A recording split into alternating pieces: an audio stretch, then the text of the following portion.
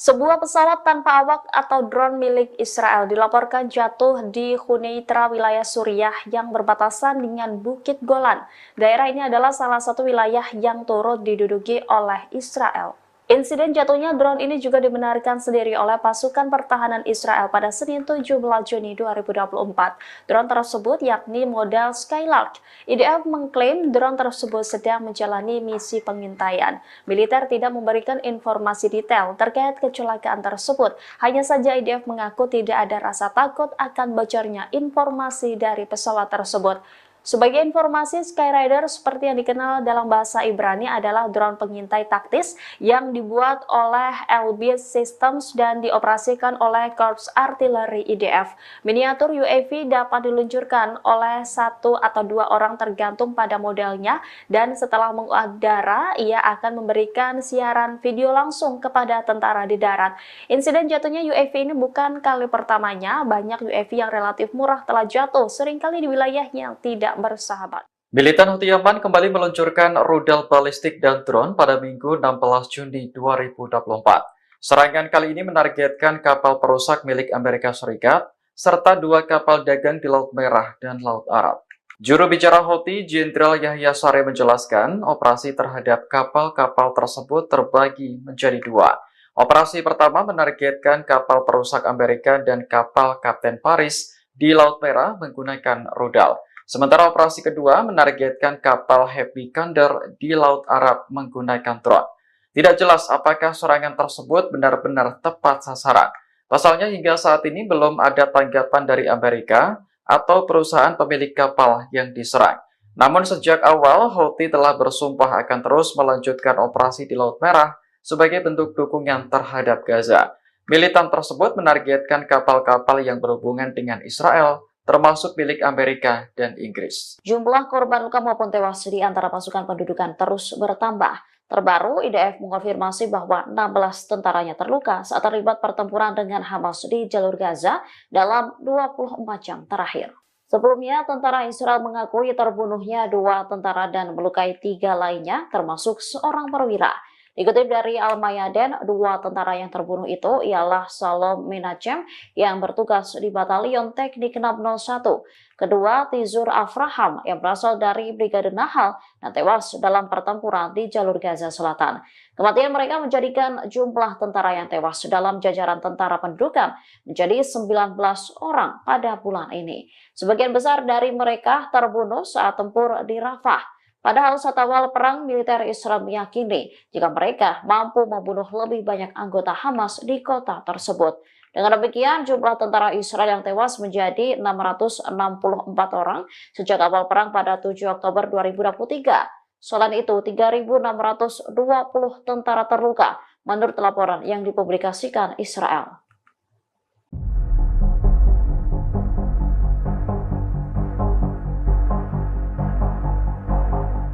Militer Israel diam-diam mempunyai 90 misil bom nuklir yang siap diledakkan untuk menyerang musuh.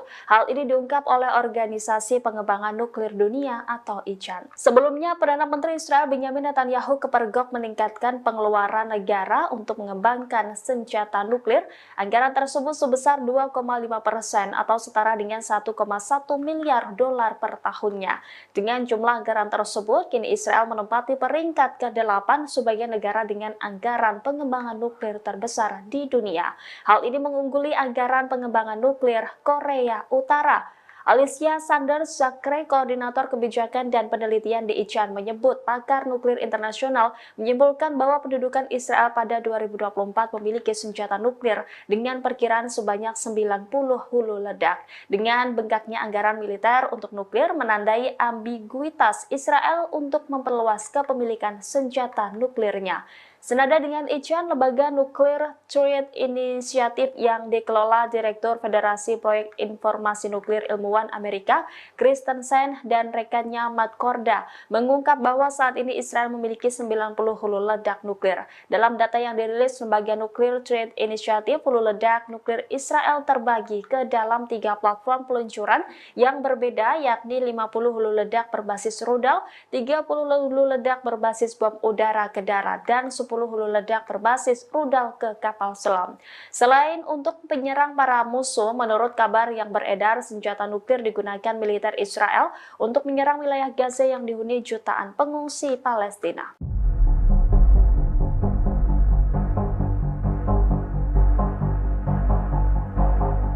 Sniper Israel tidak hanya menargetkan Hamas atau pejuang Palestina di jalur Gaza, bahkan kambing untuk korban di Gaza pun mereka tembak mati. Sebelumnya, beberapa warga Gaza berusaha mendapatkan kambing untuk mereka sembelih saat Hari Raya Idul Adha 2024. Namun upaya mereka untuk menjadikan kambing sebagai hewan kurban gagal terlaksana. Israel melarang hewan kurban dari luar masuk ke jalur Gaza. Kantor media Gaza mengatakan pasukan pendudukan melakukan kejahatan baru dengan mencegah masuknya hewan kurban dengan menutup semua penyeberangan jalur Gaza. Tidak hanya itu, Israel juga menembaki kambing-kambing sebelum Idul Adha. Niat warga Gaza berkorban pun akhirnya batal setelah menemukan kambing-kambing mereka mati. Sementara dalam video yang beredar di media sosial memperlihatkan beberapa ekor kambing mati, kambing-kambing yang sedianya hendak dibuat hewan kurban kini tergeletak usai ditembak mati oleh sniper IDF. Terlihat hewan-hewan itu tergeletak di tengah reruntuhan bangunan Gaza.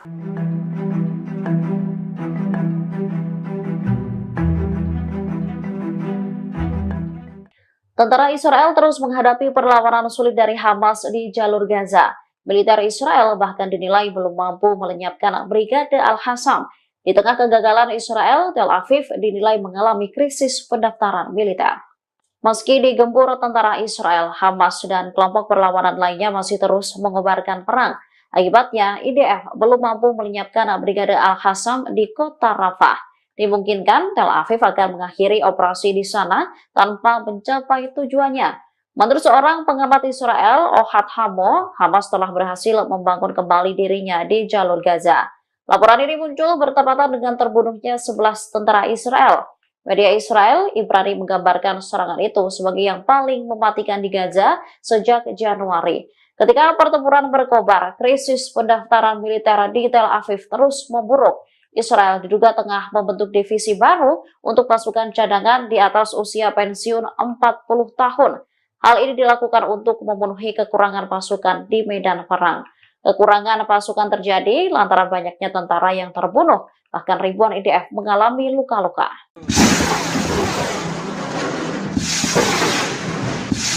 Brigade Al-Mujahidin kembali menyerang pasukan Israel. Mereka menghujani sejumlah peledak dan roket 107 hingga mengakibatkan kendaraan lapis baja Israel terbakar. Sejumlah tentara Israel pun dilaporkan tewas imbas serangan tersebut. Dilansir dari Al-Mayadin, video detik-detik Brigade Al-Mujahidin menyerang kendaraan dan kumpulan tentara Israel itu dirilis pada Senin 17 Juni 2024. Dalam video tersebut, tampak dua kendaraan lapis baja menjadi target peledak Brigade Mujahidin. Seiring dengan ledakan tersebut, kepulan asap juga tampak membumbung tinggi.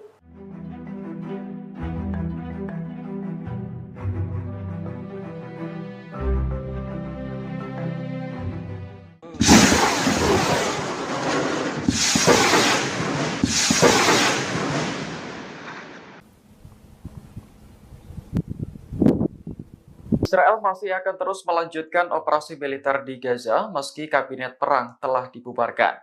Nantinya tugas-tugas kabinet perang akan diambil alih oleh kabinet keamanan, sebuah badan yang sudah ada sebelumnya. Hal itu disampaikan juru bicara kantor Perdana Menteri Israel, David Mencher, pada Senin 17 Juni. Ia menjelaskan dua syarat mutlak terbentuknya kabinet perang, yakni ada mantan Panglima Angkatan Darat dan Menteri Pertahanan. Jika salah satu dari keduanya tidak terpenuhi, maka kabinet perang juga tidak dapat dilanjutkan. Sebelumnya, mantan Panglima Angkatan Darat Israel Benny Gantz mundur dari pemerintahan pada awal Juni. Alasannya karena ia kecewa dengan Perdana Menteri Benjamin Netanyahu yang dianggap gagal membuat kesepakatan terkait pembebasan sandera. Laporan dari The Guardian menyebutkan bubarnya kabinet perang tidak akan berdampak signifikan pada konflik.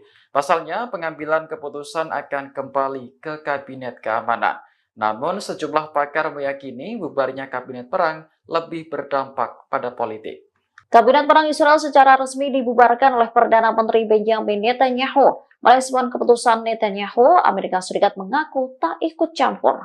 Koordinator Komunikasi Strategis Dewan Keamanan Nasional Amerika Serikat di Gedung Putih, John Kirby, buka suara.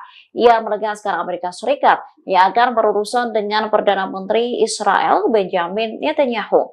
Menurutnya, Washington tidak berurusan dengan Kabinet Perang Israel karena itu bukan hak mereka. John Kirby lantas menyinggung soal masalah distribusi bantuan kemanusiaan di Gaza.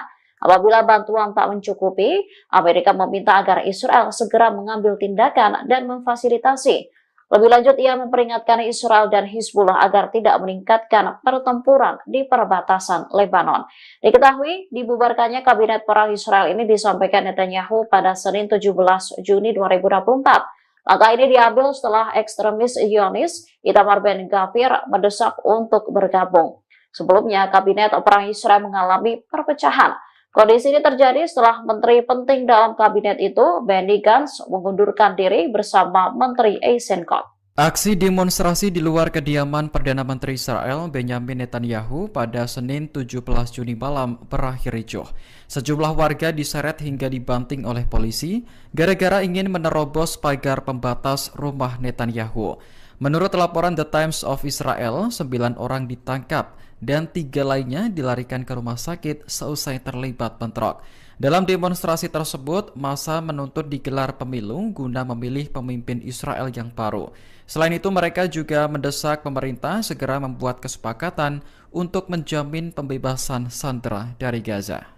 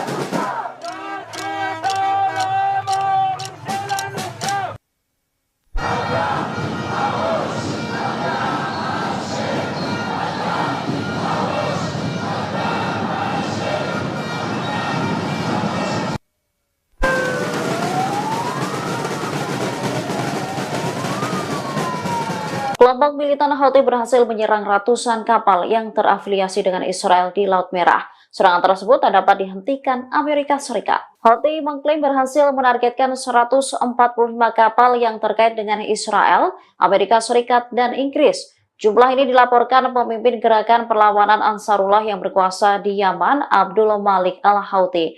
Jumlah tersebut mencakup 11 operasi angkatan laut dan 2 operasi militer jauh di dalam wilayah Israel dalam seminggu terakhir.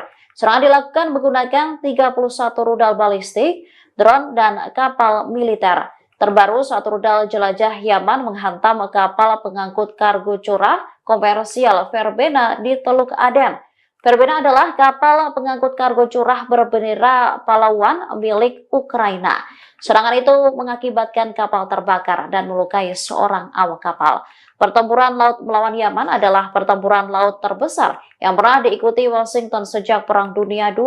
Hal ini disampaikan Brian Clark, mantan awak kapal selam Angkatan Laut. Menurutnya, serangan Houthi tak dapat dihentikan Amerika Serikat setiap saat dan malah menimbulkan kerusakan besar. Pasukan pendudukan Israel mengklaim membunuh seorang anggota senior yang bertugas di unit roket Hizbullah. Korban terbunuh setelah militer Zionis melakukan serangan menggunakan pesawat tak berawak ke Lebanon Selatan pada Senin 17 Juni 2024 pagi waktu setempat. Insiden ini terjadi saat seorang pejabat tinggi pemerintahan Presiden Amerika Serikat Joe Biden berada di Yerusalem. Kedatangannya untuk pertemuan dengan para pemimpin Israel yang bertujuan mencegah eskalasi lebih lanjut di sepanjang perbatasan utara. Namun Israel malah meluncurkan serangan hingga menyebabkan tewasnya mujahidin Hizbullah. Dikutip dari The Times of Israel, korban tewas diidentifikasi sebagai Muhammad Ayub. Menurut laporan, ia terbunuh di desa Salah di distrik Tire. Menurut IDF, Ayub bertugas di unit roket divisi regional Nasr Hizbullah. Ia diduga berada di balik serangan roket terhadap Israel. Sebelumnya, seorang komandan unit Nasr, Taleb Abdullah, juga terbunuh. Merespon serangan itu, Hizbullah meluncurkan ratusan roket menyasar wilayah Israel dalam beberapa hari. Pasukan pertahanan Israel mengklaim telah merebut kendali kota Rafah setidaknya 70% pada Senin 17 Juni 2024. Operasi di Rafah diperkirakan akan selesai dalam beberapa pekan ke depan. Otoritas penyiaran Israel melaporkan selama 40 hari terakhir Divisi 162 telah melakukan manuver darat di Rafah. Hampir seluruh wilayah Rafah telah mencapai kendali operasional penuh. Laporan tersebut mengungkap serangan militer saat ini terkonsentrasi di lingkungan Tel Al-Sultan dan bagian timur lingkungan Shabora. Dikatakan bahwa selama menguasai koridor Philadelphia, puluhan roket jarak jauh terdeteksi. Namun kendali mereka atas daerah tersebut mencegah roket-roket tersebut diluncurkan dari Rafah. Sejauh ini militer mengaku telah menemukan lebih dari 200 pintu terowongan dan 25 terowongan lengkap di daerah tersebut. Militer Israel memperkirakan akan mengakhiri operasinya di Rafah beberapa minggu ke depan. Kini militer disebut sedang menunggu arahan politik terkait apakah akan tetap berada di daerah itu atau mundur. Klaim ini muncul setelah Perdana Menteri Israel Benyamin Netanyahu mengumumkan pembubaran kabinet perang. Kabinet perang Israel tidak bisa dilanjutkan karena Benny Gantz mundur awal bulan ini. Meski kabinet perang bubar, Israel masih tetap melanjutkan operasi militernya melawan Hamas. Tugas-tugas kabinet perang akan diambil alih oleh kabinet keamanan, sebuah badan yang sudah ada sebelumnya.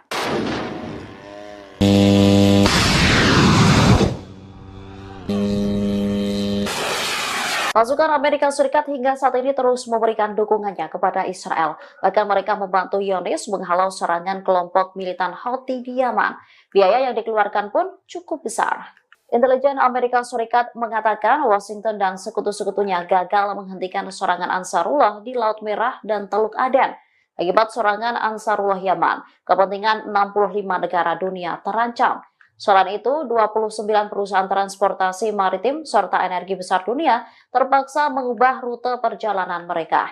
Disebutkan sejak pertengahan bulan Februari 2024 sampai sekarang, rata-rata lalu lintas kapal-kapal di perairan Laut Merah menurun hingga 90%.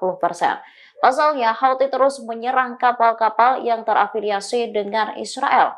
Untuk menghadapi drone dan rudal-rudal Ansarullah, Angkatan Laut Amerika Serikat telah menghabiskan dana sebesar 1 miliar dolar. Terbaru, Amerika Serikat Inggris meluncurkan serangan ke wilayah Yaman. Menurut laporan, Amerika Serikat Inggris melancarkan 10 serangan udara di berbagai lokasi di Yaman Barat. 6 diantaranya menyasar Bandara Hudaidah, sementara 4 serangan udara lainnya menyasar Pulau Kamran di Laut Merah di sebelah barat Yaman. Pasukan Israel membakar dan menghancurkan fasilitas di penyeberangan Rafah antara jalur Gaza dan Mesir pada Senin 17 Juni 2024.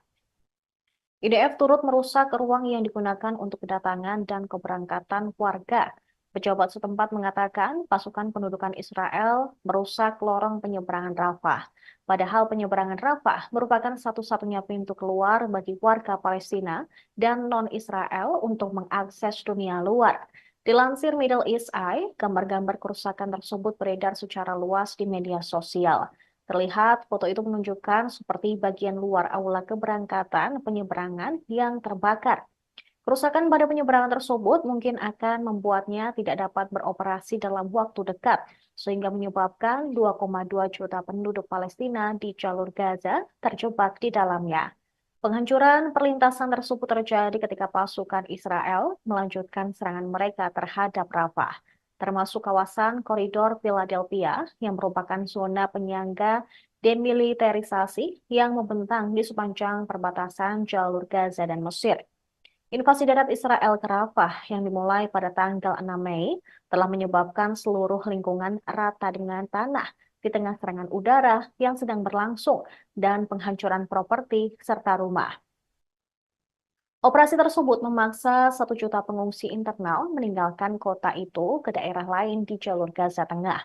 Serangan terhadap Rafah dan perebutan perbatasan dengan Mesir memperdalam krisis kemanusiaan yang sudah berbahaya dengan rute bantuan penting melalui penyeberangan Rafah dan Karem Abu Salem atau Karem Shalom diblokir.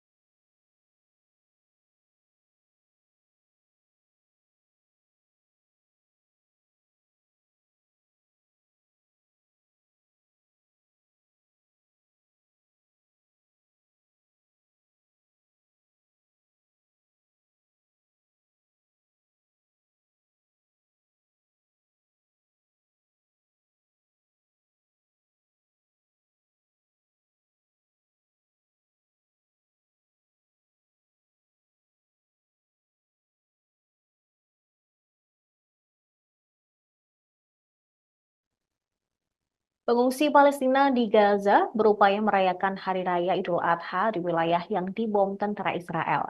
Mereka hanya bisa menikmati makanan sederhana, bahkan tidak bisa ikut berkurban.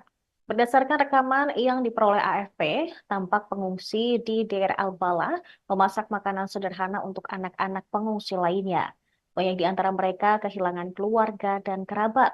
Salah seorang pengungsi bernama Iman Al-Mukrabi mengaku tidak memiliki uang untuk membeli daging Idul Adha. Ia dan pengungsi lainnya pun terpaksa memasak daging kalengan untuk merayakan Hari Raya Idul Adha. Di sela-sela tenda, mereka tampak bahu-membahu memasak dan menyediakan makanan bagi pengungsi anak kecil.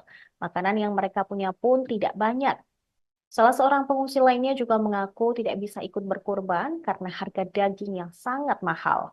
Terlebih, mereka saat ini hidup di bayang-bayang serangan Israel yang menghancurkan Gaza. Jangankan daging, pakaian untuk mereka kenakan sehari-hari pun sangat terbatas. Para pengungsi menyerukan bantuan kemanusiaan dapat datang secepatnya dan tersalurkan ke mereka.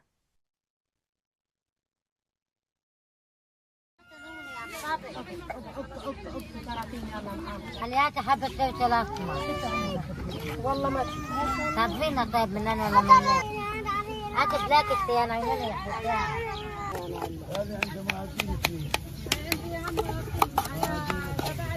هات بلاكت يا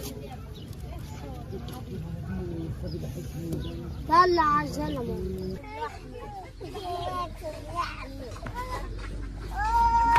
هاي اولاد الحجة صح يا صالح صالح حجر وعيك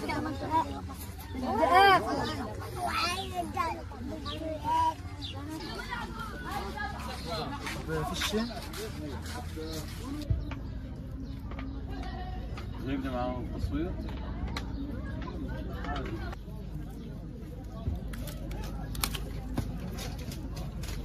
هذا الخشب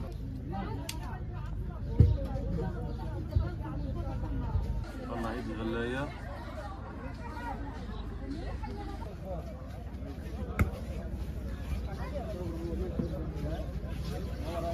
هذا العيد الأضحى لم يكن كسابق عادي، لا يوجد فيه لحوم، لا يوجد أضحيات، لا يوجد عاديات، لا يوجد حتى ملابس الأطفال. فيش فلوس انه احنا نجيب لحمة عيد او نشتري، مجبورين ان احنا نعمل اللحمة هذا ونطعميها لاولادنا.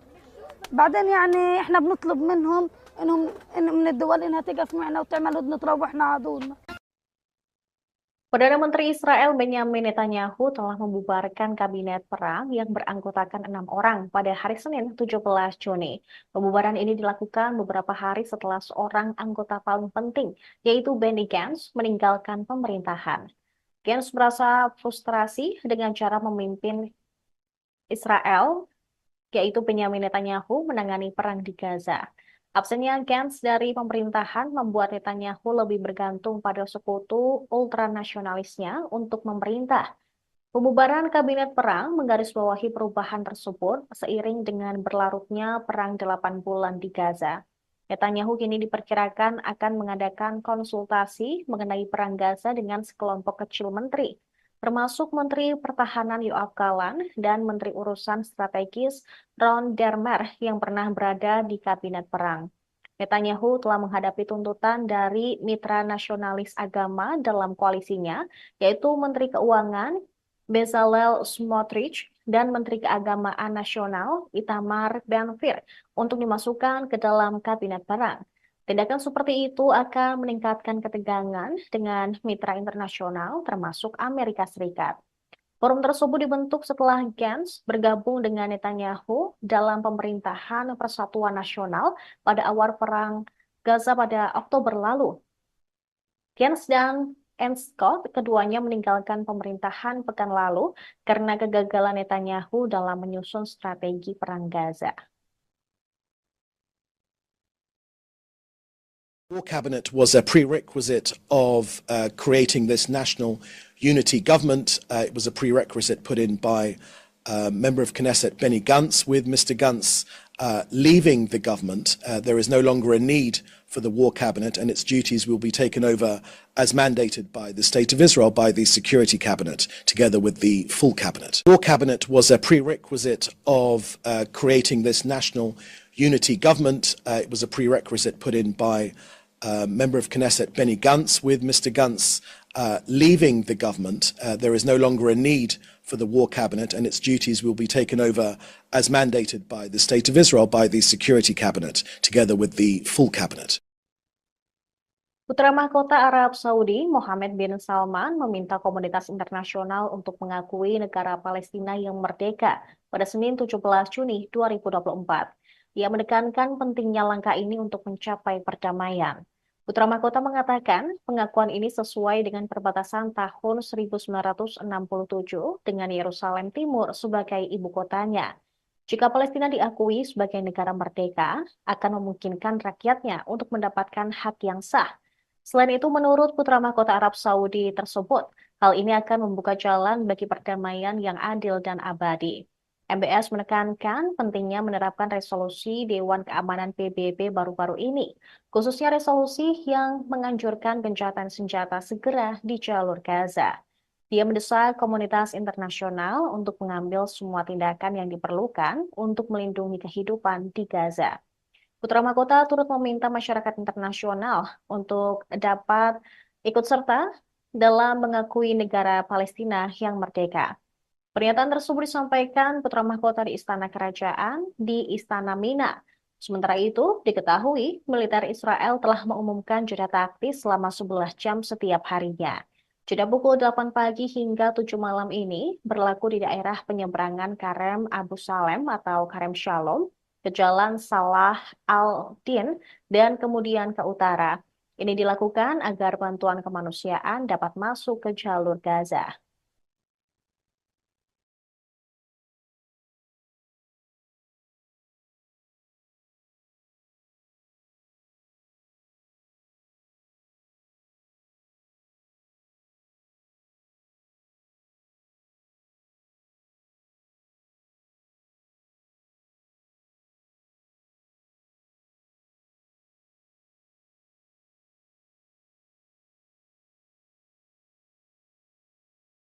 Pasukan Amerika Serikat dan Inggris kembali meluncurkan serangan ke wilayah Yaman. Sejumlah serangan udara menyasar Bandara Hudaidah di selatan kota pesisir di Laut Merah.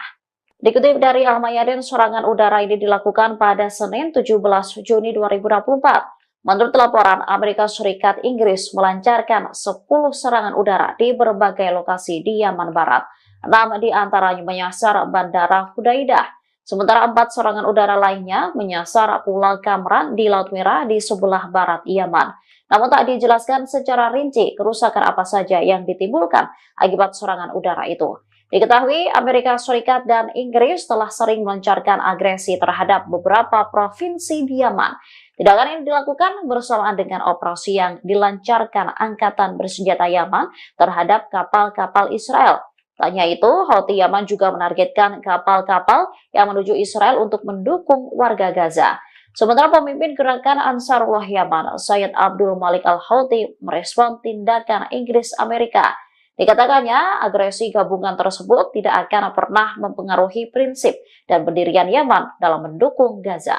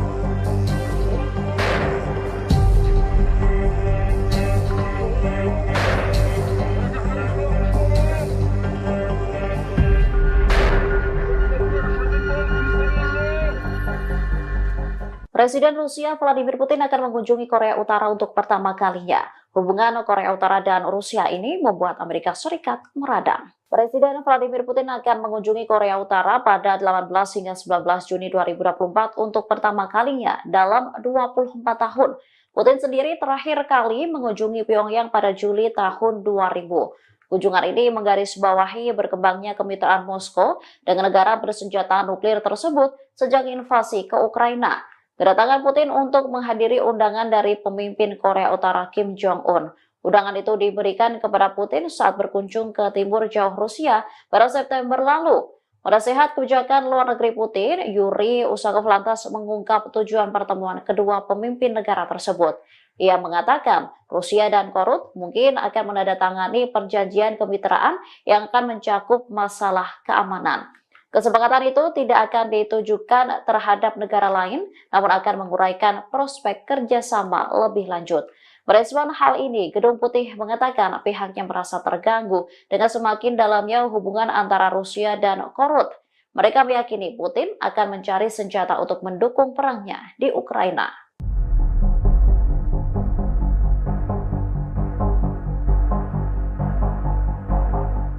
Karena keasikan bermain handphone, seorang tentara Israel menabrak rekannya sendiri di wilayah selatan Palestina yang diduduki.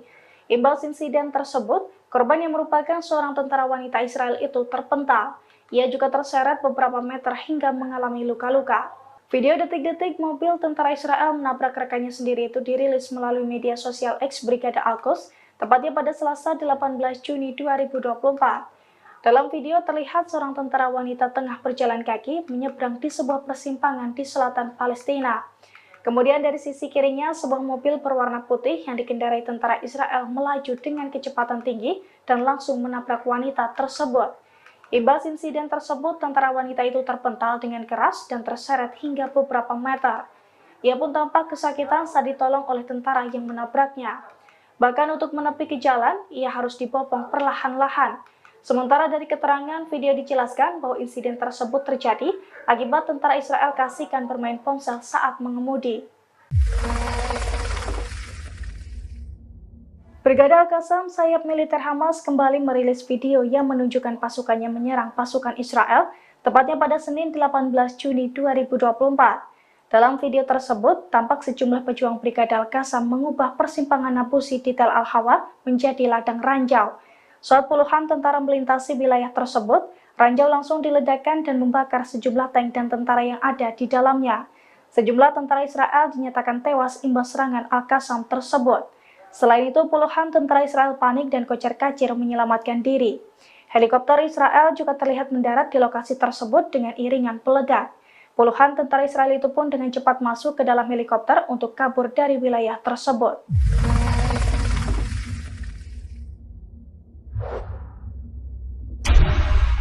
مكان العبوة هان دوار النابلسي.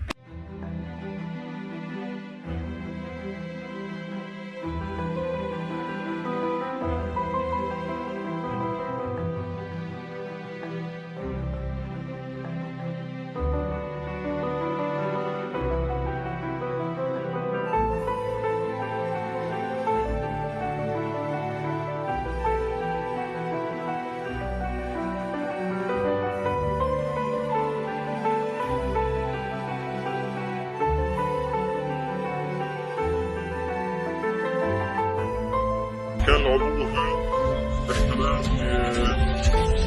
دوار النابلسي.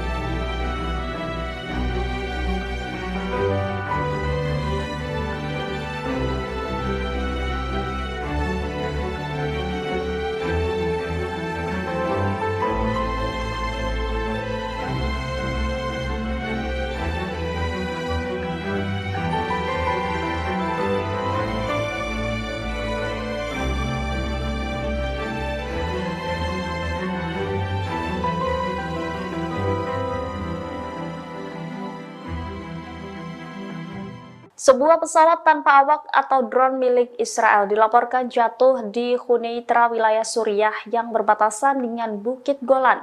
Daerah ini adalah salah satu wilayah yang turut diduduki oleh Israel. Insiden jatuhnya drone ini juga dibenarkan sendiri oleh pasukan pertahanan Israel pada Senin 17 Juni 2024. Drone tersebut yakni model Skylark. IDF mengklaim drone tersebut sedang menjalani misi pengintaian. Militer tidak memberikan informasi detail terkait kecelakaan tersebut. Hanya saja IDF mengaku tidak ada rasa takut akan bocornya informasi dari pesawat tersebut. Sebagai informasi, Skyrider seperti yang dikenal dalam bahasa Ibrani adalah drone pengintai taktis yang dibuat oleh Elbit Systems dan dioperasikan oleh Korps Artileri IDF.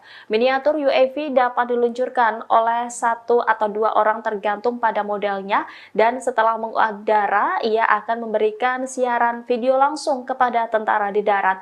Insiden jatuhnya UAV ini bukan kali pertamanya. Banyak UAV yang relatif murah telah jatuh, seringkali di wilayah yang tidak bersahabat. Militan Houthi Yaman kembali meluncurkan rudal balistik dan drone pada Minggu 16 Juni 2024.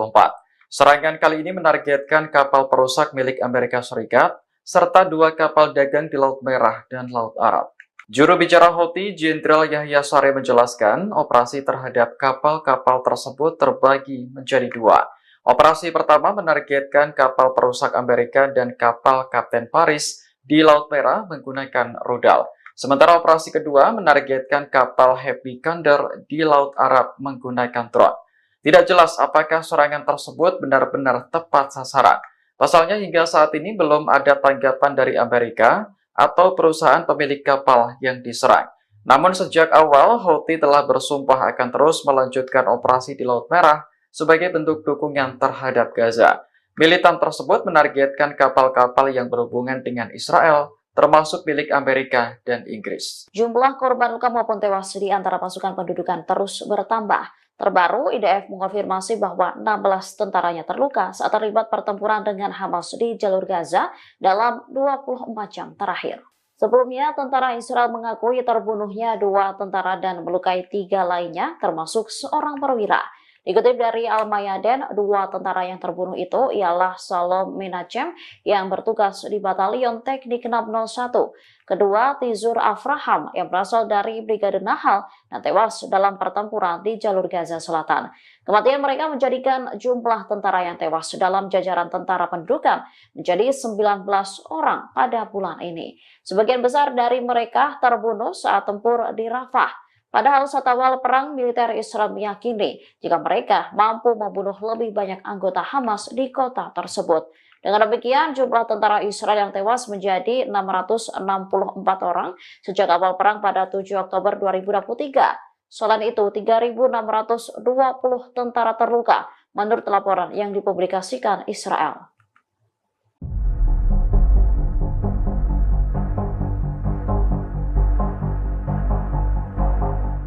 Militer Israel diam-diam mempunyai 90 misil bom nuklir yang siap diledakkan untuk menyerang musuh. Hal ini diungkap oleh Organisasi Pengembangan Nuklir Dunia atau ICAN. Sebelumnya, Perdana Menteri Israel Benjamin Netanyahu kepergok meningkatkan pengeluaran negara untuk mengembangkan senjata nuklir. Anggaran tersebut sebesar 2,5% atau setara dengan 1,1 miliar dolar per tahunnya. Dengan jumlah anggaran tersebut, kini Israel menempati peringkat ke-8 sebagai negara dengan anggaran pengembangan nuklir terbesar di dunia. Hal ini mengungguli anggaran pengembangan nuklir Korea Utara. Alicia Sanders Zakre, koordinator kebijakan dan penelitian di ICAN, menyebut pakar nuklir internasional menyimpulkan bahwa pendudukan Israel pada 2024 memiliki senjata nuklir dengan perkiraan sebanyak 90 hulu ledak. Dengan bengkaknya anggaran militer untuk nuklir menandai ambiguitas Israel untuk memperluas kepemilikan senjata nuklirnya. Senada dengan ICAN, lembaga nuklir Trade Initiative yang dikelola Direktur Federasi Proyek Informasi Nuklir Ilmuwan Amerika, Christensen dan rekannya Matt Korda, mengungkap bahwa saat ini Israel memiliki 90 hulu ledak nuklir. Dalam data yang dirilis lembaga nuklir Trade Initiative, hulu ledak nuklir Israel terbagi ke dalam 3 platform peluncuran yang berbeda, yakni 50 hulu ledak berbasis rudal, 30 hulu ledak berbasis bom udara ke darat, dan 10 hulu ledak berbasis rudal ke kapal selam. Selain untuk penyerang para musuh, menurut kabar yang beredar, senjata nuklir digunakan militer Israel untuk menyerang wilayah Gaza yang dihuni jutaan pengungsi Palestina.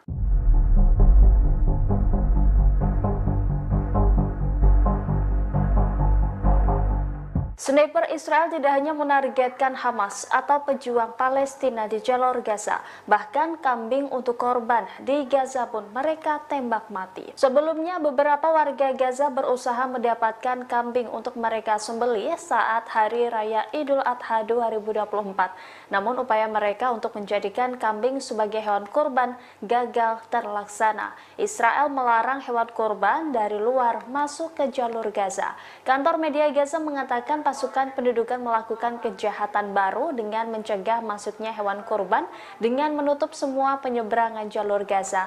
Tidak hanya itu, Israel juga menembaki kambing-kambing sebelum Idul Adha. Niat warga Gaza berkorban pun akhirnya batal setelah menemukan kambing-kambing mereka mati. Sementara dalam video yang beredar di media sosial memperlihatkan beberapa ekor kambing mati, kambing-kambing yang sedianya hendak dibuat hewan kurban kini tergeletak usai ditembak mati oleh sniper IDF. Terlihat hewan-hewan itu tergeletak di tengah reruntuhan bangunan Gaza.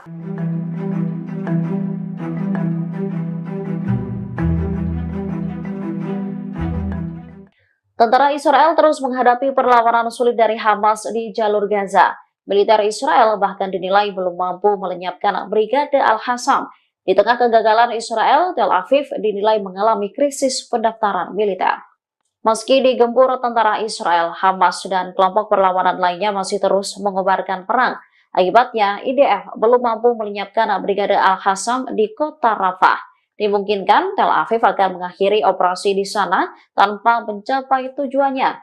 Menurut seorang pengamat Israel, Ohad Hamo, Hamas telah berhasil membangun kembali dirinya di jalur Gaza.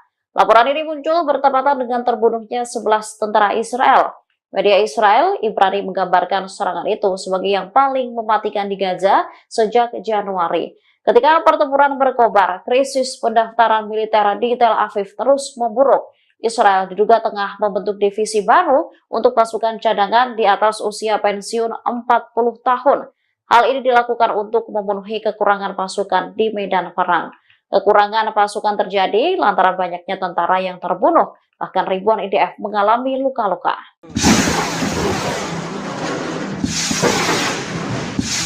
Brigade Al-Mujahidin kembali menyerang pasukan Israel. Mereka menghujani sejumlah peledak dan roket 107 hingga mengakibatkan kendaraan lapis baja Israel terbakar.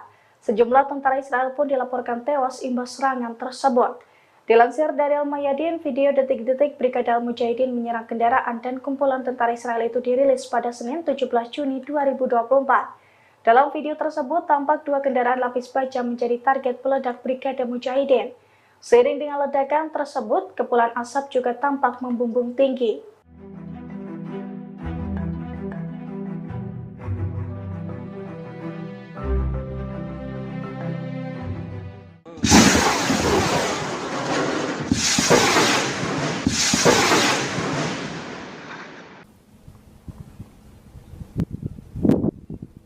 Israel masih akan terus melanjutkan operasi militer di Gaza meski kabinet perang telah dibubarkan.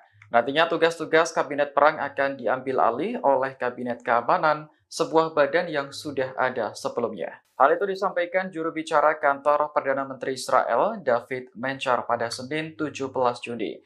Ia menjelaskan dua syarat mutlak terbentuknya kabinet perang, yakni ada mantan Panglima Angkatan Darat dan Menteri Pertahanan. Jika salah satu dari keduanya tidak terpenuhi, maka kabinet perang juga tidak dapat dilanjutkan. Sebelumnya, mantan Panglima Angkatan Darat Israel Benny Gantz mundur dari pemerintahan pada awal Juni. Alasannya karena ia kecewa dengan Perdana Menteri Benjamin Netanyahu yang dianggap gagal membuat kesepakatan terkait pembebasan sandera. Laporan dari The Guardian menyebutkan bubarnya kabinet perang tidak akan berdampak signifikan pada konflik. Pasalnya, pengambilan keputusan akan kembali ke kabinet keamanan. Namun, sejumlah pakar meyakini bubarnya kabinet perang lebih berdampak pada politik. Kabinet perang Israel secara resmi dibubarkan oleh Perdana Menteri Benjamin Netanyahu. Merespon keputusan Netanyahu, Amerika Serikat mengaku tak ikut campur. Koordinator Komunikasi Strategis Dewan Keamanan Nasional Amerika Serikat di Gedung Putih, John Kirby, buka suara. Ia menegaskan Amerika Serikat yang akan berurusan dengan Perdana Menteri Israel Benjamin Netanyahu. Menurutnya, Washington tidak berurusan dengan kabinet perang Israel karena itu bukan hak mereka. John Kirby lantas menyinggung soal masalah distribusi bantuan kemanusiaan di Gaza. Apabila bantuan tak mencukupi, Amerika meminta agar Israel segera mengambil tindakan dan memfasilitasi. Lebih lanjut, ia memperingatkan Israel dan Hizbullah agar tidak meningkatkan pertempuran di perbatasan Lebanon. Diketahui, dibubarkannya kabinet perang Israel ini disampaikan Netanyahu pada Senin 17 Juni 2024. Langkah ini diambil setelah ekstremis Zionis Itamar Ben-Gvir mendesak untuk bergabung. Sebelumnya, kabinet perang Israel mengalami perpecahan. Kondisi ini terjadi setelah menteri penting dalam kabinet itu, Benny Gantz, mengundurkan diri bersama Menteri Eisenkot. Aksi demonstrasi di luar kediaman Perdana Menteri Israel Benjamin Netanyahu pada Senin 17 Juni malam berakhir ricuh. Sejumlah warga diseret hingga dibanting oleh polisi gara-gara ingin menerobos pagar pembatas rumah Netanyahu. Menurut laporan The Times of Israel, 9 orang ditangkap dan 3 lainnya dilarikan ke rumah sakit seusai terlibat bentrok. Dalam demonstrasi tersebut, massa menuntut digelar pemilu guna memilih pemimpin Israel yang baru. Selain itu, mereka juga mendesak pemerintah segera membuat kesepakatan untuk menjamin pembebasan sandera dari Gaza.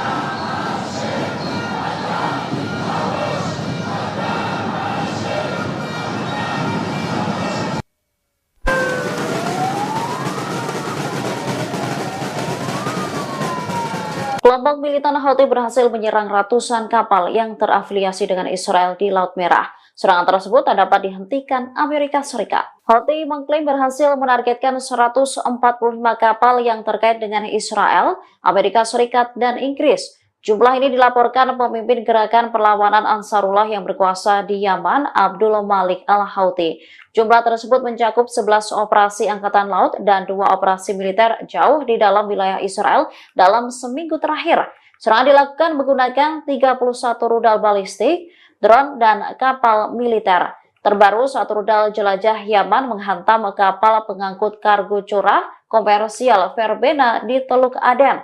Verbena adalah kapal pengangkut kargo curah berbendera Palawan milik Ukraina. Serangan itu mengakibatkan kapal terbakar dan melukai seorang awak kapal. Pertempuran laut melawan Yaman adalah pertempuran laut terbesar yang pernah diikuti Washington sejak Perang Dunia II. Hal ini disampaikan Brian Clark, mantan awak kapal selam Angkatan Laut. Menurutnya, serangan Houthi tak dapat dihentikan Amerika Serikat setiap saat dan malah menimbulkan kerusakan besar. Pasukan pendudukan Israel mengklaim membunuh seorang anggota senior yang bertugas di unit roket Hizbullah. Korban terbunuh setelah militer Zionis melakukan serangan menggunakan pesawat tak berawak ke Lebanon Selatan pada Senin 17 Juni 2024 pagi waktu setempat. Insiden ini terjadi saat seorang pejabat tinggi pemerintahan Presiden Amerika Serikat Joe Biden berada di Yerusalem. Kedatangannya untuk pertemuan dengan para pemimpin Israel yang bertujuan mencegah eskalasi lebih lanjut di sepanjang perbatasan utara. Namun Israel malah meluncurkan serangan hingga menyebabkan tewasnya mujahidin Hizbullah. Dikutip dari The Times of Israel, korban tewas diidentifikasi sebagai Muhammad Ayub.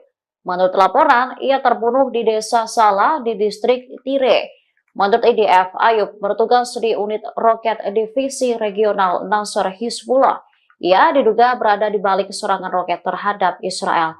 Sebelumnya, seorang komandan unit Nasr, Talib Abdullah, juga terbunuh. Merespon serangan itu, Hizbullah meluncurkan ratusan roket menyasar wilayah Israel dalam beberapa hari. Pasukan pertahanan Israel mengklaim telah merebut kendali kota Rafah setidaknya 70% pada Senin 17 Juni 2024. Operasi di Rafah diperkirakan akan selesai dalam beberapa pekan ke depan. Otoritas penyiaran Israel melaporkan selama 40 hari terakhir Divisi 162 telah melakukan manuver darat di Rafah. Hampir seluruh wilayah Rafah telah mencapai kendali operasional penuh. Laporan tersebut mengungkap serangan militer saat ini terkonsentrasi di lingkungan Tel Al-Sultan dan bagian timur lingkungan Shabora. Dikatakan bahwa selama menguasai koridor Philadelphia, puluhan roket jarak jauh terdeteksi. Namun kendali mereka atas daerah tersebut mencegah roket-roket tersebut diluncurkan dari Rafah. Sejauh ini militer mengaku telah menemukan lebih dari 200 pintu terowongan dan 25 terowongan lengkap di daerah tersebut. Militer Israel memperkirakan akan mengakhiri operasinya di Rafah beberapa minggu ke depan. Kini militer disebut sedang menunggu arahan politik terkait apakah akan tetap berada di daerah itu atau mundur. Klaim ini muncul setelah Perdana Menteri Israel Benyamin Netanyahu mengumumkan pembubaran kabinet perang. Kabinet perang Israel tidak bisa dilanjutkan karena Benny Gantz mundur awal bulan ini. Meski kabinet perang bubar, Israel masih tetap melanjutkan operasi militernya melawan Hamas. Tugas-tugas kabinet perang akan diambil alih oleh kabinet keamanan, sebuah badan yang sudah ada sebelumnya.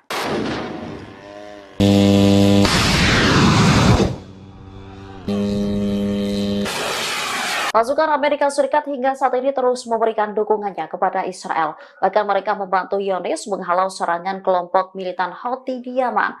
Biaya yang dikeluarkan pun cukup besar. Intelijen Amerika Serikat mengatakan Washington dan sekutu-sekutunya gagal menghentikan serangan Ansarullah di Laut Merah dan Teluk Aden. Akibat serangan Ansarullah Yaman, kepentingan 65 negara dunia terancam.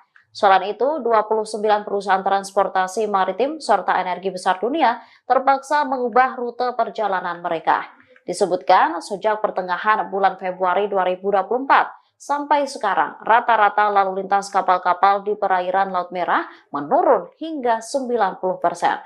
Pasalnya, Houthi terus menyerang kapal-kapal yang terafiliasi dengan Israel.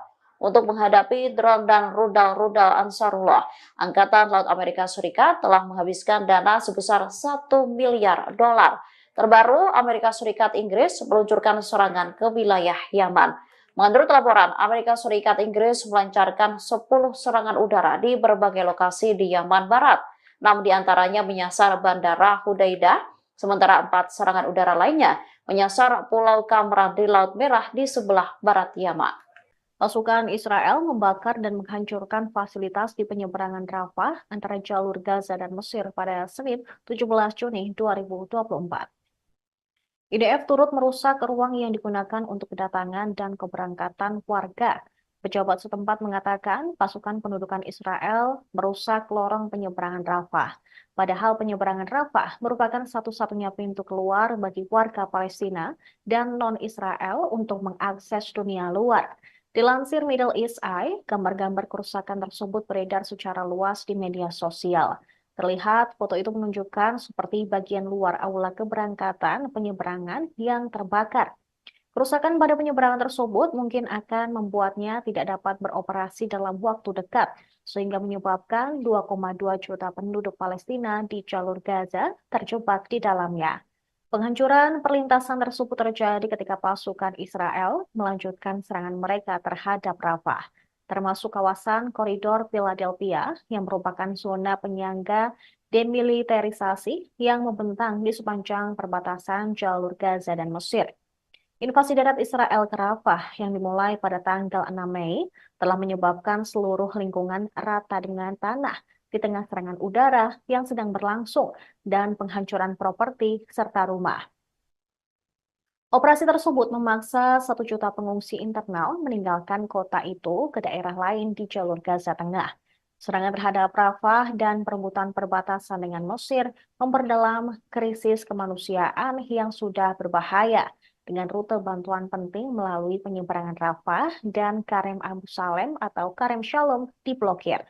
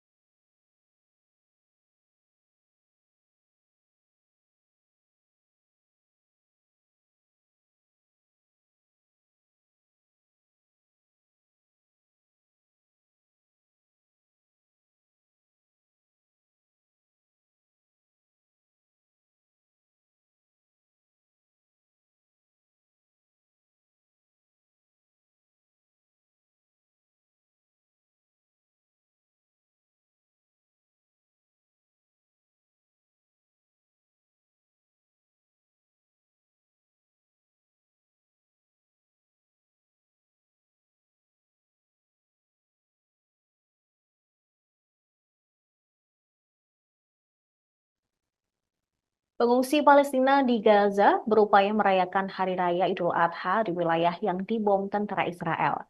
Mereka hanya bisa menikmati makanan sederhana, bahkan tidak bisa ikut berkurban. Berdasarkan rekaman yang diperoleh AFP, tampak pengungsi di Deir al-Balah memasak makanan sederhana untuk anak-anak pengungsi lainnya.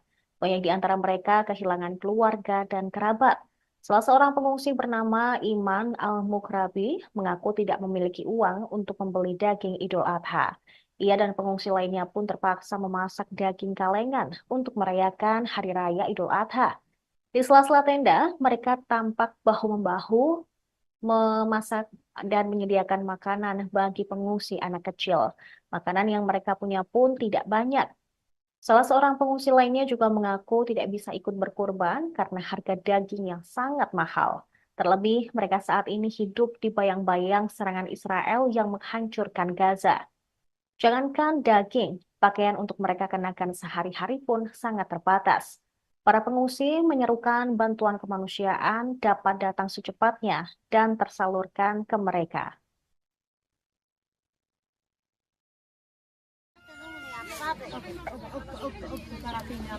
خليها حبة ثلاث والله ما تعرفين طيب من انا ولا من هات بلاكت يا نعيني يا حبتها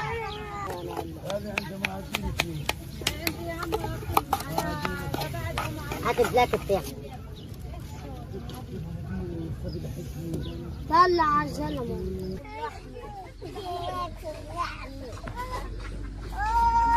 هاي اولاد البيبي صح يا صالح صالح حد وهيك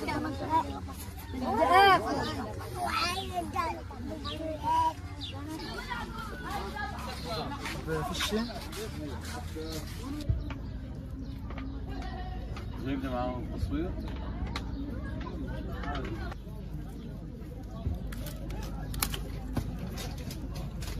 تفضل خشبة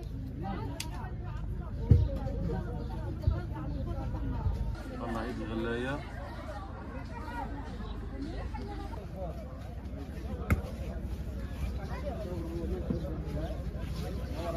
هذا العيد الأضحى لم يكن كسابق عادي، لا يوجد فيه لحوم، لا يوجد أضحيات، لا يوجد عاديات، لا يوجد حتى ملابس الأطفال. فيش فلوس انه احنا نجيب لحمة عيد او نشتري، مجبورين ان احنا نعمل اللحمة هذا ونطعميها لاولادنا. بعدين يعني احنا بنطلب منهم انهم من الدول انها تقف معنا وتعمل هدنة تروحنا عدولنا. Perdana Menteri Israel Benyamin Netanyahu telah membubarkan kabinet perang yang beranggotakan 6 orang pada hari Senin 17 Juni. Pembubaran ini dilakukan beberapa hari setelah seorang anggota paling penting, yaitu Benny Gantz, meninggalkan pemerintahan. Gantz merasa frustrasi dengan cara memimpin Israel, yaitu Benyamin Netanyahu, menangani perang di Gaza. Absennya Gantz dari pemerintahan membuat Netanyahu lebih bergantung pada sekutu ultranasionalisnya untuk memerintah. Pembubaran kabinet perang menggarisbawahi perubahan tersebut seiring dengan berlarutnya perang 8 bulan di Gaza.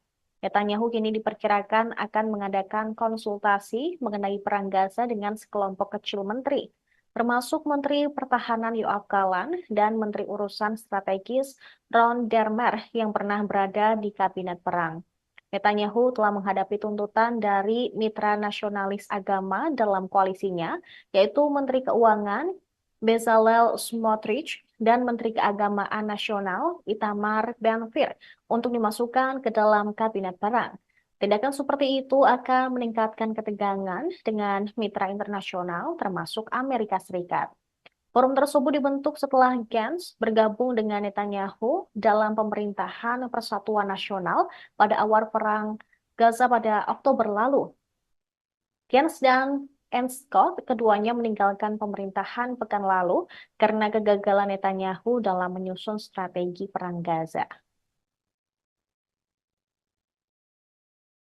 War cabinet was a prerequisite of creating this national unity government. It was a prerequisite put in by Member of Knesset Benny Gantz, with Mr. Gantz leaving the government, there is no longer a need for the War Cabinet, and its duties will be taken over as mandated by the State of Israel, by the Security Cabinet, together with the full Cabinet. The War Cabinet was a prerequisite of creating this national unity government. It was a prerequisite put in by member of Knesset Benny Gantz. With Mr. Gantz leaving the government, there is no longer a need for the War Cabinet, and its duties will be taken over as mandated by the State of Israel, by the Security Cabinet, together with the full Cabinet.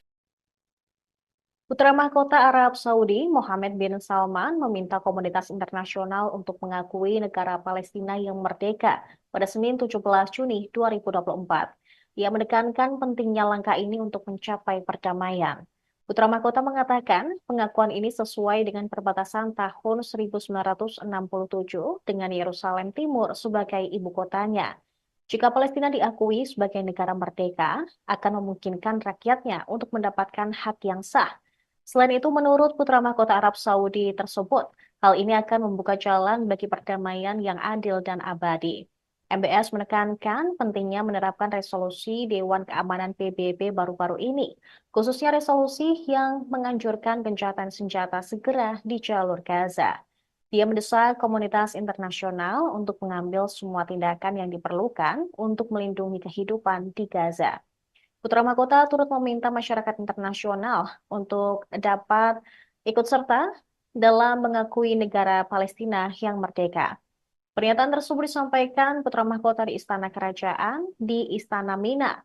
Sementara itu, diketahui militer Israel telah mengumumkan jeda taktis selama 11 jam setiap harinya. Jeda pukul 8 pagi hingga 7 malam ini berlaku di daerah penyeberangan Karem Abu Salem atau Karem Shalom ke Jalan Salah al-Din dan kemudian ke utara. Ini dilakukan agar bantuan kemanusiaan dapat masuk ke jalur Gaza.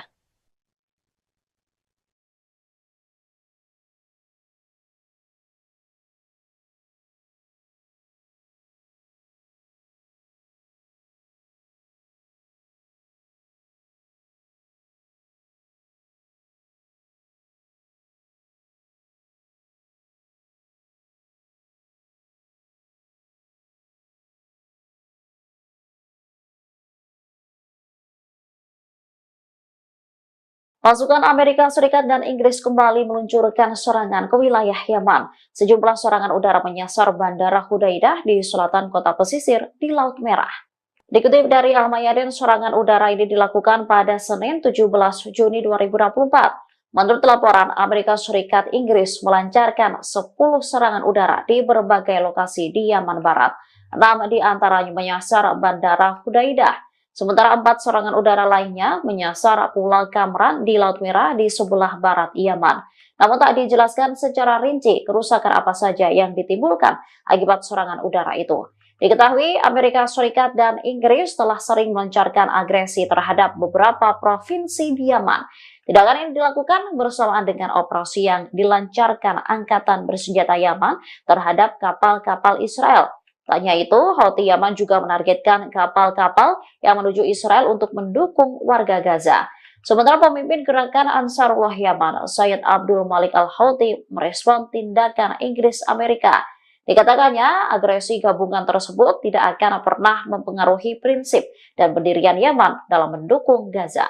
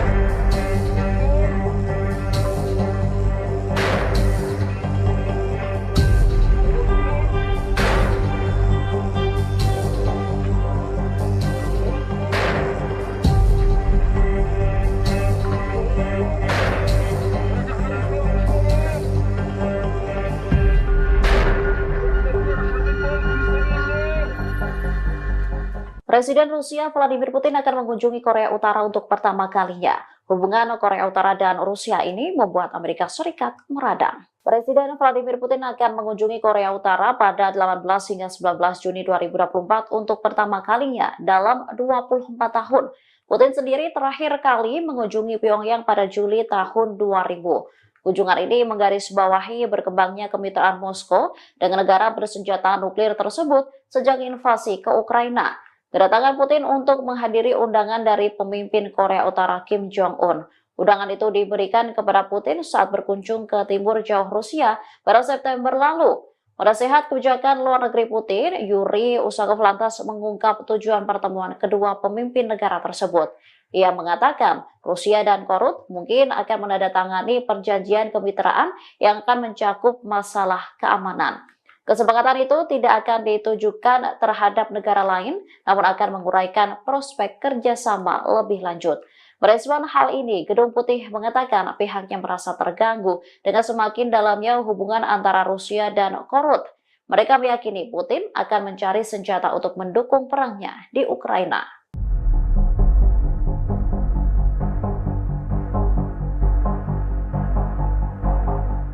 Karena keasikan bermain handphone, seorang tentara Israel menabrak rekannya sendiri di wilayah selatan Palestina yang diduduki. Imbas insiden tersebut, korban yang merupakan seorang tentara wanita Israel itu terpental. Ia juga terseret beberapa meter hingga mengalami luka-luka. Video detik-detik mobil tentara Israel menabrak rekannya sendiri itu dirilis melalui media sosial X Brigade Al-Quds, tepatnya pada Selasa 18 Juni 2024. Dalam video terlihat seorang tentara wanita tengah berjalan kaki menyeberang di sebuah persimpangan di selatan Palestina. Kemudian dari sisi kirinya sebuah mobil berwarna putih yang dikendarai tentara Israel melaju dengan kecepatan tinggi dan langsung menabrak wanita tersebut. Imbas insiden tersebut, tentara wanita itu terpental dengan keras dan terseret hingga beberapa meter. Ia pun tampak kesakitan saat ditolong oleh tentara yang menabraknya. Bahkan untuk menepi ke jalan, ia harus dibopong perlahan-lahan. Sementara dari keterangan video dijelaskan bahwa insiden tersebut terjadi akibat tentara Israel keasikan bermain ponsel saat mengemudi. Brigade Al-Qassam, sayap militer Hamas, kembali merilis video yang menunjukkan pasukannya menyerang pasukan Israel, tepatnya pada Senin 18 Juni 2024. Dalam video tersebut, tampak sejumlah pejuang Brigade Al-Qassam mengubah persimpangan Nabusi di Tel Al-Hawa menjadi ladang ranjau. Saat puluhan tentara melintasi wilayah tersebut, ranjau langsung diledakkan dan membakar sejumlah tank dan tentara yang ada di dalamnya. Sejumlah tentara Israel dinyatakan tewas imbas serangan Al-Qassam tersebut.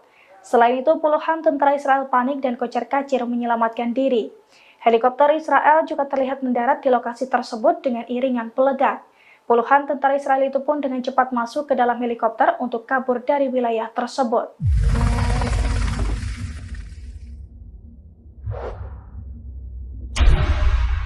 مكان العبوة هان دوار النابلسي.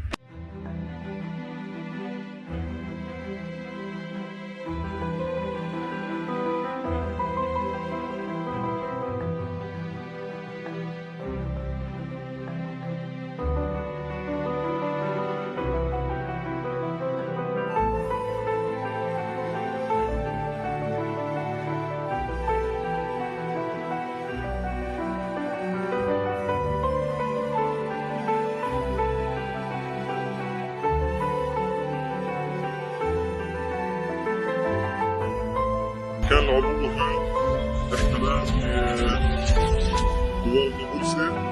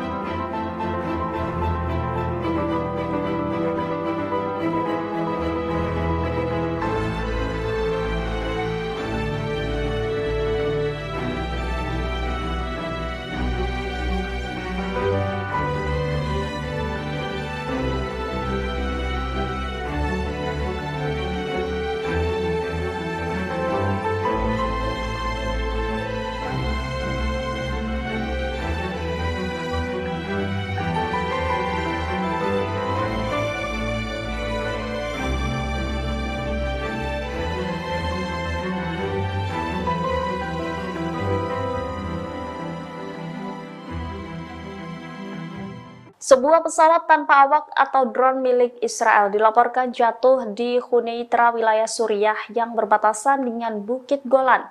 Daerah ini adalah salah satu wilayah yang turut diduduki oleh Israel.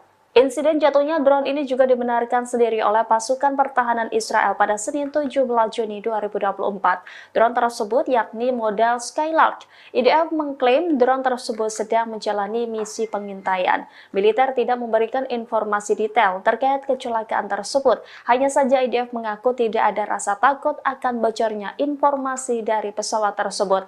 Sebagai informasi, Skyrider seperti yang dikenal dalam bahasa Ibrani adalah drone pengintai taktis yang dibuat oleh Elbit Systems dan dioperasikan oleh Korps Artileri IDF. Miniatur UAV dapat diluncurkan oleh 1 atau 2 orang tergantung pada modelnya, dan setelah mengudara, ia akan memberikan siaran video langsung kepada tentara di darat. Insiden jatuhnya UAV ini bukan kali pertamanya. Banyak UAV yang relatif murah telah jatuh, seringkali di wilayah yang tidak bersahabat. Militan Houthi Yaman kembali meluncurkan rudal balistik dan drone pada Minggu 16 Juni 2024. Serangan kali ini menargetkan kapal perusak milik Amerika Serikat serta 2 kapal dagang di Laut Merah dan Laut Arab. Juru bicara Houthi, Jenderal Yahya Saree menjelaskan, operasi terhadap kapal-kapal tersebut terbagi menjadi 2. Operasi pertama menargetkan kapal perusak Amerika dan kapal Kapten Paris di Laut Merah menggunakan rudal. Sementara operasi kedua menargetkan kapal Happy Condor di Laut Arab menggunakan drone. Tidak jelas apakah serangan tersebut benar-benar tepat sasaran. Pasalnya hingga saat ini belum ada tanggapan dari Amerika atau perusahaan pemilik kapal yang diserang. Namun sejak awal, Houthi telah bersumpah akan terus melanjutkan operasi di Laut Merah sebagai bentuk dukungan terhadap Gaza. Militan tersebut menargetkan kapal-kapal yang berhubungan dengan Israel, termasuk milik Amerika dan Inggris. Jumlah korban luka maupun tewas di antara pasukan pendudukan terus bertambah. Terbaru, IDF mengonfirmasi bahwa 16 tentaranya terluka saat terlibat pertempuran dengan Hamas di jalur Gaza dalam 24 jam terakhir. Sebelumnya, tentara Israel mengakui terbunuhnya 2 tentara dan melukai 3 lainnya, termasuk seorang perwira. Dikutip dari Al-Mayadin, 2 tentara yang terbunuh itu ialah Salom Menachem yang bertugas di Batalion Teknik 601. Kedua, Tizur Afraham yang berasal dari Brigade Nahal dan tewas dalam pertempuran di jalur Gaza Selatan. Kematian mereka menjadikan jumlah tentara yang tewas dalam jajaran tentara pendudukan menjadi 19 orang pada bulan ini. Sebagian besar dari mereka terbunuh saat tempur di Rafah. Padahal saat awal perang, militer Israel meyakini jika mereka mampu membunuh lebih banyak anggota Hamas di kota tersebut. Dengan demikian, jumlah tentara Israel yang tewas menjadi 664 orang sejak awal perang pada 7 Oktober 2023. Selain itu, 3.620 tentara terluka menurut laporan yang dipublikasikan Israel.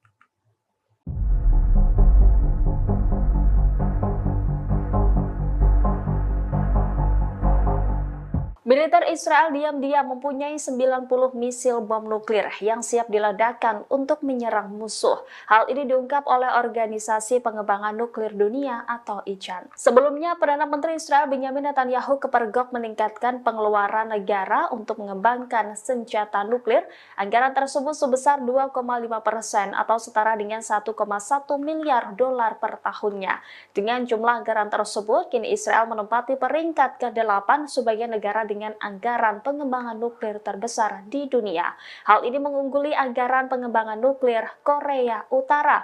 Alicia Sanders Zakre, Koordinator Kebijakan dan Penelitian di ICAN, menyebut pakar nuklir internasional menyimpulkan bahwa pendudukan Israel pada 2024 memiliki senjata nuklir dengan perkiraan sebanyak 90 hulu ledak. Dengan bengkaknya anggaran militer untuk nuklir menandai ambiguitas Israel untuk memperluas kepemilikan senjata nuklirnya.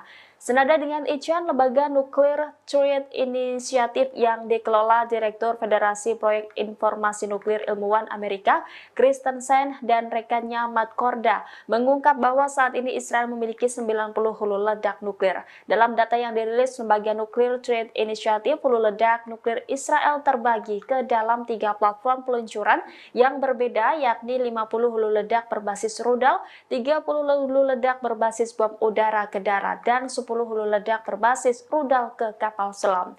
Selain untuk penyerang para musuh, menurut kabar yang beredar, senjata nuklir digunakan militer Israel untuk menyerang wilayah Gaza yang dihuni jutaan pengungsi Palestina.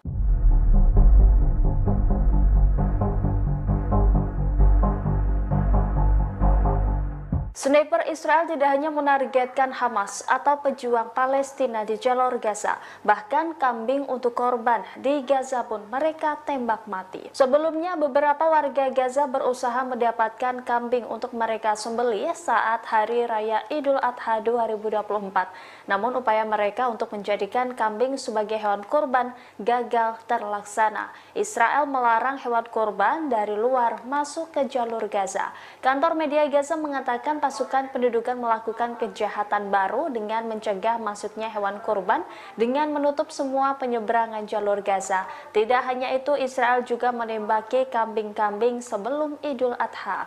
Niat warga Gaza berkorban pun akhirnya batal setelah menemukan kambing-kambing mereka mati.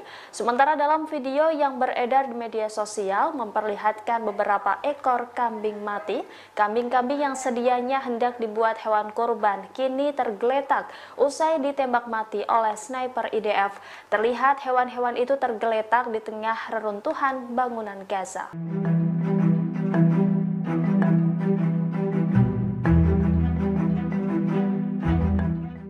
Tentara Israel terus menghadapi perlawanan sulit dari Hamas di jalur Gaza. Militer Israel bahkan dinilai belum mampu melenyapkan Brigade Al-Qassam. Di tengah kegagalan Israel, Tel Aviv dinilai mengalami krisis pendaftaran militer. Meski digempur tentara Israel, Hamas dan kelompok perlawanan lainnya masih terus mengobarkan perang. Akibatnya, IDF belum mampu melenyapkan Brigade Al-Qassam di kota Rafah. Dimungkinkan Tel Aviv akan mengakhiri operasi di sana tanpa mencapai tujuannya. Menurut seorang pengamat Israel, Ohad Hamo, Hamas telah berhasil membangun kembali dirinya di jalur Gaza. Laporan ini muncul bertepatan dengan terbunuhnya 11 tentara Israel. Media Israel, Ibrani menggambarkan serangan itu sebagai yang paling mematikan di Gaza sejak Januari. Ketika pertempuran berkobar, krisis pendaftaran militer di Tel Aviv terus memburuk. Israel diduga tengah membentuk divisi baru untuk pasukan cadangan di atas usia pensiun 40 tahun. Hal ini dilakukan untuk memenuhi kekurangan pasukan di medan perang. Kekurangan pasukan terjadi lantaran banyaknya tentara yang terbunuh, bahkan ribuan IDF mengalami luka-luka.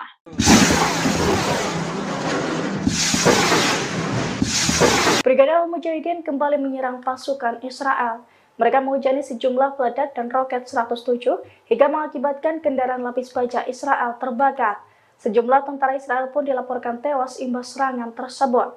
Dilansir dari Al-Mayadin, video detik-detik Brigade Al-Mujahidin menyerang kendaraan dan kumpulan tentara Israel itu dirilis pada Senin 17 Juni 2024. Dalam video tersebut, tampak dua kendaraan lapis baja menjadi target peledak Brigade Mujahidin.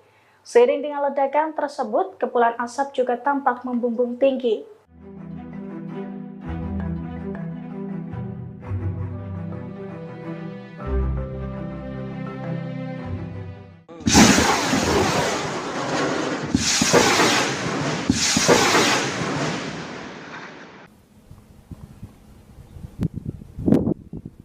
Israel masih akan terus melanjutkan operasi militer di Gaza meski kabinet perang telah dibubarkan. Nantinya tugas-tugas kabinet perang akan diambil alih oleh kabinet keamanan, sebuah badan yang sudah ada sebelumnya. Hal itu disampaikan juru bicara kantor Perdana Menteri Israel, David Menchar, pada Senin 17 Juni. Ia menjelaskan dua syarat mutlak terbentuknya kabinet perang, yakni ada mantan Panglima Angkatan Darat dan Menteri Pertahanan. Jika salah satu dari keduanya tidak terpenuhi, maka kabinet perang juga tidak dapat dilanjutkan. Sebelumnya, mantan Panglima Angkatan Darat Israel Benny Gantz mundur dari pemerintahan pada awal Juni. Alasannya karena ia kecewa dengan Perdana Menteri Benjamin Netanyahu yang dianggap gagal membuat kesepakatan terkait pembebasan sandera.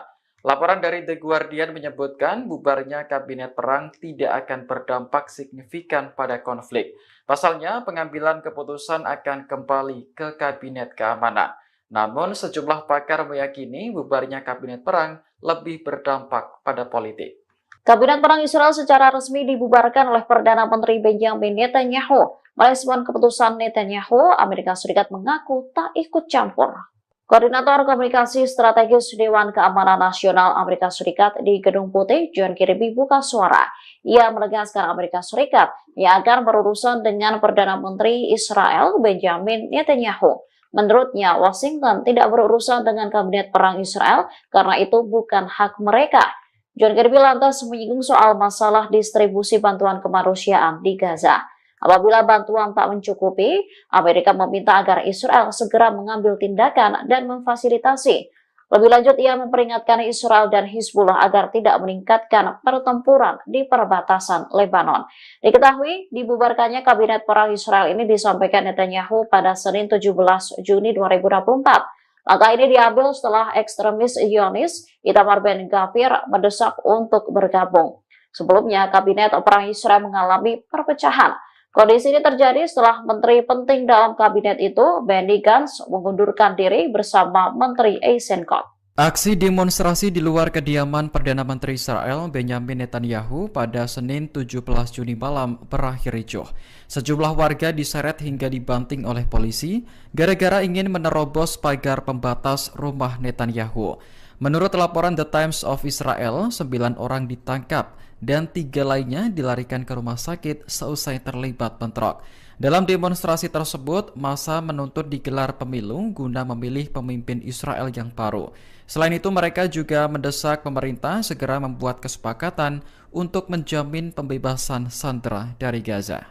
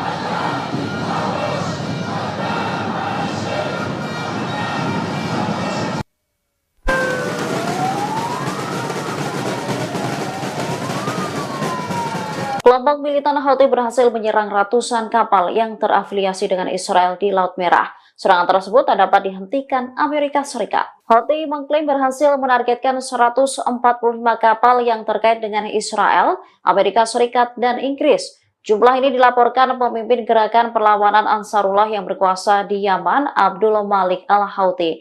Jumlah tersebut mencakup 11 operasi angkatan laut dan 2 operasi militer jauh di dalam wilayah Israel dalam seminggu terakhir.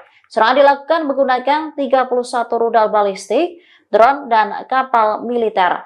Terbaru, satu rudal jelajah Yaman menghantam kapal pengangkut kargo curah komersial Verbena di Teluk Aden.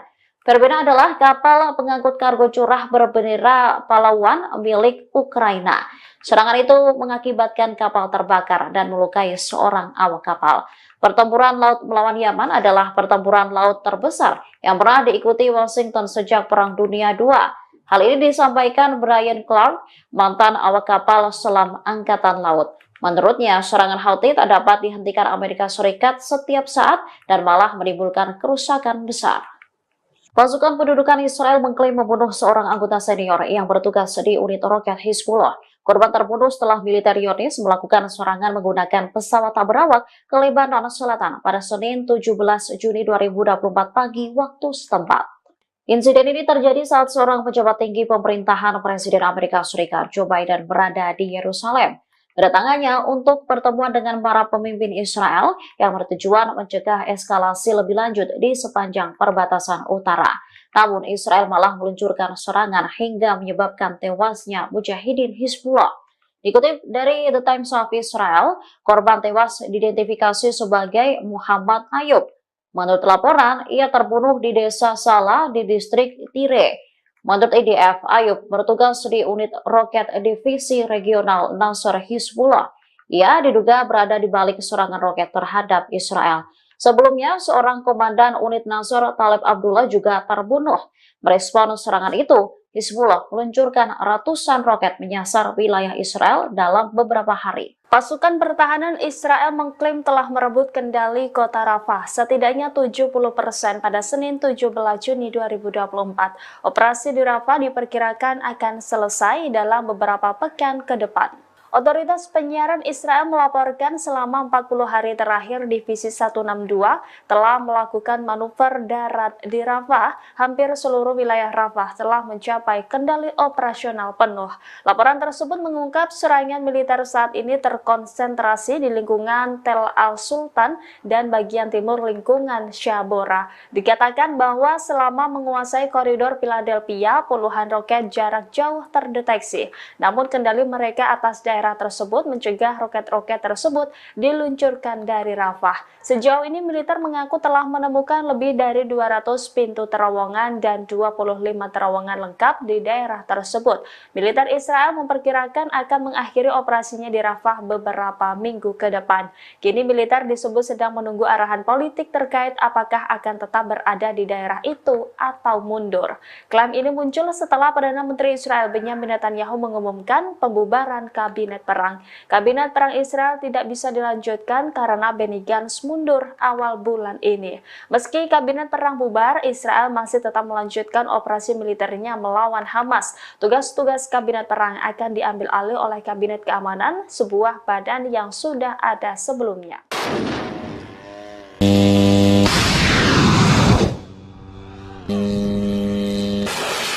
Pasukan Amerika Serikat hingga saat ini terus memberikan dukungannya kepada Israel. Bahkan mereka membantu Zionis menghalau serangan kelompok militan Houthi di Yaman.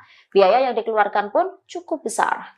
Intelijen Amerika Serikat mengatakan Washington dan sekutu-sekutunya gagal menghentikan serangan Ansarullah di Laut Merah dan Teluk Aden. Akibat serangan Ansarullah Yaman, kepentingan 65 negara dunia terancam. Selain itu, 29 perusahaan transportasi maritim serta energi besar dunia terpaksa mengubah rute perjalanan mereka. Disebutkan sejak pertengahan bulan Februari 2024 sampai sekarang, rata-rata lalu lintas kapal-kapal di perairan Laut Merah menurun hingga 90%. Pasalnya, Houthi terus menyerang kapal-kapal yang terafiliasi dengan Israel. Untuk menghadapi drone dan rudal-rudal Ansarullah, Angkatan Laut Amerika Serikat telah menghabiskan dana sebesar $1 miliar. Terbaru, Amerika Serikat Inggris meluncurkan serangan ke wilayah Yaman.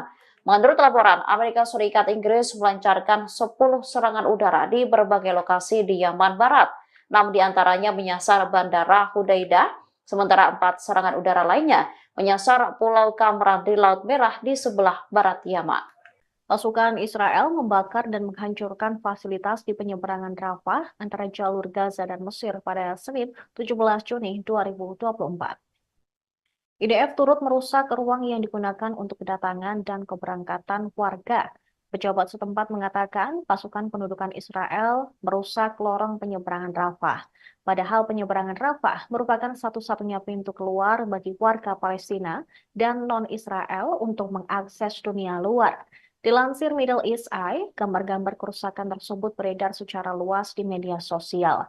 Terlihat foto itu menunjukkan seperti bagian luar aula keberangkatan penyeberangan yang terbakar. Kerusakan pada penyeberangan tersebut mungkin akan membuatnya tidak dapat beroperasi dalam waktu dekat, sehingga menyebabkan 2,2 juta penduduk Palestina di jalur Gaza terjebak di dalamnya. Penghancuran perlintasan tersebut terjadi ketika pasukan Israel melanjutkan serangan mereka terhadap Rafah, termasuk kawasan koridor Philadelphia yang merupakan zona penyangga demilitarisasi yang membentang di sepanjang perbatasan jalur Gaza dan Mesir. Invasi darat Israel ke Rafah yang dimulai pada tanggal 6 Mei telah menyebabkan seluruh lingkungan rata dengan tanah di tengah serangan udara yang sedang berlangsung dan penghancuran properti serta rumah. Operasi tersebut memaksa 1 juta pengungsi internal meninggalkan kota itu ke daerah lain di jalur Gaza Tengah. Serangan terhadap Rafah dan perebutan perbatasan dengan Mesir memperdalam krisis kemanusiaan yang sudah berbahaya, dengan rute bantuan penting melalui penyeberangan Rafah dan Karem Abu Salem atau Karem Shalom diblokir.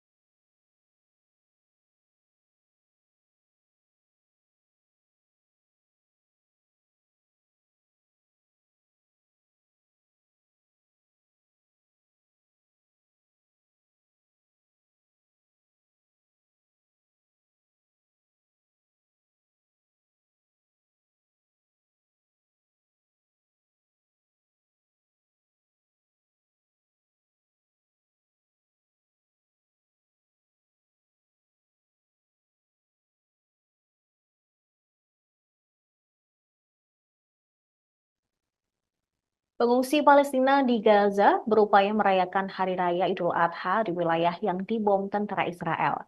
Mereka hanya bisa menikmati makanan sederhana, bahkan tidak bisa ikut berkurban. Berdasarkan rekaman yang diperoleh AFP, tampak pengungsi di Deir al-Balah memasak makanan sederhana untuk anak-anak pengungsi lainnya. Banyak di antara mereka kehilangan keluarga dan kerabat. Salah seorang pengungsi bernama Iman Al-Mukrabi mengaku tidak memiliki uang untuk membeli daging Idul Adha. Ia dan pengungsi lainnya pun terpaksa memasak daging kalengan untuk merayakan Hari Raya Idul Adha. Di sela-sela tenda, mereka tampak bahu-membahu memasak dan menyediakan makanan bagi pengungsi anak kecil. Makanan yang mereka punya pun tidak banyak. Salah seorang pengungsi lainnya juga mengaku tidak bisa ikut berkurban karena harga daging yang sangat mahal. Terlebih, mereka saat ini hidup di bayang-bayang serangan Israel yang menghancurkan Gaza. Jangankan daging, pakaian untuk mereka kenakan sehari-hari pun sangat terbatas.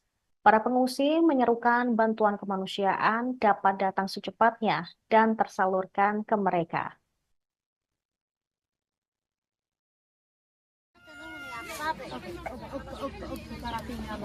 خليها حبة لو 3 والله ما تعرفين طيب من انا ولا من هات بلاك اختيار عيني يا حبيبي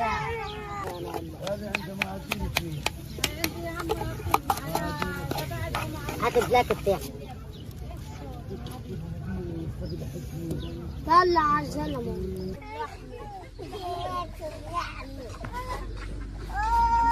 هاي اولاد الجد يا صالح صالح حد وهيك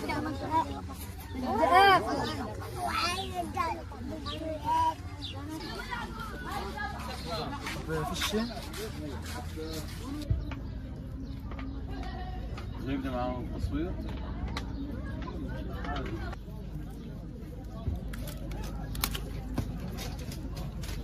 تفضل خشبة. طلع عيد الغلاية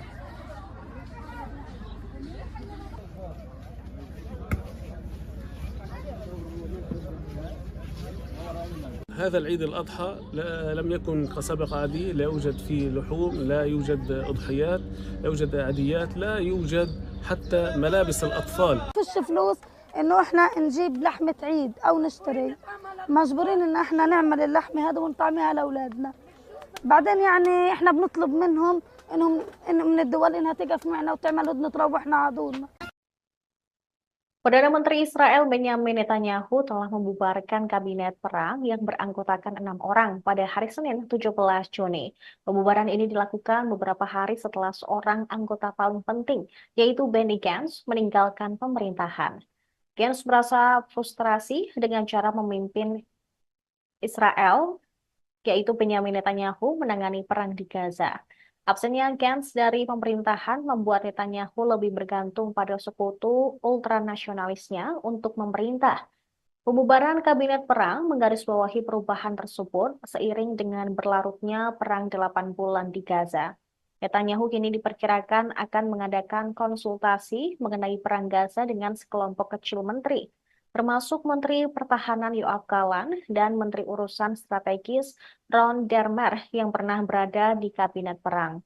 Netanyahu telah menghadapi tuntutan dari mitra nasionalis agama dalam koalisinya, yaitu Menteri Keuangan Bezalel Smotrich dan Menteri Keagamaan Nasional Itamar Ben-Gvir untuk dimasukkan ke dalam kabinet perang. Tindakan seperti itu akan meningkatkan ketegangan dengan mitra internasional termasuk Amerika Serikat. Forum tersebut dibentuk setelah Gantz bergabung dengan Netanyahu dalam pemerintahan Persatuan Nasional pada awal perang Gaza pada Oktober lalu. Gantz dan Scott keduanya meninggalkan pemerintahan pekan lalu karena kegagalan Netanyahu dalam menyusun strategi perang Gaza. War cabinet was a prerequisite of creating this national unity government. It was a prerequisite put in by member of Knesset Benny Gantz. With Mr. Gantz leaving the government, there is no longer a need for the war cabinet, and its duties will be taken over as mandated by the State of Israel, by the Security Cabinet, together with the full cabinet. The war cabinet was a prerequisite of creating this national unity government. It was a prerequisite put in by member of Knesset Benny Gantz. With Mr. Gantz leaving the government, there is no longer a need for the war cabinet, and its duties will be taken over as mandated by the State of Israel, by the Security Cabinet, together with the full cabinet. Putra Mahkota Arab Saudi, Mohammed bin Salman, meminta komunitas internasional untuk mengakui negara Palestina yang merdeka pada Senin 17 Juni 2024. Ia menekankan pentingnya langkah ini untuk mencapai perdamaian. Putra Mahkota mengatakan pengakuan ini sesuai dengan perbatasan tahun 1967 dengan Yerusalem Timur sebagai ibu kotanya. Jika Palestina diakui sebagai negara merdeka, akan memungkinkan rakyatnya untuk mendapatkan hak yang sah. Selain itu, menurut Putra Mahkota Arab Saudi tersebut, hal ini akan membuka jalan bagi perdamaian yang adil dan abadi. MBS menekankan pentingnya menerapkan resolusi Dewan Keamanan PBB baru-baru ini, khususnya resolusi yang menganjurkan gencatan senjata segera di jalur Gaza. Dia mendesak komunitas internasional untuk mengambil semua tindakan yang diperlukan untuk melindungi kehidupan di Gaza. Putra Mahkota turut meminta masyarakat internasional untuk dapat ikut serta dalam mengakui negara Palestina yang merdeka. Pernyataan tersebut disampaikan Putra Mahkota di Istana Kerajaan di Istana Mina. Sementara itu, diketahui militer Israel telah mengumumkan jeda taktis selama 11 jam setiap harinya. Jeda pukul 8 pagi hingga 7 malam ini berlaku di daerah penyeberangan Karem Abu Salem atau Karem Shalom ke Jalan Salah al-Din dan kemudian ke utara. Ini dilakukan agar bantuan kemanusiaan dapat masuk ke jalur Gaza.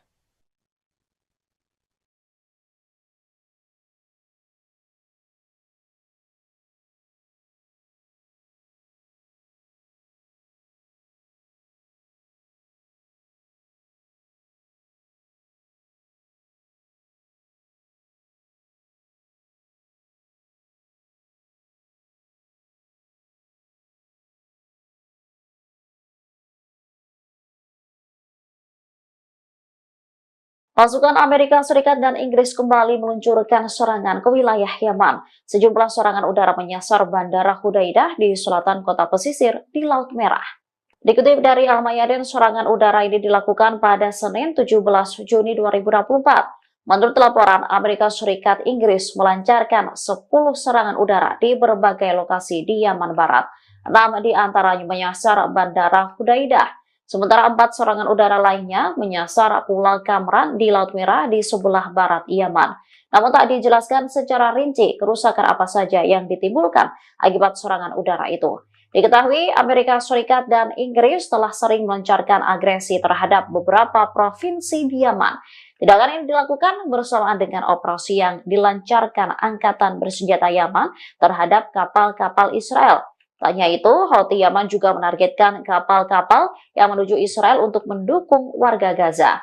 Sementara pemimpin gerakan Ansarullah Yaman, Sayyid Abdul Malik Al-Houthi, merespon tindakan Inggris Amerika. Dikatakannya, agresi gabungan tersebut tidak akan pernah mempengaruhi prinsip dan pendirian Yaman dalam mendukung Gaza.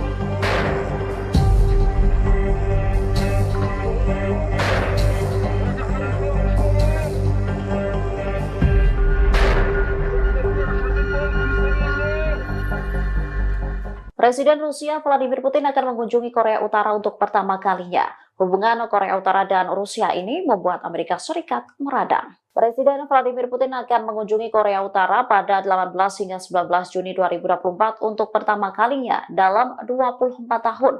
Putin sendiri terakhir kali mengunjungi Pyongyang pada Juli tahun 2000. Kunjungan ini menggarisbawahi berkembangnya kemitraan Moskow dengan negara bersenjata nuklir tersebut sejak invasi ke Ukraina. Kedatangan Putin untuk menghadiri undangan dari pemimpin Korea Utara Kim Jong-un. Undangan itu diberikan kepada Putin saat berkunjung ke timur jauh Rusia pada September lalu. Penasehat kebijakan luar negeri Putin, Yuri Usakov, lantas mengungkap tujuan pertemuan kedua pemimpin negara tersebut. Ia mengatakan Rusia dan Korut mungkin akan menandatangani perjanjian kemitraan yang akan mencakup masalah keamanan. Kesepakatan itu tidak akan ditujukan terhadap negara lain, namun akan menguraikan prospek kerjasama lebih lanjut. Merespon hal ini, Gedung Putih mengatakan pihaknya merasa terganggu dengan semakin dalamnya hubungan antara Rusia dan Korut. Mereka meyakini Putin akan mencari senjata untuk mendukung perangnya di Ukraina.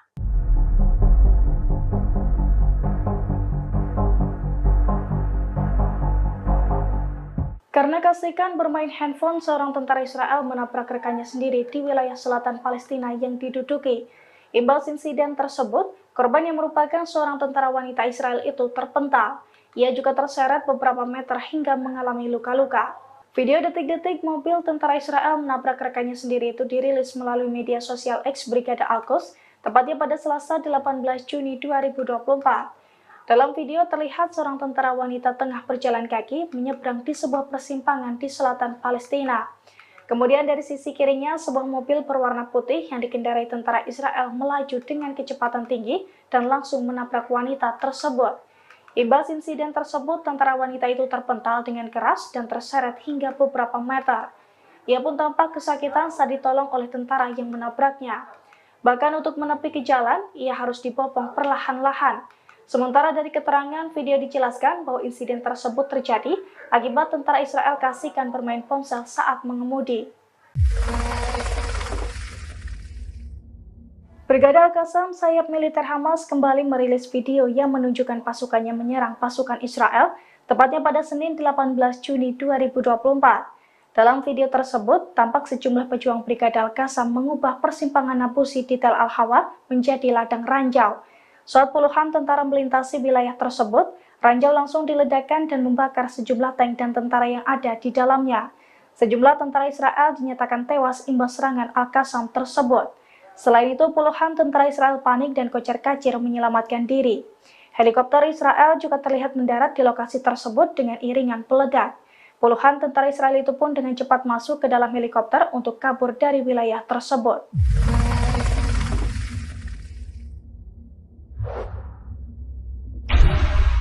مكان العبوة هان دوار النابلسي.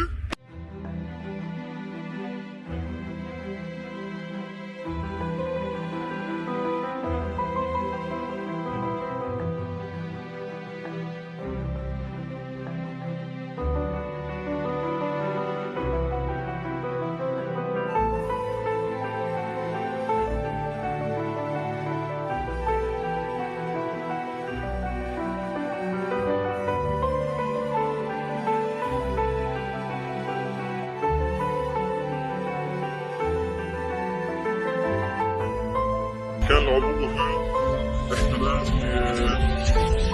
دوار النابلسي.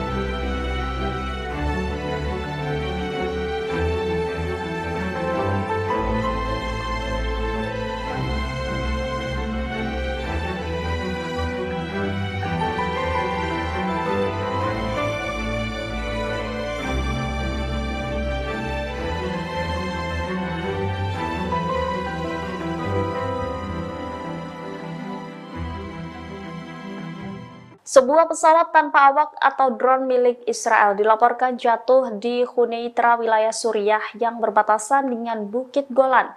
Daerah ini adalah salah satu wilayah yang turut diduduki oleh Israel. Insiden jatuhnya drone ini juga dibenarkan sendiri oleh pasukan pertahanan Israel pada Senin 17 Juni 2024. Drone tersebut yakni model Skylark. IDF mengklaim drone tersebut sedang menjalani misi pengintaian. Militer tidak memberikan informasi detail terkait kecelakaan tersebut. Hanya saja IDF mengaku tidak ada rasa takut akan bocornya informasi dari pesawat tersebut. Sebagai informasi, Skyrider seperti yang dikenal dalam bahasa Ibrani adalah drone pengintai taktis yang dibuat oleh Elbit Systems dan dioperasikan oleh Korps Artileri IDF.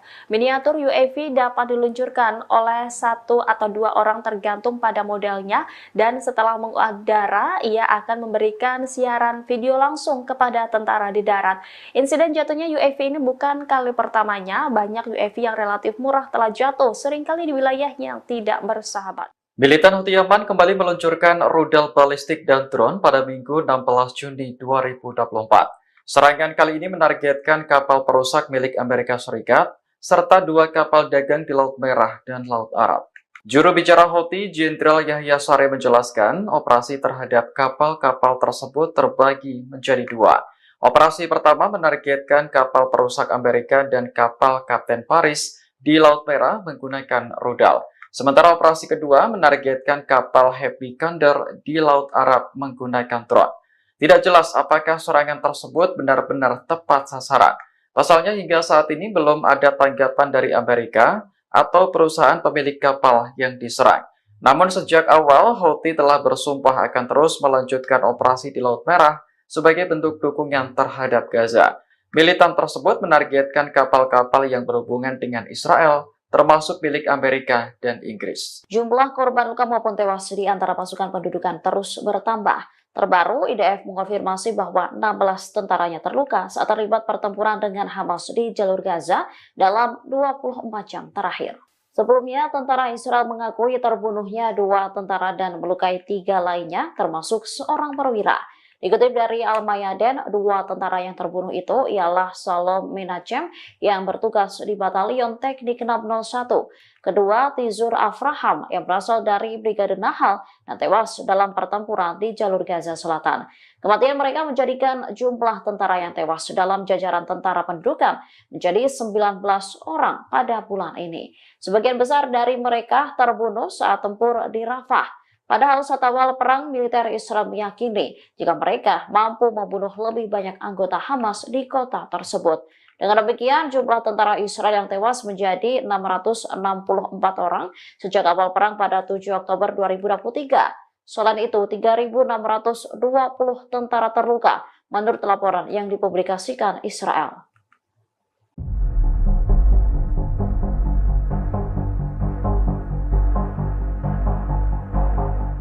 Militer Israel diam-diam mempunyai 90 misil bom nuklir yang siap diledakkan untuk menyerang musuh. Hal ini diungkap oleh Organisasi Pengembangan Nuklir Dunia atau ICAN. Sebelumnya, Perdana Menteri Israel Benjamin Netanyahu kepergok meningkatkan pengeluaran negara untuk mengembangkan senjata nuklir.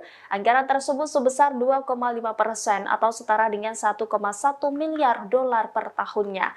Dengan jumlah anggaran tersebut, kini Israel menempati peringkat ke-8 sebagai negara dengan anggaran pengembangan nuklir terbesar di dunia.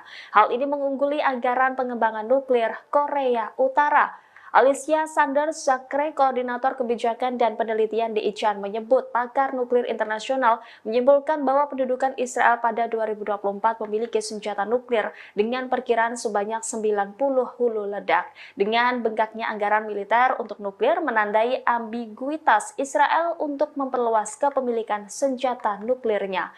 Senada dengan ICAN, lembaga Nuclear Threat Initiative yang dikelola Direktur Federasi Proyek Informasi Nuklir Ilmuwan Amerika, Christensen, dan rekannya Matt Korda, mengungkap bahwa saat ini Israel memiliki 90 hulu ledak nuklir. Dalam data yang dirilis lembaga Nuclear Threat Initiative, hulu ledak nuklir Israel terbagi ke dalam 3 platform peluncuran yang berbeda, yakni 50 hulu ledak berbasis rudal, 30 hulu ledak berbasis bom udara ke darat, dan 10 hulu ledak berbasis rudal ke kapal selam.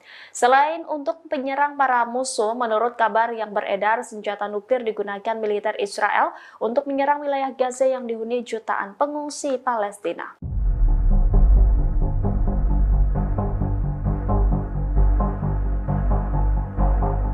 Sniper Israel tidak hanya menargetkan Hamas atau pejuang Palestina di jalur Gaza, bahkan kambing untuk korban di Gaza pun mereka tembak mati. Sebelumnya, beberapa warga Gaza berusaha mendapatkan kambing untuk mereka sembelih saat Hari Raya Idul Adha 2024. Namun upaya mereka untuk menjadikan kambing sebagai hewan kurban gagal terlaksana. Israel melarang hewan kurban dari luar masuk ke jalur Gaza. Kantor media Gaza mengatakan pasukan pendudukan melakukan kejahatan baru dengan mencegah masuknya hewan kurban dengan menutup semua penyeberangan jalur Gaza. Tidak hanya itu, Israel juga menembaki kambing-kambing sebelum Idul Adha.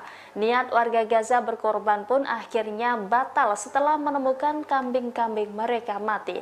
Sementara dalam video yang beredar di media sosial memperlihatkan beberapa ekor kambing mati, kambing-kambing yang sedianya hendak dibuat hewan kurban kini tergeletak usai ditembak mati oleh sniper IDF. Terlihat hewan-hewan itu tergeletak di tengah reruntuhan bangunan Gaza.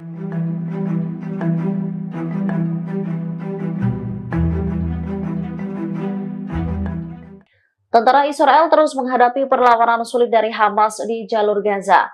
Militer Israel bahkan dinilai belum mampu melenyapkan Brigade Al-Qassam.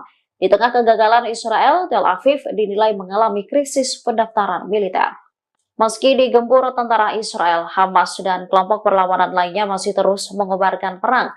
Akibatnya, IDF belum mampu melenyapkan Brigade Al-Qassam di kota Rafah. Dimungkinkan Tel Aviv akan mengakhiri operasi di sana tanpa mencapai tujuannya. Menurut seorang pengamat Israel, Ohad Hamo, Hamas telah berhasil membangun kembali dirinya di jalur Gaza. Laporan ini muncul bertepatan dengan terbunuhnya 11 tentara Israel. Media Israel, Ibrani menggambarkan serangan itu sebagai yang paling mematikan di Gaza sejak Januari. Ketika pertempuran berkobar, krisis pendaftaran militer di Tel Aviv terus memburuk. Israel diduga tengah membentuk divisi baru untuk pasukan cadangan di atas usia pensiun 40 tahun. Hal ini dilakukan untuk memenuhi kekurangan pasukan di medan perang. Kekurangan pasukan terjadi lantaran banyaknya tentara yang terbunuh, bahkan ribuan IDF mengalami luka-luka.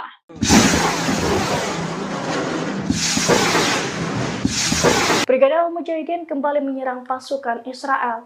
Mereka menghujani sejumlah peledak dan roket 107 hingga mengakibatkan kendaraan lapis baja Israel terbakar. Sejumlah tentara Israel pun dilaporkan tewas imbas serangan tersebut. Dilansir dari Al-Mayadin, video detik-detik Brigade Al-Mujahidin menyerang kendaraan dan kumpulan tentara Israel itu dirilis pada Senin 17 Juni 2024. Dalam video tersebut, tampak 2 kendaraan lapis baja menjadi target peledak Brigade Mujahidin. Seiring dengan ledakan tersebut, kepulan asap juga tampak membumbung tinggi.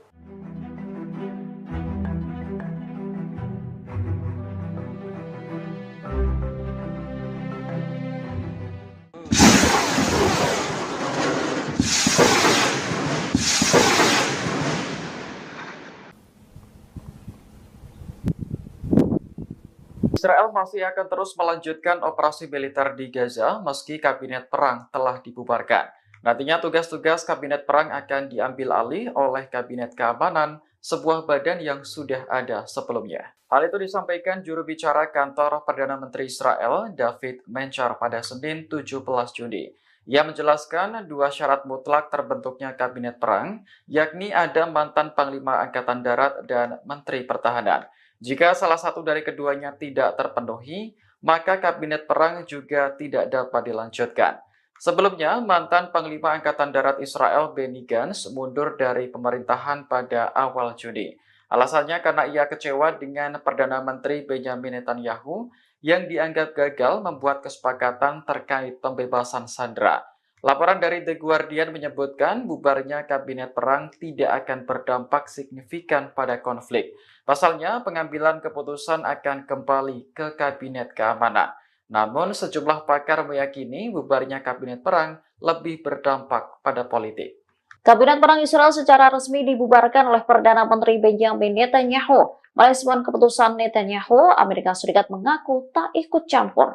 Koordinator Komunikasi Strategis Dewan Keamanan Nasional Amerika Serikat di Gedung Putih, John Kirby, buka suara. Ia menegaskan Amerika Serikat yang akan berurusan dengan Perdana Menteri Israel Benjamin Netanyahu. Menurutnya, Washington tidak berurusan dengan kabinet perang Israel karena itu bukan hak mereka. John Kirby lantas menyinggung soal masalah distribusi bantuan kemanusiaan di Gaza.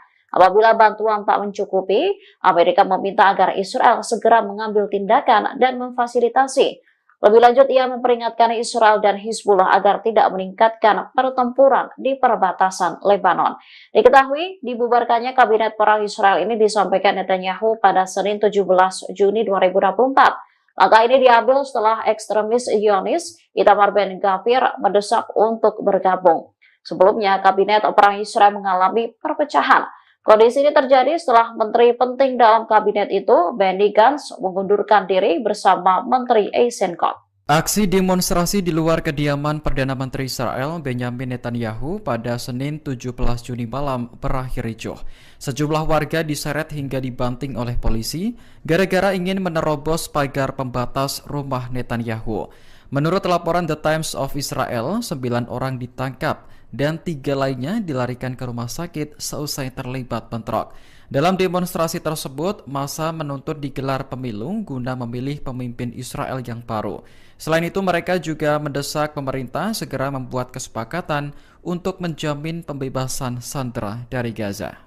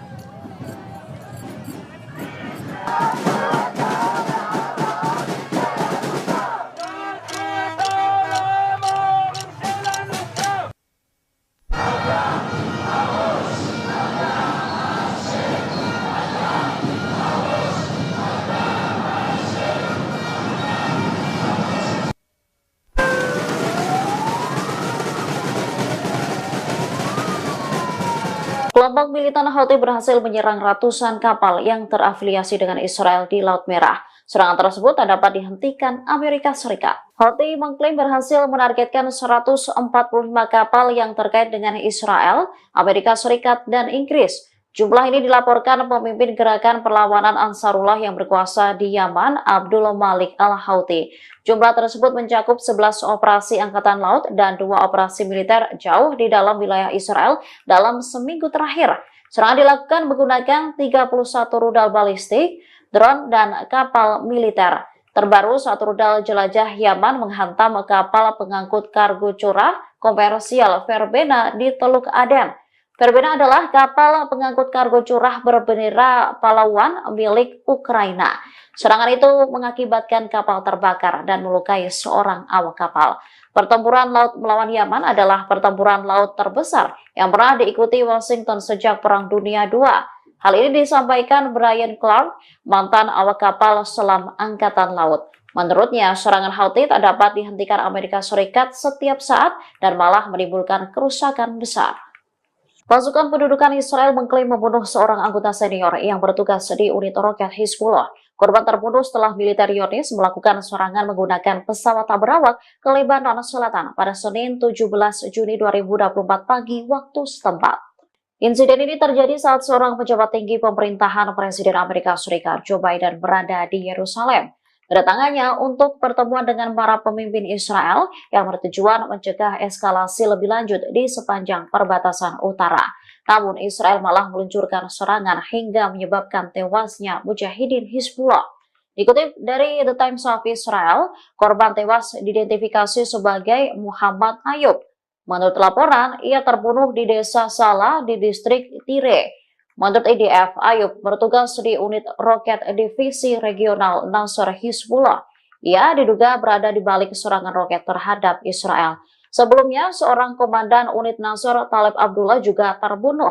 Merespons serangan itu, Hizbullah meluncurkan ratusan roket menyasar wilayah Israel dalam beberapa hari. Pasukan pertahanan Israel mengklaim telah merebut kendali kota Rafah setidaknya 70% pada Senin 17 Juni 2024. Operasi di Rafah diperkirakan akan selesai dalam beberapa pekan ke depan. Otoritas penyiaran Israel melaporkan selama 40 hari terakhir Divisi 162 telah melakukan manuver darat di Rafah. Hampir seluruh wilayah Rafah telah mencapai kendali operasional penuh.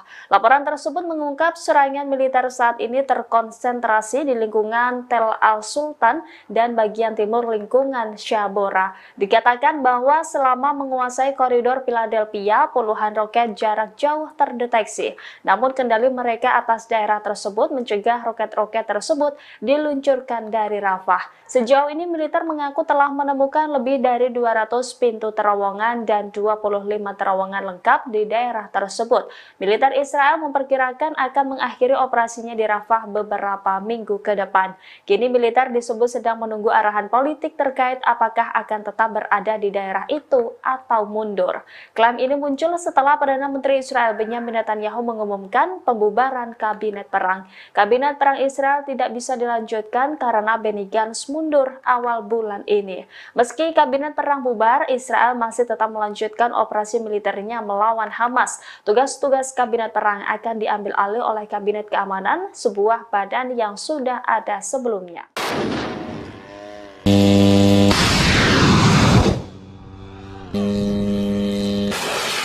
Pasukan Amerika Serikat hingga saat ini terus memberikan dukungannya kepada Israel. Bahkan mereka membantu Zionis menghalau serangan kelompok militan Houthi di Yaman. Biaya yang dikeluarkan pun cukup besar. Intelijen Amerika Serikat mengatakan Washington dan sekutu-sekutunya gagal menghentikan serangan Ansarullah di Laut Merah dan Teluk Aden. Akibat serangan Ansarullah Yaman, kepentingan 65 negara dunia terancam. Selain itu, 29 perusahaan transportasi maritim serta energi besar dunia terpaksa mengubah rute perjalanan mereka. Disebutkan sejak pertengahan bulan Februari 2024 sampai sekarang, rata-rata lalu lintas kapal-kapal di perairan Laut Merah menurun hingga 90%. Pasalnya, Houthi terus menyerang kapal-kapal yang terafiliasi dengan Israel. Untuk menghadapi drone dan rudal-rudal Ansarullah, Angkatan Laut Amerika Serikat telah menghabiskan dana sebesar 1 miliar dolar. Terbaru, Amerika Serikat Inggris meluncurkan serangan ke wilayah Yaman. Menurut laporan, Amerika Serikat Inggris melancarkan 10 serangan udara di berbagai lokasi di Yaman Barat. 6 diantaranya menyasar Bandara Hudaidah, sementara 4 serangan udara lainnya menyasar Pulau Kamran di Laut Merah di sebelah barat Yaman. Pasukan Israel membakar dan menghancurkan fasilitas di penyeberangan Rafah antara jalur Gaza dan Mesir pada Senin 17 Juni 2024. IDF turut merusak ruang yang digunakan untuk kedatangan dan keberangkatan warga. Pejabat setempat mengatakan pasukan pendudukan Israel merusak lorong penyeberangan Rafah.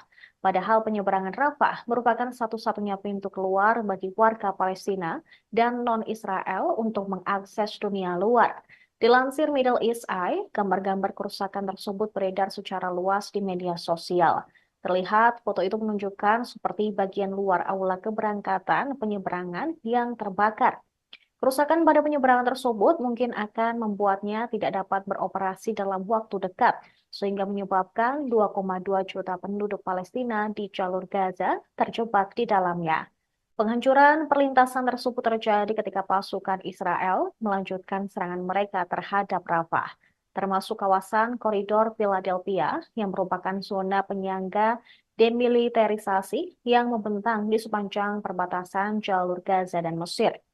Invasi darat Israel ke Rafah yang dimulai pada tanggal 6 Mei telah menyebabkan seluruh lingkungan rata dengan tanah di tengah serangan udara yang sedang berlangsung dan penghancuran properti serta rumah. Operasi tersebut memaksa 1 juta pengungsi internal meninggalkan kota itu ke daerah lain di jalur Gaza Tengah. Serangan terhadap Rafah dan perebutan perbatasan dengan Mesir memperdalam krisis kemanusiaan yang sudah berbahaya dengan rute bantuan penting melalui penyeberangan Rafah dan Karem Abu Salem atau Karem Shalom diblokir.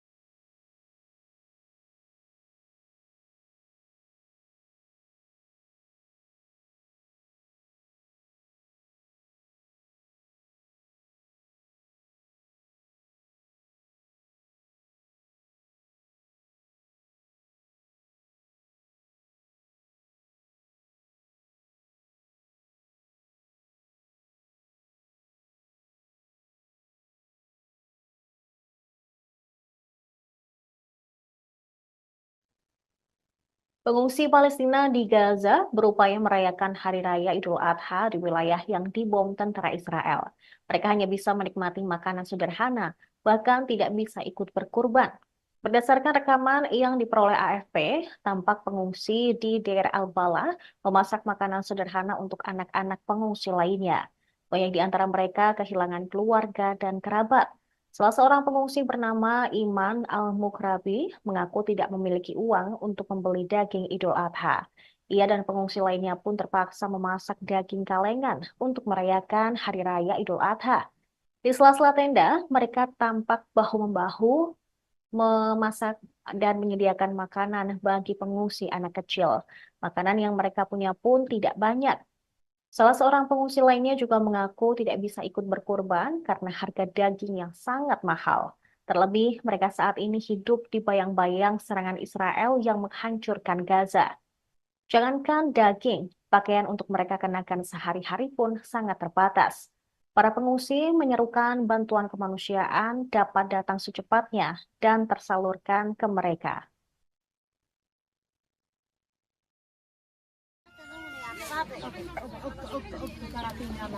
خليها حبة توتلات والله ما تعرفين طيب مننا ولا مننا هاكد لك اختيار عيننا يا حبتها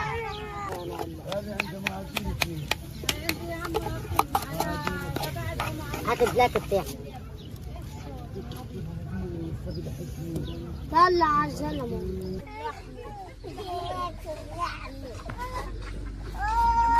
هاي اولاد الدب يا صالح صالح حد وهيك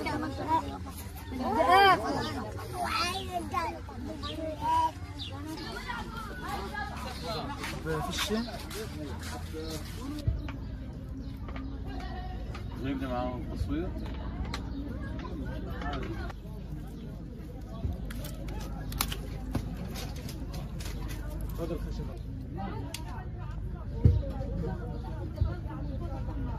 طلع عيد الغلاية.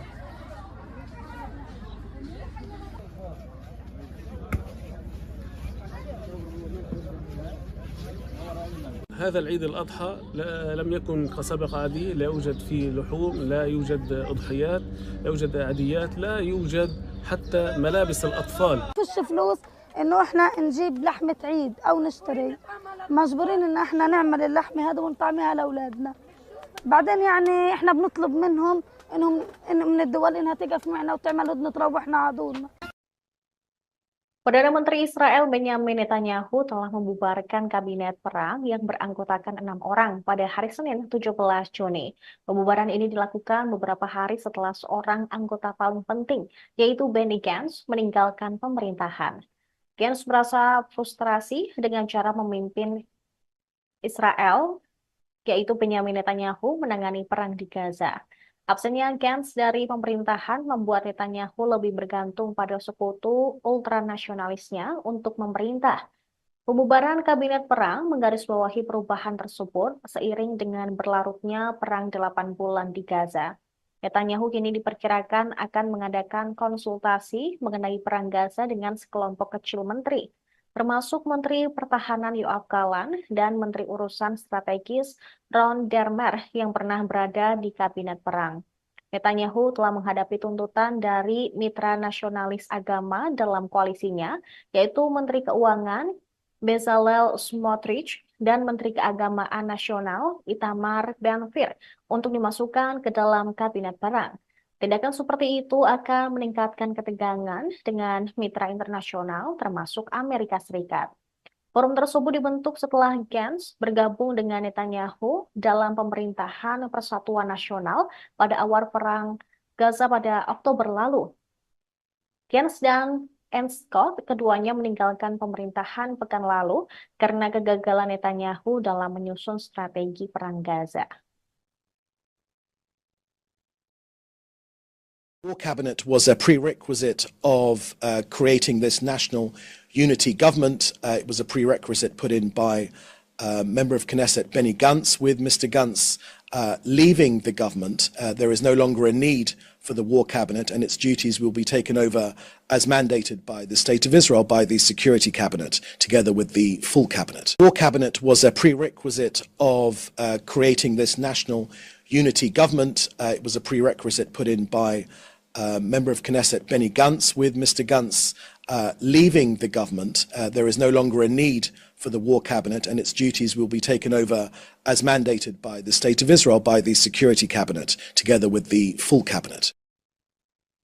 Putra Mahkota Arab Saudi, Mohammed bin Salman, meminta komunitas internasional untuk mengakui negara Palestina yang merdeka pada Senin 17 Juni 2024. Ia menekankan pentingnya langkah ini untuk mencapai perdamaian. Putra Mahkota mengatakan pengakuan ini sesuai dengan perbatasan tahun 1967 dengan Yerusalem Timur sebagai ibu kotanya. Jika Palestina diakui sebagai negara merdeka, akan memungkinkan rakyatnya untuk mendapatkan hak yang sah. Selain itu, menurut Putra Mahkota Arab Saudi tersebut, hal ini akan membuka jalan bagi perdamaian yang adil dan abadi. MBS menekankan pentingnya menerapkan resolusi Dewan Keamanan PBB baru-baru ini, khususnya resolusi yang menganjurkan gencatan senjata segera di jalur Gaza. Dia mendesak komunitas internasional untuk mengambil semua tindakan yang diperlukan untuk melindungi kehidupan di Gaza. Putra Mahkota turut meminta masyarakat internasional untuk dapat ikut serta dalam mengakui negara Palestina yang merdeka. Pernyataan tersebut disampaikan Putra Mahkota di Istana Kerajaan di Istana Mina. Sementara itu, diketahui militer Israel telah mengumumkan jeda taktis selama 11 jam setiap harinya. Jeda pukul 8 pagi hingga 7 malam ini berlaku di daerah penyeberangan Karem Abu Salem atau Karem Shalom ke Jalan Salah al-Din dan kemudian ke utara. Ini dilakukan agar bantuan kemanusiaan dapat masuk ke jalur Gaza.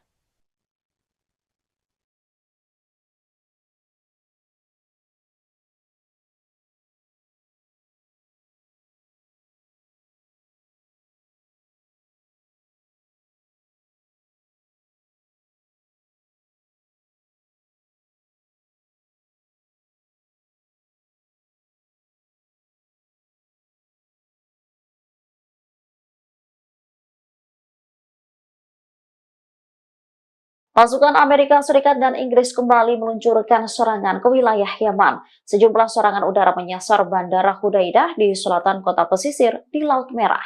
Dikutip dari Al-Mayadin, serangan udara ini dilakukan pada Senin 17 Juni 2024. Menurut laporan, Amerika Serikat Inggris melancarkan 10 serangan udara di berbagai lokasi di Yaman Barat.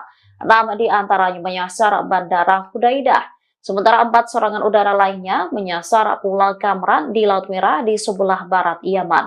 Namun tak dijelaskan secara rinci kerusakan apa saja yang ditimbulkan akibat serangan udara itu. Diketahui Amerika Serikat dan Inggris telah sering melancarkan agresi terhadap beberapa provinsi di Yaman.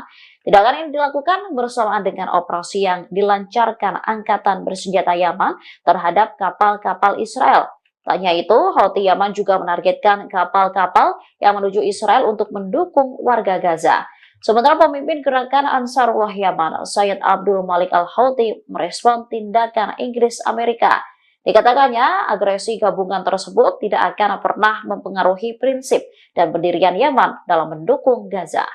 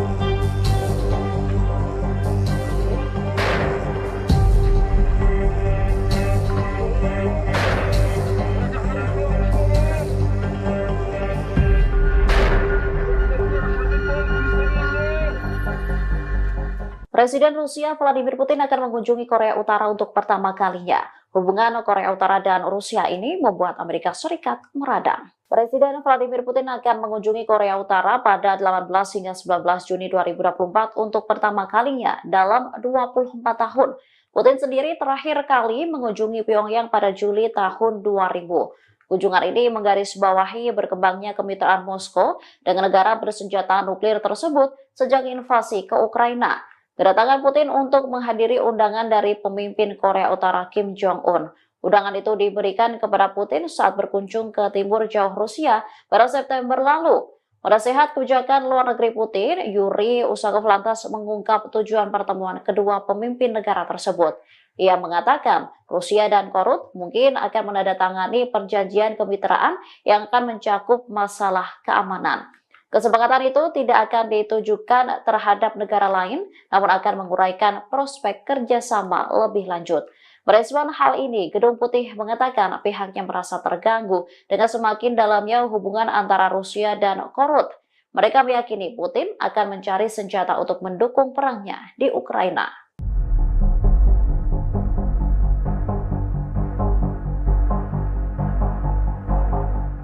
Karena kasihkan bermain handphone, seorang tentara Israel menabrak rekannya sendiri di wilayah selatan Palestina yang diduduki. Imbas insiden tersebut, korban yang merupakan seorang tentara wanita Israel itu terpental. Ia juga terseret beberapa meter hingga mengalami luka-luka. Video detik-detik mobil tentara Israel menabrak rekannya sendiri itu dirilis melalui media sosial X Brigade Al-Quds, tepatnya pada Selasa 18 Juni 2024. Dalam video terlihat seorang tentara wanita tengah berjalan kaki menyeberang di sebuah persimpangan di selatan Palestina. Kemudian dari sisi kirinya sebuah mobil berwarna putih yang dikendarai tentara Israel melaju dengan kecepatan tinggi dan langsung menabrak wanita tersebut. Imbas insiden tersebut, tentara wanita itu terpental dengan keras dan terseret hingga beberapa meter. Ia pun tampak kesakitan saat ditolong oleh tentara yang menabraknya. Bahkan untuk menepi ke jalan, ia harus dibopong perlahan-lahan. Sementara dari keterangan video dijelaskan bahwa insiden tersebut terjadi akibat tentara Israel kasihkan bermain ponsel saat mengemudi. Brigade Al-Qassam, sayap militer Hamas, kembali merilis video yang menunjukkan pasukannya menyerang pasukan Israel, tepatnya pada Senin 18 Juni 2024. Dalam video tersebut, tampak sejumlah pejuang Brigade Al-Qassam mengubah persimpangan Nabusi di Tel Al-Hawa menjadi ladang ranjau. Saat puluhan tentara melintasi wilayah tersebut, ranjau langsung diledakkan dan membakar sejumlah tank dan tentara yang ada di dalamnya. Sejumlah tentara Israel dinyatakan tewas imbas serangan Al-Qassam tersebut. Selain itu, puluhan tentara Israel panik dan kocar-kacir menyelamatkan diri. Helikopter Israel juga terlihat mendarat di lokasi tersebut dengan iringan peledak. Puluhan tentara Israel itu pun dengan cepat masuk ke dalam helikopter untuk kabur dari wilayah tersebut.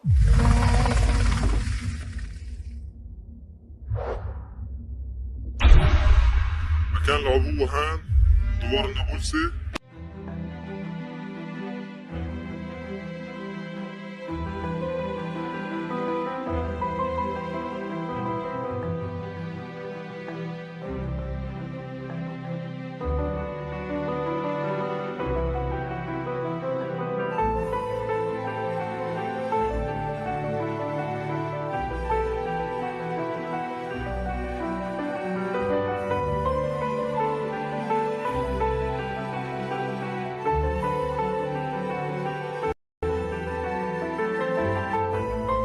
كان العبوة هان احتلال دوار النابلسي.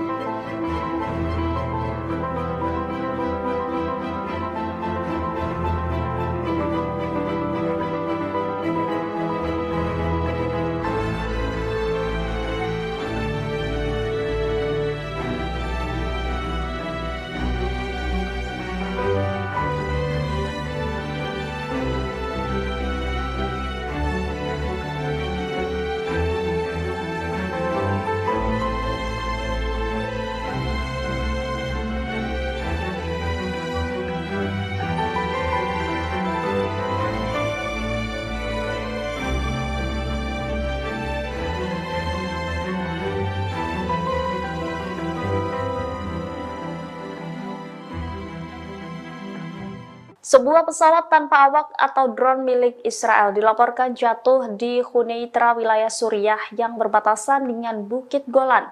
Daerah ini adalah salah satu wilayah yang turut diduduki oleh Israel. Insiden jatuhnya drone ini juga dibenarkan sendiri oleh pasukan pertahanan Israel pada Senin 17 Juni 2024. Drone tersebut yakni model Skylark. IDF mengklaim drone tersebut sedang menjalani misi pengintaian. Militer tidak memberikan informasi detail terkait kecelakaan tersebut. Hanya saja IDF mengaku tidak ada rasa takut akan bocornya informasi dari pesawat tersebut. Sebagai informasi, Skyrider seperti yang dikenal dalam bahasa Ibrani adalah drone pengintai taktis yang dibuat oleh Elbit Systems dan dioperasikan oleh Korps Artileri IDF. Miniatur UAV dapat diluncurkan oleh 1 atau 2 orang tergantung pada modelnya, dan setelah mengudara, ia akan memberikan siaran video langsung kepada tentara di darat. Insiden jatuhnya UAV ini bukan kali pertamanya. Banyak UAV yang relatif murah telah jatuh, seringkali di wilayah yang tidak bersahabat. Militan Houthi Yaman kembali meluncurkan rudal balistik dan drone pada Minggu 16 Juni 2024. Serangan kali ini menargetkan kapal perusak milik Amerika Serikat serta 2 kapal dagang di Laut Merah dan Laut Arab.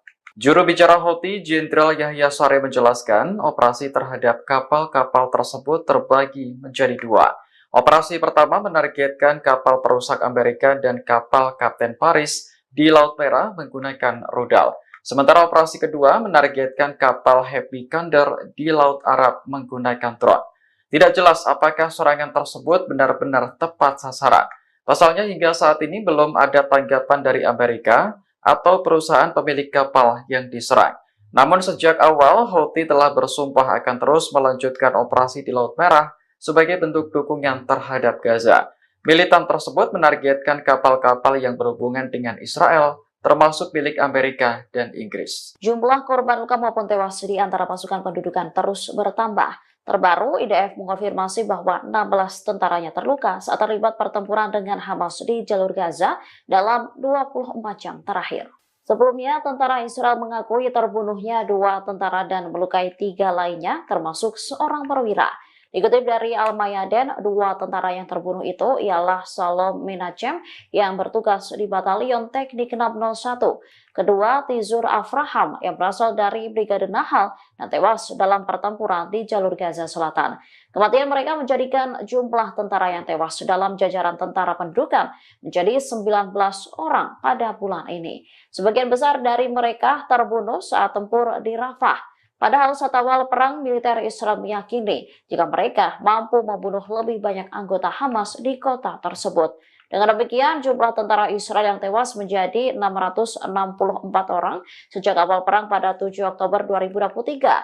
Selain itu, 3.620 tentara terluka menurut laporan yang dipublikasikan Israel.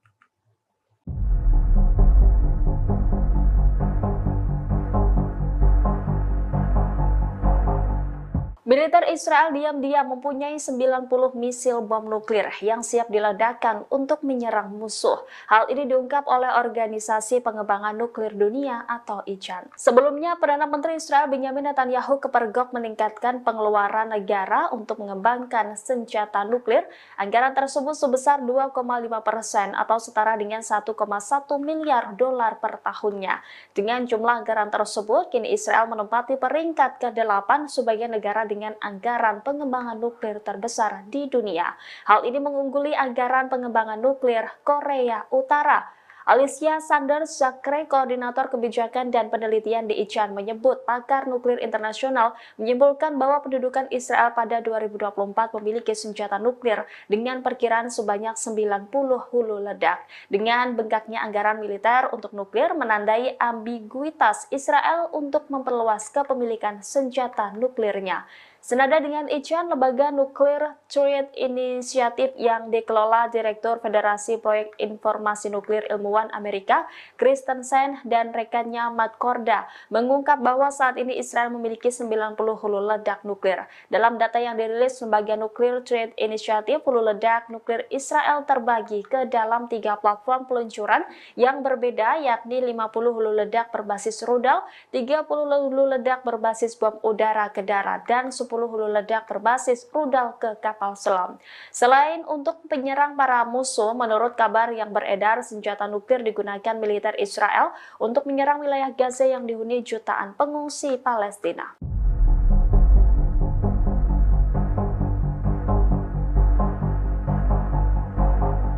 Sniper Israel tidak hanya menargetkan Hamas atau pejuang Palestina di jalur Gaza, bahkan kambing untuk korban di Gaza pun mereka tembak mati. Sebelumnya, beberapa warga Gaza berusaha mendapatkan kambing untuk mereka sembelih saat Hari Raya Idul Adha 2024. Namun upaya mereka untuk menjadikan kambing sebagai hewan kurban gagal terlaksana. Israel melarang hewan kurban dari luar masuk ke jalur Gaza. Kantor media Gaza mengatakan pasukan pendudukan melakukan kejahatan baru dengan mencegah masuknya hewan kurban dengan menutup semua penyeberangan jalur Gaza. Tidak hanya itu, Israel juga menembaki kambing-kambing sebelum Idul Adha.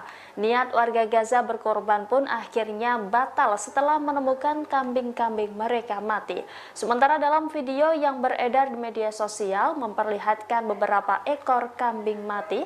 Kambing-kambing yang sedianya hendak dibuat hewan kurban kini tergeletak usai ditembak mati oleh sniper IDF. Terlihat hewan-hewan itu tergeletak di tengah reruntuhan bangunan Gaza.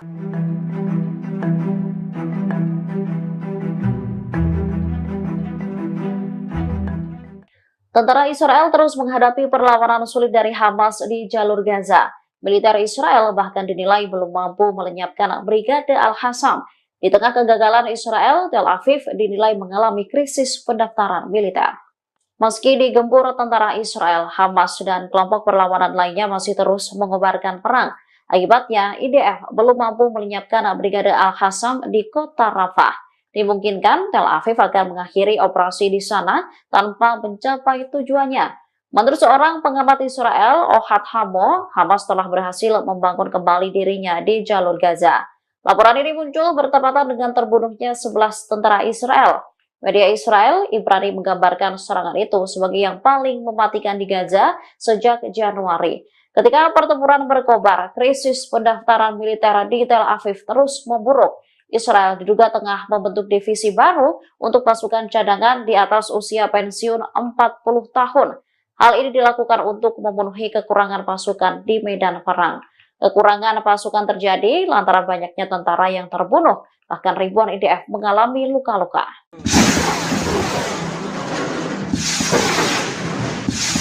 Brigade Al-Mujahidin kembali menyerang pasukan Israel. Mereka menghujani sejumlah peledak dan roket 107 hingga mengakibatkan kendaraan lapis baja Israel terbakar. Sejumlah tentara Israel pun dilaporkan tewas imbas serangan tersebut. Dilansir dari Al-Mayadin, video detik-detik Brigade Al-Mujahidin menyerang kendaraan dan kumpulan tentara Israel itu dirilis pada Senin 17 Juni 2024. Dalam video tersebut, tampak dua kendaraan lapis baja menjadi target peledak Brigade Mujahidin. Seiring dengan ledakan tersebut, kepulan asap juga tampak membumbung tinggi.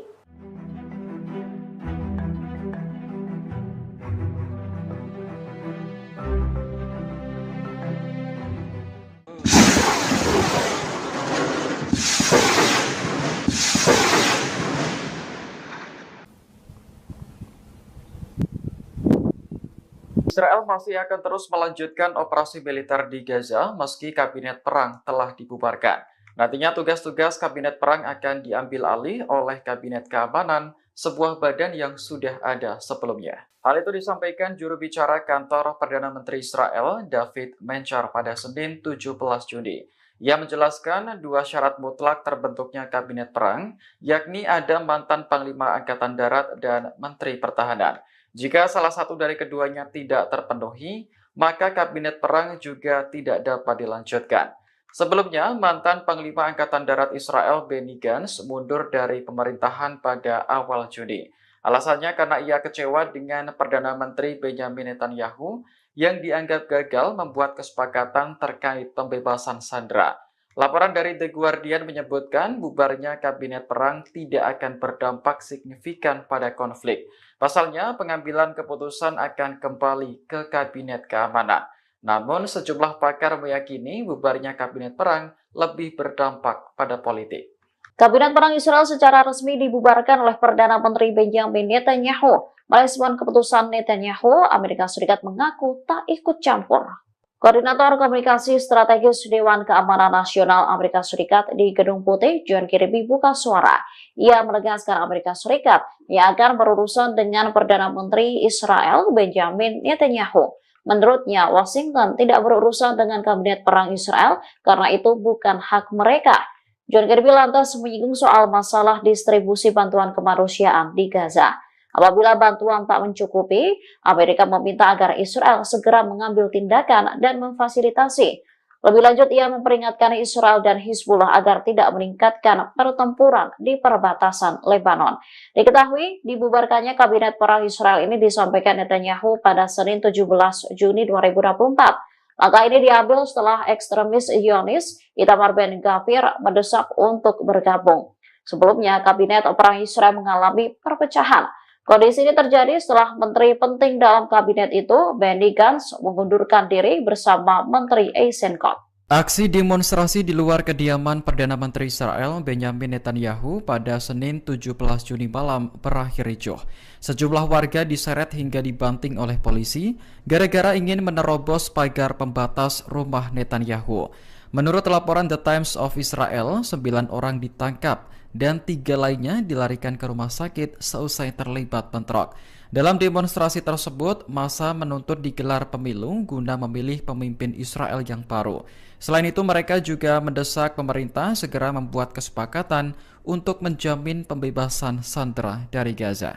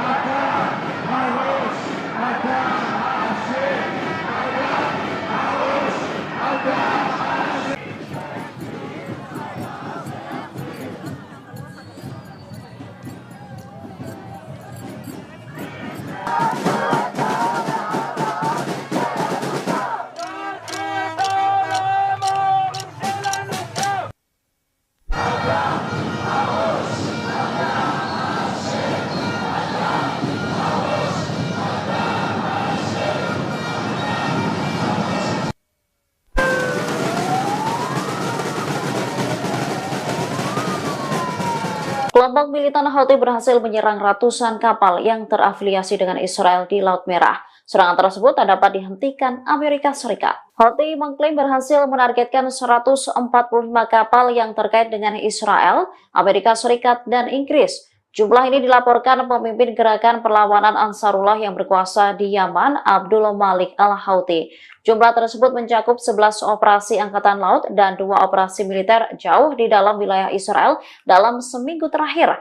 Serangan dilakukan menggunakan 31 rudal balistik, drone, dan kapal militer. Terbaru, satu rudal jelajah Yaman menghantam kapal pengangkut kargo curah komersial Verbena di Teluk Aden.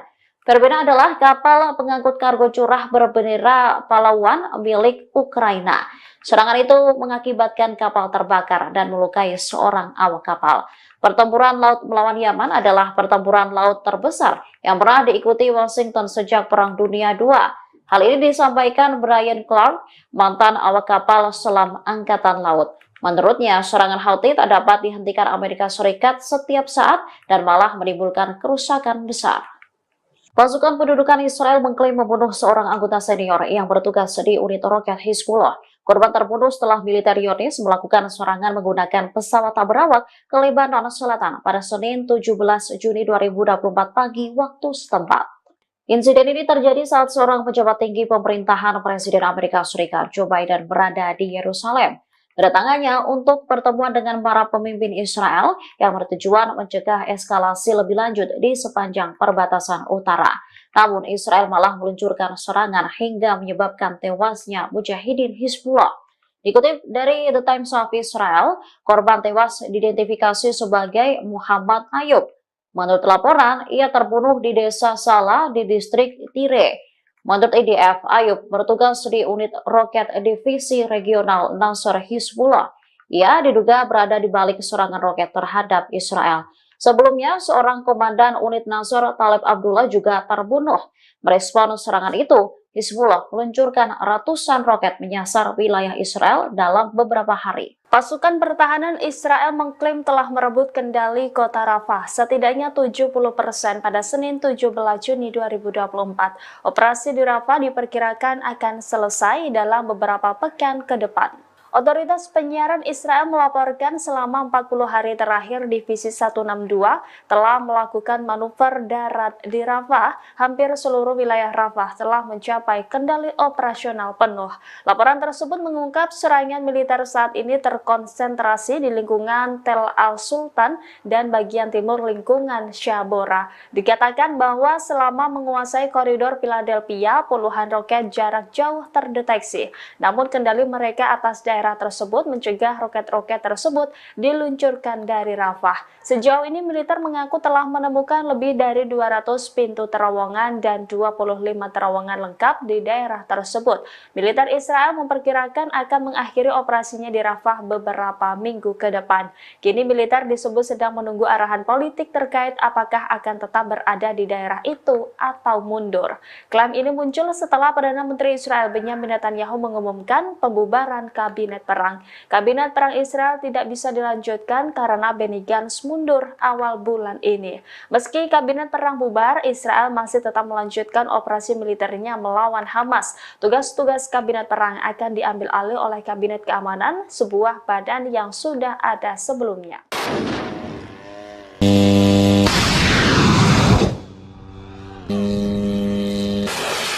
Pasukan Amerika Serikat hingga saat ini terus memberikan dukungannya kepada Israel. Bahkan mereka membantu Zionis menghalau serangan kelompok militan Houthi di Yaman. Biaya yang dikeluarkan pun cukup besar. Intelijen Amerika Serikat mengatakan Washington dan sekutu-sekutunya gagal menghentikan serangan Ansarullah di Laut Merah dan Teluk Aden. Akibat serangan Ansarullah Yaman, kepentingan 65 negara dunia terancam. Selain itu, 29 perusahaan transportasi maritim serta energi besar dunia terpaksa mengubah rute perjalanan mereka. Disebutkan sejak pertengahan bulan Februari 2024 sampai sekarang, rata-rata lalu lintas kapal-kapal di perairan Laut Merah menurun hingga 90%. Pasalnya, Houthi terus menyerang kapal-kapal yang terafiliasi dengan Israel. Untuk menghadapi drone dan rudal-rudal Ansarullah, Angkatan Laut Amerika Serikat telah menghabiskan dana sebesar $1 miliar. Terbaru, Amerika Serikat Inggris meluncurkan serangan ke wilayah Yaman. Menurut laporan, Amerika Serikat Inggris melancarkan 10 serangan udara di berbagai lokasi di Yaman Barat. 6 diantaranya menyasar Bandara Hudaidah, sementara 4 serangan udara lainnya menyasar Pulau Kamran di Laut Merah di sebelah barat Yaman. Pasukan Israel membakar dan menghancurkan fasilitas di penyeberangan Rafah antara jalur Gaza dan Mesir pada Senin 17 Juni 2024. IDF turut merusak ruang yang digunakan untuk kedatangan dan keberangkatan warga. Pejabat setempat mengatakan pasukan pendudukan Israel merusak lorong penyeberangan Rafah. Padahal penyeberangan Rafah merupakan satu-satunya pintu keluar bagi warga Palestina dan non-Israel untuk mengakses dunia luar. Dilansir Middle East Eye, gambar-gambar kerusakan tersebut beredar secara luas di media sosial. Terlihat foto itu menunjukkan seperti bagian luar aula keberangkatan penyeberangan yang terbakar. Kerusakan pada penyeberangan tersebut mungkin akan membuatnya tidak dapat beroperasi dalam waktu dekat, sehingga menyebabkan 2,2 juta penduduk Palestina di jalur Gaza terjebak di dalamnya. Penghancuran perlintasan tersebut terjadi ketika pasukan Israel melanjutkan serangan mereka terhadap Rafah, termasuk kawasan koridor Philadelphia yang merupakan zona penyangga demilitarisasi yang membentang di sepanjang perbatasan jalur Gaza dan Mesir. Invasi darat Israel ke Rafah yang dimulai pada tanggal 6 Mei telah menyebabkan seluruh lingkungan rata dengan tanah di tengah serangan udara yang sedang berlangsung dan penghancuran properti serta rumah. Operasi tersebut memaksa 1 juta pengungsi internal meninggalkan kota itu ke daerah lain di jalur Gaza Tengah. Serangan terhadap Rafah dan perebutan perbatasan dengan Mesir memperdalam krisis kemanusiaan yang sudah berbahaya, dengan rute bantuan penting melalui penyeberangan Rafah dan Karem Abu Salem atau Karem Shalom diblokir.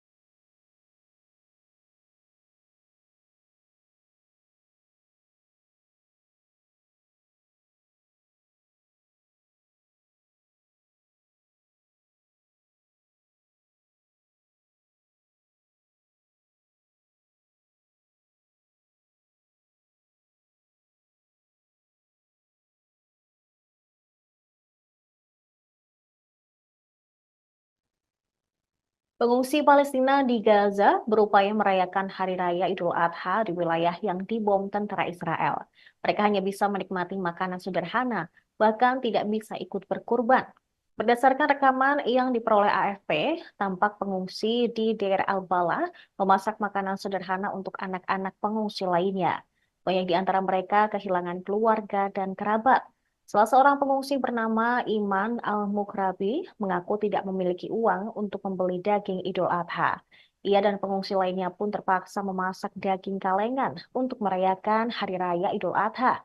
Di sela-sela tenda, mereka tampak bahu-membahu memasak dan menyediakan makanan bagi pengungsi anak kecil. Makanan yang mereka punya pun tidak banyak. Salah seorang pengungsi lainnya juga mengaku tidak bisa ikut berkurban karena harga daging yang sangat mahal. Terlebih, mereka saat ini hidup di bayang-bayang serangan Israel yang menghancurkan Gaza. Jangankan daging, pakaian untuk mereka kenakan sehari-hari pun sangat terbatas. Para pengungsi menyerukan bantuan kemanusiaan dapat datang secepatnya dan tersalurkan ke mereka.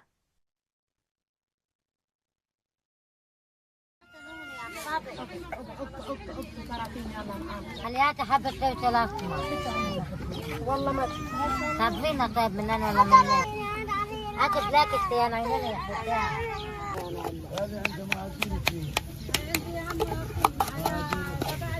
اكل لاكت يا طلع على الزلمه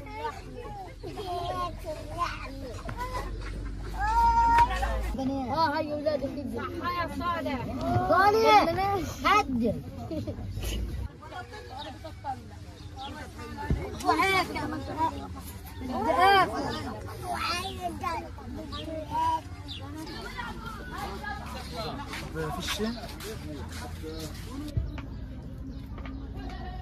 نبدأ معاهم التصوير.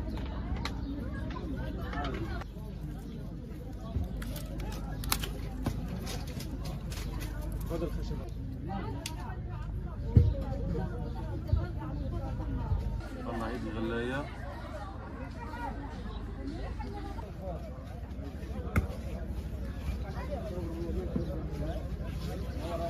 هذا العيد الأضحى لم يكن كسابق عادي، لا يوجد فيه لحوم، لا يوجد أضحيات، لا يوجد عاديات، لا يوجد حتى ملابس الأطفال. فيش فلوس انه احنا نجيب لحمة عيد او نشتري، مجبورين ان احنا نعمل اللحمة هذا ونطعميها لاولادنا. بعدين يعني احنا بنطلب منهم إن من الدول انها تقف معنا وتعمل هدنة روحنا على دولنا. Perdana Menteri Israel Benyamin Netanyahu telah membubarkan kabinet perang yang beranggotakan 6 orang pada hari Senin 17 Juni. Pembubaran ini dilakukan beberapa hari setelah seorang anggota paling penting, yaitu Benny Gantz, meninggalkan pemerintahan. Gantz merasa frustrasi dengan cara memimpin Israel, yaitu Benyamin Netanyahu, menangani perang di Gaza. Absennya Gantz dari pemerintahan membuat Netanyahu lebih bergantung pada sekutu ultranasionalisnya untuk memerintah. Pembubaran kabinet perang menggarisbawahi perubahan tersebut seiring dengan berlarutnya perang 8 bulan di Gaza. Netanyahu kini diperkirakan akan mengadakan konsultasi mengenai perang Gaza dengan sekelompok kecil menteri, termasuk Menteri Pertahanan Yoav Gallant dan Menteri Urusan Strategis Ron Dermer yang pernah berada di kabinet perang. Netanyahu telah menghadapi tuntutan dari mitra nasionalis agama dalam koalisinya, yaitu Menteri Keuangan Bezalel Smotrich dan Menteri Keagamaan Nasional Itamar Ben-Gvir untuk dimasukkan ke dalam kabinet perang. Tindakan seperti itu akan meningkatkan ketegangan dengan mitra internasional termasuk Amerika Serikat. Forum tersebut dibentuk setelah Gantz bergabung dengan Netanyahu dalam pemerintahan Persatuan Nasional pada awal perang Gaza pada Oktober lalu. Gantz dan Ernst Scott keduanya meninggalkan pemerintahan pekan lalu karena kegagalan Netanyahu dalam menyusun strategi perang Gaza.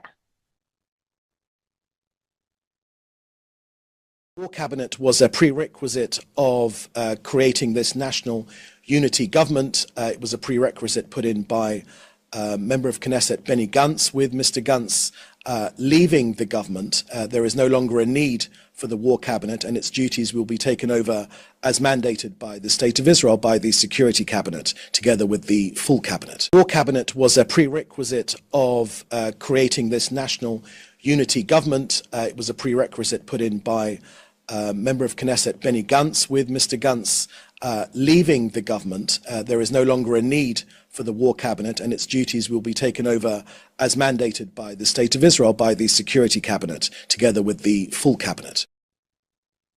Putra Mahkota Arab Saudi, Mohammed bin Salman, meminta komunitas internasional untuk mengakui negara Palestina yang merdeka pada Senin 17 Juni 2024. Ia menekankan pentingnya langkah ini untuk mencapai perdamaian. Putra Mahkota mengatakan pengakuan ini sesuai dengan perbatasan tahun 1967 dengan Yerusalem Timur sebagai ibu kotanya. Jika Palestina diakui sebagai negara merdeka, akan memungkinkan rakyatnya untuk mendapatkan hak yang sah. Selain itu, menurut Putra Mahkota Arab Saudi tersebut, hal ini akan membuka jalan bagi perdamaian yang adil dan abadi. MBS menekankan pentingnya menerapkan resolusi Dewan Keamanan PBB baru-baru ini, khususnya resolusi yang menganjurkan gencatan senjata segera di jalur Gaza. Dia mendesak komunitas internasional untuk mengambil semua tindakan yang diperlukan untuk melindungi kehidupan di Gaza. Putra Mahkota turut meminta masyarakat internasional untuk dapat ikut serta dalam mengakui negara Palestina yang merdeka. Pernyataan tersebut disampaikan Putra Mahkota di Istana Kerajaan di Istana Mina. Sementara itu, diketahui militer Israel telah mengumumkan jeda taktis selama 11 jam setiap harinya. Jeda pukul 8 pagi hingga 7 malam ini berlaku di daerah penyeberangan Karem Abu Salem atau Karem Shalom ke Jalan Salah al-Din dan kemudian ke utara. Ini dilakukan agar bantuan kemanusiaan dapat masuk ke jalur Gaza.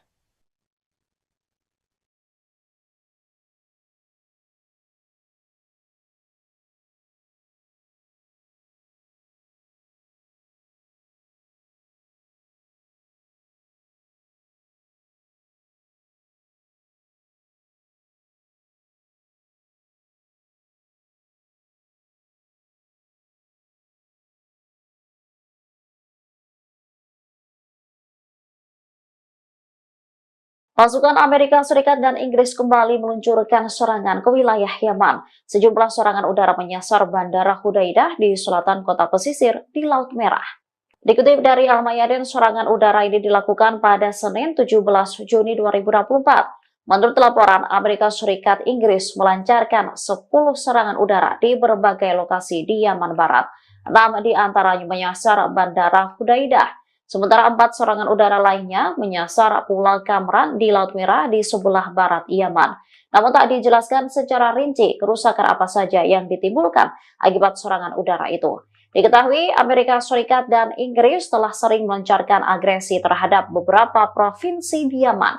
Tindakan ini dilakukan bersamaan dengan operasi yang dilancarkan Angkatan Bersenjata Yaman terhadap kapal-kapal Israel. Tak hanya itu, Houthi Yaman juga menargetkan kapal-kapal yang menuju Israel untuk mendukung warga Gaza.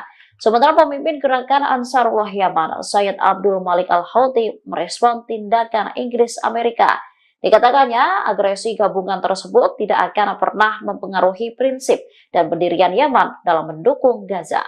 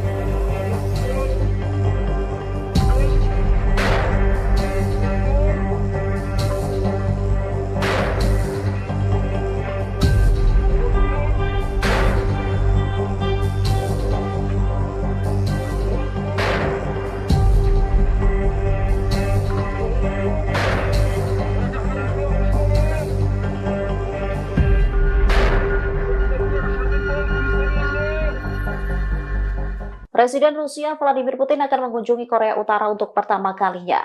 Hubungan Korea Utara dan Rusia ini membuat Amerika Serikat meradang. Presiden Vladimir Putin akan mengunjungi Korea Utara pada 18 hingga 19 Juni 2024 untuk pertama kalinya dalam 24 tahun. Putin sendiri terakhir kali mengunjungi Pyongyang pada Juli tahun 2000. Kunjungan ini menggarisbawahi berkembangnya kemitraan Moskow dengan negara bersenjata nuklir tersebut sejak invasi ke Ukraina. Kedatangan Putin untuk menghadiri undangan dari pemimpin Korea Utara Kim Jong-un. Undangan itu diberikan kepada Putin saat berkunjung ke timur jauh Rusia pada September lalu. Penasehat kebijakan luar negeri Putin, Yuri Usakov, lantas mengungkap tujuan pertemuan kedua pemimpin negara tersebut. Ia mengatakan Rusia dan Korut mungkin akan menandatangani perjanjian kemitraan yang akan mencakup masalah keamanan. Kesepakatan itu tidak akan ditujukan terhadap negara lain, namun akan menguraikan prospek kerjasama lebih lanjut. Merespon hal ini, Gedung Putih mengatakan pihaknya merasa terganggu dengan semakin dalamnya hubungan antara Rusia dan Korut. Mereka meyakini Putin akan mencari senjata untuk mendukung perangnya di Ukraina.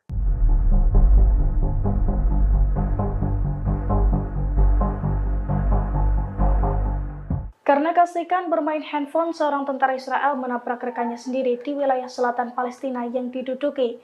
Imbas insiden tersebut, korban yang merupakan seorang tentara wanita Israel itu terpental. Ia juga terseret beberapa meter hingga mengalami luka-luka. Video detik-detik mobil tentara Israel menabrak rekannya sendiri itu dirilis melalui media sosial X Brigada Al-Quds, tepatnya pada Selasa 18 Juni 2024. Dalam video terlihat seorang tentara wanita tengah berjalan kaki menyeberang di sebuah persimpangan di selatan Palestina. Kemudian dari sisi kirinya sebuah mobil berwarna putih yang dikendarai tentara Israel melaju dengan kecepatan tinggi dan langsung menabrak wanita tersebut. Imbas insiden tersebut, tentara wanita itu terpental dengan keras dan terseret hingga beberapa meter. Ia pun tampak kesakitan saat ditolong oleh tentara yang menabraknya. Bahkan untuk menepi ke jalan, ia harus dibopong perlahan-lahan. Sementara dari keterangan video dijelaskan bahwa insiden tersebut terjadi akibat tentara Israel kasihkan bermain ponsel saat mengemudi.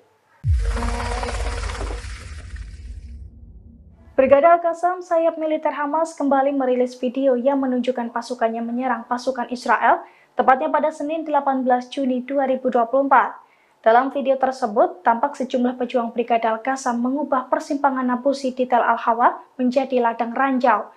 Saat puluhan tentara melintasi wilayah tersebut, ranjau langsung diledakkan dan membakar sejumlah tank dan tentara yang ada di dalamnya. Sejumlah tentara Israel dinyatakan tewas imbas serangan Al-Qassam tersebut. Selain itu, puluhan tentara Israel panik dan kocar-kacir menyelamatkan diri. Helikopter Israel juga terlihat mendarat di lokasi tersebut dengan iringan peledak. Puluhan tentara Israel itu pun dengan cepat masuk ke dalam helikopter untuk kabur dari wilayah tersebut.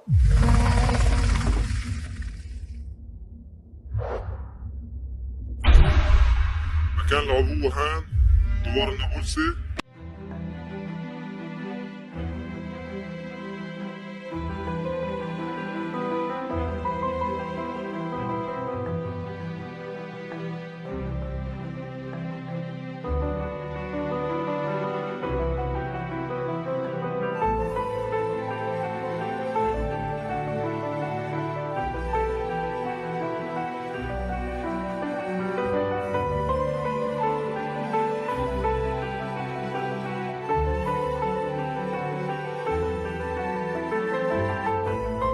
كان العبوة هان احتلال دوار النابلسي.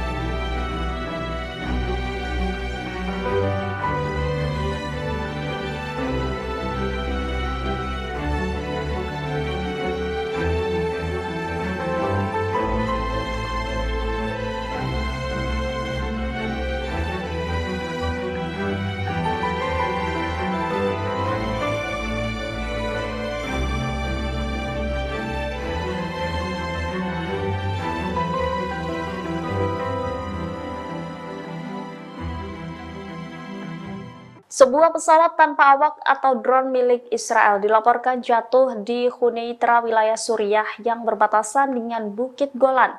Daerah ini adalah salah satu wilayah yang turut diduduki oleh Israel. Insiden jatuhnya drone ini juga dibenarkan sendiri oleh pasukan pertahanan Israel pada Senin 17 Juni 2024. Drone tersebut yakni model Skylark. IDF mengklaim drone tersebut sedang menjalani misi pengintaian. Militer tidak memberikan informasi detail terkait kecelakaan tersebut. Hanya saja IDF mengaku tidak ada rasa takut akan bocornya informasi dari pesawat tersebut.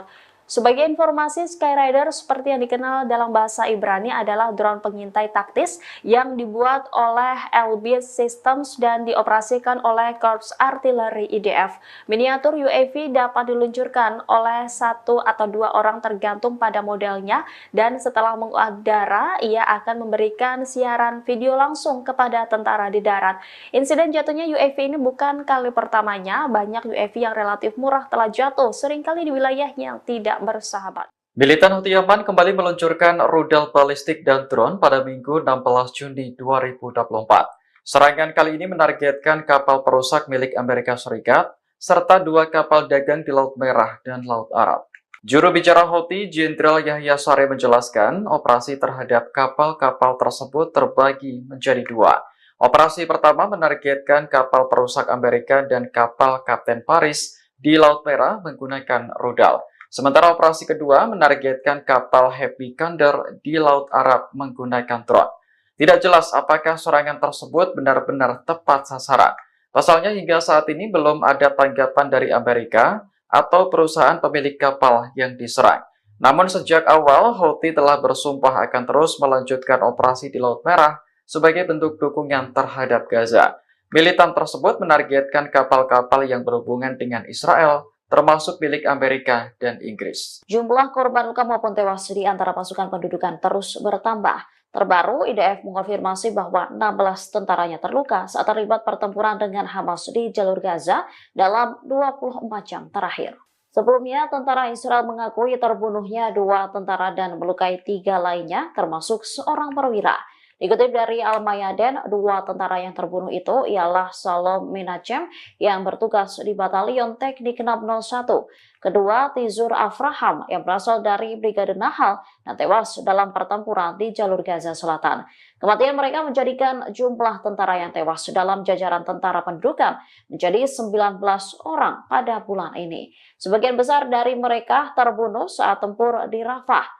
Padahal saat awal perang, militer Israel meyakini jika mereka mampu membunuh lebih banyak anggota Hamas di kota tersebut. Dengan demikian, jumlah tentara Israel yang tewas menjadi 664 orang sejak awal perang pada 7 Oktober 2023. Selain itu, 3.620 tentara terluka menurut laporan yang dipublikasikan Israel.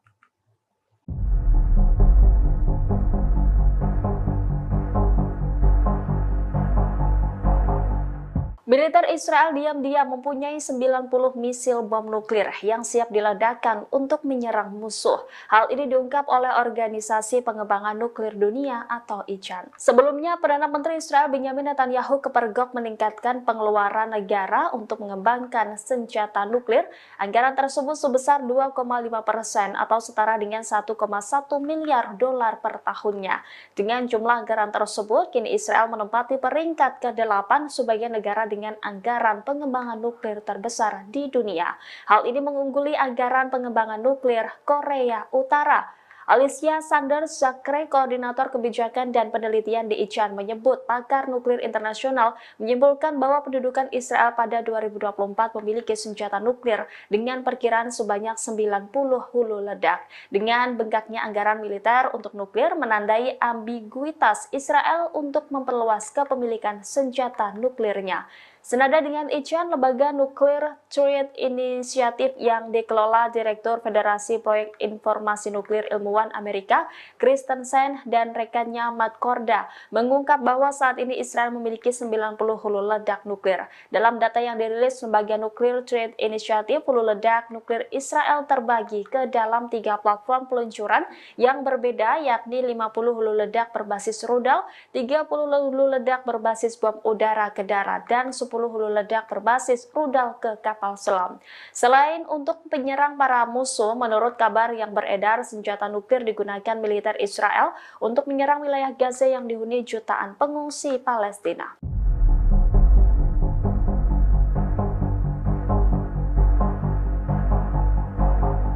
Sniper Israel tidak hanya menargetkan Hamas atau pejuang Palestina di jalur Gaza, bahkan kambing untuk korban di Gaza pun mereka tembak mati. Sebelumnya, beberapa warga Gaza berusaha mendapatkan kambing untuk mereka sembelih saat Hari Raya Idul Adha 2024. Namun upaya mereka untuk menjadikan kambing sebagai hewan kurban gagal terlaksana. Israel melarang hewan kurban dari luar masuk ke jalur Gaza. Kantor media Gaza mengatakan pasukan pendudukan melakukan kejahatan baru dengan mencegah masuknya hewan kurban dengan menutup semua penyeberangan jalur Gaza. Tidak hanya itu, Israel juga menembaki kambing-kambing sebelum Idul Adha. Niat warga Gaza berkorban pun akhirnya batal setelah menemukan kambing-kambing mereka mati. Sementara dalam video yang beredar di media sosial memperlihatkan beberapa ekor kambing mati. Kambing-kambing yang sedianya hendak dibuat hewan kurban kini tergeletak usai ditembak mati oleh sniper IDF. Terlihat hewan-hewan itu tergeletak di tengah reruntuhan bangunan Gaza.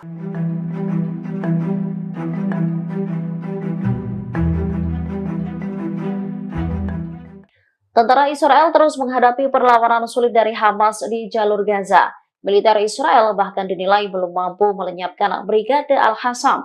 Di tengah kegagalan Israel, Tel Aviv dinilai mengalami krisis pendaftaran militer. Meski digempur tentara Israel, Hamas dan kelompok perlawanan lainnya masih terus mengobarkan perang. Akibatnya, IDF belum mampu melenyapkan Brigade Al-Qassam di kota Rafah. Dimungkinkan Tel Aviv akan mengakhiri operasi di sana tanpa mencapai tujuannya. Menurut seorang pengamat Israel, Ohad Hamo, Hamas telah berhasil membangun kembali dirinya di jalur Gaza. Laporan ini muncul bertepatan dengan terbunuhnya 11 tentara Israel. Media Israel, Ibrani menggambarkan serangan itu sebagai yang paling mematikan di Gaza sejak Januari. Ketika pertempuran berkobar, krisis pendaftaran militer di Tel Aviv terus memburuk. Israel diduga tengah membentuk divisi baru untuk pasukan cadangan di atas usia pensiun 40 tahun. Hal ini dilakukan untuk memenuhi kekurangan pasukan di medan perang. Kekurangan pasukan terjadi lantaran banyaknya tentara yang terbunuh, bahkan ribuan IDF mengalami luka-luka.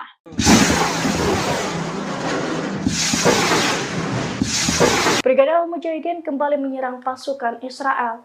Mereka menghujani sejumlah peledak dan roket 107 hingga mengakibatkan kendaraan lapis baja Israel terbakar.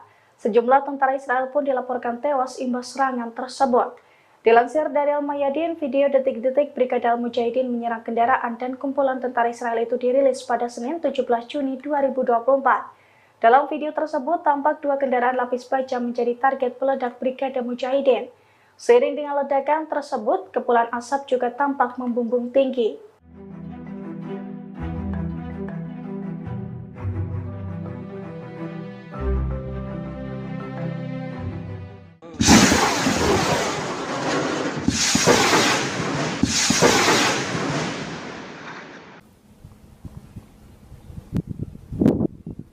Israel masih akan terus melanjutkan operasi militer di Gaza meski kabinet perang telah dibubarkan. Nantinya tugas-tugas kabinet perang akan diambil alih oleh kabinet keamanan, sebuah badan yang sudah ada sebelumnya. Hal itu disampaikan juru bicara kantor Perdana Menteri Israel, David Menchar, pada Senin 17 Juni. Ia menjelaskan dua syarat mutlak terbentuknya kabinet perang, yakni ada mantan Panglima Angkatan Darat dan Menteri Pertahanan. Jika salah satu dari keduanya tidak terpenuhi, maka kabinet perang juga tidak dapat dilanjutkan. Sebelumnya, mantan Panglima Angkatan Darat Israel Benny Gantz mundur dari pemerintahan pada awal Juni. Alasannya karena ia kecewa dengan Perdana Menteri Benjamin Netanyahu yang dianggap gagal membuat kesepakatan terkait pembebasan sandera. Laporan dari The Guardian menyebutkan bubarnya kabinet perang tidak akan berdampak signifikan pada konflik. Pasalnya, pengambilan keputusan akan kembali ke kabinet keamanan. Namun, sejumlah pakar meyakini bubarnya kabinet perang lebih berdampak pada politik. Kabinet perang Israel secara resmi dibubarkan oleh Perdana Menteri Benjamin Netanyahu. Merespon keputusan Netanyahu, Amerika Serikat mengaku tak ikut campur. Koordinator Komunikasi Strategis Dewan Keamanan Nasional Amerika Serikat di Gedung Putih, John Kirby, buka suara. Ia menegaskan Amerika Serikat yang akan berurusan dengan Perdana Menteri Israel Benjamin Netanyahu. Menurutnya, Washington tidak berurusan dengan kabinet perang Israel karena itu bukan hak mereka. John Kirby lantas menyinggung soal masalah distribusi bantuan kemanusiaan di Gaza. Apabila bantuan tak mencukupi, Amerika meminta agar Israel segera mengambil tindakan dan memfasilitasi. Lebih lanjut, ia memperingatkan Israel dan Hizbullah agar tidak meningkatkan pertempuran di perbatasan Lebanon. Diketahui, dibubarkannya kabinet perang Israel ini disampaikan Netanyahu pada Senin 17 Juni 2024. Langkah ini diambil setelah ekstremis Zionis Itamar Ben-Gvir mendesak untuk bergabung. Sebelumnya, kabinet perang Israel mengalami perpecahan. Kondisi ini terjadi setelah menteri penting dalam kabinet itu, Benny Gantz, mengundurkan diri bersama Menteri Eisenkot. Aksi demonstrasi di luar kediaman Perdana Menteri Israel Benjamin Netanyahu pada Senin 17 Juni malam berakhir ricuh. Sejumlah warga diseret hingga dibanting oleh polisi gara-gara ingin menerobos pagar pembatas rumah Netanyahu. Menurut laporan The Times of Israel, 9 orang ditangkap dan 3 lainnya dilarikan ke rumah sakit seusai terlibat bentrok. Dalam demonstrasi tersebut, massa menuntut digelar pemilu guna memilih pemimpin Israel yang baru. Selain itu, mereka juga mendesak pemerintah segera membuat kesepakatan untuk menjamin pembebasan sandera dari Gaza.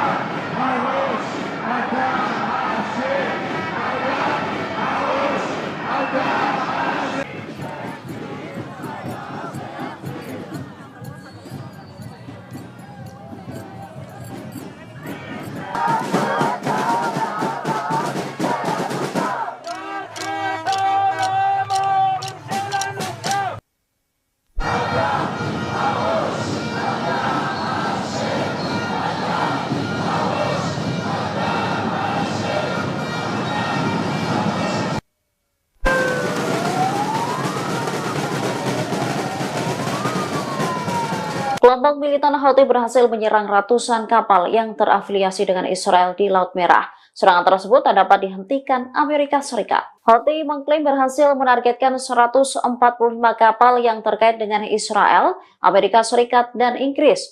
Jumlah ini dilaporkan pemimpin gerakan perlawanan Ansarullah yang berkuasa di Yaman, Abdul Malik al-Houthi.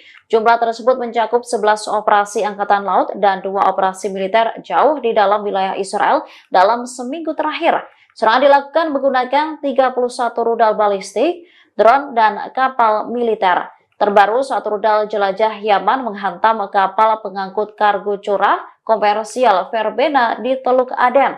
Verbena adalah kapal pengangkut kargo curah berbendera pahlawan milik Ukraina. Serangan itu mengakibatkan kapal terbakar dan melukai seorang awak kapal. Pertempuran laut melawan Yaman adalah pertempuran laut terbesar yang pernah diikuti Washington sejak Perang Dunia II.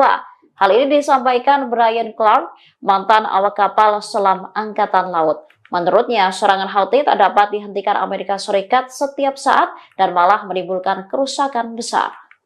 Pasukan pendudukan Israel mengklaim membunuh seorang anggota senior yang bertugas di unit roket Hizbullah. Korban terbunuh setelah militer Zionis melakukan serangan menggunakan pesawat tak berawak ke Lebanon Selatan pada Senin 17 Juni 2024 pagi waktu setempat.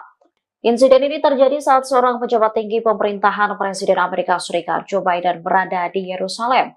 Kedatangannya untuk pertemuan dengan para pemimpin Israel yang bertujuan mencegah eskalasi lebih lanjut di sepanjang perbatasan utara. Namun Israel malah meluncurkan serangan hingga menyebabkan tewasnya mujahidin Hizbullah. Dikutip dari The Times of Israel, korban tewas diidentifikasi sebagai Muhammad Ayub. Menurut laporan, ia terbunuh di desa Salah di distrik Tire. Menurut IDF, Ayub bertugas di unit roket divisi regional Nasr Hizbullah. Ia diduga berada di balik serangan roket terhadap Israel. Sebelumnya, seorang komandan unit Nasr, Talib Abdullah, juga terbunuh. Merespon serangan itu, Hizbullah meluncurkan ratusan roket menyasar wilayah Israel dalam beberapa hari. Pasukan pertahanan Israel mengklaim telah merebut kendali kota Rafah setidaknya 70% pada Senin 17 Juni 2024. Operasi di Rafah diperkirakan akan selesai dalam beberapa pekan ke depan. Otoritas penyiaran Israel melaporkan selama 40 hari terakhir Divisi 162 telah melakukan manuver darat di Rafah. Hampir seluruh wilayah Rafah telah mencapai kendali operasional penuh.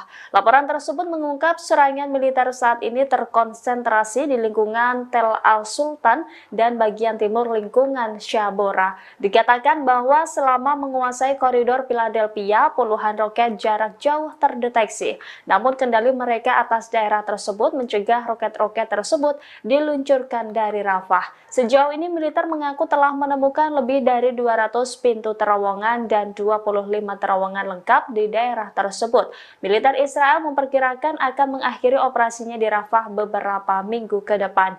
Kini militer disebut sedang menunggu arahan politik terkait apakah akan tetap berada di daerah itu atau mundur. Klaim ini muncul setelah Perdana Menteri Israel Benyamin Netanyahu mengumumkan pembubaran kabinet kabinet perang. Kabinet perang Israel tidak bisa dilanjutkan karena Benny Gantz mundur awal bulan ini. Meski kabinet perang bubar, Israel masih tetap melanjutkan operasi militernya melawan Hamas. Tugas-tugas kabinet perang akan diambil alih oleh kabinet keamanan, sebuah badan yang sudah ada sebelumnya.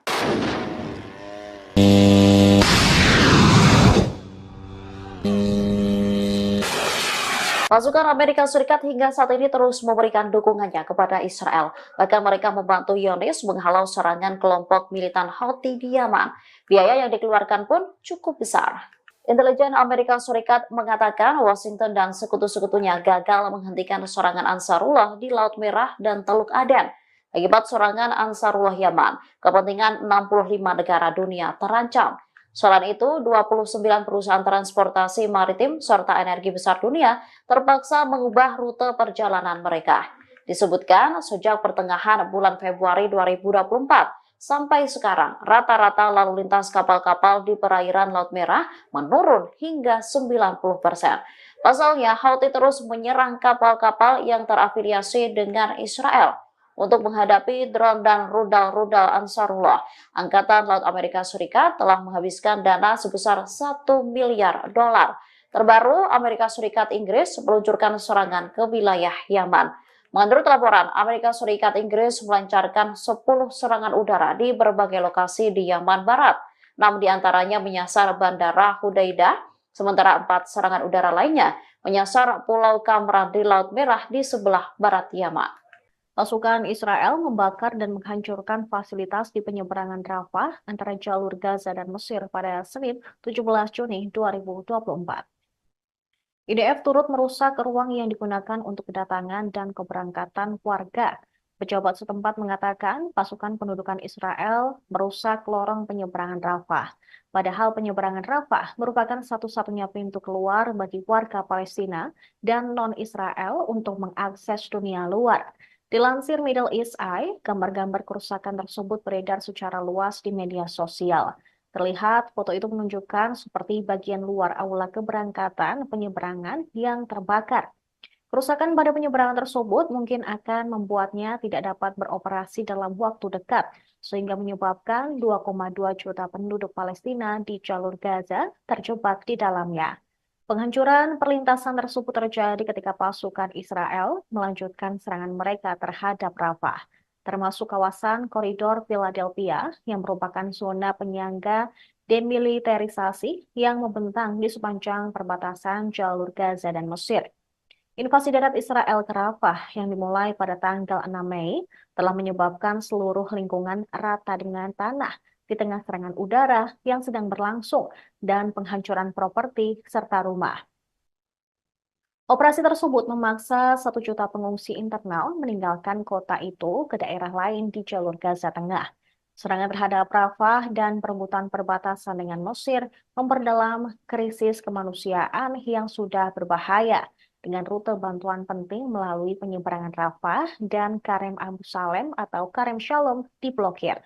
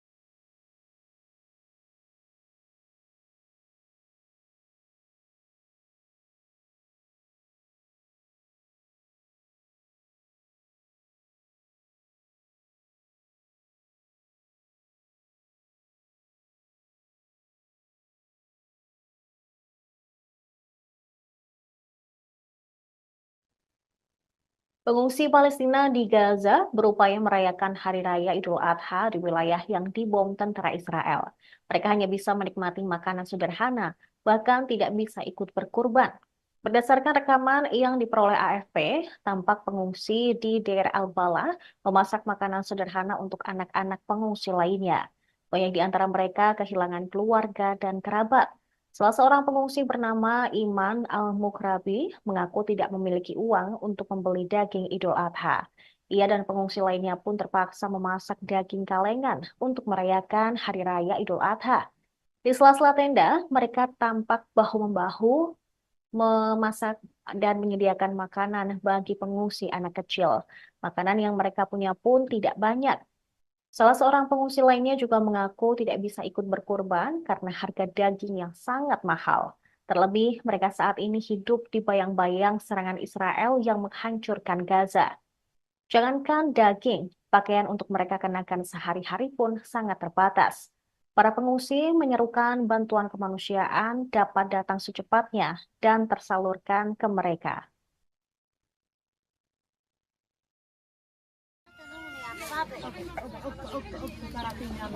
خليها حبة توصل والله ما تعرفين طيب مننا ولا مننا اكل لك اختي انا هنا يا حبيبتي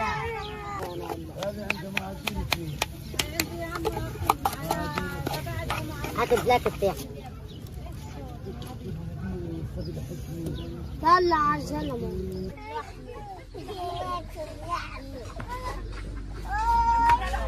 هاي ولاد صحة يا صالح صالح هد وهيك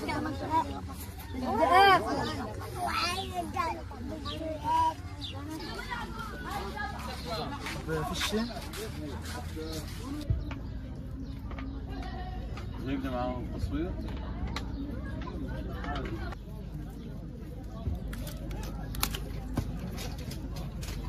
طلع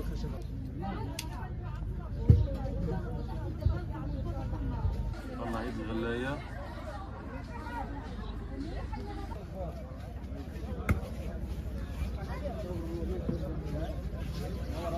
هذا العيد الأضحى لم يكن كسابق عادي، لا يوجد فيه لحوم، لا يوجد أضحيات، لا يوجد عاديات، لا يوجد حتى ملابس الأطفال. فيش فلوس انه احنا نجيب لحمة عيد او نشتري، مجبورين ان احنا نعمل اللحمة هذا ونطعميها لاولادنا.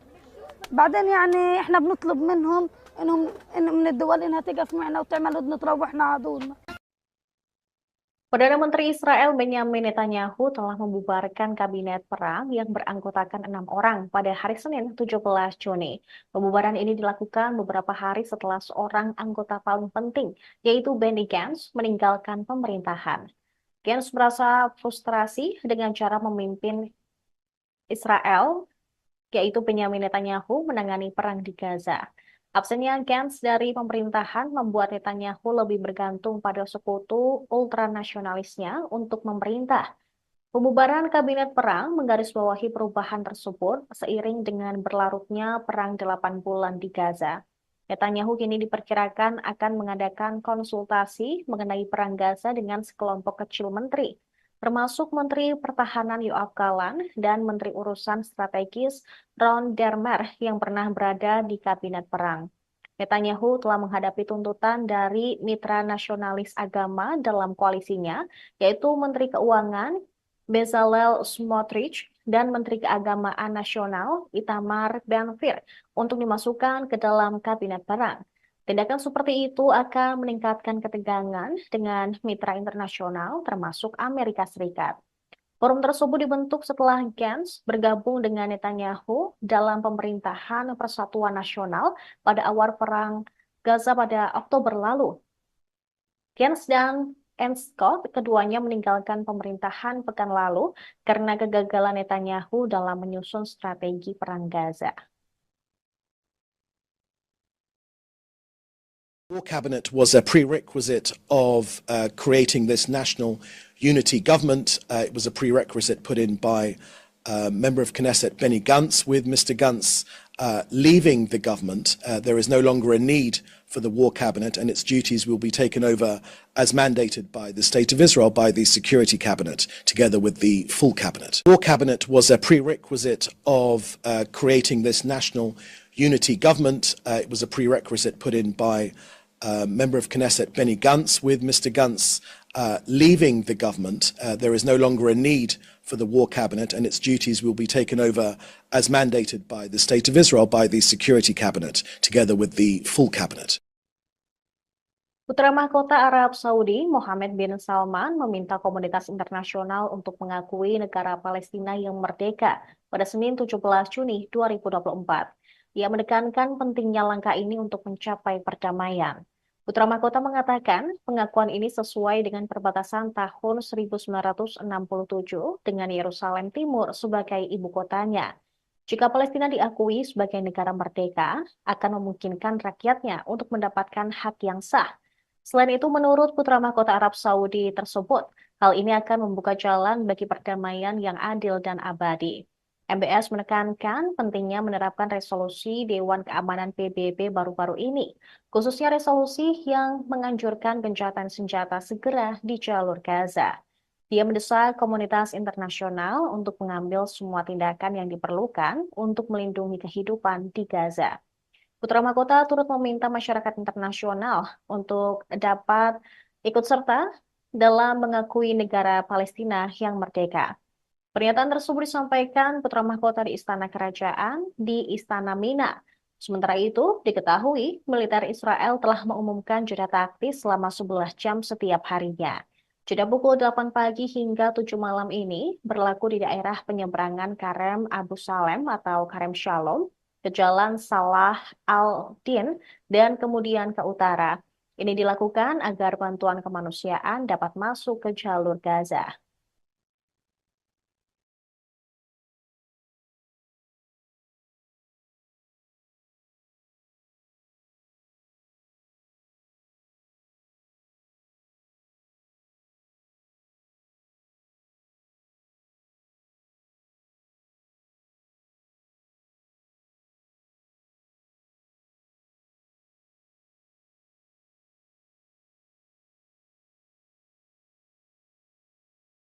Pasukan Amerika Serikat dan Inggris kembali meluncurkan serangan ke wilayah Yaman. Sejumlah serangan udara menyasar Bandara Hudaidah di selatan kota pesisir di Laut Merah.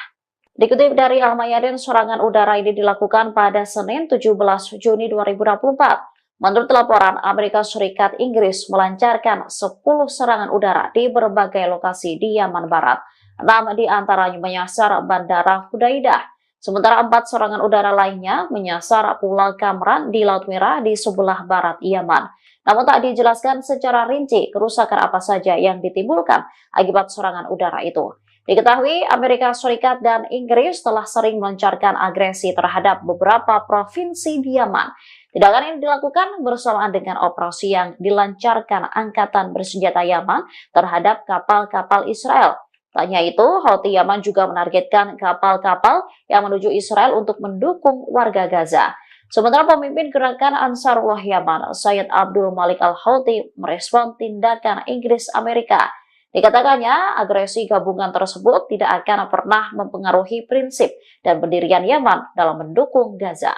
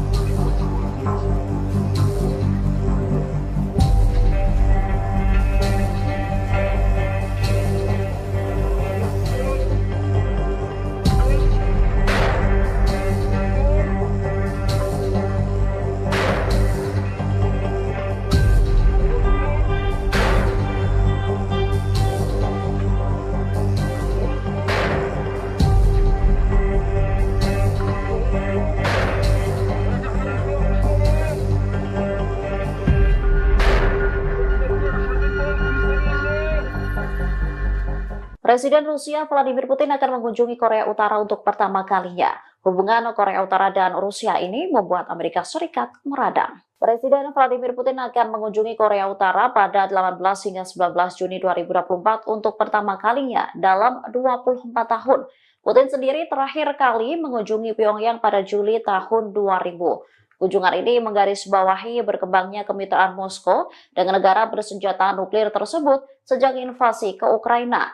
Kedatangan Putin untuk menghadiri undangan dari pemimpin Korea Utara Kim Jong-un Undangan itu diberikan kepada Putin saat berkunjung ke timur jauh Rusia pada September lalu.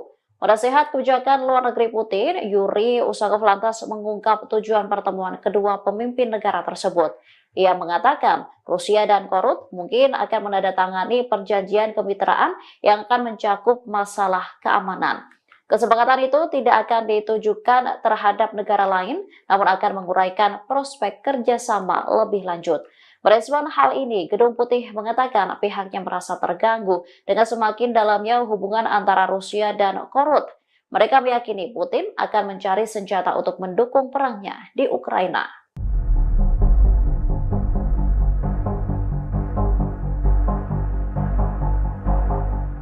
Karena kasihkan bermain handphone, seorang tentara Israel menabrak rekannya sendiri di wilayah selatan Palestina yang diduduki. Imbas insiden tersebut, korban yang merupakan seorang tentara wanita Israel itu terpental. Ia juga terseret beberapa meter hingga mengalami luka-luka. Video detik-detik mobil tentara Israel menabrak rekannya sendiri itu dirilis melalui media sosial X Brigada Al-Quds, tepatnya pada Selasa 18 Juni 2024. Dalam video terlihat seorang tentara wanita tengah berjalan kaki menyeberang di sebuah persimpangan di selatan Palestina.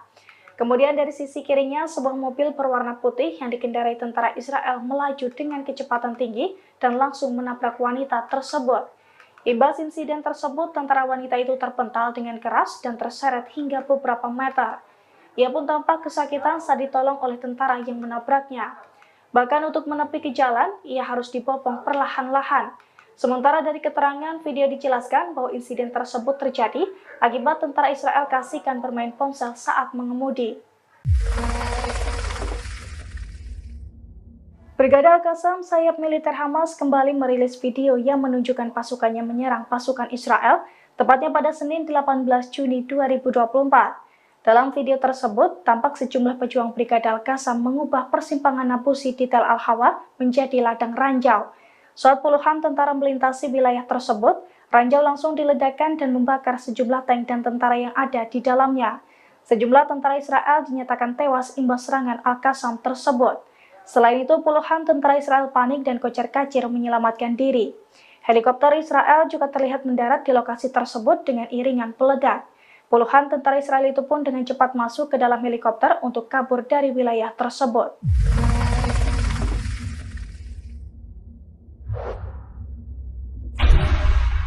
مكان العبوة هان دوار النابلسي.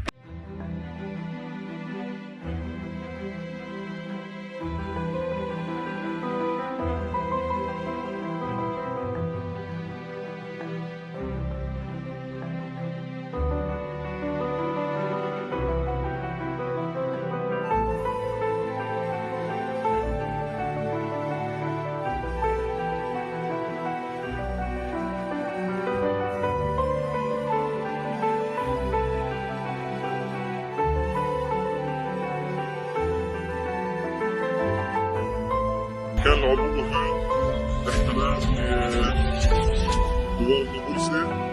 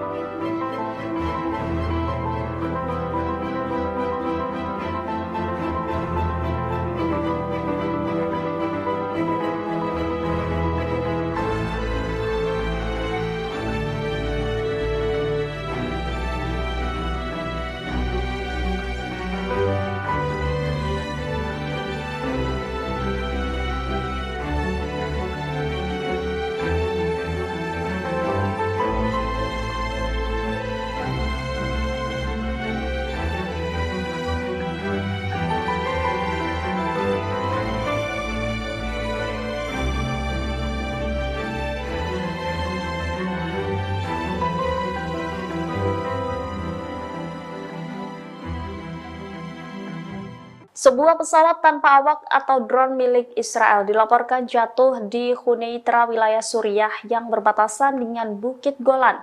Daerah ini adalah salah satu wilayah yang turut diduduki oleh Israel. Insiden jatuhnya drone ini juga dibenarkan sendiri oleh pasukan pertahanan Israel pada Senin 17 Juni 2024. Drone tersebut yakni model Skylark. IDF mengklaim drone tersebut sedang menjalani misi pengintaian. Militer tidak memberikan informasi detail terkait kecelakaan tersebut. Hanya saja IDF mengaku tidak ada rasa takut akan bocornya informasi dari pesawat tersebut.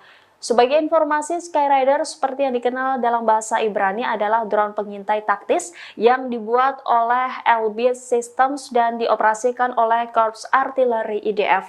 Miniatur UAV dapat diluncurkan oleh 1 atau 2 orang tergantung pada modelnya, dan setelah mengudara, ia akan memberikan siaran video langsung kepada tentara di darat.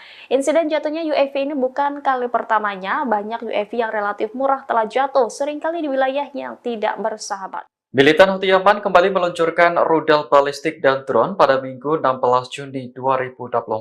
Serangan kali ini menargetkan kapal perusak milik Amerika Serikat serta 2 kapal dagang di Laut Merah dan Laut Arab. Juru bicara Houthi, Jenderal Yahya Saree menjelaskan operasi terhadap kapal-kapal tersebut terbagi menjadi 2. Operasi pertama menargetkan kapal perusak Amerika dan kapal Kapten Paris di Laut Merah menggunakan rudal. Sementara operasi kedua menargetkan kapal Happy Condor di Laut Arab menggunakan drone. Tidak jelas apakah serangan tersebut benar-benar tepat sasaran.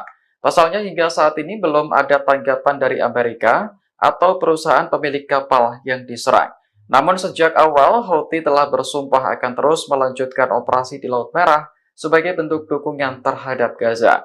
Militan tersebut menargetkan kapal-kapal yang berhubungan dengan Israel, termasuk milik Amerika dan Inggris. Jumlah korban luka maupun tewas di antara pasukan pendudukan terus bertambah. Terbaru, IDF mengonfirmasi bahwa 16 tentaranya terluka saat terlibat pertempuran dengan Hamas di jalur Gaza dalam 24 jam terakhir. Sebelumnya, tentara Israel mengakui terbunuhnya 2 tentara dan melukai 3 lainnya, termasuk seorang perwira. Dikutip dari Al-Mayadin, 2 tentara yang terbunuh itu ialah Salom Menachem yang bertugas di Batalion Teknik 601. Kedua, Tizur Afraham yang berasal dari Brigade Nahal dan tewas dalam pertempuran di jalur Gaza Selatan. Kematian mereka menjadikan jumlah tentara yang tewas dalam jajaran tentara pendudukan menjadi 19 orang pada bulan ini. Sebagian besar dari mereka terbunuh saat tempur di Rafah. Padahal saat awal perang, militer Israel meyakini jika mereka mampu membunuh lebih banyak anggota Hamas di kota tersebut. Dengan demikian, jumlah tentara Israel yang tewas menjadi 664 orang sejak awal perang pada 7 Oktober 2023. Selain itu, 3.620 tentara terluka menurut laporan yang dipublikasikan Israel.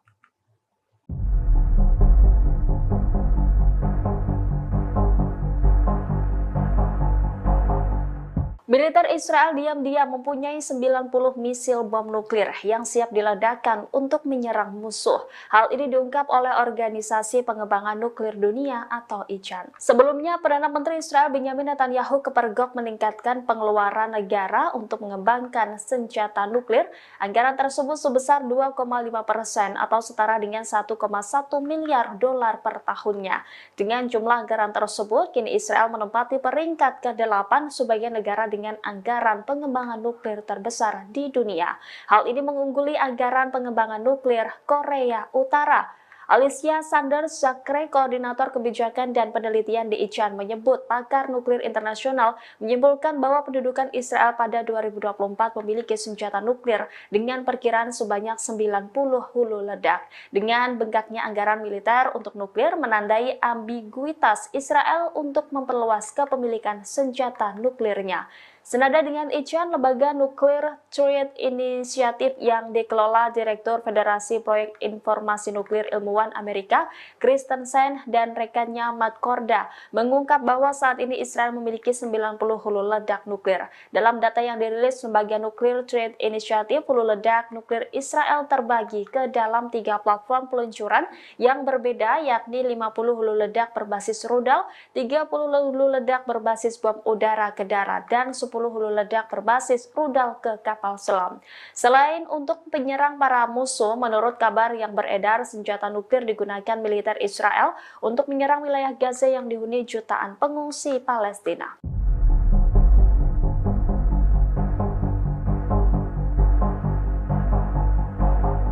Sniper Israel tidak hanya menargetkan Hamas atau pejuang Palestina di jalur Gaza, bahkan kambing untuk korban di Gaza pun mereka tembak mati. Sebelumnya, beberapa warga Gaza berusaha mendapatkan kambing untuk mereka sembelih saat Hari Raya Idul Adha 2024. Namun upaya mereka untuk menjadikan kambing sebagai hewan kurban gagal terlaksana. Israel melarang hewan kurban dari luar masuk ke jalur Gaza. Kantor media Gaza mengatakan pasukan pendudukan melakukan kejahatan baru dengan mencegah masuknya hewan kurban dengan menutup semua penyeberangan jalur Gaza. Tidak hanya itu, Israel juga menembaki kambing-kambing sebelum Idul Adha. Niat warga Gaza berkorban pun akhirnya batal setelah menemukan kambing-kambing mereka mati. Sementara dalam video yang beredar di media sosial memperlihatkan beberapa ekor kambing mati. Kambing-kambing yang sedianya hendak dibuat hewan kurban kini tergeletak usai ditembak mati oleh sniper IDF. Terlihat hewan-hewan itu tergeletak di tengah reruntuhan bangunan Gaza.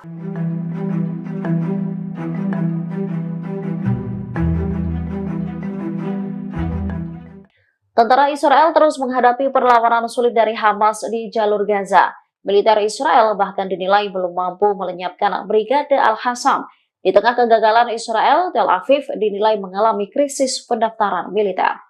Meski digempur tentara Israel, Hamas dan kelompok perlawanan lainnya masih terus mengobarkan perang. Akibatnya, IDF belum mampu melenyapkan Brigade Al-Qassam di kota Rafah. Dimungkinkan Tel Aviv akan mengakhiri operasi di sana tanpa mencapai tujuannya. Menurut seorang pengamat Israel, Ohad Hamo, Hamas telah berhasil membangun kembali dirinya di jalur Gaza. Laporan ini muncul bertepatan dengan terbunuhnya 11 tentara Israel. Media Israel, Ibrani menggambarkan serangan itu sebagai yang paling mematikan di Gaza sejak Januari. Ketika pertempuran berkobar, krisis pendaftaran militer di Tel Aviv terus memburuk. Israel diduga tengah membentuk divisi baru untuk pasukan cadangan di atas usia pensiun 40 tahun. Hal ini dilakukan untuk memenuhi kekurangan pasukan di medan perang. Kekurangan pasukan terjadi lantaran banyaknya tentara yang terbunuh, bahkan ribuan IDF mengalami luka-luka.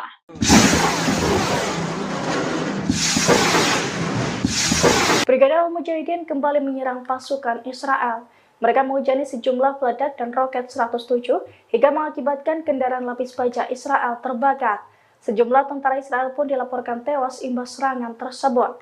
Dilansir dari Al-Mayadin, video detik-detik Brigade Al-Mujahidin menyerang kendaraan dan kumpulan tentara Israel itu dirilis pada Senin 17 Juni 2024. Dalam video tersebut, tampak dua kendaraan lapis baja menjadi target peledak Brigade Mujahidin. Seiring dengan ledakan tersebut, kepulan asap juga tampak membumbung tinggi.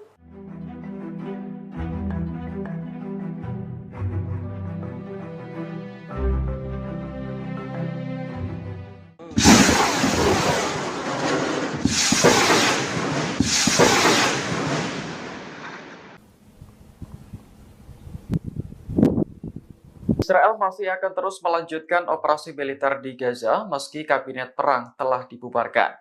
Nantinya tugas-tugas kabinet perang akan diambil alih oleh kabinet keamanan, sebuah badan yang sudah ada sebelumnya. Hal itu disampaikan juru bicara kantor Perdana Menteri Israel, David Menchar, pada Senin 17 Juni.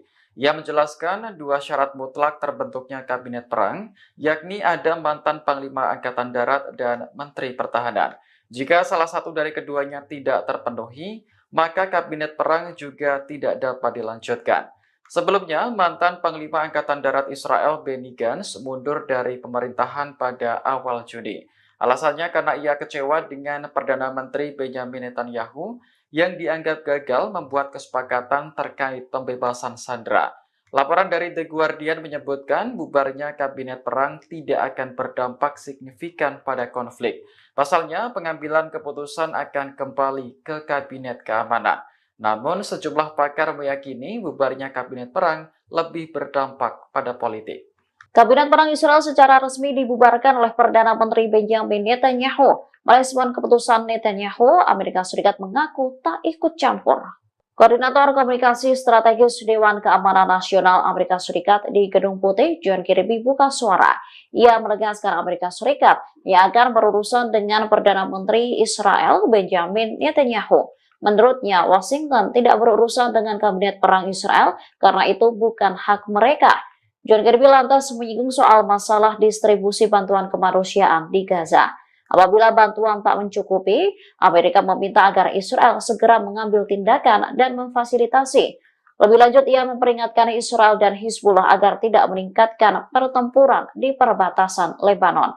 Diketahui, dibubarkannya Kabinet Perang Israel ini disampaikan Netanyahu pada Senin 17 Juni 2024. Langkah ini diambil setelah ekstremis Zionis Itamar Ben-Gvir mendesak untuk bergabung.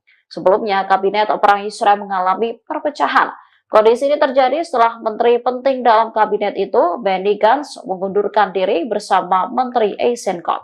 Aksi demonstrasi di luar kediaman Perdana Menteri Israel Benjamin Netanyahu pada Senin 17 Juni malam berakhir ricuh. Sejumlah warga diseret hingga dibanting oleh polisi gara-gara ingin menerobos pagar pembatas rumah Netanyahu. Menurut laporan The Times of Israel, 9 orang ditangkap dan 3 lainnya dilarikan ke rumah sakit seusai terlibat bentrok.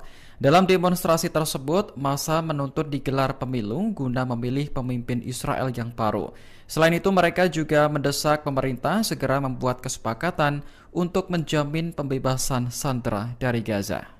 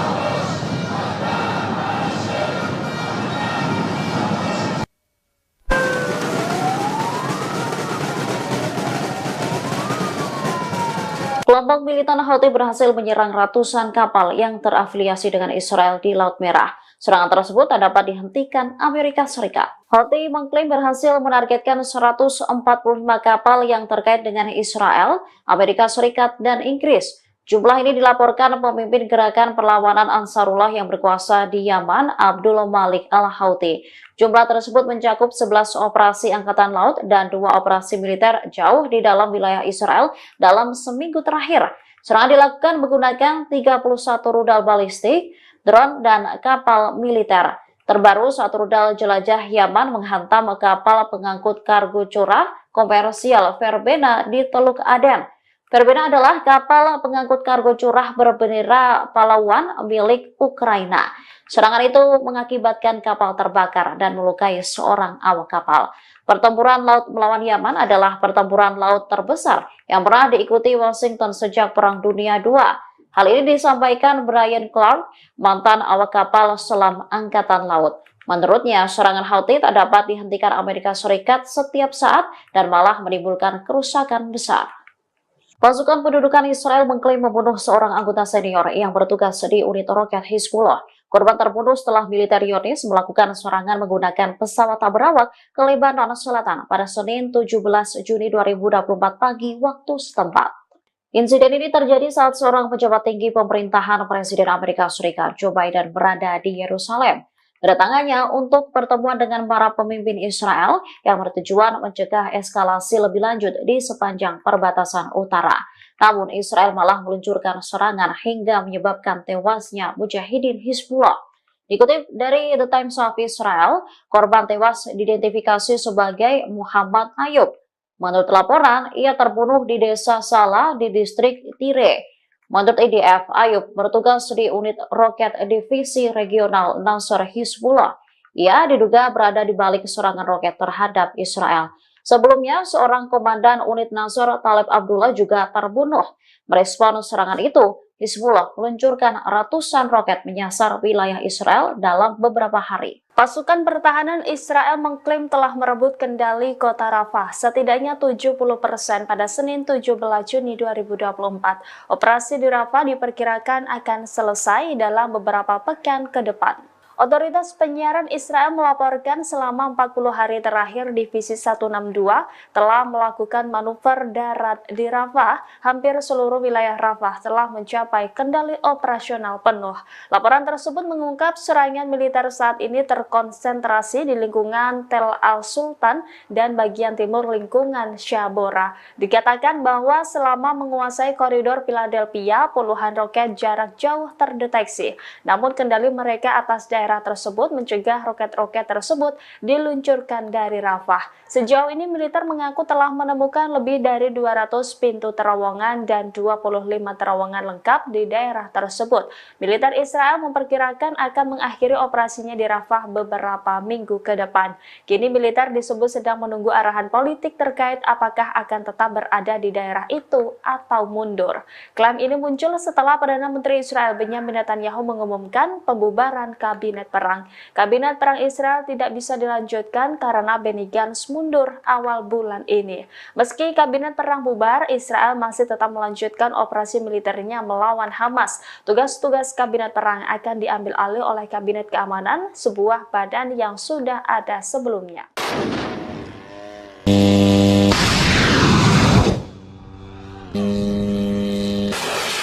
Pasukan Amerika Serikat hingga saat ini terus memberikan dukungannya kepada Israel. Bahkan mereka membantu Zionis menghalau serangan kelompok militan Houthi di Yaman. Biaya yang dikeluarkan pun cukup besar. Intelijen Amerika Serikat mengatakan Washington dan sekutu-sekutunya gagal menghentikan serangan Ansarullah di Laut Merah dan Teluk Aden. Akibat serangan Ansarullah Yaman, kepentingan 65 negara dunia terancam. Selain itu, 29 perusahaan transportasi maritim serta energi besar dunia terpaksa mengubah rute perjalanan mereka.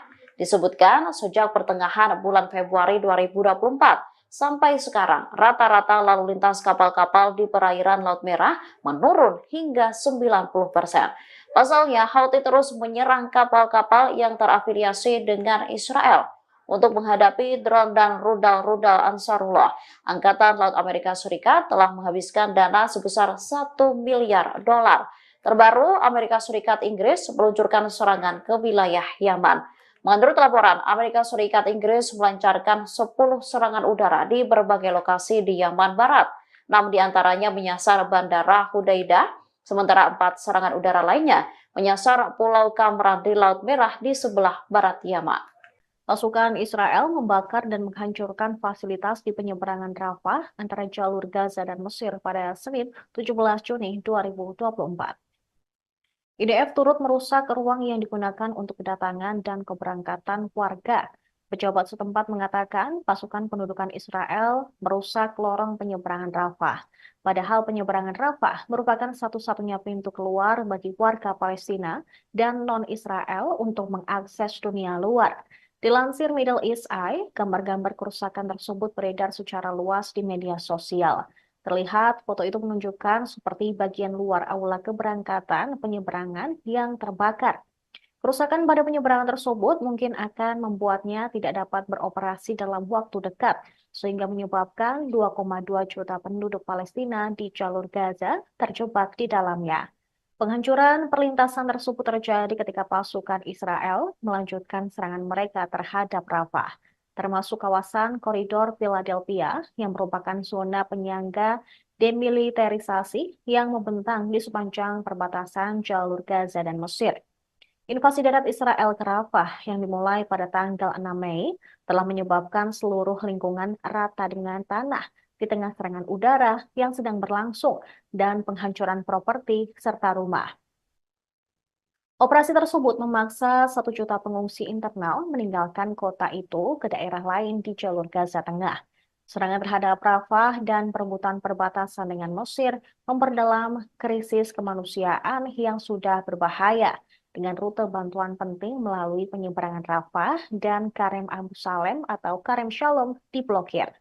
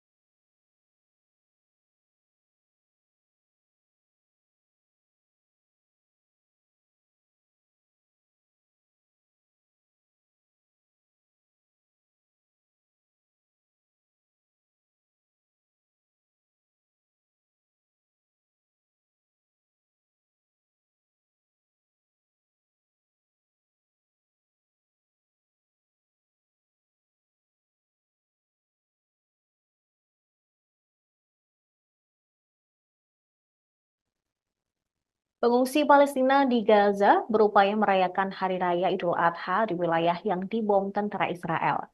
Mereka hanya bisa menikmati makanan sederhana, bahkan tidak bisa ikut berkurban.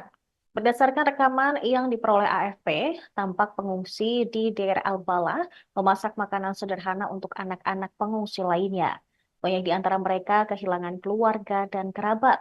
Salah seorang pengungsi bernama Iman Al-Mukrabi mengaku tidak memiliki uang untuk membeli daging Idul Adha. Ia dan pengungsi lainnya pun terpaksa memasak daging kalengan untuk merayakan Hari Raya Idul Adha. Di sela-sela tenda, mereka tampak bahu-membahu memasak dan menyediakan makanan bagi pengungsi anak kecil. Makanan yang mereka punya pun tidak banyak. Salah seorang pengungsi lainnya juga mengaku tidak bisa ikut berkurban karena harga daging yang sangat mahal. Terlebih, mereka saat ini hidup di bayang-bayang serangan Israel yang menghancurkan Gaza. Jangankan daging, pakaian untuk mereka kenakan sehari-hari pun sangat terbatas. Para pengungsi menyerukan bantuan kemanusiaan dapat datang secepatnya dan tersalurkan ke mereka.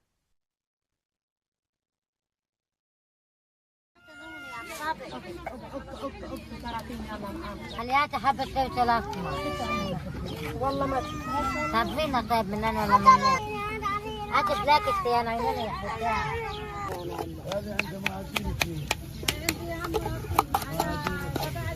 هات بلاكت يا طلع على الزلمة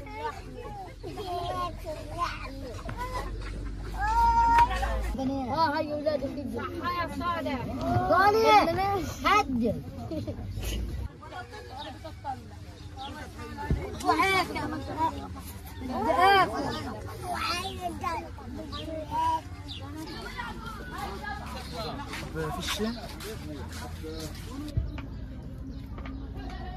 يبدأ معاهم التصوير.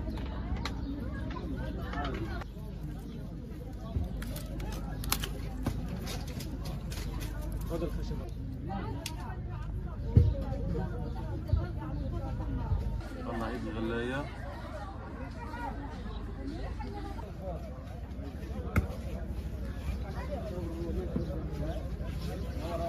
هذا العيد الأضحى لم يكن كسابق عادي، لا يوجد فيه لحوم، لا يوجد أضحيات، لا يوجد عاديات، لا يوجد حتى ملابس الأطفال. فيش فلوس انه احنا نجيب لحمة عيد او نشتري، مجبورين ان احنا نعمل اللحمة هذا ونطعميها لاولادنا. بعدين يعني احنا بنطلب منهم إن من الدول انها تقف معنا وتعمل هدنة روحنا على دورنا. Perdana Menteri Israel Benyamin Netanyahu telah membubarkan kabinet perang yang beranggotakan 6 orang pada hari Senin 17 Juni. Pembubaran ini dilakukan beberapa hari setelah seorang anggota paling penting, yaitu Benny Gantz, meninggalkan pemerintahan. Gantz merasa frustrasi dengan cara memimpin Israel, yaitu Benyamin Netanyahu, menangani perang di Gaza. Absennya Gantz dari pemerintahan membuat Netanyahu lebih bergantung pada sekutu ultranasionalisnya untuk memerintah. Pembubaran kabinet perang menggarisbawahi perubahan tersebut seiring dengan berlarutnya perang 8 bulan di Gaza. Netanyahu kini diperkirakan akan mengadakan konsultasi mengenai perang Gaza dengan sekelompok kecil menteri, termasuk Menteri Pertahanan Yoav Gallant dan Menteri Urusan Strategis Ron Dermer yang pernah berada di kabinet perang. Netanyahu telah menghadapi tuntutan dari mitra nasionalis agama dalam koalisinya, yaitu Menteri Keuangan Bezalel Smotrich dan Menteri Keagamaan Nasional Itamar Ben-Gvir untuk dimasukkan ke dalam kabinet perang. Tindakan seperti itu akan meningkatkan ketegangan dengan mitra internasional termasuk Amerika Serikat. Forum tersebut dibentuk setelah Gantz bergabung dengan Netanyahu dalam pemerintahan Persatuan Nasional pada awal perang Gaza pada Oktober lalu. Gantz dan Scott keduanya meninggalkan pemerintahan pekan lalu karena kegagalan Netanyahu dalam menyusun strategi perang Gaza. War cabinet was a prerequisite of creating this national unity government. It was a prerequisite put in by member of Knesset Benny Gantz. With Mr. Gantz leaving the government, there is no longer a need for the war cabinet, and its duties will be taken over as mandated by the State of Israel, by the Security Cabinet, together with the full cabinet. The war cabinet was a prerequisite of creating this national unity government. It was a prerequisite put in by member of Knesset Benny Gantz. With Mr. Gantz leaving the government, there is no longer a need for the war cabinet, and its duties will be taken over as mandated by the State of Israel, by the Security Cabinet, together with the full cabinet. Putra Mahkota Arab Saudi, Mohammed bin Salman, meminta komunitas internasional untuk mengakui negara Palestina yang merdeka pada Senin 17 Juni 2024. Ia menekankan pentingnya langkah ini untuk mencapai perdamaian.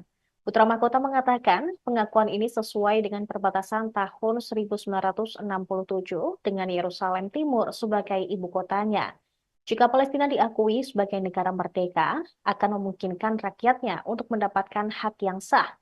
Selain itu, menurut Putra Mahkota Arab Saudi tersebut, hal ini akan membuka jalan bagi perdamaian yang adil dan abadi.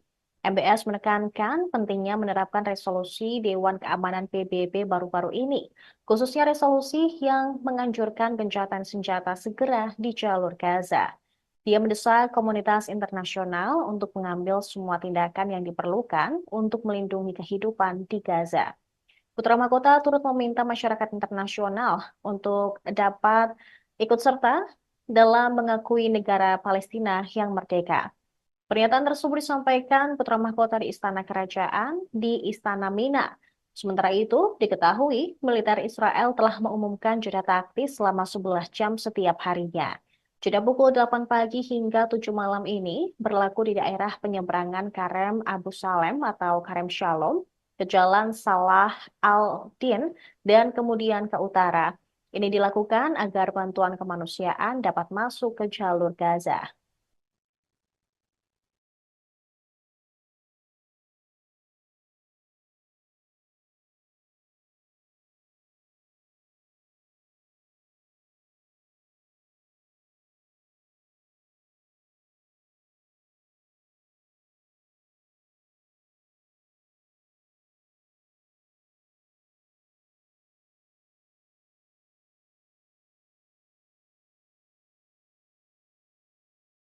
Pasukan Amerika Serikat dan Inggris kembali meluncurkan serangan ke wilayah Yaman. Sejumlah serangan udara menyasar Bandara Hudaidah di selatan kota pesisir di Laut Merah.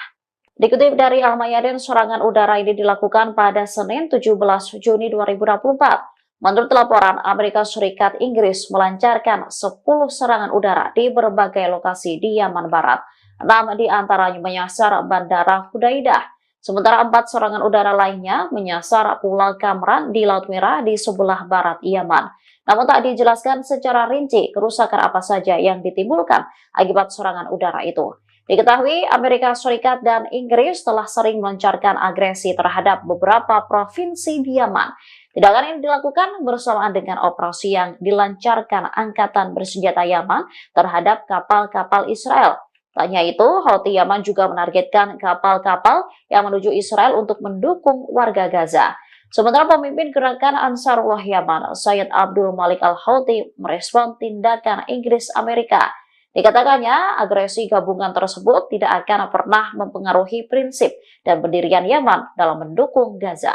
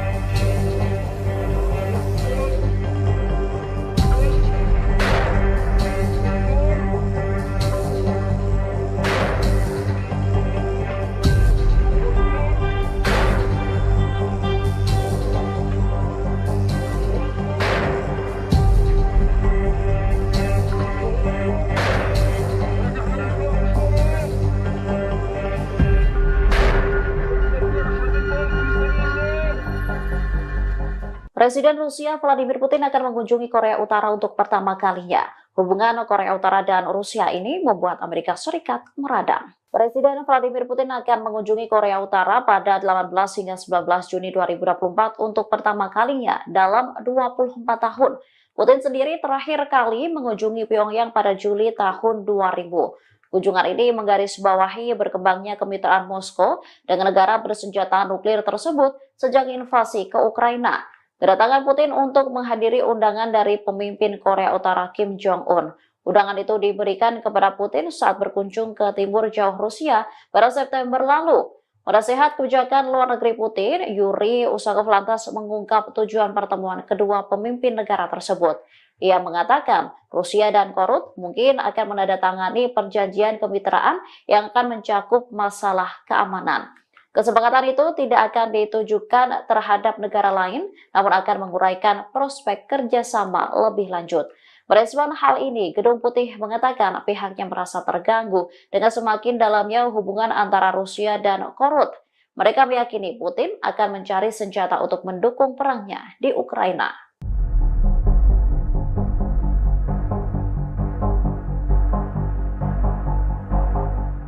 Karena kasihkan bermain handphone, seorang tentara Israel menabrak rekannya sendiri di wilayah selatan Palestina yang diduduki. Imbas insiden tersebut, korban yang merupakan seorang tentara wanita Israel itu terpental. Ia juga terseret beberapa meter hingga mengalami luka-luka. Video detik-detik mobil tentara Israel menabrak rekannya sendiri itu dirilis melalui media sosial X Brigada Al-Quds, tepatnya pada Selasa 18 Juni 2024. Dalam video terlihat seorang tentara wanita tengah berjalan kaki menyeberang di sebuah persimpangan di selatan Palestina. Kemudian dari sisi kirinya sebuah mobil berwarna putih yang dikendarai tentara Israel melaju dengan kecepatan tinggi dan langsung menabrak wanita tersebut. Imbas insiden tersebut, tentara wanita itu terpental dengan keras dan terseret hingga beberapa meter. Ia pun tampak kesakitan saat ditolong oleh tentara yang menabraknya. Bahkan untuk menepi ke jalan, ia harus dibopong perlahan-lahan. Sementara dari keterangan video dijelaskan bahwa insiden tersebut terjadi akibat tentara Israel kasihkan bermain ponsel saat mengemudi. Brigada Al-Qassam, sayap militer Hamas, kembali merilis video yang menunjukkan pasukannya menyerang pasukan Israel, tepatnya pada Senin 18 Juni 2024. Dalam video tersebut, tampak sejumlah pejuang Brigada Al-Qassam mengubah persimpangan Nabusi di Tel Al-Hawa menjadi ladang ranjau. Saat puluhan tentara melintasi wilayah tersebut, ranjau langsung diledakkan dan membakar sejumlah tank dan tentara yang ada di dalamnya. Sejumlah tentara Israel dinyatakan tewas imbas serangan Al-Qassam tersebut. Selain itu, puluhan tentara Israel panik dan kocar-kacir menyelamatkan diri. Helikopter Israel juga terlihat mendarat di lokasi tersebut dengan iringan peledak. Puluhan tentara Israel itu pun dengan cepat masuk ke dalam helikopter untuk kabur dari wilayah tersebut.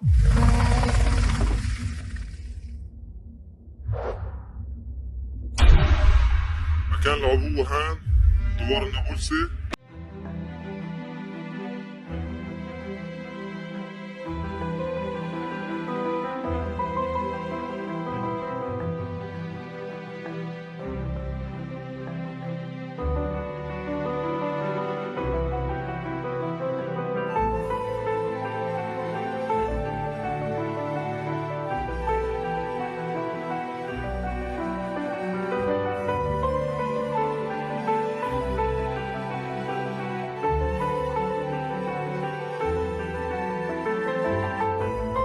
كان العبوة هان احتلال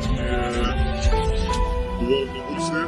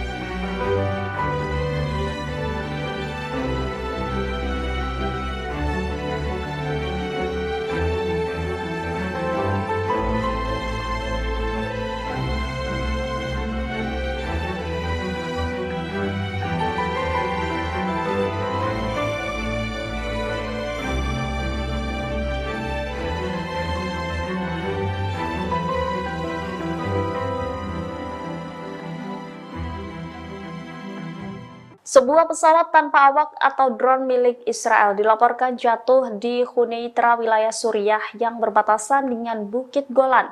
Daerah ini adalah salah satu wilayah yang turut diduduki oleh Israel.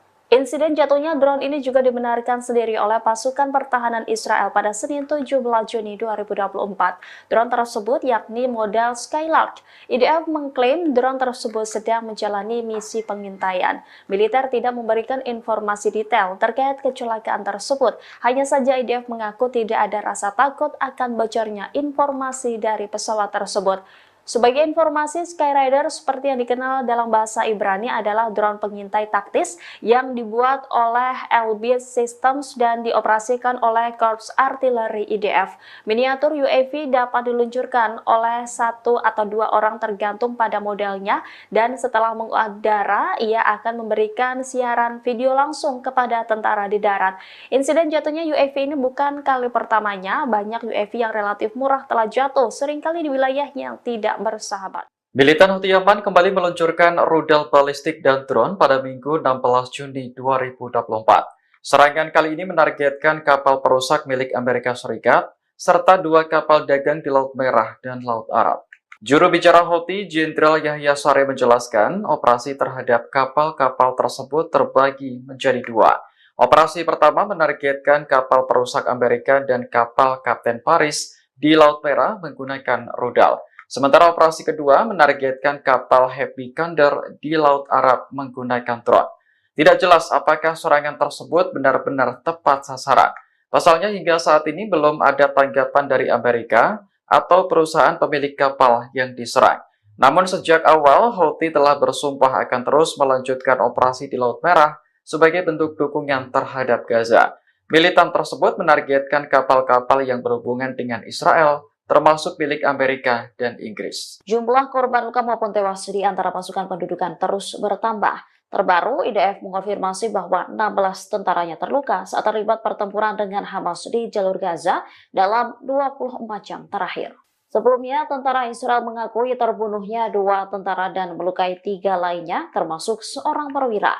Dikutip dari Al-Mayadin, 2 tentara yang terbunuh itu ialah Salom Menachem yang bertugas di Batalion Teknik 601. Kedua, Tizur Afraham yang berasal dari Brigade Nahal dan tewas dalam pertempuran di jalur Gaza Selatan. Kematian mereka menjadikan jumlah tentara yang tewas dalam jajaran tentara pendudukan menjadi 19 orang pada bulan ini. Sebagian besar dari mereka terbunuh saat tempur di Rafah. Padahal saat awal perang, militer Israel meyakini jika mereka mampu membunuh lebih banyak anggota Hamas di kota tersebut. Dengan demikian, jumlah tentara Israel yang tewas menjadi 664 orang sejak awal perang pada 7 Oktober 2023. Selain itu, 3.620 tentara terluka menurut laporan yang dipublikasikan Israel.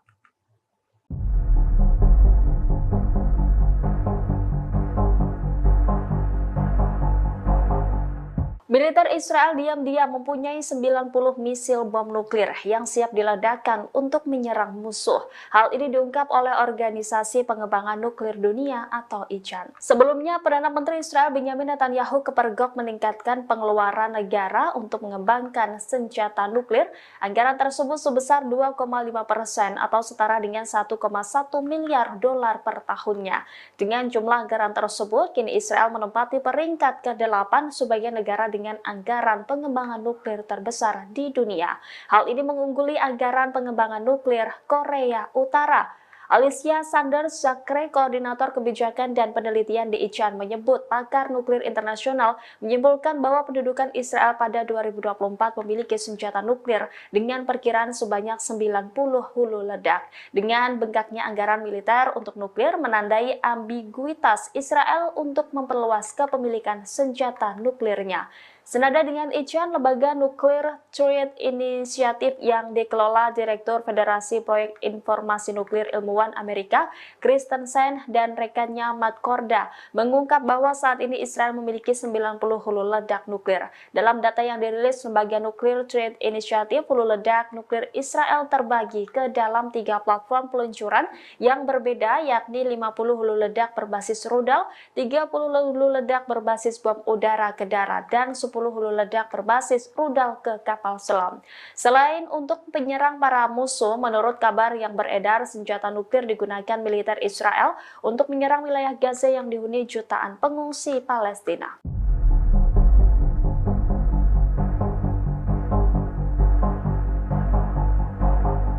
Sniper Israel tidak hanya menargetkan Hamas atau pejuang Palestina di jalur Gaza, bahkan kambing untuk korban di Gaza pun mereka tembak mati. Sebelumnya, beberapa warga Gaza berusaha mendapatkan kambing untuk mereka sembelih saat Hari Raya Idul Adha 2024. Namun upaya mereka untuk menjadikan kambing sebagai hewan kurban gagal terlaksana. Israel melarang hewan kurban dari luar masuk ke jalur Gaza.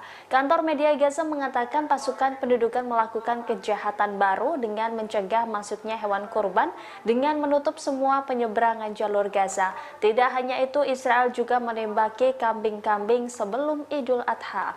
Niat warga Gaza berkorban pun akhirnya batal setelah menemukan kambing-kambing mereka mati. Sementara dalam video yang beredar di media sosial memperlihatkan beberapa ekor kambing mati, kambing-kambing yang sedianya hendak dibuat hewan kurban kini tergeletak usai ditembak mati oleh sniper IDF. Terlihat hewan-hewan itu tergeletak di tengah reruntuhan bangunan Gaza.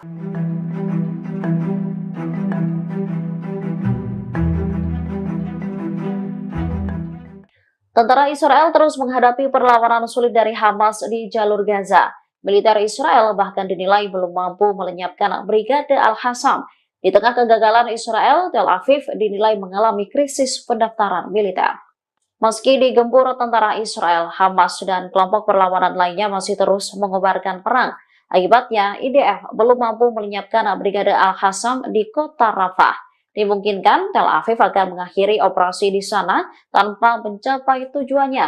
Menurut seorang pengamat Israel, Ohad Hamo, Hamas telah berhasil membangun kembali dirinya di jalur Gaza. Laporan ini muncul bertepatan dengan terbunuhnya 11 tentara Israel. Media Israel, Ibrani menggambarkan serangan itu sebagai yang paling mematikan di Gaza sejak Januari. Ketika pertempuran berkobar, krisis pendaftaran militer di Tel Aviv terus memburuk. Israel diduga tengah membentuk divisi baru untuk pasukan cadangan di atas usia pensiun 40 tahun. Hal ini dilakukan untuk memenuhi kekurangan pasukan di medan perang. Kekurangan pasukan terjadi lantaran banyaknya tentara yang terbunuh, bahkan ribuan IDF mengalami luka-luka.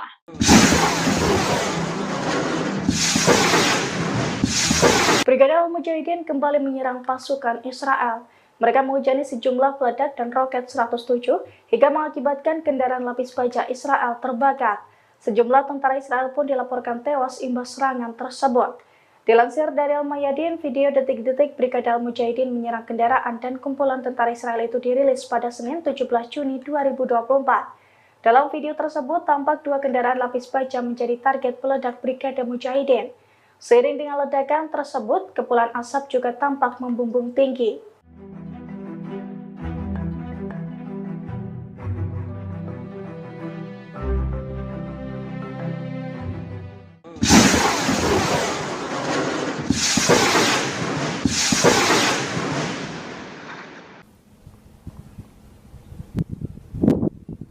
Israel masih akan terus melanjutkan operasi militer di Gaza meski kabinet perang telah dibubarkan. Nantinya tugas-tugas kabinet perang akan diambil alih oleh kabinet keamanan, sebuah badan yang sudah ada sebelumnya. Hal itu disampaikan juru bicara kantor Perdana Menteri Israel, David Menchar, pada Senin 17 Juni. Ia menjelaskan dua syarat mutlak terbentuknya kabinet perang, yakni ada mantan Panglima Angkatan Darat dan Menteri Pertahanan. Jika salah satu dari keduanya tidak terpenuhi, maka kabinet perang juga tidak dapat dilanjutkan. Sebelumnya, mantan Panglima Angkatan Darat Israel Benny Gantz mundur dari pemerintahan pada awal Juni. Alasannya karena ia kecewa dengan Perdana Menteri Benjamin Netanyahu yang dianggap gagal membuat kesepakatan terkait pembebasan sandera. Laporan dari The Guardian menyebutkan bubarnya kabinet perang tidak akan berdampak signifikan pada konflik. Pasalnya, pengambilan keputusan akan kembali ke kabinet keamanan.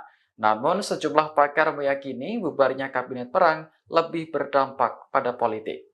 Kabinet perang Israel secara resmi dibubarkan oleh Perdana Menteri Benjamin Netanyahu. Merespon keputusan Netanyahu, Amerika Serikat mengaku tak ikut campur. Koordinator Komunikasi Strategis Dewan Keamanan Nasional Amerika Serikat di Gedung Putih, John Kirby, buka suara. Ia menegaskan Amerika Serikat yang akan berurusan dengan Perdana Menteri Israel Benjamin Netanyahu. Menurutnya, Washington tidak berurusan dengan kabinet perang Israel karena itu bukan hak mereka. John Kirby lantas menyinggung soal masalah distribusi bantuan kemanusiaan di Gaza. Apabila bantuan tak mencukupi, Amerika meminta agar Israel segera mengambil tindakan dan memfasilitasi. Lebih lanjut, ia memperingatkan Israel dan Hizbullah agar tidak meningkatkan pertempuran di perbatasan Lebanon. Diketahui, dibubarkannya kabinet perang Israel ini disampaikan Netanyahu pada Senin 17 Juni 2024. Langkah ini diambil setelah ekstremis Zionis Itamar Ben-Gvir mendesak untuk bergabung. Sebelumnya, kabinet perang Israel mengalami perpecahan. Kondisi ini terjadi setelah menteri penting dalam kabinet itu, Benny Gantz, mengundurkan diri bersama Menteri Eisenkot. Aksi demonstrasi di luar kediaman Perdana Menteri Israel Benjamin Netanyahu pada Senin 17 Juni malam berakhir ricuh. Sejumlah warga diseret hingga dibanting oleh polisi gara-gara ingin menerobos pagar pembatas rumah Netanyahu. Menurut laporan The Times of Israel, 9 orang ditangkap dan 3 lainnya dilarikan ke rumah sakit seusai terlibat bentrok. Dalam demonstrasi tersebut, massa menuntut digelar pemilu guna memilih pemimpin Israel yang baru.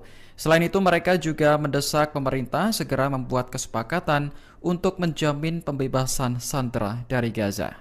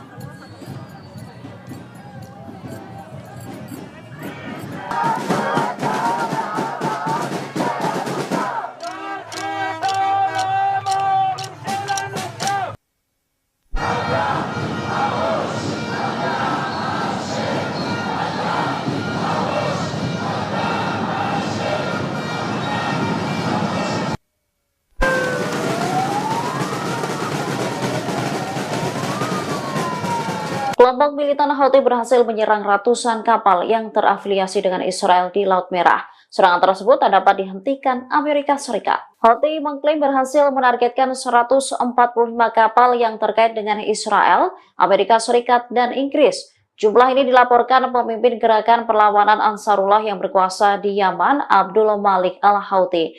Jumlah tersebut mencakup 11 operasi angkatan laut dan 2 operasi militer jauh di dalam wilayah Israel dalam seminggu terakhir. Serangan dilakukan menggunakan 31 rudal balistik, drone, dan kapal militer. Terbaru, satu rudal jelajah Yaman menghantam kapal pengangkut kargo curah komersial Verbena di Teluk Aden. Verbena adalah kapal pengangkut kargo curah berbendera pahlawan milik Ukraina. Serangan itu mengakibatkan kapal terbakar dan melukai seorang awak kapal. Pertempuran laut melawan Yaman adalah pertempuran laut terbesar yang pernah diikuti Washington sejak Perang Dunia II. Hal ini disampaikan Brian Clark, mantan awak kapal selam Angkatan Laut. Menurutnya, serangan Houthi tak dapat dihentikan Amerika Serikat setiap saat dan malah menimbulkan kerusakan besar. Pasukan pendudukan Israel mengklaim membunuh seorang anggota senior yang bertugas di unit roket Hizbullah. Korban terbunuh setelah militer Zionis melakukan serangan menggunakan pesawat tak berawak ke Lebanon Selatan pada Senin 17 Juni 2024 pagi waktu setempat. Insiden ini terjadi saat seorang pejabat tinggi pemerintahan Presiden Amerika Serikat Joe Biden berada di Yerusalem. Kedatangannya untuk pertemuan dengan para pemimpin Israel yang bertujuan mencegah eskalasi lebih lanjut di sepanjang perbatasan utara. Namun Israel malah meluncurkan serangan hingga menyebabkan tewasnya mujahidin Hizbullah. Dikutip dari The Times of Israel, korban tewas diidentifikasi sebagai Muhammad Ayub. Menurut laporan, ia terbunuh di desa Salah di distrik Tire. Menurut IDF, Ayub bertugas di unit roket divisi regional Nasr Hizbullah. Ia diduga berada di balik serangan roket terhadap Israel. Sebelumnya, seorang komandan unit Nasr, Talib Abdullah, juga terbunuh. Merespon serangan itu, Hizbullah meluncurkan ratusan roket menyasar wilayah Israel dalam beberapa hari. Pasukan pertahanan Israel mengklaim telah merebut kendali kota Rafah setidaknya 70% pada Senin 17 Juni 2024. Operasi di Rafah diperkirakan akan selesai dalam beberapa pekan ke depan. Otoritas penyiaran Israel melaporkan selama 40 hari terakhir Divisi 162 telah melakukan manuver darat di Rafah. Hampir seluruh wilayah Rafah telah mencapai kendali operasional penuh. Laporan tersebut mengungkap serangan militer saat ini terkonsentrasi di lingkungan Tel Al-Sultan dan bagian timur lingkungan Shabora. Dikatakan bahwa selama menguasai koridor Philadelphia, puluhan roket jarak jauh terdeteksi. Namun kendali mereka atas daerah daerah tersebut mencegah roket-roket tersebut diluncurkan dari Rafah. Sejauh ini militer mengaku telah menemukan lebih dari 200 pintu terowongan dan 25 terowongan lengkap di daerah tersebut. Militer Israel memperkirakan akan mengakhiri operasinya di Rafah beberapa minggu ke depan. Kini militer disebut sedang menunggu arahan politik terkait apakah akan tetap berada di daerah itu atau mundur. Klaim ini muncul setelah Perdana Menteri Israel Benyamin Netanyahu mengumumkan pembubaran kabinet perang. Kabinet perang Israel tidak bisa dilanjutkan karena Benny Gantz mundur awal bulan ini. Meski kabinet perang bubar, Israel masih tetap melanjutkan operasi militernya melawan Hamas. Tugas-tugas kabinet perang akan diambil alih oleh kabinet keamanan, sebuah badan yang sudah ada sebelumnya.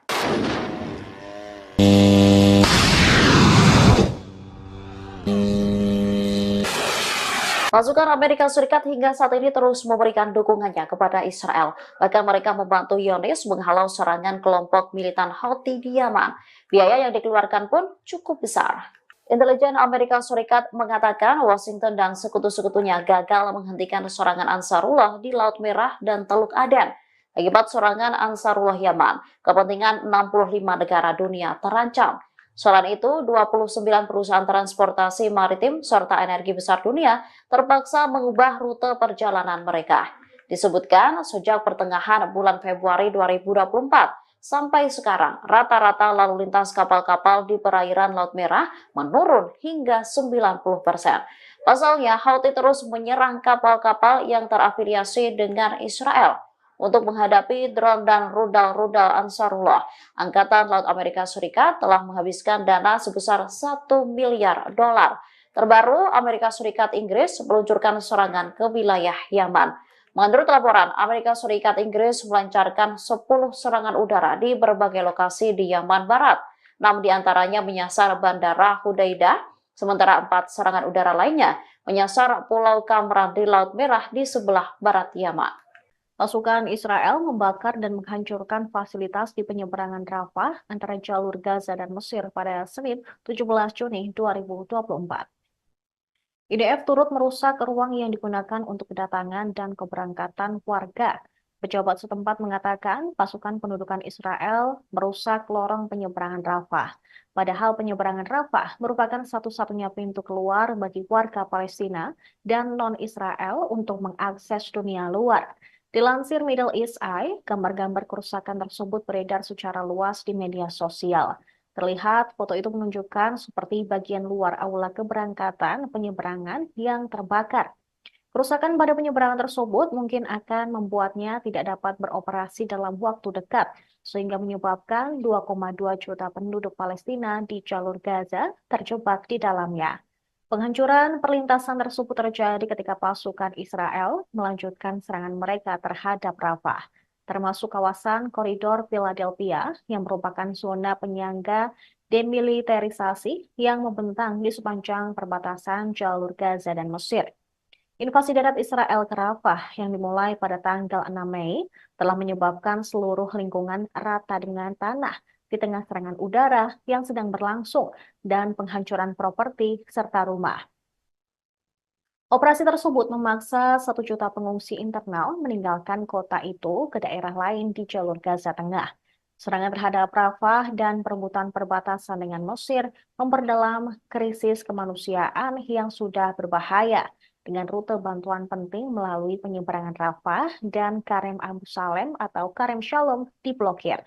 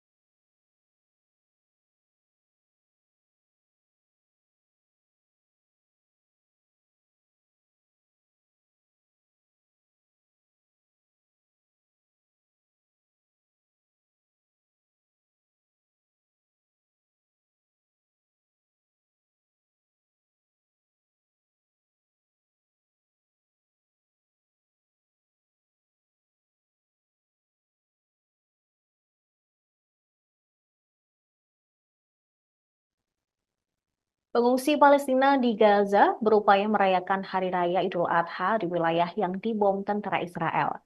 Mereka hanya bisa menikmati makanan sederhana, bahkan tidak bisa ikut berkurban. Berdasarkan rekaman yang diperoleh AFP, tampak pengungsi di Deir al-Balah memasak makanan sederhana untuk anak-anak pengungsi lainnya. Banyak di antara mereka kehilangan keluarga dan kerabat. Salah seorang pengungsi bernama Iman Al-Mukrabi mengaku tidak memiliki uang untuk membeli daging Idul Adha. Ia dan pengungsi lainnya pun terpaksa memasak daging kalengan untuk merayakan Hari Raya Idul Adha. Di sela-sela tenda, mereka tampak bahu-membahu memasak dan menyediakan makanan bagi pengungsi anak kecil. Makanan yang mereka punya pun tidak banyak. Salah seorang pengungsi lainnya juga mengaku tidak bisa ikut berkurban karena harga daging yang sangat mahal. Terlebih, mereka saat ini hidup di bayang-bayang serangan Israel yang menghancurkan Gaza. Jangankan daging, pakaian untuk mereka kenakan sehari-hari pun sangat terbatas. Para pengungsi menyerukan bantuan kemanusiaan dapat datang secepatnya dan tersalurkan ke mereka.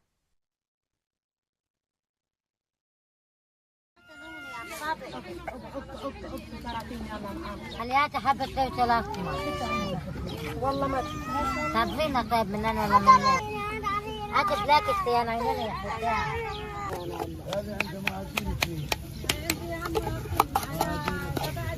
عاد بلاك طلع على الزلمه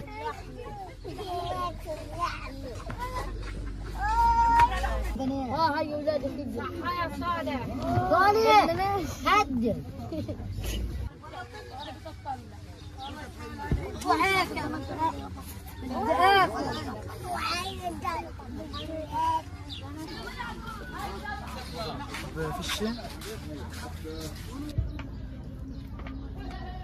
جايبني معاهم التصوير.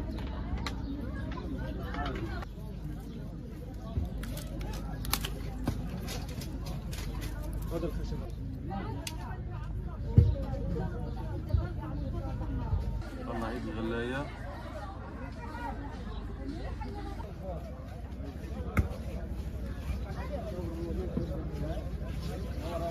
هذا العيد الأضحى لم يكن كسابق عادي، لا يوجد فيه لحوم، لا يوجد أضحيات، لا يوجد عاديات، لا يوجد حتى ملابس الأطفال. فيش فلوس انه احنا نجيب لحمة عيد او نشتري، مجبورين ان احنا نعمل اللحمة هذا ونطعميها لاولادنا. بعدين يعني احنا بنطلب منهم انهم من الدول انها تقف معنا وتعمل هدنة روحنا عدولنا. Perdana Menteri Israel Benyamin Netanyahu telah membubarkan kabinet perang yang beranggotakan 6 orang pada hari Senin 17 Juni. Pembubaran ini dilakukan beberapa hari setelah seorang anggota paling penting, yaitu Benny Gantz, meninggalkan pemerintahan. Gantz merasa frustrasi dengan cara memimpin Israel, yaitu Benyamin Netanyahu, menangani perang di Gaza. Absennya Gantz dari pemerintahan membuat Netanyahu lebih bergantung pada sekutu ultranasionalisnya untuk memerintah. Pembubaran kabinet perang menggarisbawahi perubahan tersebut seiring dengan berlarutnya perang 8 bulan di Gaza. Netanyahu kini diperkirakan akan mengadakan konsultasi mengenai perang Gaza dengan sekelompok kecil menteri, termasuk Menteri Pertahanan Yoav Gallant dan Menteri Urusan Strategis Ron Dermer yang pernah berada di kabinet perang. Netanyahu telah menghadapi tuntutan dari mitra nasionalis agama dalam koalisinya, yaitu Menteri Keuangan Bezalel Smotrich dan Menteri Keagamaan Nasional Itamar Ben-Gvir untuk dimasukkan ke dalam kabinet perang. Tindakan seperti itu akan meningkatkan ketegangan dengan mitra internasional termasuk Amerika Serikat. Forum tersebut dibentuk setelah Gantz bergabung dengan Netanyahu dalam pemerintahan Persatuan Nasional pada awal perang Gaza pada Oktober lalu. Gantz dan Scott keduanya meninggalkan pemerintahan pekan lalu karena kegagalan Netanyahu dalam menyusun strategi perang Gaza.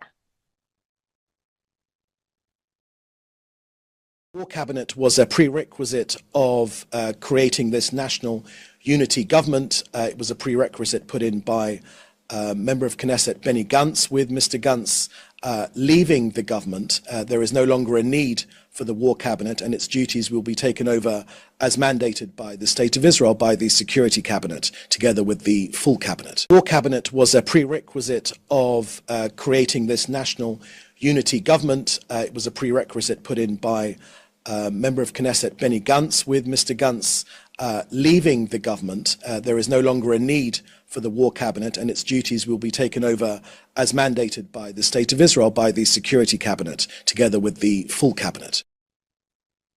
Putra Mahkota Arab Saudi, Mohammed bin Salman, meminta komunitas internasional untuk mengakui negara Palestina yang merdeka pada Senin 17 Juni 2024. Ia menekankan pentingnya langkah ini untuk mencapai perdamaian.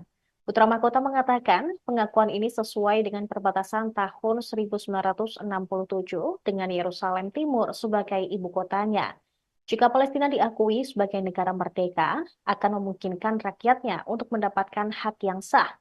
Selain itu, menurut Putra Mahkota Arab Saudi tersebut, hal ini akan membuka jalan bagi perdamaian yang adil dan abadi. MBS menekankan pentingnya menerapkan resolusi Dewan Keamanan PBB baru-baru ini, khususnya resolusi yang menganjurkan gencatan senjata segera di jalur Gaza. Dia mendesak komunitas internasional untuk mengambil semua tindakan yang diperlukan untuk melindungi kehidupan di Gaza. Putra Mahkota turut meminta masyarakat internasional untuk dapat ikut serta dalam mengakui negara Palestina yang merdeka. Pernyataan tersebut disampaikan Putra Mahkota di Istana Kerajaan di Istana Mina. Sementara itu, diketahui militer Israel telah mengumumkan jeda taktis selama 11 jam setiap harinya. Jeda pukul 8 pagi hingga 7 malam ini berlaku di daerah penyeberangan Karem Abu Salem atau Karem Shalom, ke Jalan Salah al-Din, dan kemudian ke utara. Ini dilakukan agar bantuan kemanusiaan dapat masuk ke jalur Gaza.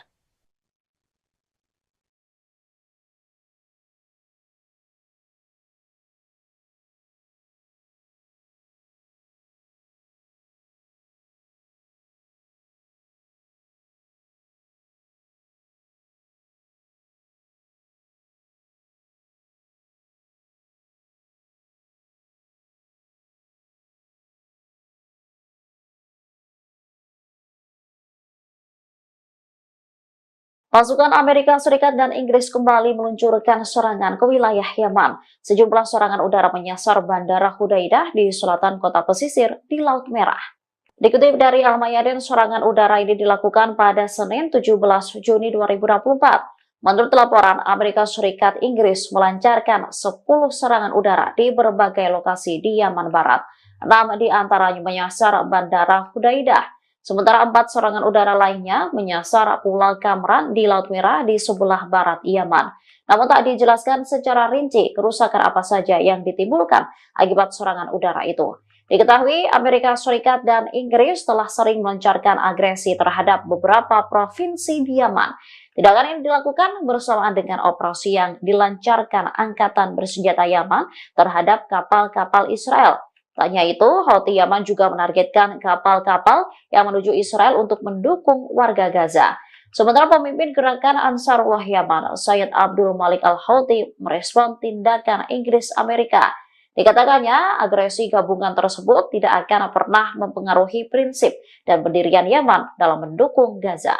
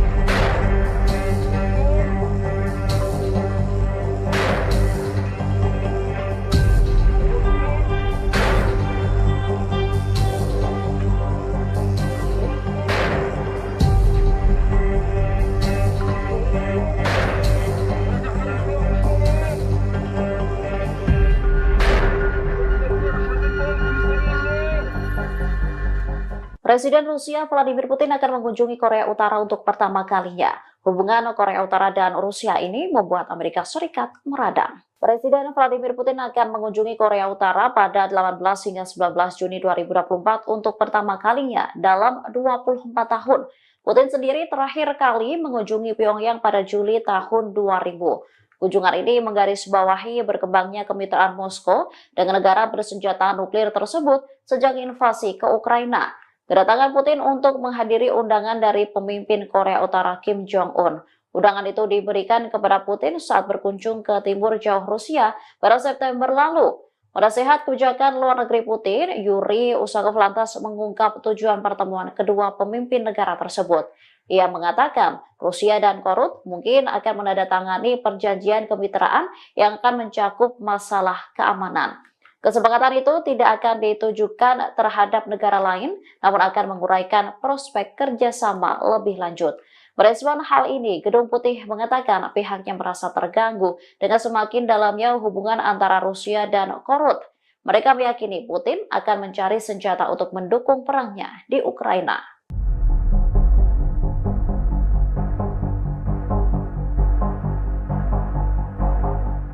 Karena keasikan bermain handphone, seorang tentara Israel menabrak rekannya sendiri di wilayah selatan Palestina yang diduduki. Imbas insiden tersebut, korban yang merupakan seorang tentara wanita Israel itu terpental. Ia juga terseret beberapa meter hingga mengalami luka-luka. Video detik-detik mobil tentara Israel menabrak rekannya sendiri itu dirilis melalui media sosial X Brigade Al-Quds, tepatnya pada Selasa 18 Juni 2024. Dalam video terlihat seorang tentara wanita tengah berjalan kaki menyeberang di sebuah persimpangan di selatan Palestina. Kemudian dari sisi kirinya sebuah mobil berwarna putih yang dikendarai tentara Israel melaju dengan kecepatan tinggi dan langsung menabrak wanita tersebut. Imbas insiden tersebut, tentara wanita itu terpental dengan keras dan terseret hingga beberapa meter. Ia pun tampak kesakitan saat ditolong oleh tentara yang menabraknya. Bahkan untuk menepi ke jalan, ia harus dibopong perlahan-lahan. Sementara dari keterangan video dijelaskan bahwa insiden tersebut terjadi akibat tentara Israel keasikan bermain ponsel saat mengemudi. Brigade Al-Qassam, sayap militer Hamas, kembali merilis video yang menunjukkan pasukannya menyerang pasukan Israel, tepatnya pada Senin 18 Juni 2024. Dalam video tersebut, tampak sejumlah pejuang Brigade Al-Qassam mengubah persimpangan Nabusi di Tel Al-Hawa menjadi ladang ranjau. Saat puluhan tentara melintasi wilayah tersebut, ranjau langsung diledakkan dan membakar sejumlah tank dan tentara yang ada di dalamnya. Sejumlah tentara Israel dinyatakan tewas imbas serangan Al-Qassam tersebut. Selain itu, puluhan tentara Israel panik dan kocar-kacir menyelamatkan diri. Helikopter Israel juga terlihat mendarat di lokasi tersebut dengan iringan peledak. Puluhan tentara Israel itu pun dengan cepat masuk ke dalam helikopter untuk kabur dari wilayah tersebut.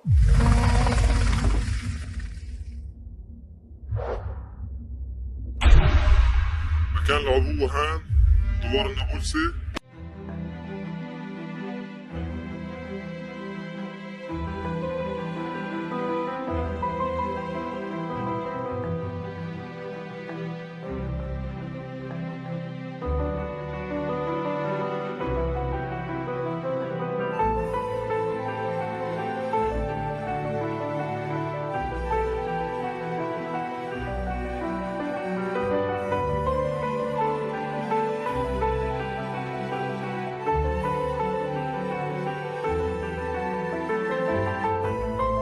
كان العبوة هان احتلال دوار النابلسي.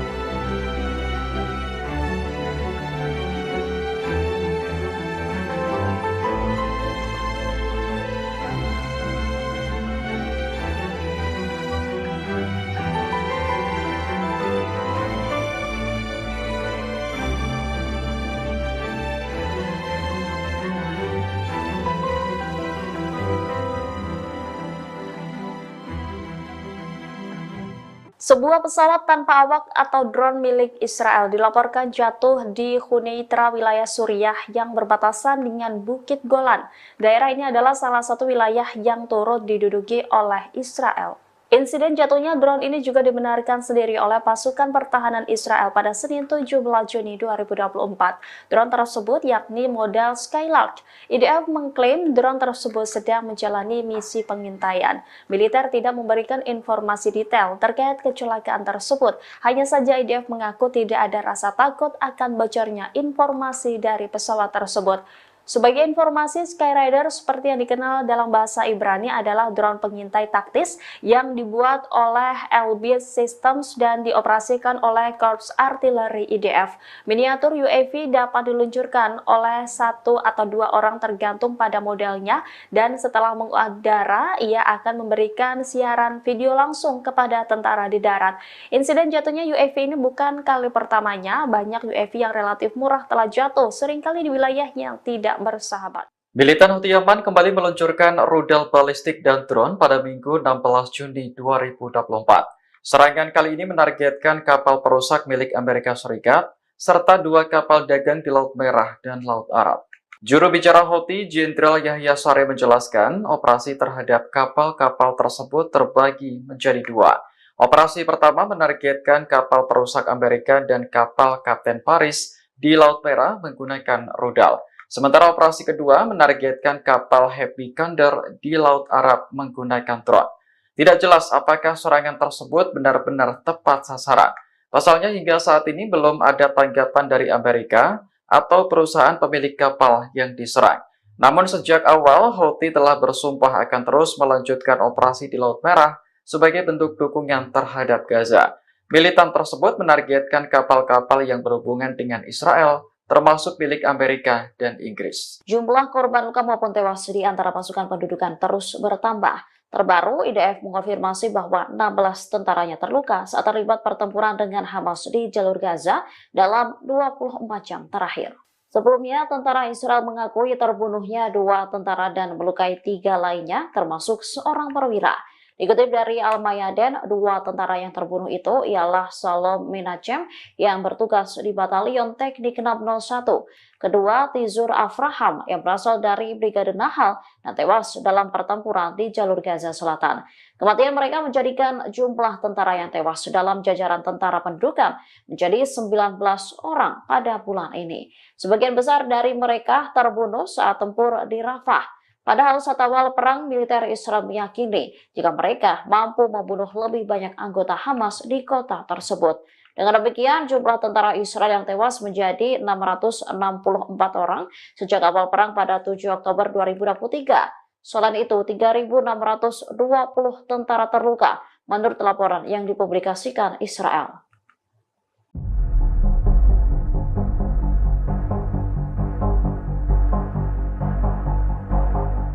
Militer Israel diam-diam mempunyai 90 misil bom nuklir yang siap diledakkan untuk menyerang musuh. Hal ini diungkap oleh Organisasi Pengembangan Nuklir Dunia atau ICAN. Sebelumnya, Perdana Menteri Israel Benjamin Netanyahu kepergok meningkatkan pengeluaran negara untuk mengembangkan senjata nuklir. Anggaran tersebut sebesar 2,5% atau setara dengan 1,1 miliar dolar per tahunnya. Dengan jumlah anggaran tersebut, kini Israel menempati peringkat ke-8 sebagai negara dengan anggaran pengembangan nuklir terbesar di dunia. Hal ini mengungguli anggaran pengembangan nuklir Korea Utara. Alicia Sanders Zakre, Koordinator Kebijakan dan Penelitian di ICAN, menyebut pakar nuklir internasional menyimpulkan bahwa pendudukan Israel pada 2024 memiliki senjata nuklir dengan perkiraan sebanyak 90 hulu ledak. Dengan bengkaknya anggaran militer untuk nuklir menandai ambiguitas Israel untuk memperluas kepemilikan senjata nuklirnya. Senada dengan ICAN, lembaga nuklir Trade Initiative yang dikelola Direktur Federasi Proyek Informasi Nuklir Ilmuwan Amerika, Christensen dan rekannya Matt Korda, mengungkap bahwa saat ini Israel memiliki 90 hulu ledak nuklir. Dalam data yang dirilis lembaga nuklir Trade Initiative, hulu ledak nuklir Israel terbagi ke dalam 3 platform peluncuran yang berbeda, yakni 50 hulu ledak berbasis rudal, 30 hulu ledak berbasis bom udara ke darat, dan 10 hulu ledak berbasis rudal ke kapal selam. Selain untuk penyerang para musuh, menurut kabar yang beredar, senjata nuklir digunakan militer Israel untuk menyerang wilayah Gaza yang dihuni jutaan pengungsi Palestina.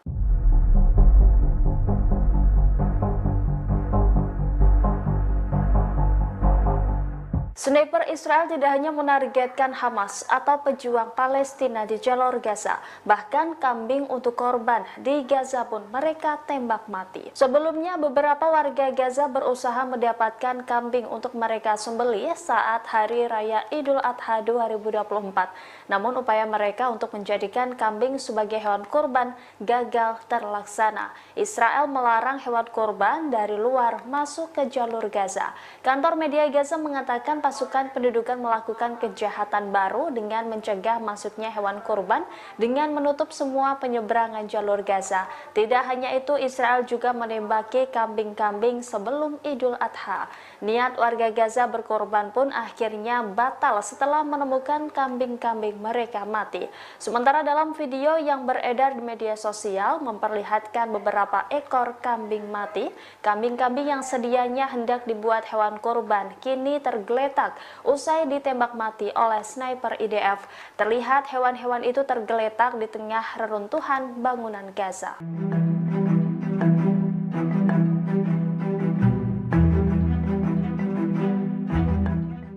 Tentara Israel terus menghadapi perlawanan sulit dari Hamas di jalur Gaza. Militer Israel bahkan dinilai belum mampu melenyapkan Brigade Al-Qassam.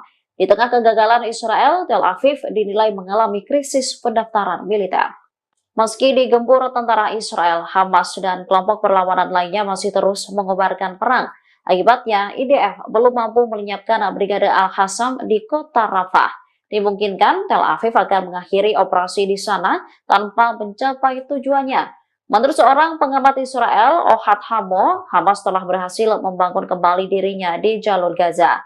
Laporan ini muncul bertepatan dengan terbunuhnya 11 tentara Israel. Media Israel, Ibrani menggambarkan serangan itu sebagai yang paling mematikan di Gaza sejak Januari.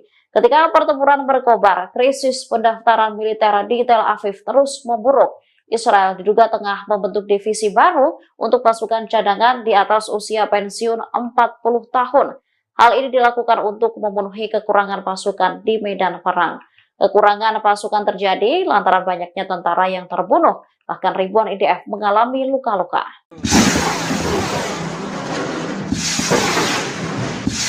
Brigade Al-Mujahidin kembali menyerang pasukan Israel.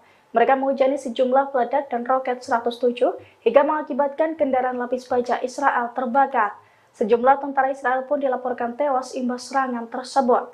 Dilansir dari Al-Mayadin, video detik-detik Brigade Al-Mujahidin menyerang kendaraan dan kumpulan tentara Israel itu dirilis pada Senin 17 Juni 2024. Dalam video tersebut, tampak dua kendaraan lapis baja menjadi target peledak Brigade Mujahidin. Seiring dengan ledakan tersebut, kepulan asap juga tampak membumbung tinggi.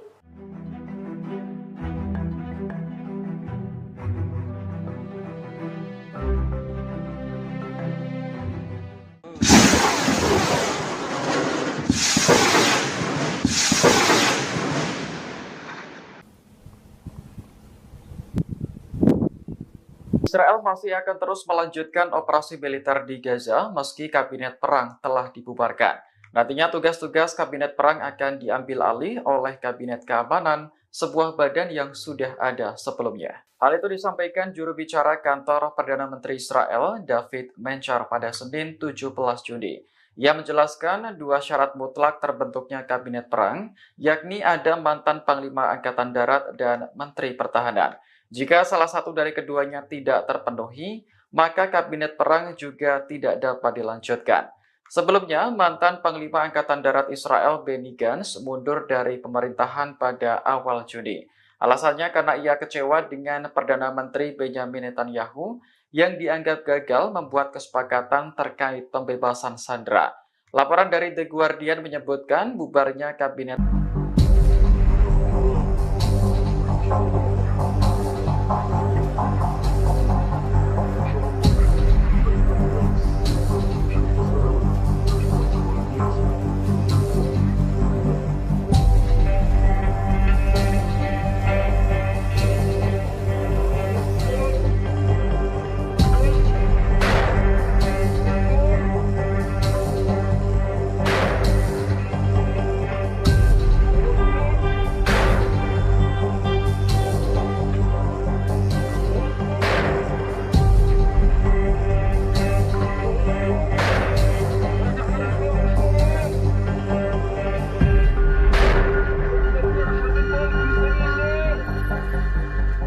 Presiden Rusia Vladimir Putin akan mengunjungi Korea Utara untuk pertama kalinya. Hubungan Korea Utara dan Rusia ini membuat Amerika Serikat meradang. Presiden Vladimir Putin akan mengunjungi Korea Utara pada 18 hingga 19 Juni 2024 untuk pertama kalinya dalam 24 tahun.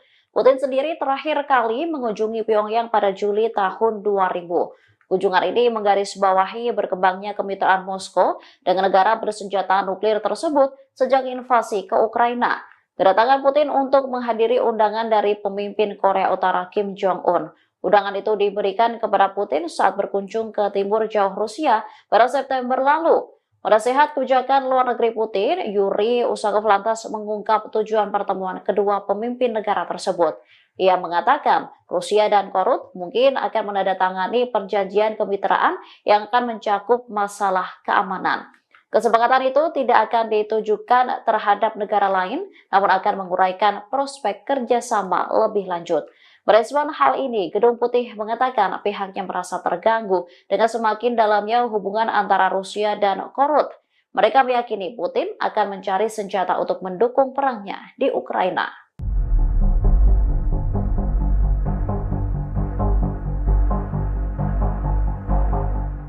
Karena kasihkan bermain handphone, seorang tentara Israel menabrak rekannya sendiri di wilayah selatan Palestina yang diduduki.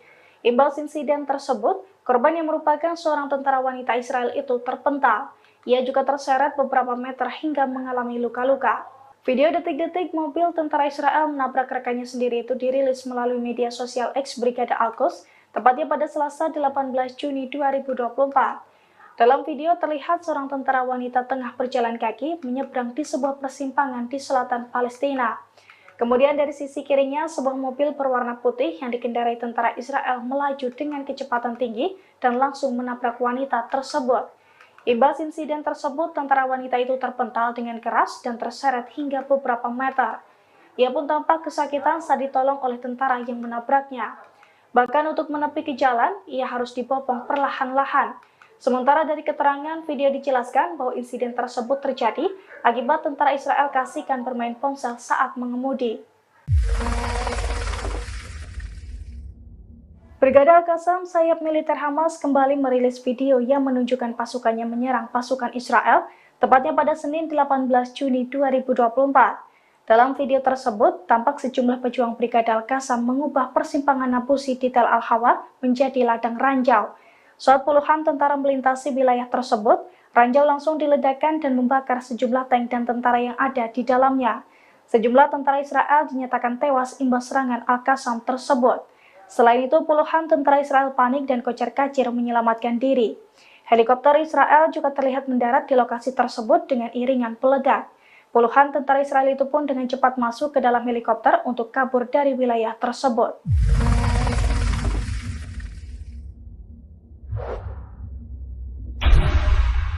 مكان العبوة هان دوار النابلسي.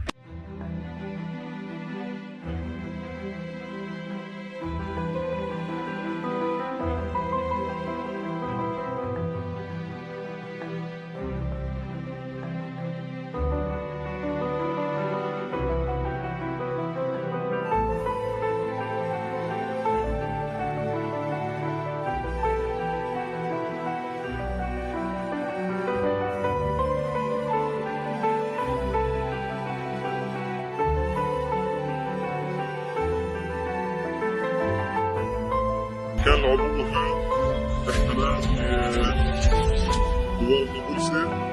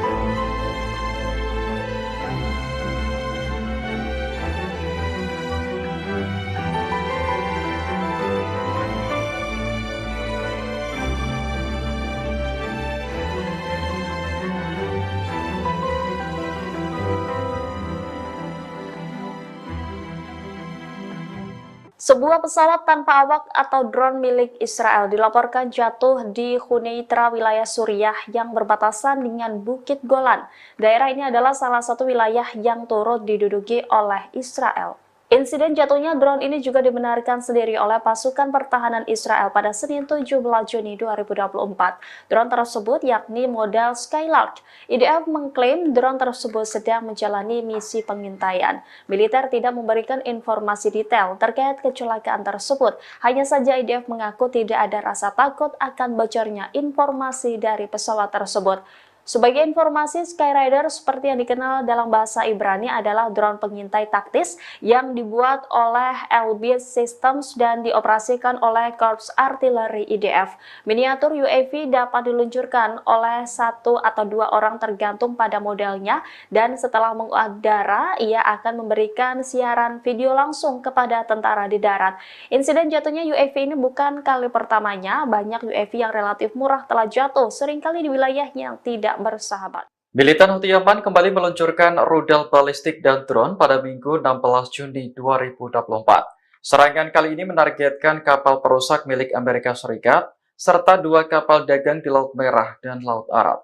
Juru bicara Houthi, Jenderal Yahya Saree menjelaskan operasi terhadap kapal-kapal tersebut terbagi menjadi 2. Operasi pertama menargetkan kapal perusak Amerika dan kapal Kapten Paris di Laut Merah menggunakan rudal. Sementara operasi kedua menargetkan kapal Happy Condor di Laut Arab menggunakan drone.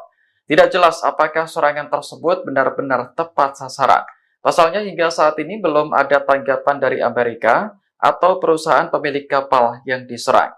Namun sejak awal Houthi telah bersumpah akan terus melanjutkan operasi di Laut Merah sebagai bentuk dukungan terhadap Gaza.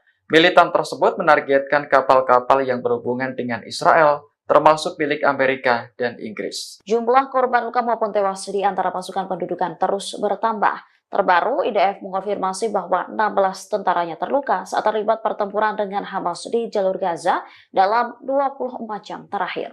Sebelumnya, tentara Israel mengakui terbunuhnya 2 tentara dan melukai 3 lainnya, termasuk seorang perwira. Dikutip dari Al-Mayadin, 2 tentara yang terbunuh itu ialah Salom Menachem yang bertugas di Batalion Teknik 601. Kedua, Tizur Afraham yang berasal dari Brigade Nahal dan tewas dalam pertempuran di jalur Gaza Selatan.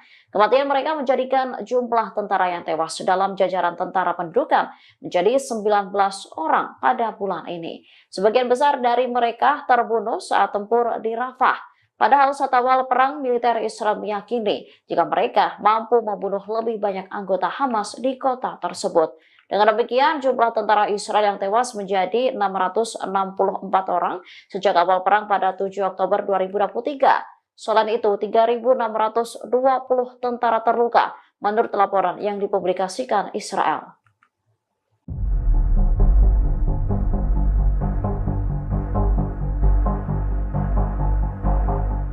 Militer Israel diam-diam mempunyai 90 misil bom nuklir yang siap diledakkan untuk menyerang musuh. Hal ini diungkap oleh Organisasi Pengembangan Nuklir Dunia atau ICAN. Sebelumnya, Perdana Menteri Israel Benjamin Netanyahu kepergok meningkatkan pengeluaran negara untuk mengembangkan senjata nuklir. Anggaran tersebut sebesar 2,5% atau setara dengan 1,1 miliar dolar per tahunnya. Dengan jumlah anggaran tersebut, kini Israel menempati peringkat ke-8 sebagai negara dengan anggaran pengembangan nuklir terbesar di dunia. Hal ini mengungguli anggaran pengembangan nuklir Korea Utara. Alicia Sanders Zakre, Koordinator Kebijakan dan Penelitian di ICAN, menyebut pakar nuklir internasional menyimpulkan bahwa pendudukan Israel pada 2024 memiliki senjata nuklir dengan perkiraan sebanyak 90 hulu ledak. Dengan bengkaknya anggaran militer untuk nuklir menandai ambiguitas Israel untuk memperluas kepemilikan senjata nuklirnya. Senada dengan ICAN, lembaga Nuclear Threat Initiative yang dikelola Direktur Federasi Proyek Informasi Nuklir Ilmuwan Amerika, Christensen dan rekannya Matt Korda, mengungkap bahwa saat ini Israel memiliki 90 hulu ledak nuklir. Dalam data yang dirilis lembaga Nuclear Threat Initiative, hulu ledak nuklir Israel terbagi ke dalam 3 platform peluncuran yang berbeda, yakni 50 hulu ledak berbasis rudal, 30 hulu ledak berbasis bom udara ke darat, dan 10 hulu ledak berbasis rudal ke kapal selam. Selain untuk penyerang para musuh, menurut kabar yang beredar, senjata nuklir digunakan militer Israel untuk menyerang wilayah Gaza yang dihuni jutaan pengungsi Palestina.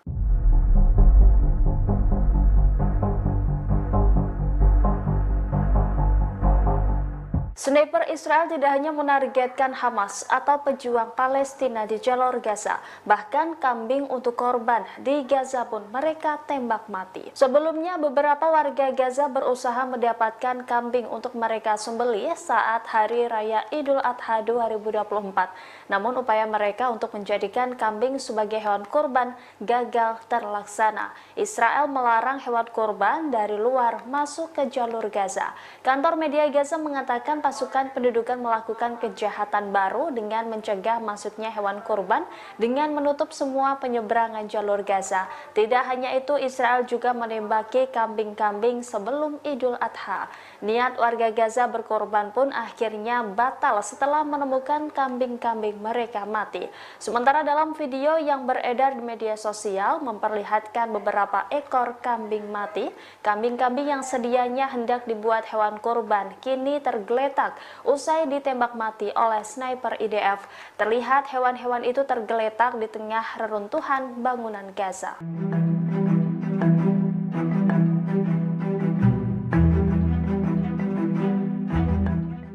Tentara Israel terus menghadapi perlawanan sulit dari Hamas di jalur Gaza. Militer Israel bahkan dinilai belum mampu melenyapkan Brigade Al-Qassam. Di tengah kegagalan Israel, Tel Aviv dinilai mengalami krisis pendaftaran militer. Meski digempur tentara Israel, Hamas dan kelompok perlawanan lainnya masih terus mengobarkan perang. Akibatnya, IDF belum mampu melenyapkan Brigade Al-Qassam di kota Rafah. Dimungkinkan Tel Aviv akan mengakhiri operasi di sana tanpa mencapai tujuannya. Menurut seorang pengamat Israel, Ohad Hamo, Hamas telah berhasil membangun kembali dirinya di jalur Gaza. Laporan ini muncul bertepatan dengan terbunuhnya 11 tentara Israel. Media Israel, Ibrani menggambarkan serangan itu sebagai yang paling mematikan di Gaza sejak Januari. Ketika pertempuran berkobar, krisis pendaftaran militer di Tel Aviv terus memburuk. Israel diduga tengah membentuk divisi baru untuk pasukan cadangan di atas usia pensiun 40 tahun. Hal ini dilakukan untuk memenuhi kekurangan pasukan di medan perang. Kekurangan pasukan terjadi lantaran banyaknya tentara yang terbunuh, bahkan ribuan IDF mengalami luka-luka.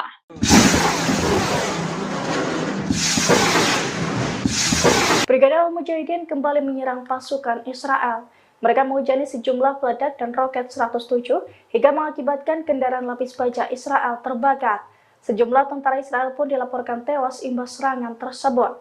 Dilansir dari Al-Mayadin, video detik-detik Brigade Al-Mujahidin menyerang kendaraan dan kumpulan tentara Israel itu dirilis pada Senin 17 Juni 2024. Dalam video tersebut, tampak dua kendaraan lapis baja menjadi target peledak Brigade Mujahidin. Seiring dengan ledakan tersebut, kepulan asap juga tampak membumbung tinggi.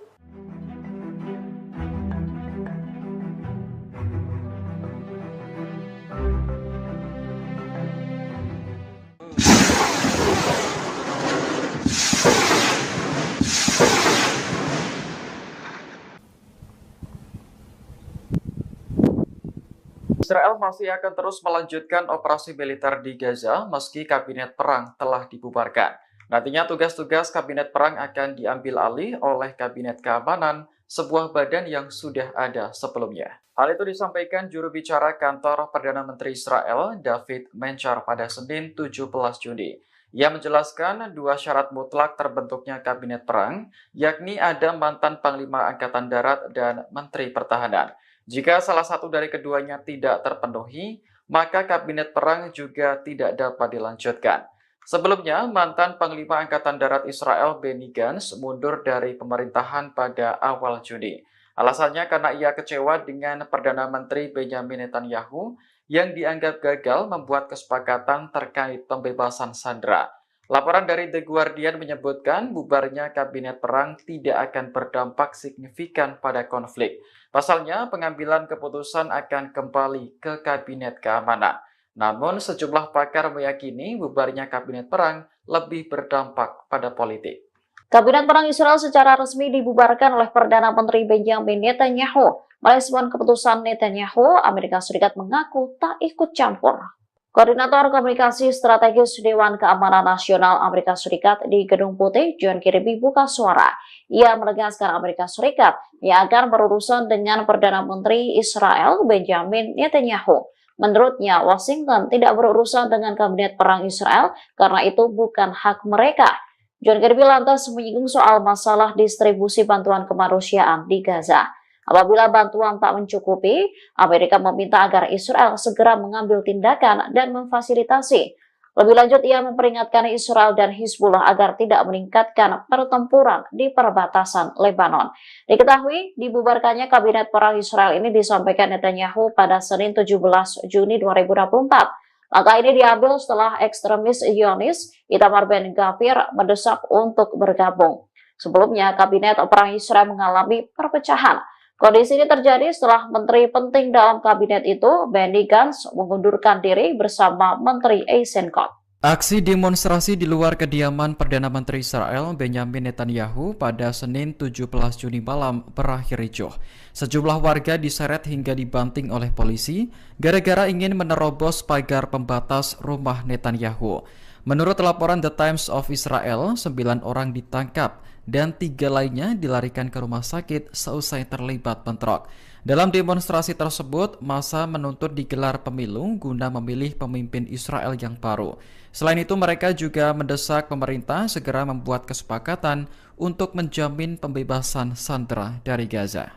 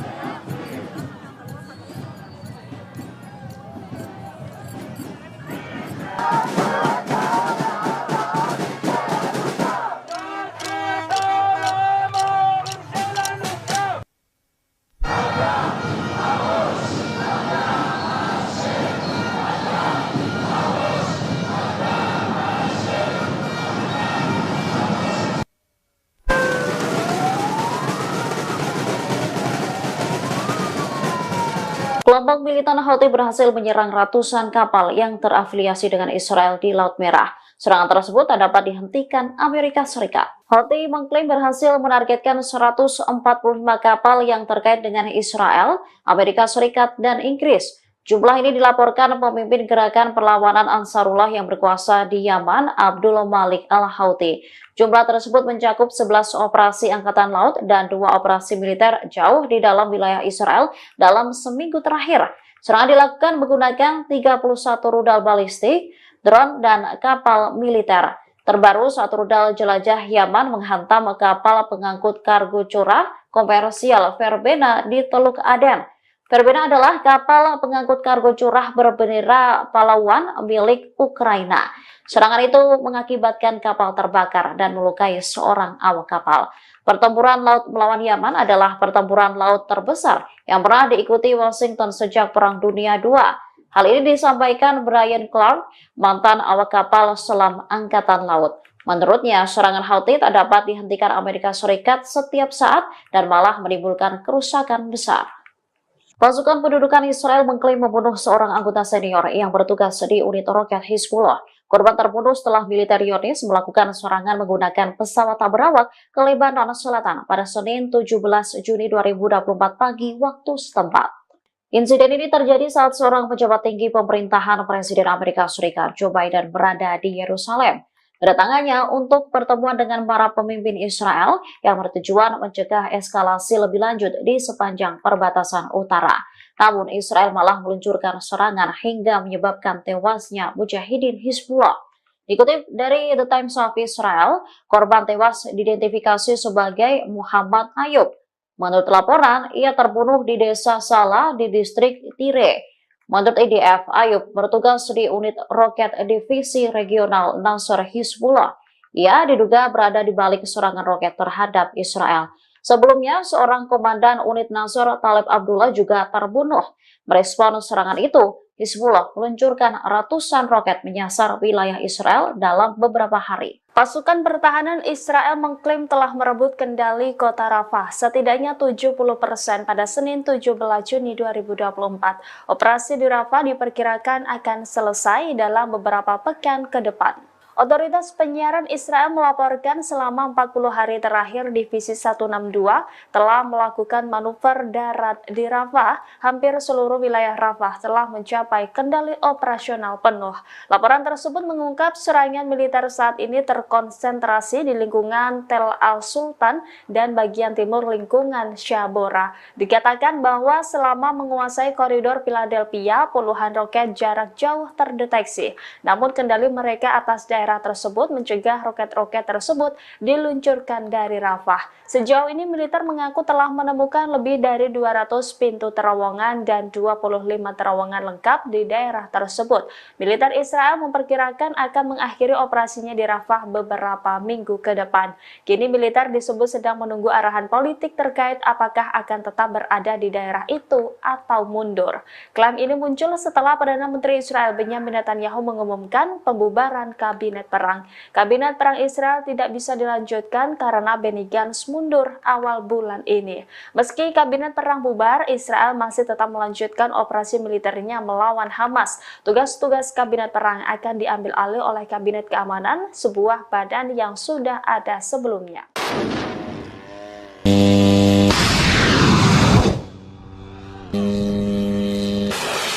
Pasukan Amerika Serikat hingga saat ini terus memberikan dukungannya kepada Israel. Bahkan mereka membantu Zionis menghalau serangan kelompok militan Houthi di Yaman. Biaya yang dikeluarkan pun cukup besar. Intelijen Amerika Serikat mengatakan Washington dan sekutu-sekutunya gagal menghentikan serangan Ansarullah di Laut Merah dan Teluk Aden. Akibat serangan Ansarullah Yaman, kepentingan 65 negara dunia terancam. Selain itu, 29 perusahaan transportasi maritim serta energi besar dunia terpaksa mengubah rute perjalanan mereka.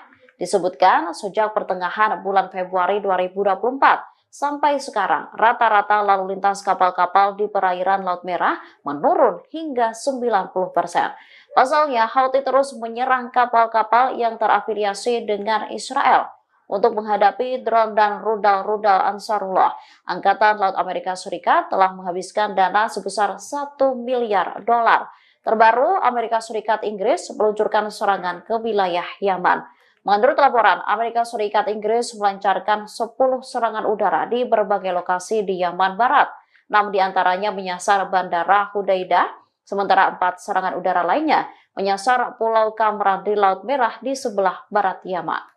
Pasukan Israel membakar dan menghancurkan fasilitas di penyeberangan Rafah antara jalur Gaza dan Mesir pada Senin 17 Juni 2024.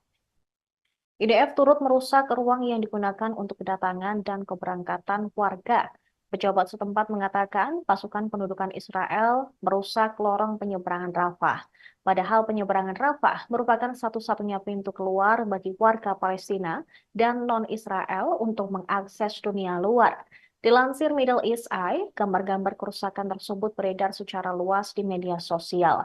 Terlihat foto itu menunjukkan seperti bagian luar aula keberangkatan penyeberangan yang terbakar.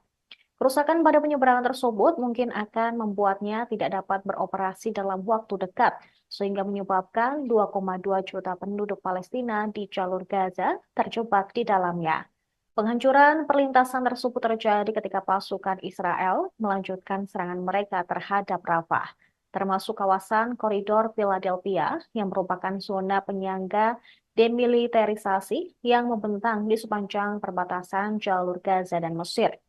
Invasi darat Israel ke Rafah yang dimulai pada tanggal 6 Mei telah menyebabkan seluruh lingkungan rata dengan tanah di tengah serangan udara yang sedang berlangsung dan penghancuran properti serta rumah. Operasi tersebut memaksa 1 juta pengungsi internal meninggalkan kota itu ke daerah lain di jalur Gaza Tengah.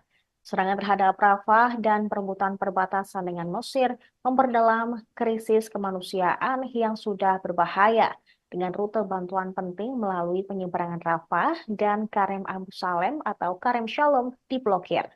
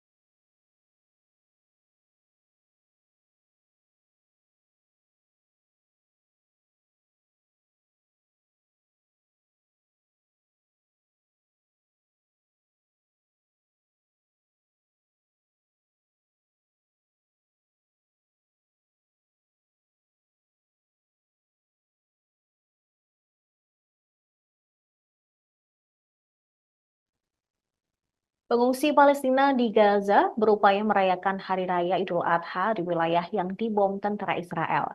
Mereka hanya bisa menikmati makanan sederhana, bahkan tidak bisa ikut berkurban. Berdasarkan rekaman yang diperoleh AFP, tampak pengungsi di Deir al-Balah memasak makanan sederhana untuk anak-anak pengungsi lainnya. Banyak di antara mereka kehilangan keluarga dan kerabat. Salah seorang pengungsi bernama Iman Al-Mukrabi mengaku tidak memiliki uang untuk membeli daging Idul Adha. Ia dan pengungsi lainnya pun terpaksa memasak daging kalengan untuk merayakan Hari Raya Idul Adha. Di sela-sela tenda, mereka tampak bahu-membahu memasak dan menyediakan makanan bagi pengungsi anak kecil. Makanan yang mereka punya pun tidak banyak.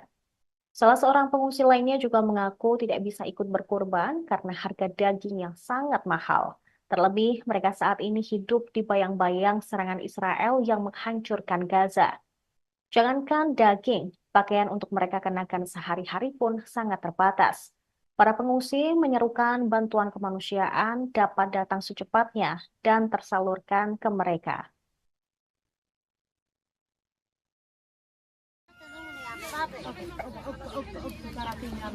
خليها حبة توت ثلاث والله ما تعرفين طيب مننا ولا مننا اكل لاكت يا نعيمنا يا حبيبي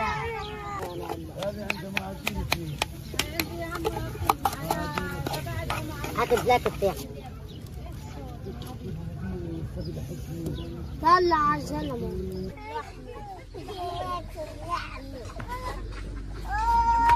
ها هاي ولادك يا صالح صالح حد وهيك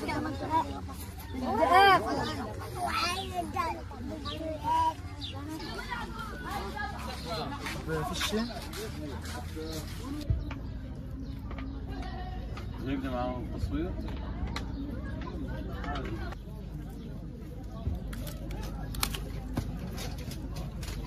خذ الخشب.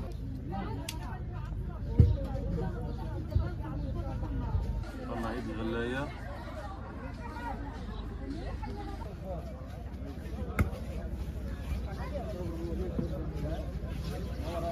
هذا العيد الأضحى لم يكن كسابق عادي، لا يوجد فيه لحوم، لا يوجد أضحيات، لا يوجد عاديات، لا يوجد حتى ملابس الأطفال. فيش فلوس انه احنا نجيب لحمة عيد او نشتري، مجبورين ان احنا نعمل اللحمة هذا ونطعميها لاولادنا. بعدين يعني احنا بنطلب منهم إن من الدول انها تقف معنا وتعمل هدنة تروحنا عدولنا. Perdana Menteri Israel Benyamin Netanyahu telah membubarkan kabinet perang yang beranggotakan 6 orang pada hari Senin 17 Juni. Pembubaran ini dilakukan beberapa hari setelah seorang anggota paling penting, yaitu Benny Gantz, meninggalkan pemerintahan. Gantz merasa frustrasi dengan cara memimpin Israel, yaitu Benyamin Netanyahu, menangani perang di Gaza. Absennya Gantz dari pemerintahan membuat Netanyahu lebih bergantung pada sekutu ultranasionalisnya untuk memerintah.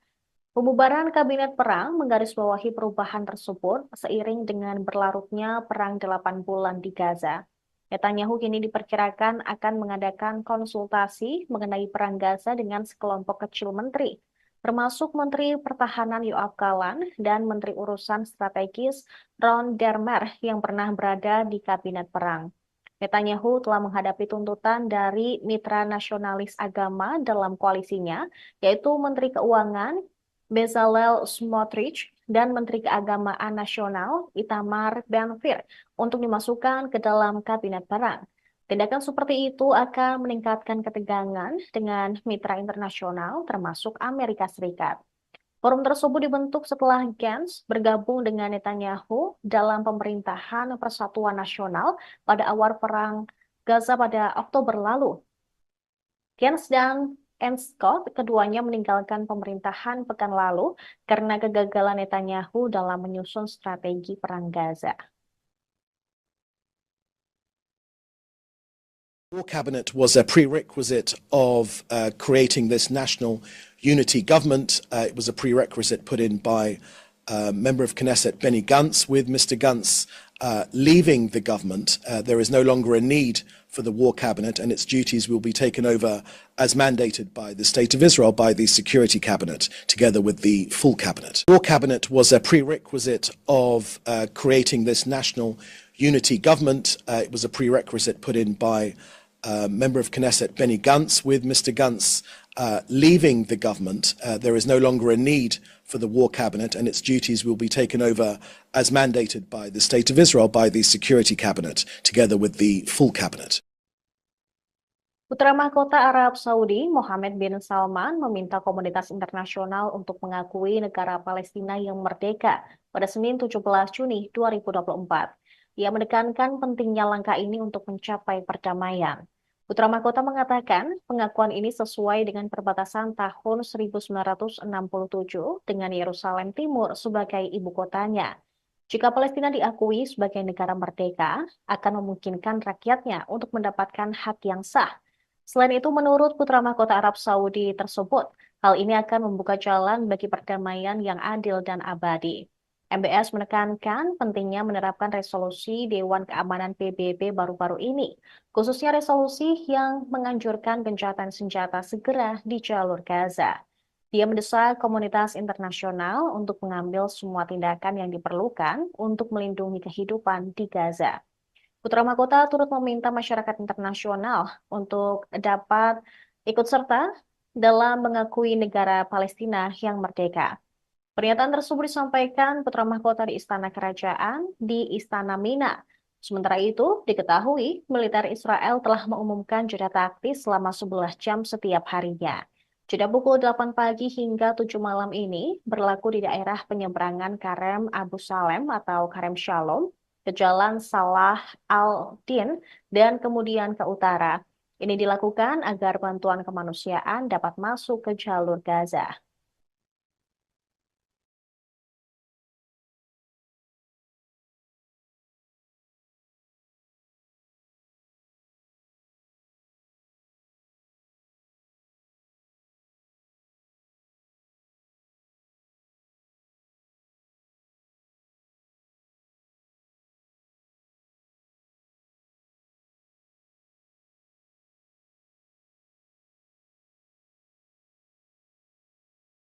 Pasukan Amerika Serikat dan Inggris kembali meluncurkan serangan ke wilayah Yaman. Sejumlah serangan udara menyasar Bandara Hudaidah di selatan kota pesisir di Laut Merah.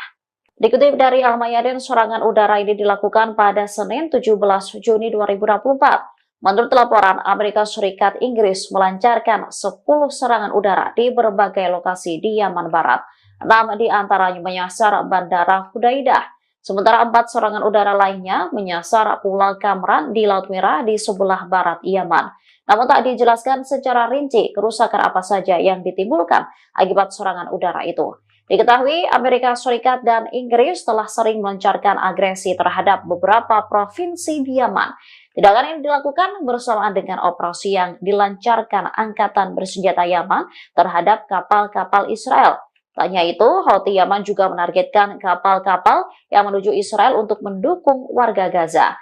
Sementara pemimpin gerakan Ansarullah Yaman, Sayyid Abdul Malik Al-Houthi, merespon tindakan Inggris Amerika.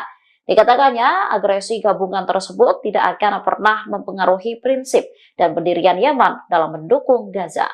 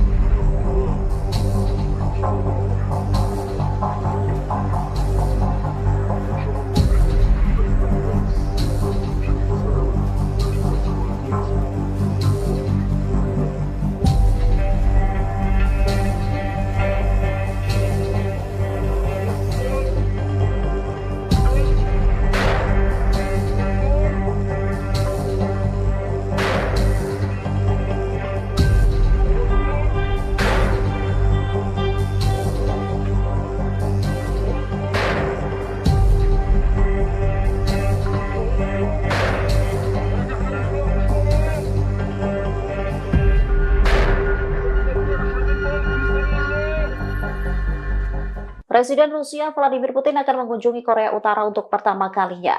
Hubungan Korea Utara dan Rusia ini membuat Amerika Serikat meradang. Presiden Vladimir Putin akan mengunjungi Korea Utara pada 18 hingga 19 Juni 2024 untuk pertama kalinya dalam 24 tahun. Putin sendiri terakhir kali mengunjungi Pyongyang pada Juli tahun 2000. Kunjungan ini menggarisbawahi berkembangnya kemitraan Moskow dengan negara bersenjata nuklir tersebut sejak invasi ke Ukraina. Kedatangan Putin untuk menghadiri undangan dari pemimpin Korea Utara Kim Jong-un. Undangan itu diberikan kepada Putin saat berkunjung ke timur jauh Rusia pada September lalu. Penasehat kebijakan luar negeri Putin, Yuri Usakov, lantas mengungkap tujuan pertemuan kedua pemimpin negara tersebut. Ia mengatakan Rusia dan Korut mungkin akan menandatangani perjanjian kemitraan yang akan mencakup masalah keamanan.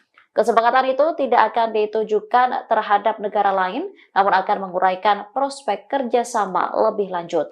Merespon hal ini, Gedung Putih mengatakan pihaknya merasa terganggu dengan semakin dalamnya hubungan antara Rusia dan Korut. Mereka meyakini Putin akan mencari senjata untuk mendukung perangnya di Ukraina.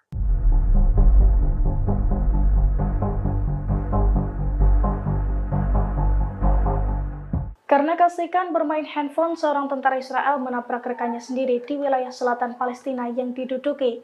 Imbas insiden tersebut, korban yang merupakan seorang tentara wanita Israel itu terpental. Ia juga terseret beberapa meter hingga mengalami luka-luka. Video detik-detik mobil tentara Israel menabrak rekannya sendiri itu dirilis melalui media sosial X Brigade Al-Quds, tepatnya pada Selasa 18 Juni 2024. Dalam video terlihat seorang tentara wanita tengah berjalan kaki menyeberang di sebuah persimpangan di selatan Palestina. Kemudian dari sisi kirinya sebuah mobil berwarna putih yang dikendarai tentara Israel melaju dengan kecepatan tinggi dan langsung menabrak wanita tersebut. Imbas insiden tersebut, tentara wanita itu terpental dengan keras dan terseret hingga beberapa meter. Ia pun tampak kesakitan saat ditolong oleh tentara yang menabraknya. Bahkan untuk menepi ke jalan, ia harus dibopong perlahan-lahan. Sementara dari keterangan video dijelaskan bahwa insiden tersebut terjadi akibat tentara Israel kasihkan bermain ponsel saat mengemudi. Brigade Al-Qassam, sayap militer Hamas, kembali merilis video yang menunjukkan pasukannya menyerang pasukan Israel, tepatnya pada Senin 18 Juni 2024. Dalam video tersebut, tampak sejumlah pejuang Brigade Al-Qassam mengubah persimpangan Nabusi di Tel Al-Hawa menjadi ladang ranjau. Saat puluhan tentara melintasi wilayah tersebut, ranjau langsung diledakkan dan membakar sejumlah tank dan tentara yang ada di dalamnya. Sejumlah tentara Israel dinyatakan tewas imbas serangan Al-Qassam tersebut. Selain itu, puluhan tentara Israel panik dan kocar-kacir menyelamatkan diri. Helikopter Israel juga terlihat mendarat di lokasi tersebut dengan iringan peledak. Puluhan tentara Israel itu pun dengan cepat masuk ke dalam helikopter untuk kabur dari wilayah tersebut.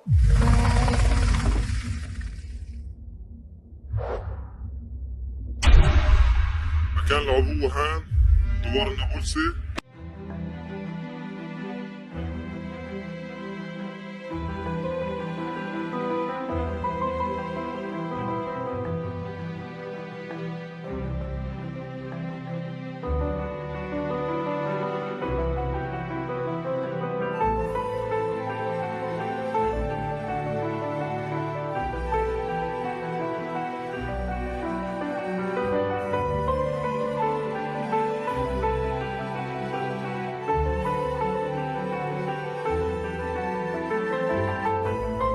كان العبوة هان احتلال دوار النابلسي.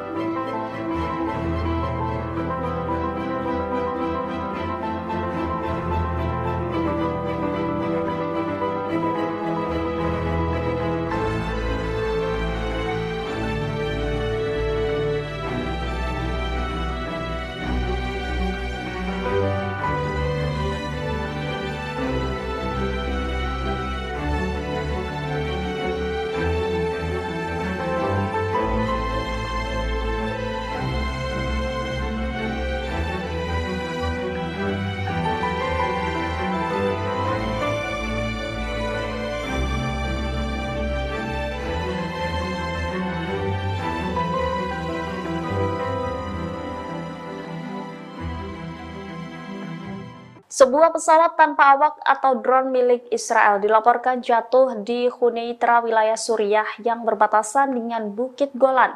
Daerah ini adalah salah satu wilayah yang turut diduduki oleh Israel.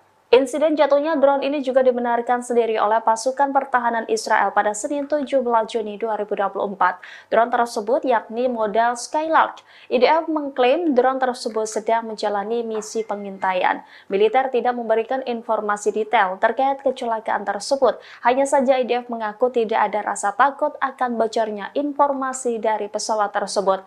Sebagai informasi, Skyrider seperti yang dikenal dalam bahasa Ibrani adalah drone pengintai taktis yang dibuat oleh Elbit Systems dan dioperasikan oleh Korps Artileri IDF. Miniatur UAV dapat diluncurkan oleh 1 atau 2 orang tergantung pada modelnya, dan setelah mengudara, ia akan memberikan siaran video langsung kepada tentara di darat. Insiden jatuhnya UAV ini bukan kali pertamanya. Banyak UAV yang relatif murah telah jatuh, seringkali di wilayah yang tidak bersahabat. Militan Houthi Yaman kembali meluncurkan rudal balistik dan drone pada Minggu 16 Juni 2024. Serangan kali ini menargetkan kapal perusak milik Amerika Serikat serta 2 kapal dagang di Laut Merah dan Laut Arab. Juru bicara Houthi, Jenderal Yahya Saree menjelaskan operasi terhadap kapal-kapal tersebut terbagi menjadi 2. Operasi pertama menargetkan kapal perusak Amerika dan kapal Kapten Paris, di Laut Merah menggunakan rudal. Sementara operasi kedua menargetkan kapal Happy Condor di Laut Arab menggunakan drone. Tidak jelas apakah serangan tersebut benar-benar tepat sasaran. Pasalnya hingga saat ini belum ada tanggapan dari Amerika atau perusahaan pemilik kapal yang diserang. Namun sejak awal, Houthi telah bersumpah akan terus melanjutkan operasi di Laut Merah sebagai bentuk dukungan terhadap Gaza. Militan tersebut menargetkan kapal-kapal yang berhubungan dengan Israel, termasuk milik Amerika dan Inggris. Jumlah korban luka maupun tewas di antara pasukan pendudukan terus bertambah. Terbaru, IDF mengonfirmasi bahwa 16 tentaranya terluka saat terlibat pertempuran dengan Hamas di jalur Gaza dalam 24 jam terakhir. Sebelumnya, tentara Israel mengakui terbunuhnya 2 tentara dan melukai 3 lainnya, termasuk seorang perwira. Dikutip dari Al-Mayadin, 2 tentara yang terbunuh itu ialah Salom Menachem yang bertugas di Batalion Teknik 601. Kedua, Tizur Afraham yang berasal dari Brigade Nahal dan tewas dalam pertempuran di jalur Gaza Selatan. Kematian mereka menjadikan jumlah tentara yang tewas dalam jajaran tentara pendudukan menjadi 19 orang pada bulan ini. Sebagian besar dari mereka terbunuh saat tempur di Rafah. Padahal saat awal perang, militer Israel meyakini jika mereka mampu membunuh lebih banyak anggota Hamas di kota tersebut. Dengan demikian, jumlah tentara Israel yang tewas menjadi 664 orang sejak awal perang pada 7 Oktober 2023. Selain itu, 3.620 tentara terluka menurut laporan yang dipublikasikan Israel.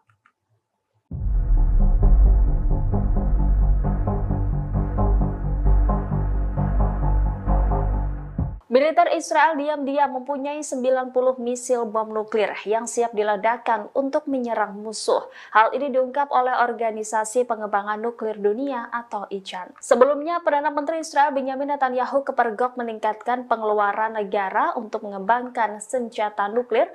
Anggaran tersebut sebesar 2,5% atau setara dengan 1,1 miliar dolar per tahunnya. Dengan jumlah anggaran tersebut, kini Israel menempati peringkat ke-8 sebagai negara dengan anggaran pengembangan nuklir terbesar di dunia.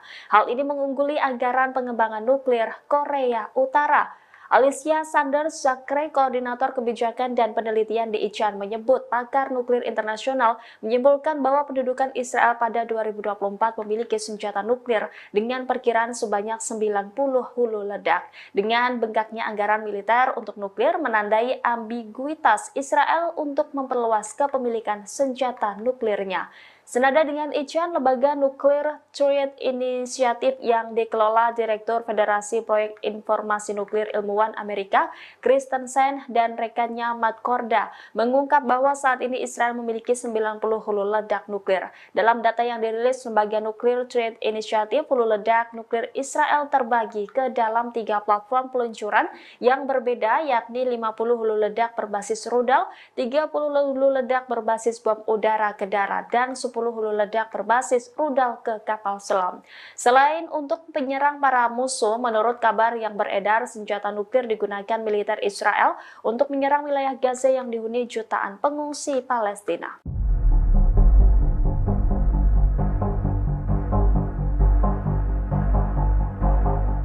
Sniper Israel tidak hanya menargetkan Hamas atau pejuang Palestina di jalur Gaza, bahkan kambing untuk korban di Gaza pun mereka tembak mati. Sebelumnya, beberapa warga Gaza berusaha mendapatkan kambing untuk mereka sembelih saat Hari Raya Idul Adha 2024. Namun upaya mereka untuk menjadikan kambing sebagai hewan kurban gagal terlaksana. Israel melarang hewan kurban dari luar masuk ke jalur Gaza.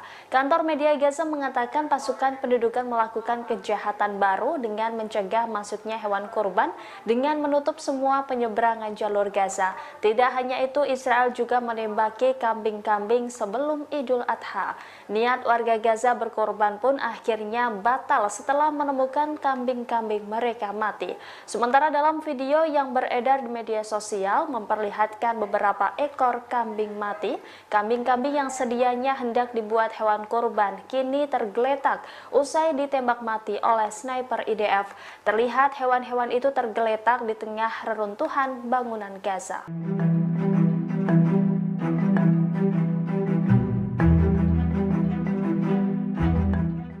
Tentara Israel terus menghadapi perlawanan sulit dari Hamas di jalur Gaza. Militer Israel bahkan dinilai belum mampu melenyapkan Brigade Al-Qassam. Di tengah kegagalan Israel, Tel Aviv dinilai mengalami krisis pendaftaran militer. Meski digempur tentara Israel, Hamas dan kelompok perlawanan lainnya masih terus mengobarkan perang. Akibatnya, IDF belum mampu melenyapkan Brigade Al-Qassam di kota Rafah. Dimungkinkan Tel Aviv akan mengakhiri operasi di sana tanpa mencapai tujuannya. Menurut seorang pengamat Israel, Ohad Hamo, Hamas telah berhasil membangun kembali dirinya di jalur Gaza. Laporan ini muncul bertepatan dengan terbunuhnya 11 tentara Israel. Media Israel, Ibrani menggambarkan serangan itu sebagai yang paling mematikan di Gaza sejak Januari. Ketika pertempuran berkobar, krisis pendaftaran militer di Tel Aviv terus memburuk. Israel diduga tengah membentuk divisi baru untuk pasukan cadangan di atas usia pensiun 40 tahun. Hal ini dilakukan untuk memenuhi kekurangan pasukan di medan perang. Kekurangan pasukan terjadi lantaran banyaknya tentara yang terbunuh, bahkan ribuan IDF mengalami luka-luka.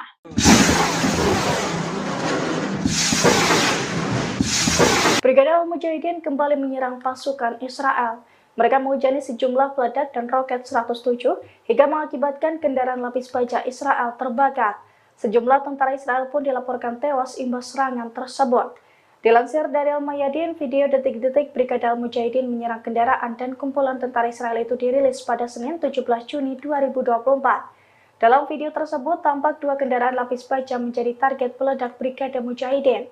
Seiring dengan ledakan tersebut, kepulan asap juga tampak membumbung tinggi.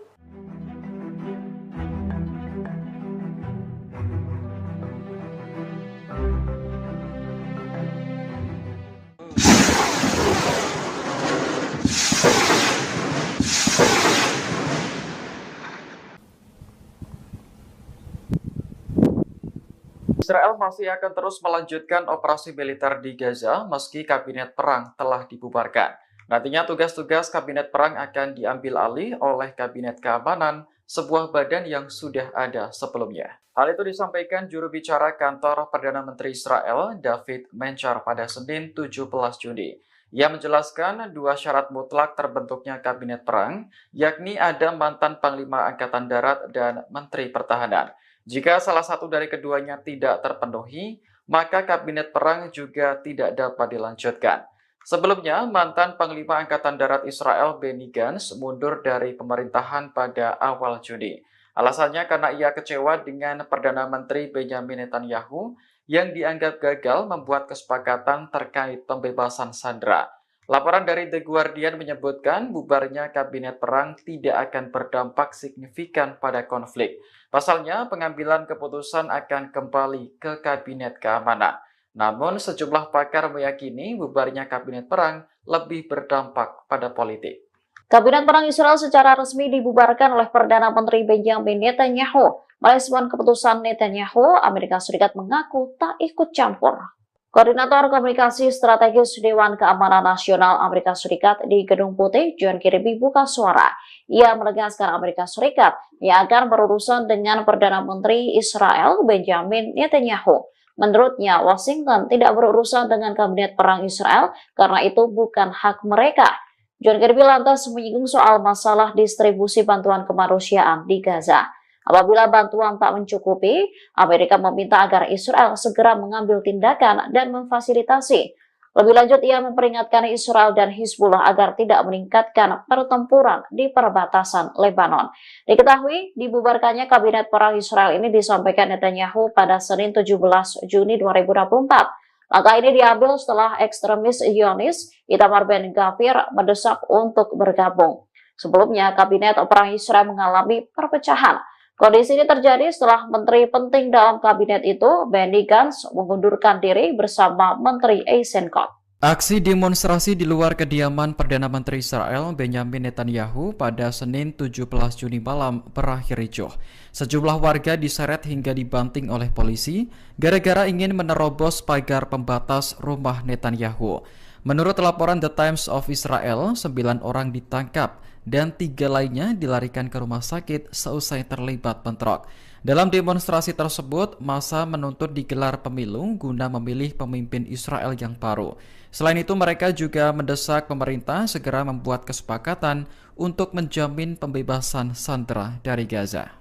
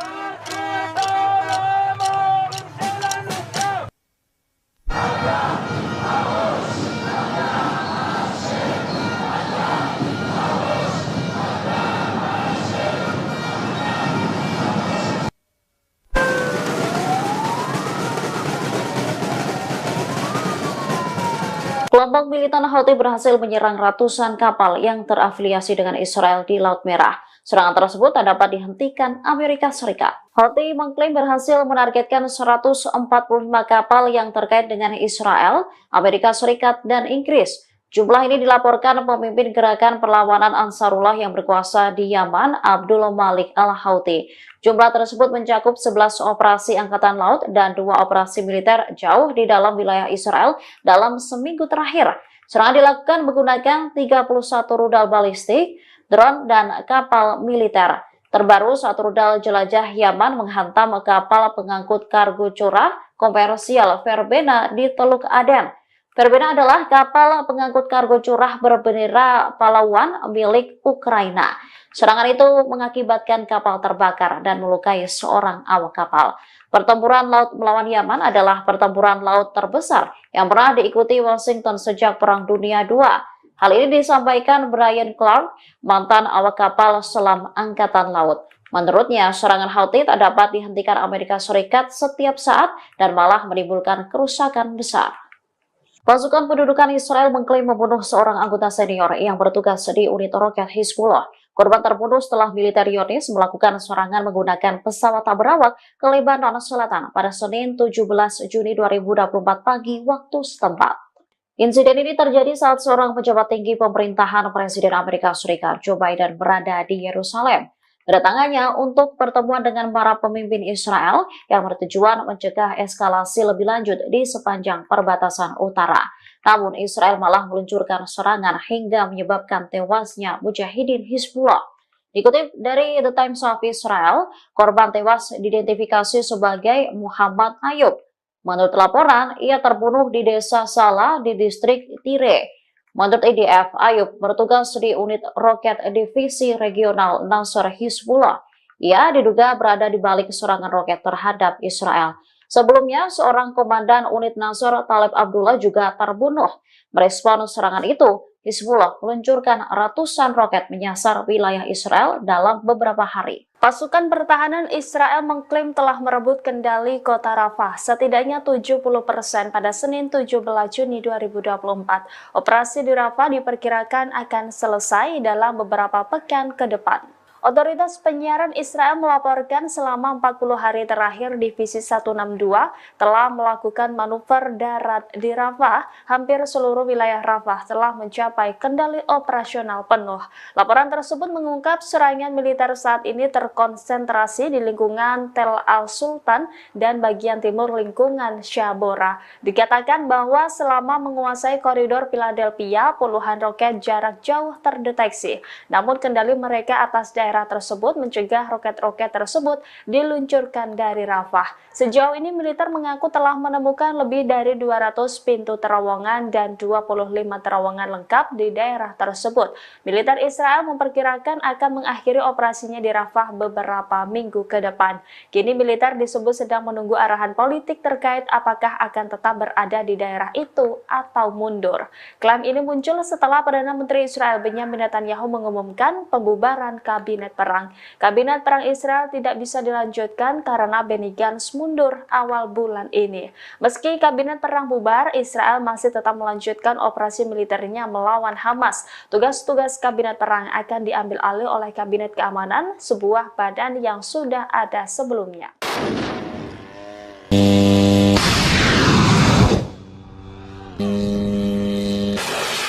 Pasukan Amerika Serikat hingga saat ini terus memberikan dukungannya kepada Israel. Bahkan mereka membantu Zionis menghalau serangan kelompok militan Houthi di Yaman. Biaya yang dikeluarkan pun cukup besar. Intelijen Amerika Serikat mengatakan Washington dan sekutu-sekutunya gagal menghentikan serangan Ansarullah di Laut Merah dan Teluk Aden. Akibat serangan Ansarullah Yaman, kepentingan 65 negara dunia terancam. Selain itu, 29 perusahaan transportasi maritim serta energi besar dunia terpaksa mengubah rute perjalanan mereka.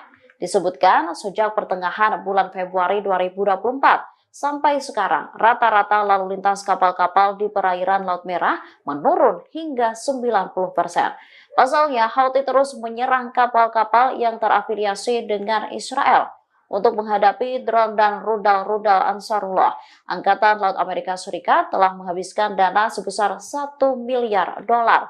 Terbaru, Amerika Serikat Inggris meluncurkan serangan ke wilayah Yaman. Menurut laporan, Amerika Serikat Inggris melancarkan 10 serangan udara di berbagai lokasi di Yaman Barat. 6 diantaranya menyasar Bandara Hudaidah, sementara 4 serangan udara lainnya menyasar Pulau Kamran di Laut Merah di sebelah barat Yaman. Pasukan Israel membakar dan menghancurkan fasilitas di penyeberangan Rafah antara jalur Gaza dan Mesir pada Senin 17 Juni 2024. IDF turut merusak ruang yang digunakan untuk kedatangan dan keberangkatan warga. Pejabat setempat mengatakan pasukan pendudukan Israel merusak lorong penyeberangan Rafah. Padahal penyeberangan Rafah merupakan satu-satunya pintu keluar bagi warga Palestina dan non-Israel untuk mengakses dunia luar. Dilansir Middle East Eye, gambar-gambar kerusakan tersebut beredar secara luas di media sosial. Terlihat foto itu menunjukkan seperti bagian luar aula keberangkatan penyeberangan yang terbakar. Kerusakan pada penyeberangan tersebut mungkin akan membuatnya tidak dapat beroperasi dalam waktu dekat, sehingga menyebabkan 2,2 juta penduduk Palestina di jalur Gaza terjebak di dalamnya.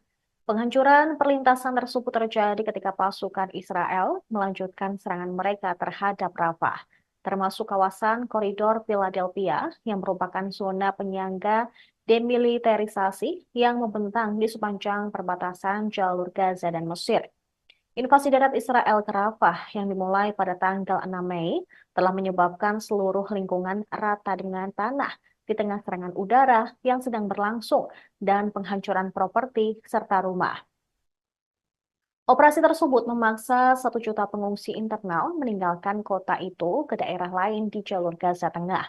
Serangan terhadap Rafah dan perebutan perbatasan dengan Mesir memperdalam krisis kemanusiaan yang sudah berbahaya dengan rute bantuan penting melalui penyeberangan Rafah dan Karem Abu Salem atau Karem Shalom diblokir.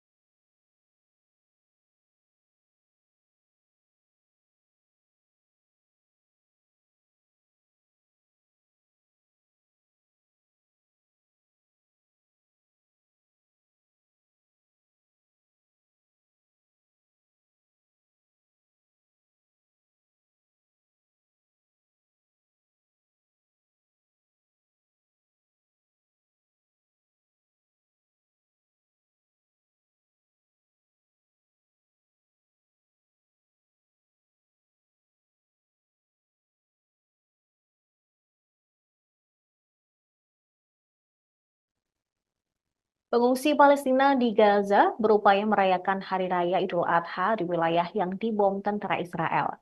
Mereka hanya bisa menikmati makanan sederhana, bahkan tidak bisa ikut berkurban.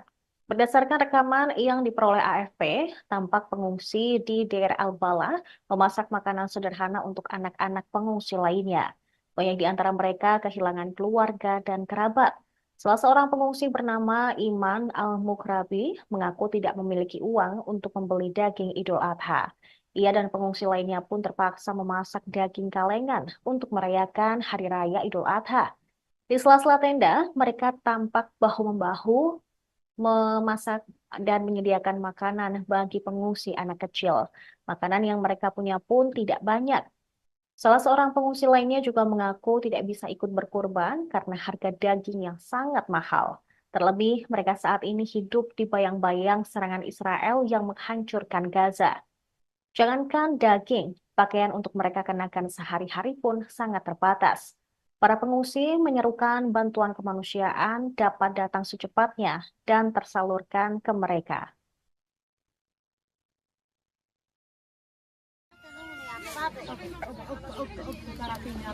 خليها حبة لو ثلاث والله ما تعرفين طيب مننا ولا منا عاد بلاك التيان عيننا يا حسين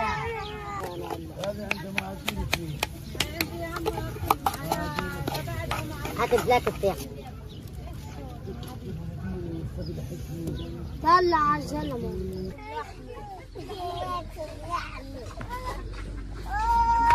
هاي ولاد الكبير هاي صالح صالح حد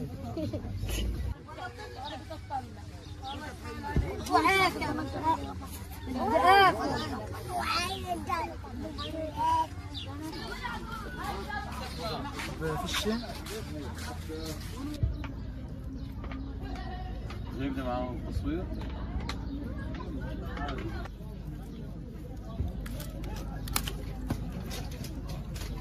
هذا الخشب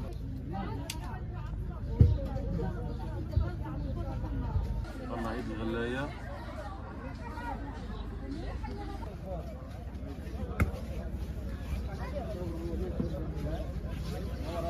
هذا العيد الأضحى لم يكن كسابق عادي، لا يوجد فيه لحوم، لا يوجد أضحيات، لا يوجد عاديات، لا يوجد حتى ملابس الأطفال. فيش فلوس انه احنا نجيب لحمة عيد او نشتري، مجبورين ان احنا نعمل اللحمة هذا ونطعميها لاولادنا.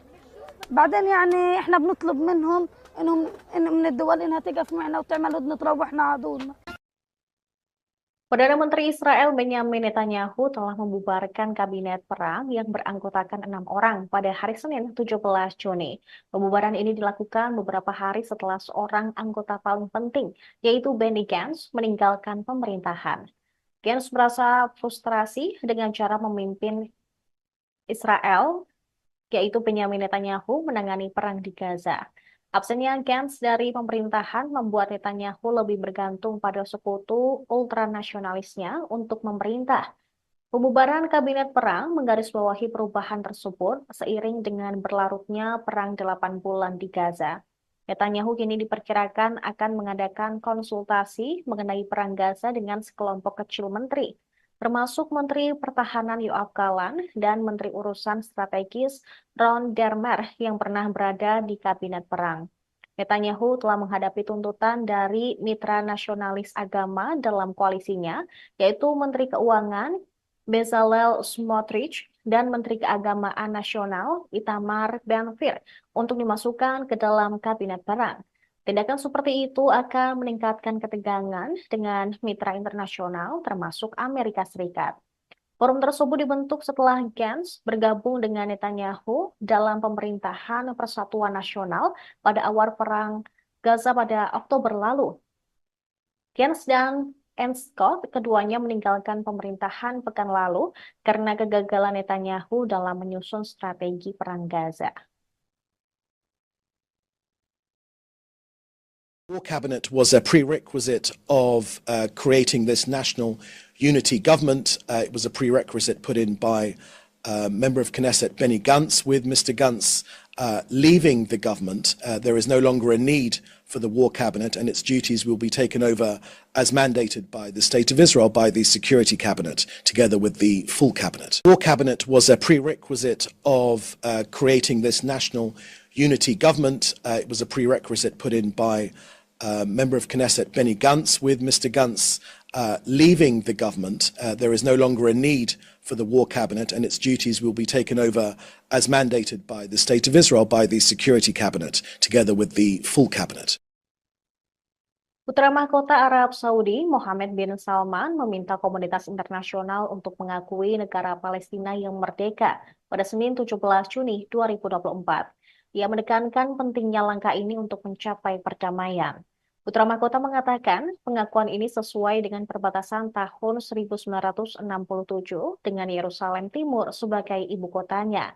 Jika Palestina diakui sebagai negara merdeka, akan memungkinkan rakyatnya untuk mendapatkan hak yang sah. Selain itu, menurut Putra Mahkota Arab Saudi tersebut, hal ini akan membuka jalan bagi perdamaian yang adil dan abadi. MBS menekankan pentingnya menerapkan resolusi Dewan Keamanan PBB baru-baru ini, khususnya resolusi yang menganjurkan gencatan senjata segera di jalur Gaza. Dia mendesak komunitas internasional untuk mengambil semua tindakan yang diperlukan untuk melindungi kehidupan di Gaza. Putra Mahkota turut meminta masyarakat internasional untuk dapat ikut serta dalam mengakui negara Palestina yang merdeka. Pernyataan tersebut disampaikan Putra Mahkota di Istana Kerajaan di Istana Mina.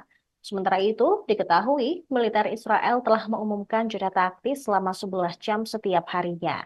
Jeda pukul 8 pagi hingga 7 malam ini berlaku di daerah penyeberangan Karem Abu Salem atau Karem Shalom ke Jalan Salah al-Din dan kemudian ke utara. Ini dilakukan agar bantuan kemanusiaan dapat masuk ke jalur Gaza.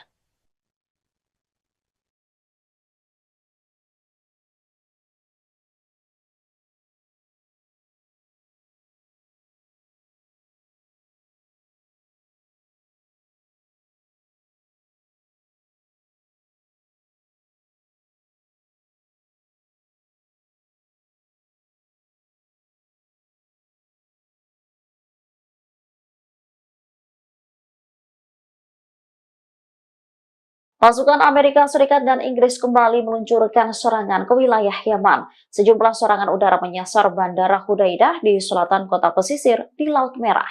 Dikutip dari Al-Mayadin, serangan udara ini dilakukan pada Senin 17 Juni 2024. Menurut laporan, Amerika Serikat Inggris melancarkan 10 serangan udara di berbagai lokasi di Yaman Barat. 6 di antaranya menyasar Bandara Hudaidah. Sementara 4 serangan udara lainnya menyasar Pulau Kamran di Laut Merah di sebelah barat Yaman. Namun tak dijelaskan secara rinci kerusakan apa saja yang ditimbulkan akibat serangan udara itu. Diketahui Amerika Serikat dan Inggris telah sering melancarkan agresi terhadap beberapa provinsi di Yaman.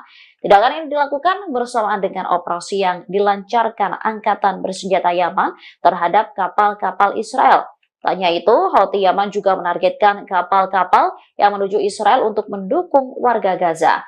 Sementara pemimpin gerakan Ansarullah Yaman, Sayyid Abdul Malik Al-Houthi, merespon tindakan Inggris Amerika. Dikatakannya, agresi gabungan tersebut tidak akan pernah mempengaruhi prinsip dan pendirian Yaman dalam mendukung Gaza.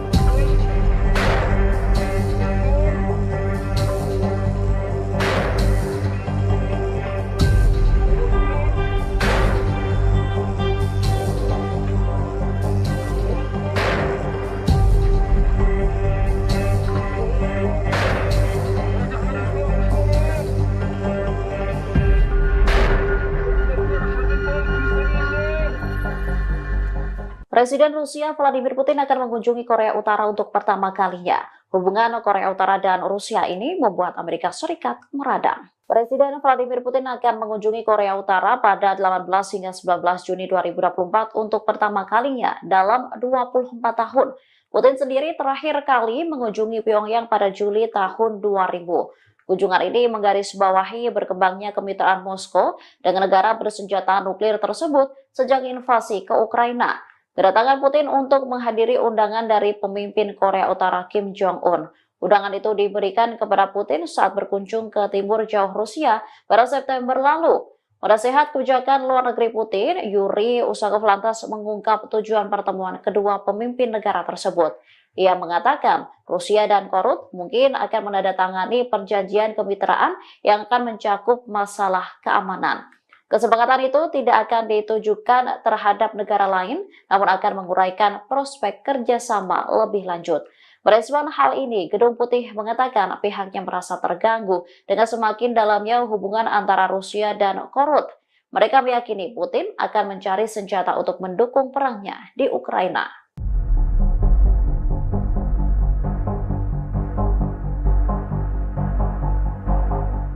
Karena kasihkan bermain handphone, seorang tentara Israel menabrak rekannya sendiri di wilayah selatan Palestina yang diduduki. Imbas insiden tersebut, korban yang merupakan seorang tentara wanita Israel itu terpental. Ia juga terseret beberapa meter hingga mengalami luka-luka. Video detik-detik mobil tentara Israel menabrak rekannya sendiri itu dirilis melalui media sosial X Brigade Al-Quds, tepatnya pada Selasa 18 Juni 2024. Dalam video terlihat seorang tentara wanita tengah berjalan kaki menyeberang di sebuah persimpangan di selatan Palestina. Kemudian dari sisi kirinya sebuah mobil berwarna putih yang dikendarai tentara Israel melaju dengan kecepatan tinggi dan langsung menabrak wanita tersebut. Imbas insiden tersebut, tentara wanita itu terpental dengan keras dan terseret hingga beberapa meter. Ia pun tampak kesakitan saat ditolong oleh tentara yang menabraknya.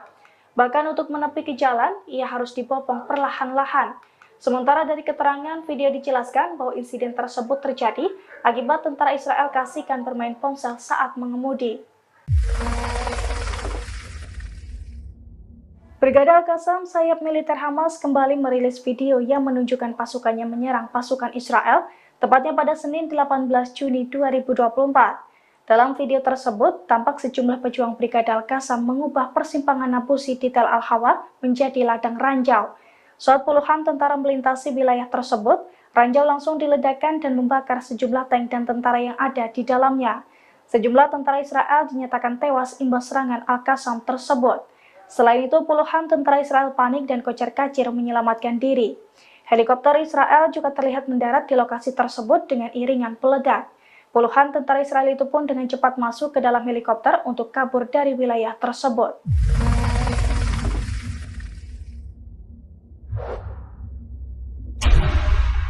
مكان العبوة هان دوار النابلسي.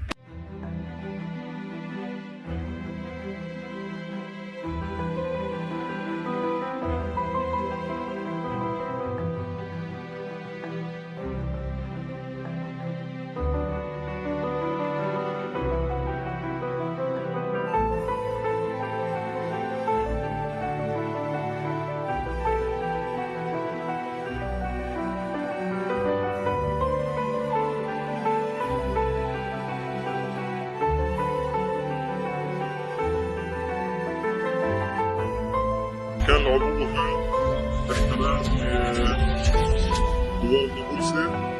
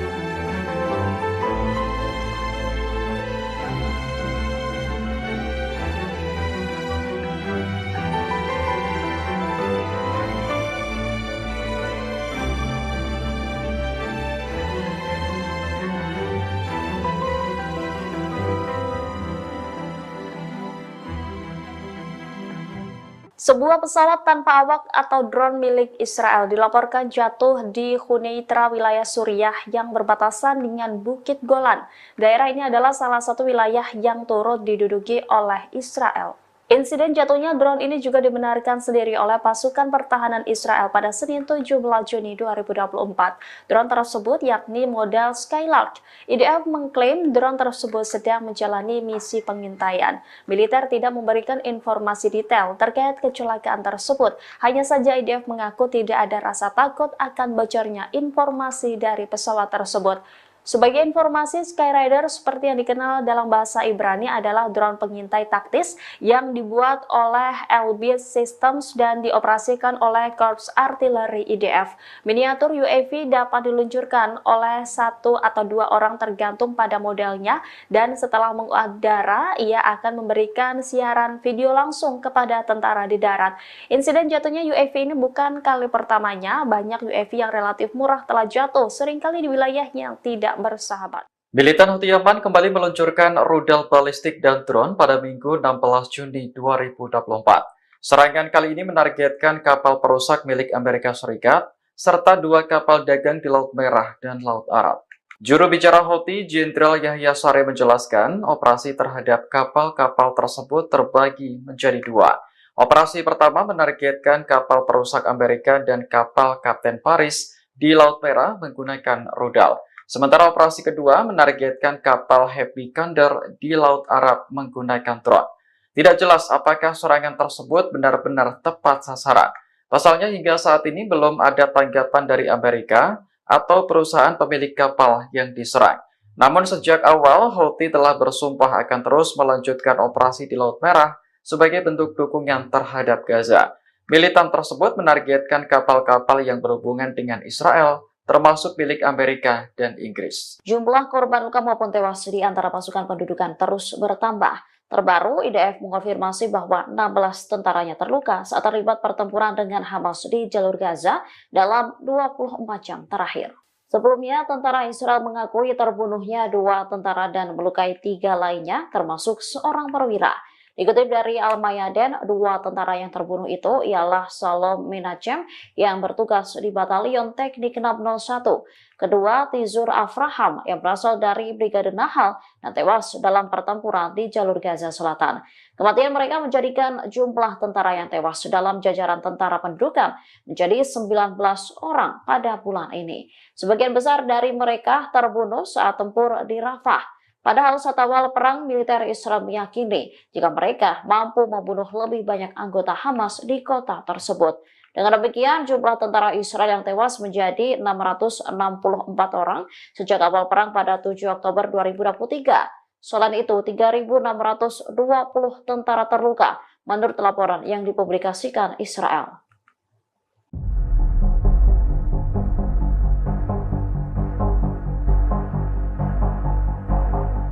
Militer Israel diam-diam mempunyai 90 misil bom nuklir yang siap diledakkan untuk menyerang musuh. Hal ini diungkap oleh Organisasi Pengembangan Nuklir Dunia atau ICAN. Sebelumnya, Perdana Menteri Israel Benjamin Netanyahu kepergok meningkatkan pengeluaran negara untuk mengembangkan senjata nuklir. Anggaran tersebut sebesar 2,5% atau setara dengan 1,1 miliar dolar per tahunnya. Dengan jumlah anggaran tersebut, kini Israel menempati peringkat ke-8 sebagai negara dengan anggaran pengembangan nuklir terbesar di dunia. Hal ini mengungguli anggaran pengembangan nuklir Korea Utara. Alicia Sanders Zakre, koordinator kebijakan dan penelitian di ICAN, menyebut pakar nuklir internasional menyimpulkan bahwa pendudukan Israel pada 2024 memiliki senjata nuklir dengan perkiraan sebanyak 90 hulu ledak. Dengan bengkaknya anggaran militer untuk nuklir menandai ambiguitas Israel untuk memperluas kepemilikan senjata nuklirnya. Senada dengan ICAN, lembaga Nuclear Threat Initiative yang dikelola Direktur Federasi Proyek Informasi Nuklir Ilmuwan Amerika, Christensen dan rekannya Matt Korda, mengungkap bahwa saat ini Israel memiliki 90 hulu ledak nuklir. Dalam data yang dirilis lembaga Nuclear Threat Initiative, hulu ledak nuklir Israel terbagi ke dalam 3 platform peluncuran yang berbeda, yakni 50 hulu ledak berbasis rudal, 30 hulu ledak berbasis bom udara ke darat, dan 10 hulu ledak berbasis rudal ke kapal selam. Selain untuk penyerang para musuh, menurut kabar yang beredar, senjata nuklir digunakan militer Israel untuk menyerang wilayah Gaza yang dihuni jutaan pengungsi Palestina.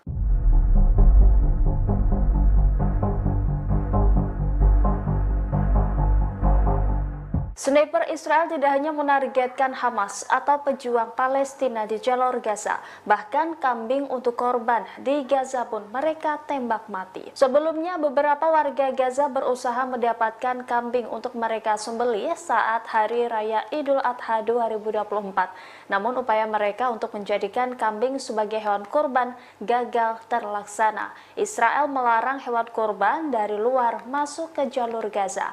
Kantor media Gaza mengatakan pasukan pendudukan melakukan kejahatan baru dengan mencegah masuknya hewan kurban dengan menutup semua penyeberangan jalur Gaza. Tidak hanya itu, Israel juga menembaki kambing-kambing sebelum Idul Adha. Niat warga Gaza berkorban pun akhirnya batal setelah menemukan kambing-kambing mereka mati. Sementara dalam video yang beredar di media sosial memperlihatkan beberapa ekor kambing mati. Kambing-kambing yang sedianya hendak dibuat hewan kurban kini tergeletak usai ditembak mati oleh sniper IDF. Terlihat hewan-hewan itu tergeletak di tengah reruntuhan bangunan Gaza.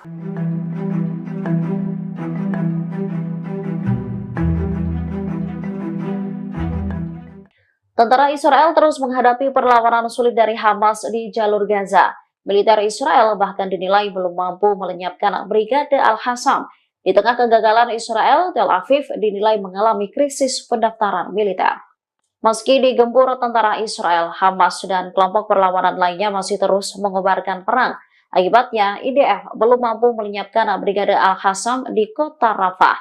Dimungkinkan Tel Aviv akan mengakhiri operasi di sana tanpa mencapai tujuannya. Menurut seorang pengamat Israel, Ohad Hamo, Hamas telah berhasil membangun kembali dirinya di jalur Gaza. Laporan ini muncul bertepatan dengan terbunuhnya 11 tentara Israel. Media Israel, Ibrani menggambarkan serangan itu sebagai yang paling mematikan di Gaza sejak Januari. Ketika pertempuran berkobar, krisis pendaftaran militer di Tel Aviv terus memburuk. Israel diduga tengah membentuk divisi baru untuk pasukan cadangan di atas usia pensiun 40 tahun. Hal ini dilakukan untuk memenuhi kekurangan pasukan di medan perang. Kekurangan pasukan terjadi lantaran banyaknya tentara yang terbunuh, bahkan ribuan IDF mengalami luka-luka.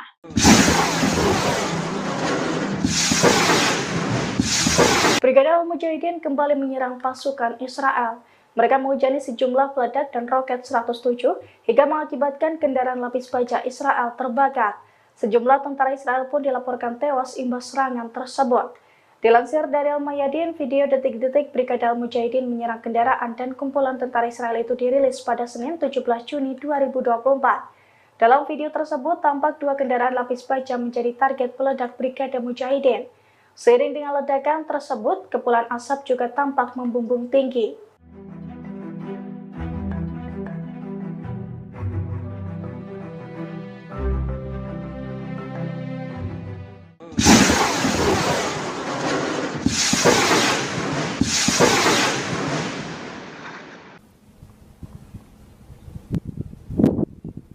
Israel masih akan terus melanjutkan operasi militer di Gaza meski kabinet perang telah dibubarkan. Nantinya tugas-tugas kabinet perang akan diambil alih oleh kabinet keamanan, sebuah badan yang sudah ada sebelumnya. Hal itu disampaikan juru bicara kantor Perdana Menteri Israel, David Menchar, pada Senin 17 Juni. Ia menjelaskan dua syarat mutlak terbentuknya kabinet perang, yakni ada mantan Panglima Angkatan Darat dan Menteri Pertahanan. Jika salah satu dari keduanya tidak terpenuhi, maka kabinet perang juga tidak dapat dilanjutkan. Sebelumnya, mantan Panglima Angkatan Darat Israel Benny Gantz mundur dari pemerintahan pada awal Juni. Alasannya karena ia kecewa dengan Perdana Menteri Benjamin Netanyahu yang dianggap gagal membuat kesepakatan terkait pembebasan sandera. Laporan dari The Guardian menyebutkan bubarnya kabinet perang tidak akan berdampak signifikan pada konflik. Pasalnya, pengambilan keputusan akan kembali ke kabinet keamanan. Namun, sejumlah pakar meyakini bubarnya kabinet perang lebih berdampak pada politik. Kabinet perang Israel secara resmi dibubarkan oleh Perdana Menteri Benjamin Netanyahu. Merespon keputusan Netanyahu, Amerika Serikat mengaku tak ikut campur. Koordinator Komunikasi Strategis Dewan Keamanan Nasional Amerika Serikat di Gedung Putih, John Kirby, buka suara. Ia menegaskan Amerika Serikat yang akan berurusan dengan Perdana Menteri Israel Benjamin Netanyahu. Menurutnya, Washington tidak berurusan dengan kabinet perang Israel karena itu bukan hak mereka. John Kirby lantas menyinggung soal masalah distribusi bantuan kemanusiaan di Gaza. Apabila bantuan tak mencukupi, Amerika meminta agar Israel segera mengambil tindakan dan memfasilitasi. Lebih lanjut, ia memperingatkan Israel dan Hizbullah agar tidak meningkatkan pertempuran di perbatasan Lebanon. Diketahui, dibubarkannya kabinet perang Israel ini disampaikan Netanyahu pada Senin 17 Juni 2024. Langkah ini diambil setelah ekstremis Zionis Itamar Ben-Gvir mendesak untuk bergabung. Sebelumnya, kabinet perang Israel mengalami perpecahan. Kondisi ini terjadi setelah menteri penting dalam kabinet itu, Benny Gantz, mengundurkan diri bersama Menteri Eisenkot. Aksi demonstrasi di luar kediaman Perdana Menteri Israel Benjamin Netanyahu pada Senin 17 Juni malam berakhir ricuh. Sejumlah warga diseret hingga dibanting oleh polisi gara-gara ingin menerobos pagar pembatas rumah Netanyahu. Menurut laporan The Times of Israel, 9 orang ditangkap dan 3 lainnya dilarikan ke rumah sakit seusai terlibat bentrok. Dalam demonstrasi tersebut, massa menuntut digelar pemilu guna memilih pemimpin Israel yang baru. Selain itu, mereka juga mendesak pemerintah segera membuat kesepakatan untuk menjamin pembebasan sandera dari Gaza.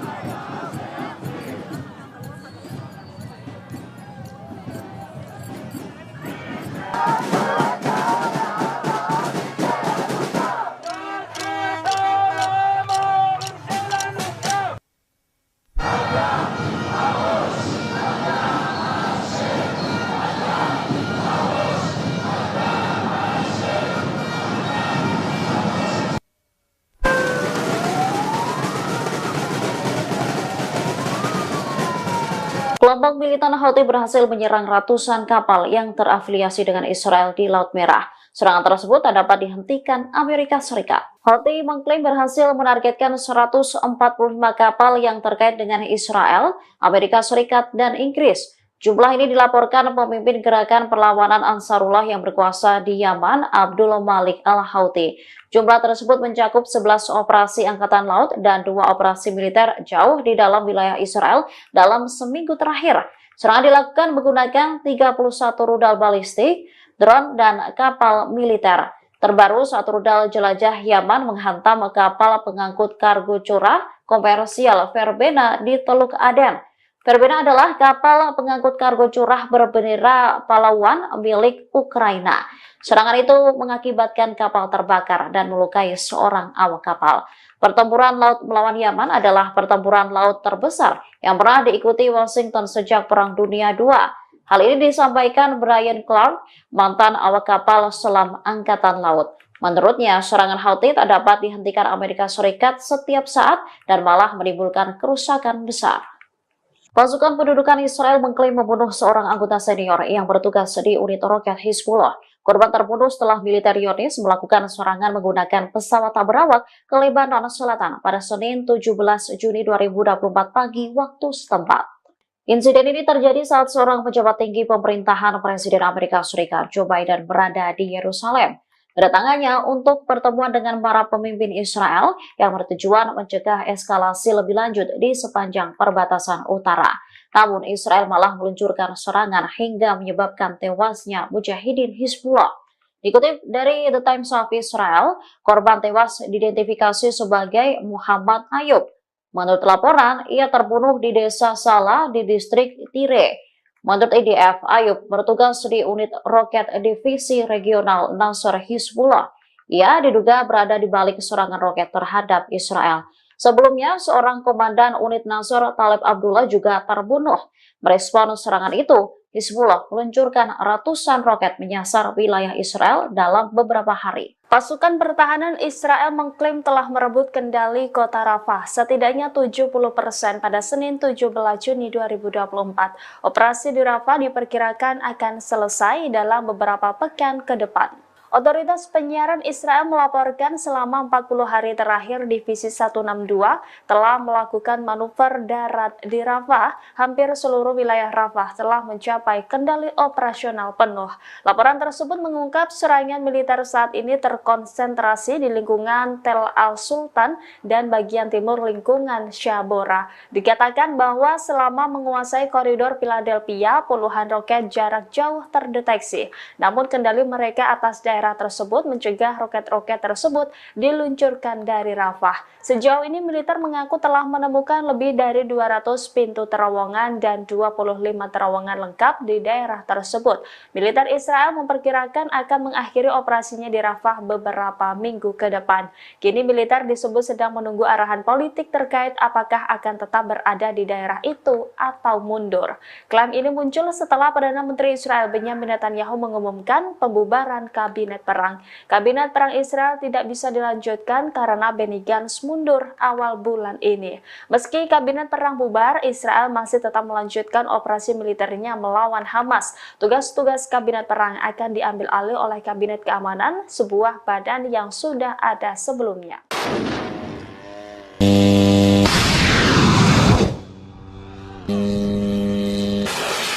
Pasukan Amerika Serikat hingga saat ini terus memberikan dukungannya kepada Israel. Bahkan mereka membantu Zionis menghalau serangan kelompok militan Houthi di Yaman.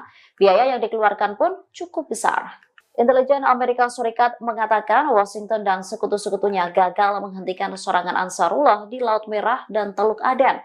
Akibat serangan Ansarullah Yaman, kepentingan 65 negara dunia terancam. Selain itu, 29 perusahaan transportasi maritim serta energi besar dunia terpaksa mengubah rute perjalanan mereka. Disebutkan sejak pertengahan bulan Februari 2024 sampai sekarang, rata-rata lalu lintas kapal-kapal di perairan Laut Merah menurun hingga 90%. Pasalnya, Houthi terus menyerang kapal-kapal yang terafiliasi dengan Israel. Untuk menghadapi drone dan rudal-rudal Ansarullah, Angkatan Laut Amerika Serikat telah menghabiskan dana sebesar $1 miliar. Terbaru, Amerika Serikat Inggris meluncurkan serangan ke wilayah Yaman. Menurut laporan, Amerika Serikat Inggris melancarkan 10 serangan udara di berbagai lokasi di Yaman Barat. 6 diantaranya menyasar Bandara Hudaidah, sementara 4 serangan udara lainnya menyasar Pulau Kamran di Laut Merah di sebelah barat Yaman. Pasukan Israel membakar dan menghancurkan fasilitas di penyeberangan Rafah antara jalur Gaza dan Mesir pada Senin 17 Juni 2024. IDF turut merusak ruang yang digunakan untuk kedatangan dan keberangkatan warga. Pejabat setempat mengatakan pasukan pendudukan Israel merusak lorong penyeberangan Rafah. Padahal penyeberangan Rafah merupakan satu-satunya pintu keluar bagi warga Palestina dan non-Israel untuk mengakses dunia luar. Dilansir Middle East Eye, gambar-gambar kerusakan tersebut beredar secara luas di media sosial. Terlihat foto itu menunjukkan seperti bagian luar aula keberangkatan penyeberangan yang terbakar. Kerusakan pada penyeberangan tersebut mungkin akan membuatnya tidak dapat beroperasi dalam waktu dekat, sehingga menyebabkan 2,2 juta penduduk Palestina di jalur Gaza terjebak di dalamnya. Penghancuran perlintasan tersebut terjadi ketika pasukan Israel melanjutkan serangan mereka terhadap Rafah, termasuk kawasan koridor Philadelphia yang merupakan zona penyangga demilitarisasi yang membentang di sepanjang perbatasan jalur Gaza dan Mesir. Invasi darat Israel ke Rafah yang dimulai pada tanggal 6 Mei telah menyebabkan seluruh lingkungan rata dengan tanah di tengah serangan udara yang sedang berlangsung dan penghancuran properti serta rumah. Operasi tersebut memaksa 1 juta pengungsi internal meninggalkan kota itu ke daerah lain di jalur Gaza Tengah. Serangan terhadap Rafah dan perebutan perbatasan dengan Mesir memperdalam krisis kemanusiaan yang sudah berbahaya dengan rute bantuan penting melalui penyeberangan Rafah dan Karem Abu Salem atau Karem Shalom diblokir.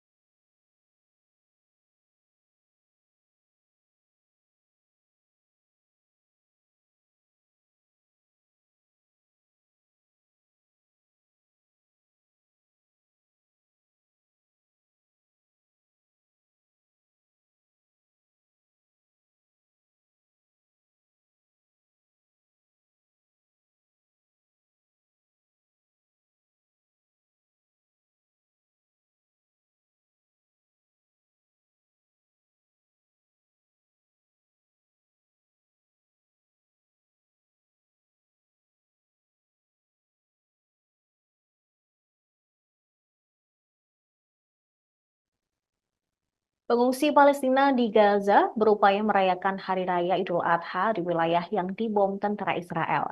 Mereka hanya bisa menikmati makanan sederhana, bahkan tidak bisa ikut berkurban. Berdasarkan rekaman yang diperoleh AFP, tampak pengungsi di Deir al-Balah memasak makanan sederhana untuk anak-anak pengungsi lainnya. Banyak di antara mereka kehilangan keluarga dan kerabat. Salah seorang pengungsi bernama Iman Al-Mukrabi mengaku tidak memiliki uang untuk membeli daging Idul Adha. Ia dan pengungsi lainnya pun terpaksa memasak daging kalengan untuk merayakan Hari Raya Idul Adha. Di sela-sela tenda, mereka tampak bahu-membahu memasak dan menyediakan makanan bagi pengungsi anak kecil. Makanan yang mereka punya pun tidak banyak. Salah seorang pengungsi lainnya juga mengaku tidak bisa ikut berkurban karena harga daging yang sangat mahal. Terlebih, mereka saat ini hidup di bayang-bayang serangan Israel yang menghancurkan Gaza. Jangankan daging, pakaian untuk mereka kenakan sehari-hari pun sangat terbatas. Para pengungsi menyerukan bantuan kemanusiaan dapat datang secepatnya dan tersalurkan ke mereka.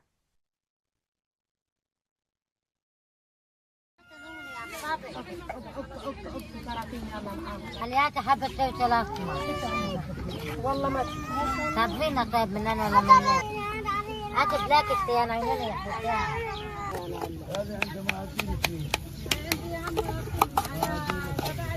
اكل ذاك طلع على الزلمه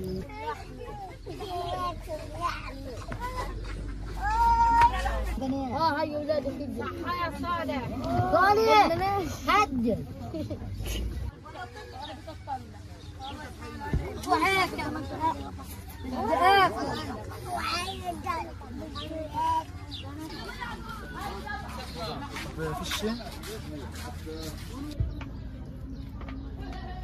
جايبني معاهم تصوير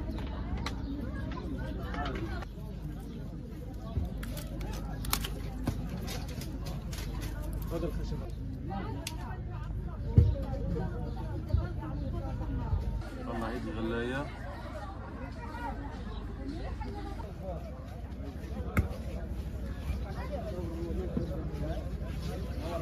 هذا العيد الأضحى لم يكن كسابق عادي، لا يوجد فيه لحوم، لا يوجد أضحيات، لا يوجد عاديات، لا يوجد حتى ملابس الأطفال. فيش فلوس انه احنا نجيب لحمة عيد او نشتري، مجبورين ان احنا نعمل اللحمة هذا ونطعميها لاولادنا.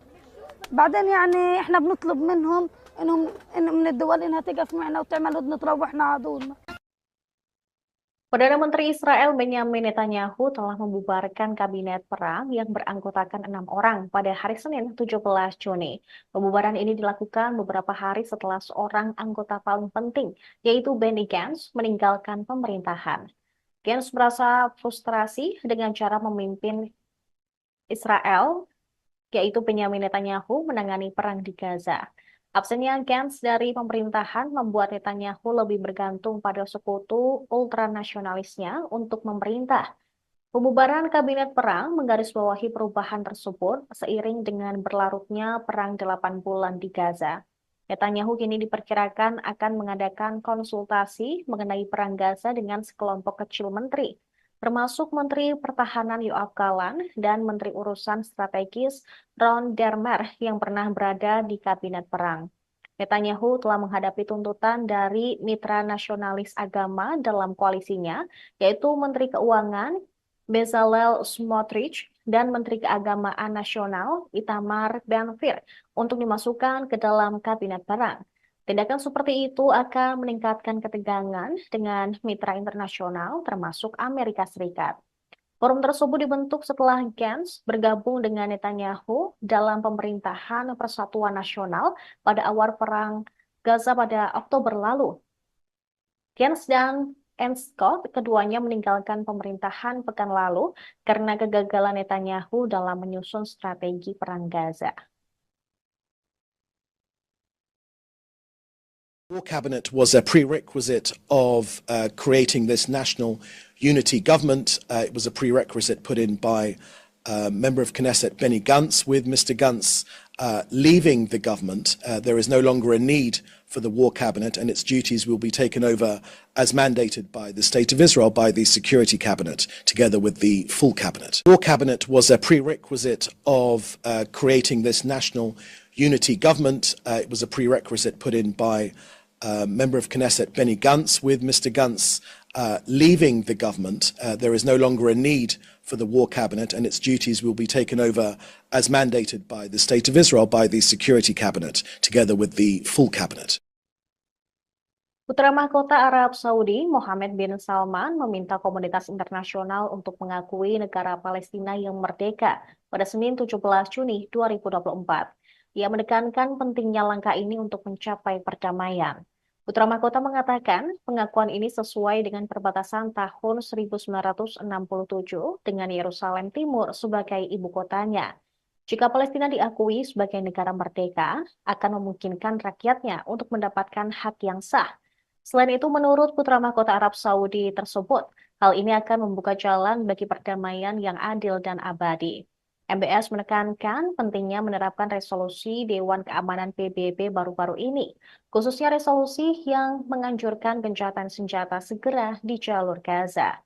Dia mendesak komunitas internasional untuk mengambil semua tindakan yang diperlukan untuk melindungi kehidupan di Gaza. Putra Mahkota turut meminta masyarakat internasional untuk dapat ikut serta dalam mengakui negara Palestina yang merdeka. Pernyataan tersebut disampaikan Putra Mahkota di Istana Kerajaan di Istana Mina. Sementara itu, diketahui militer Israel telah mengumumkan jeda taktis selama 11 jam setiap harinya. Jeda pukul 8 pagi hingga 7 malam ini berlaku di daerah penyeberangan Karem Abu Salem atau Karem Shalom ke Jalan Salah al-Din dan kemudian ke utara. Ini dilakukan agar bantuan kemanusiaan dapat masuk ke jalur Gaza.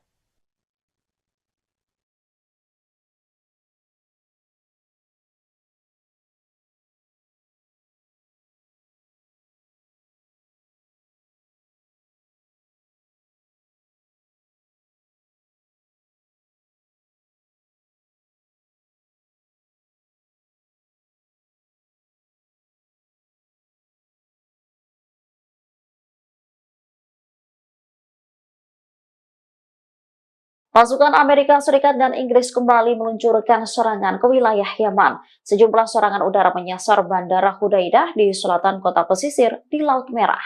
Dikutip dari Al Mayadin, serangan udara ini dilakukan pada Senin 17 Juni 2024. Menurut laporan, Amerika Serikat Inggris melancarkan 10 serangan udara di berbagai lokasi di Yaman Barat. 6 di antaranya menyasar Bandara Hudaidah. Sementara 4 serangan udara lainnya menyasar Pulau Kamran di Laut Merah di sebelah barat Yaman. Namun tak dijelaskan secara rinci kerusakan apa saja yang ditimbulkan akibat serangan udara itu. Diketahui Amerika Serikat dan Inggris telah sering melancarkan agresi terhadap beberapa provinsi di Yaman. Tindakan ini dilakukan bersamaan dengan operasi yang dilancarkan Angkatan Bersenjata Yaman terhadap kapal-kapal Israel. Tak hanya itu, Houthi Yaman juga menargetkan kapal-kapal yang menuju Israel untuk mendukung warga Gaza. Sementara pemimpin gerakan Ansarullah Yaman, Sayyid Abdul Malik Al-Houthi, merespon tindakan Inggris Amerika. Dikatakannya, agresi gabungan tersebut tidak akan pernah mempengaruhi prinsip dan pendirian Yaman dalam mendukung Gaza.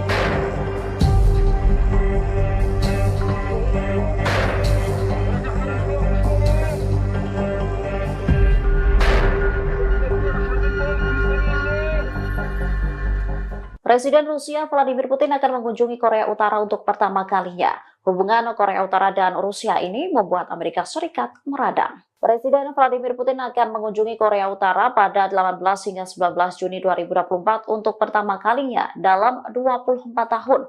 Putin sendiri terakhir kali mengunjungi Pyongyang pada Juli tahun 2000. Kunjungan ini menggarisbawahi berkembangnya kemitraan Moskow dengan negara bersenjata nuklir tersebut sejak invasi ke Ukraina. Kedatangan Putin untuk menghadiri undangan dari pemimpin Korea Utara Kim Jong-un.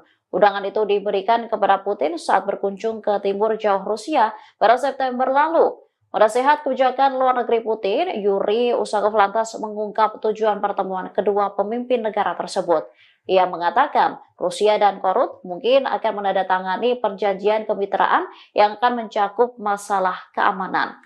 Kesepakatan itu tidak akan ditujukan terhadap negara lain, namun akan menguraikan prospek kerjasama lebih lanjut. Merespon hal ini, Gedung Putih mengatakan pihaknya merasa terganggu dengan semakin dalamnya hubungan antara Rusia dan Korut. Mereka meyakini Putin akan mencari senjata untuk mendukung perangnya di Ukraina.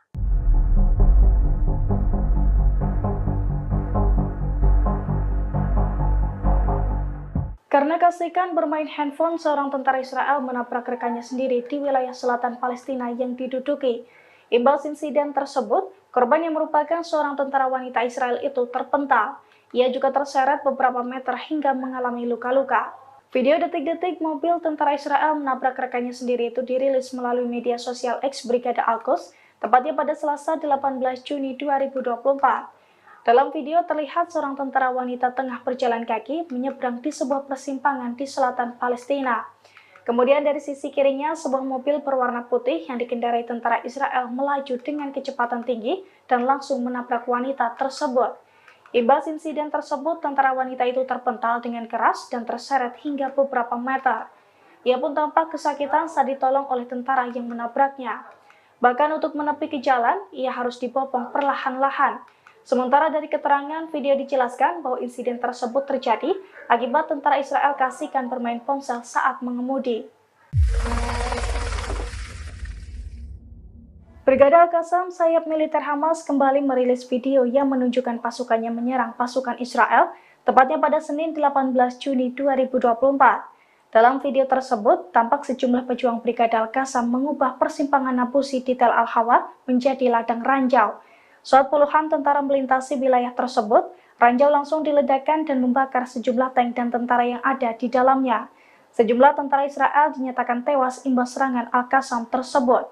Selain itu, puluhan tentara Israel panik dan kocar-kacir menyelamatkan diri. Helikopter Israel juga terlihat mendarat di lokasi tersebut dengan iringan peledak. Puluhan tentara Israel itu pun dengan cepat masuk ke dalam helikopter untuk kabur dari wilayah tersebut.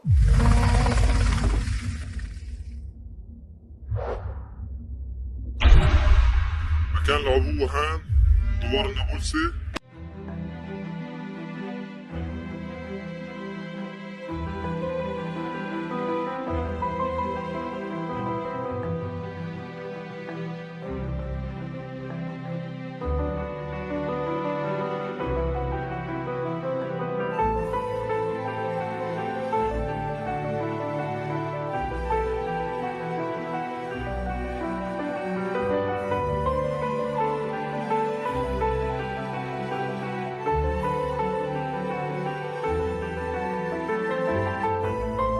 كان العبوة هان احتلال دوار النابلسي.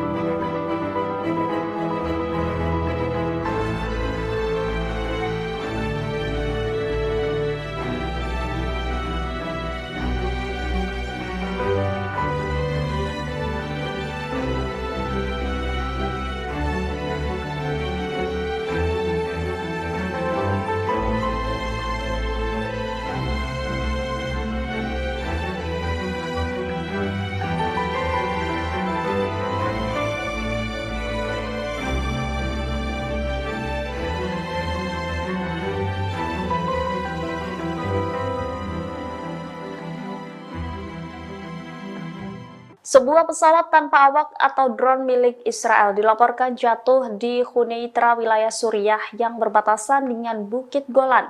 Daerah ini adalah salah satu wilayah yang turut diduduki oleh Israel. Insiden jatuhnya drone ini juga dibenarkan sendiri oleh pasukan pertahanan Israel pada Senin 17 Juni 2024. Drone tersebut yakni model Skylark. IDF mengklaim drone tersebut sedang menjalani misi pengintaian. Militer tidak memberikan informasi detail terkait kecelakaan tersebut. Hanya saja IDF mengaku tidak ada rasa takut akan bocornya informasi dari pesawat tersebut. Sebagai informasi, Skyrider seperti yang dikenal dalam bahasa Ibrani adalah drone pengintai taktis yang dibuat oleh Elbit Systems dan dioperasikan oleh Korps Artileri IDF. Miniatur UAV dapat diluncurkan oleh 1 atau 2 orang tergantung pada modelnya, dan setelah mengudara, ia akan memberikan siaran video langsung kepada tentara di darat. Insiden jatuhnya UAV ini bukan kali pertamanya. Banyak UAV yang relatif murah telah jatuh, seringkali di wilayah yang tidak bersahabat. Militan Houthi Yaman kembali meluncurkan rudal balistik dan drone pada Minggu 16 Juni 2024. Serangan kali ini menargetkan kapal perusak milik Amerika Serikat serta 2 kapal dagang di Laut Merah dan Laut Arab. Juru bicara Houthi, Jenderal Yahya Saree menjelaskan, operasi terhadap kapal-kapal tersebut terbagi menjadi 2. Operasi pertama menargetkan kapal perusak Amerika dan kapal Kapten Paris di Laut Merah menggunakan rudal. Sementara operasi kedua menargetkan kapal Happy Condor di Laut Arab menggunakan drone. Tidak jelas apakah serangan tersebut benar-benar tepat sasaran. Pasalnya hingga saat ini belum ada tanggapan dari Amerika atau perusahaan pemilik kapal yang diserang. Namun sejak awal, Houthi telah bersumpah akan terus melanjutkan operasi di Laut Merah sebagai bentuk dukungan terhadap Gaza. Militan tersebut menargetkan kapal-kapal yang berhubungan dengan Israel, termasuk milik Amerika dan Inggris. Jumlah korban luka maupun tewas di antara pasukan pendudukan terus bertambah. Terbaru, IDF mengonfirmasi bahwa 16 tentaranya terluka saat terlibat pertempuran dengan Hamas di jalur Gaza dalam 24 jam terakhir. Sebelumnya, tentara Israel mengakui terbunuhnya 2 tentara dan melukai 3 lainnya, termasuk seorang perwira. Dikutip dari Al-Mayadin, 2 tentara yang terbunuh itu ialah Salom Menachem yang bertugas di Batalion Teknik 601. Kedua, Tizur Afraham yang berasal dari Brigade Nahal dan tewas dalam pertempuran di jalur Gaza Selatan. Kematian mereka menjadikan jumlah tentara yang tewas dalam jajaran tentara pendudukan menjadi 19 orang pada bulan ini. Sebagian besar dari mereka terbunuh saat tempur di Rafah. Padahal saat awal perang, militer Israel meyakini jika mereka mampu membunuh lebih banyak anggota Hamas di kota tersebut. Dengan demikian, jumlah tentara Israel yang tewas menjadi 664 orang sejak awal perang pada 7 Oktober 2023. Selain itu, 3.620 tentara terluka menurut laporan yang dipublikasikan Israel.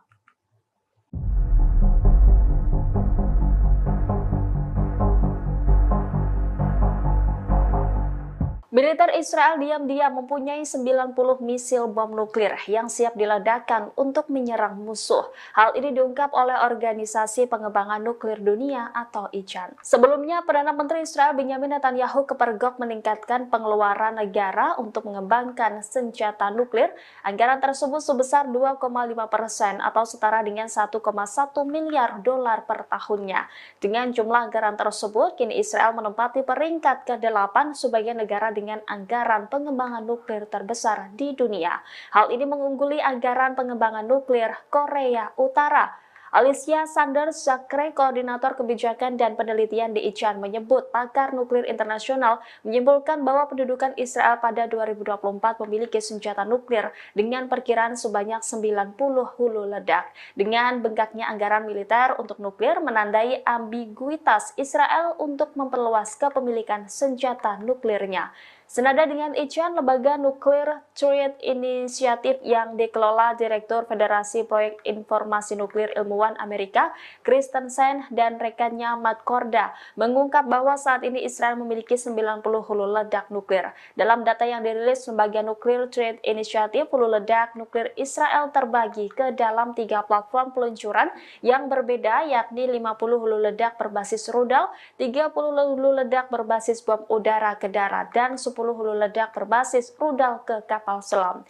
Selain untuk penyerang para musuh, menurut kabar yang beredar, senjata nuklir digunakan militer Israel untuk menyerang wilayah Gaza yang dihuni jutaan pengungsi Palestina.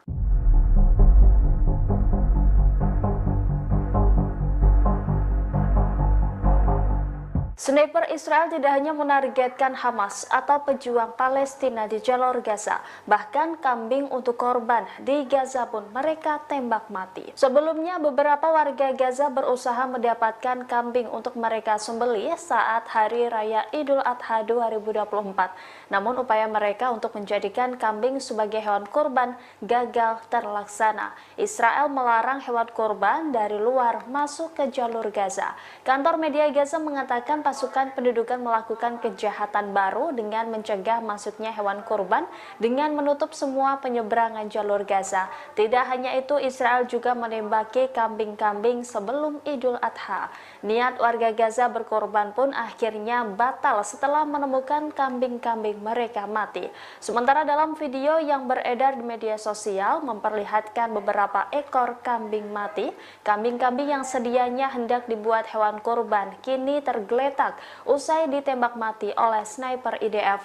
Terlihat hewan-hewan itu tergeletak di tengah reruntuhan bangunan Gaza.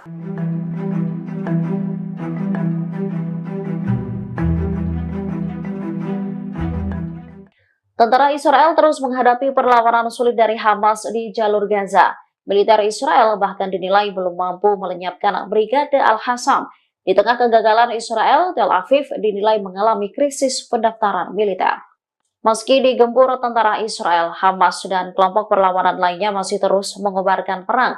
Akibatnya, IDF belum mampu melenyapkan Brigade Al-Qassam di kota Rafah.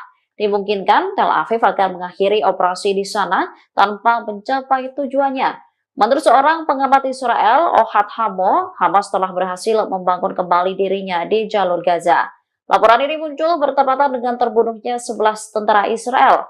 Media Israel, Ibrani menggambarkan serangan itu sebagai yang paling mematikan di Gaza sejak Januari. Ketika pertempuran berkobar, krisis pendaftaran militer di Tel Aviv terus memburuk.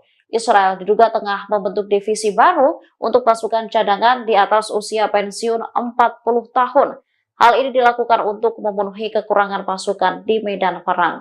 Kekurangan pasukan terjadi lantaran banyaknya tentara yang terbunuh, bahkan ribuan IDF mengalami luka-luka.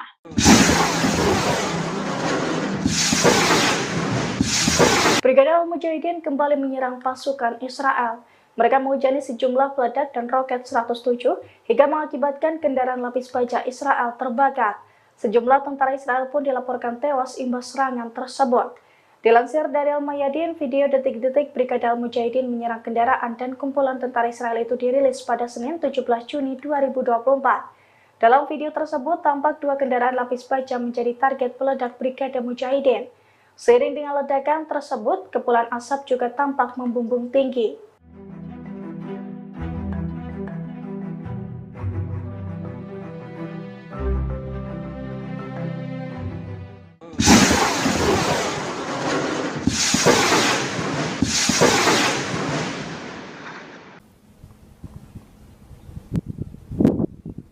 Israel masih akan terus melanjutkan operasi militer di Gaza meski kabinet perang telah dibubarkan. Nantinya tugas-tugas kabinet perang akan diambil alih oleh kabinet keamanan, sebuah badan yang sudah ada sebelumnya. Hal itu disampaikan juru bicara kantor Perdana Menteri Israel, David Menchar, pada Senin 17 Juni. Ia menjelaskan dua syarat mutlak terbentuknya kabinet perang, yakni ada mantan Panglima Angkatan Darat dan Menteri Pertahanan. Jika salah satu dari keduanya tidak terpenuhi, maka kabinet perang juga tidak dapat dilanjutkan. Sebelumnya, mantan Panglima Angkatan Darat Israel Benny Gantz mundur dari pemerintahan pada awal Juni. Alasannya karena ia kecewa dengan Perdana Menteri Benjamin Netanyahu yang dianggap gagal membuat kesepakatan terkait pembebasan sandera. Laporan dari The Guardian menyebutkan bubarnya kabinet perang tidak akan berdampak signifikan pada konflik. Pasalnya, pengambilan keputusan akan kembali ke kabinet keamanan. Namun, sejumlah pakar meyakini bubarnya kabinet perang lebih berdampak pada politik. Kabinet perang Israel secara resmi dibubarkan oleh Perdana Menteri Benjamin Netanyahu. Merespon keputusan Netanyahu, Amerika Serikat mengaku tak ikut campur. Koordinator Komunikasi Strategis Dewan Keamanan Nasional Amerika Serikat di Gedung Putih, John Kirby, buka suara. Ia menegaskan Amerika Serikat yang akan berurusan dengan Perdana Menteri Israel Benjamin Netanyahu. Menurutnya, Washington tidak berurusan dengan kabinet perang Israel karena itu bukan hak mereka. John Kirby lantas menyinggung soal masalah distribusi bantuan kemanusiaan di Gaza. Apabila bantuan tak mencukupi, Amerika meminta agar Israel segera mengambil tindakan dan memfasilitasi. Lebih lanjut, ia memperingatkan Israel dan Hizbullah agar tidak meningkatkan pertempuran di perbatasan Lebanon. Diketahui, dibubarkannya kabinet perang Israel ini disampaikan Netanyahu pada Senin 17 Juni 2024. Langkah ini diambil setelah ekstremis Zionis Itamar Ben-Gvir mendesak untuk bergabung. Sebelumnya, kabinet perang Israel mengalami perpecahan. Kondisi ini terjadi setelah menteri penting dalam kabinet itu, Benny Gantz, mengundurkan diri bersama Menteri Eisenkot. Aksi demonstrasi di luar kediaman Perdana Menteri Israel Benjamin Netanyahu pada Senin 17 Juni malam berakhir ricuh. Sejumlah warga diseret hingga dibanting oleh polisi gara-gara ingin menerobos pagar pembatas rumah Netanyahu. Menurut laporan The Times of Israel, 9 orang ditangkap dan 3 lainnya dilarikan ke rumah sakit seusai terlibat bentrok. Dalam demonstrasi tersebut, massa menuntut digelar pemilu guna memilih pemimpin Israel yang baru. Selain itu, mereka juga mendesak pemerintah segera membuat kesepakatan untuk menjamin pembebasan sandera dari Gaza.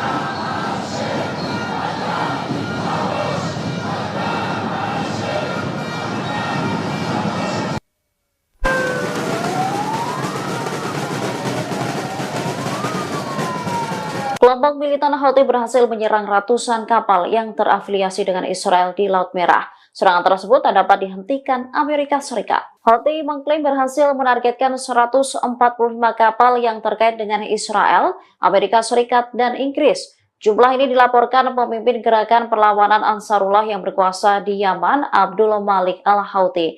Jumlah tersebut mencakup 11 operasi angkatan laut dan 2 operasi militer jauh di dalam wilayah Israel dalam seminggu terakhir. Serangan dilakukan menggunakan 31 rudal balistik, drone, dan kapal militer. Terbaru, satu rudal jelajah Yaman menghantam kapal pengangkut kargo curah komersial Verbena di Teluk Aden. Verbena adalah kapal pengangkut kargo curah berbendera pahlawan milik Ukraina. Serangan itu mengakibatkan kapal terbakar dan melukai seorang awak kapal. Pertempuran laut melawan Yaman adalah pertempuran laut terbesar yang pernah diikuti Washington sejak Perang Dunia II. Hal ini disampaikan Brian Clark, mantan awak kapal selam Angkatan Laut. Menurutnya, serangan Houthi tak dapat dihentikan Amerika Serikat setiap saat dan malah menimbulkan kerusakan besar. Pasukan pendudukan Israel mengklaim membunuh seorang anggota senior yang bertugas di unit roket Hizbullah. Korban terbunuh setelah militer Zionis melakukan serangan menggunakan pesawat tak berawak ke Lebanon Selatan pada Senin 17 Juni 2024 pagi waktu setempat. Insiden ini terjadi saat seorang pejabat tinggi pemerintahan Presiden Amerika Serikat Joe Biden berada di Yerusalem. Kedatangannya untuk pertemuan dengan para pemimpin Israel yang bertujuan mencegah eskalasi lebih lanjut di sepanjang perbatasan utara. Namun Israel malah meluncurkan serangan hingga menyebabkan tewasnya mujahidin Hizbullah. Dikutip dari The Times of Israel, korban tewas diidentifikasi sebagai Muhammad Ayub. Menurut laporan, ia terbunuh di desa Salah di distrik Tire. Menurut IDF, Ayub bertugas di unit roket divisi regional Nasr Hizbullah. Ia diduga berada di balik serangan roket terhadap Israel. Sebelumnya, seorang komandan unit Nasr, Talib Abdullah, juga terbunuh. Merespon serangan itu, Hizbullah meluncurkan ratusan roket menyasar wilayah Israel dalam beberapa hari. Pasukan pertahanan Israel mengklaim telah merebut kendali kota Rafah setidaknya 70% pada Senin 17 Juni 2024. Operasi di Rafah diperkirakan akan selesai dalam beberapa pekan ke depan. Otoritas penyiaran Israel melaporkan selama 40 hari terakhir Divisi 162 telah melakukan manuver darat di Rafah. Hampir seluruh wilayah Rafah telah mencapai kendali operasional penuh. Laporan tersebut mengungkap serangan militer saat ini terkonsentrasi di lingkungan Tel Al-Sultan dan bagian timur lingkungan Shabora. Dikatakan bahwa selama menguasai koridor Philadelphia, puluhan roket jarak jauh terdeteksi. Namun kendali mereka atas daerah tersebut mencegah roket-roket tersebut diluncurkan dari Rafah. Sejauh ini militer mengaku telah menemukan lebih dari 200 pintu terowongan dan 25 terowongan lengkap di daerah tersebut. Militer Israel memperkirakan akan mengakhiri operasinya di Rafah beberapa minggu ke depan. Kini militer disebut sedang menunggu arahan politik terkait apakah akan tetap berada di daerah itu atau mundur. Klaim ini muncul setelah Perdana Menteri Israel Benyamin Netanyahu mengumumkan pembubaran kabinet perang. Kabinet perang Israel tidak bisa dilanjutkan karena Benny Gantz mundur awal bulan ini.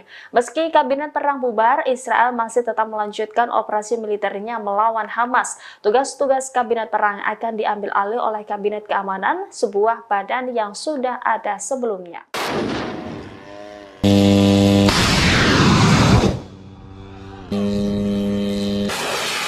Pasukan Amerika Serikat hingga saat ini terus memberikan dukungannya kepada Israel. Bahkan mereka membantu Zionis menghalau serangan kelompok militan Houthi di Yaman. Biaya yang dikeluarkan pun cukup besar. Intelijen Amerika Serikat mengatakan Washington dan sekutu-sekutunya gagal menghentikan serangan Ansarullah di Laut Merah dan Teluk Aden. Akibat serangan Ansarullah Yaman, kepentingan 65 negara dunia terancam. Selain itu, 29 perusahaan transportasi maritim serta energi besar dunia terpaksa mengubah rute perjalanan mereka. Disebutkan sejak pertengahan bulan Februari 2024, sampai sekarang, rata-rata lalu lintas kapal-kapal di perairan Laut Merah menurun hingga 90%. Pasalnya, Houthi terus menyerang kapal-kapal yang terafiliasi dengan Israel.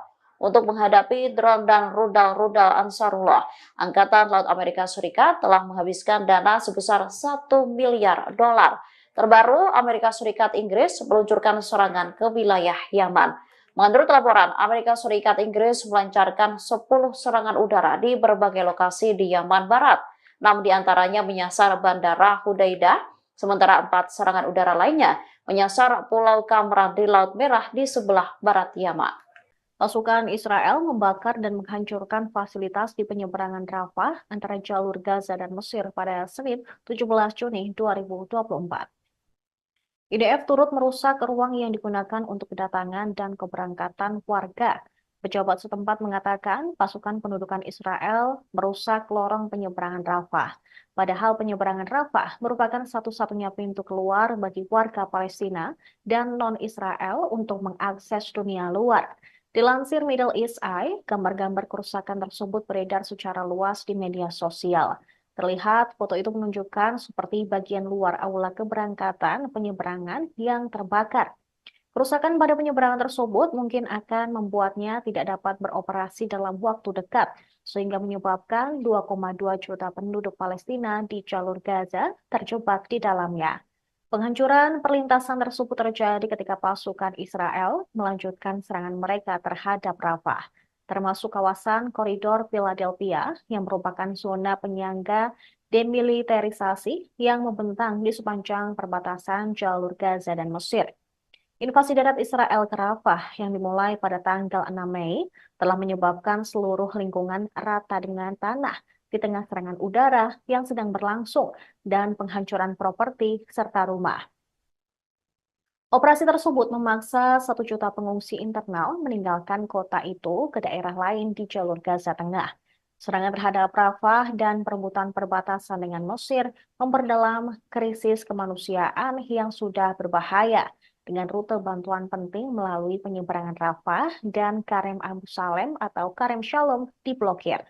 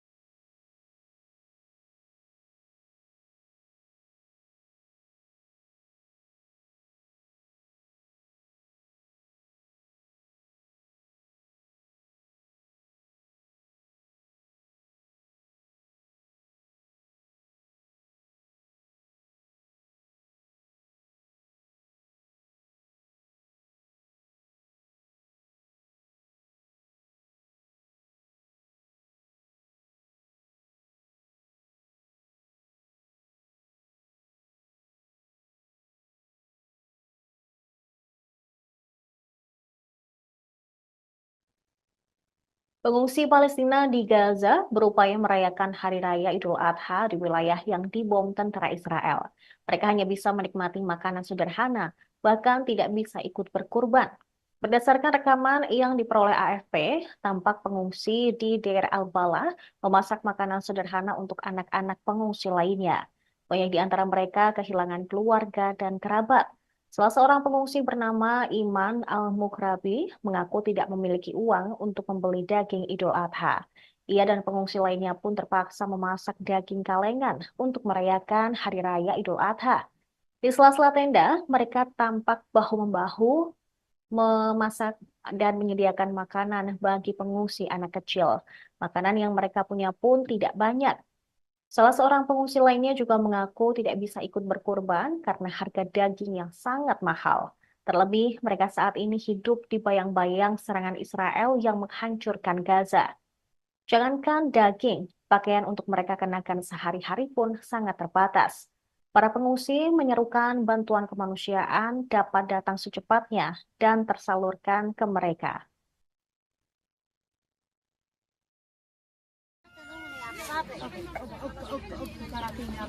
خليها حبة ثلاث والله ما تعرفين طيب من انا ولا من اكل ذاك اختيار عيني يا اختيار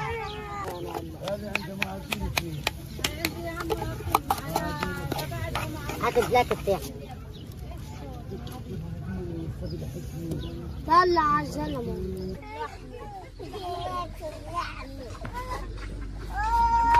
هاي اولاد الدنيا يا صالح صالح حد وعيك يا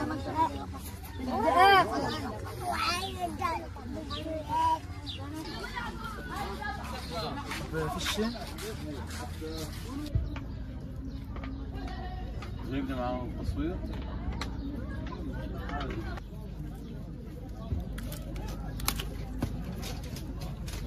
طلع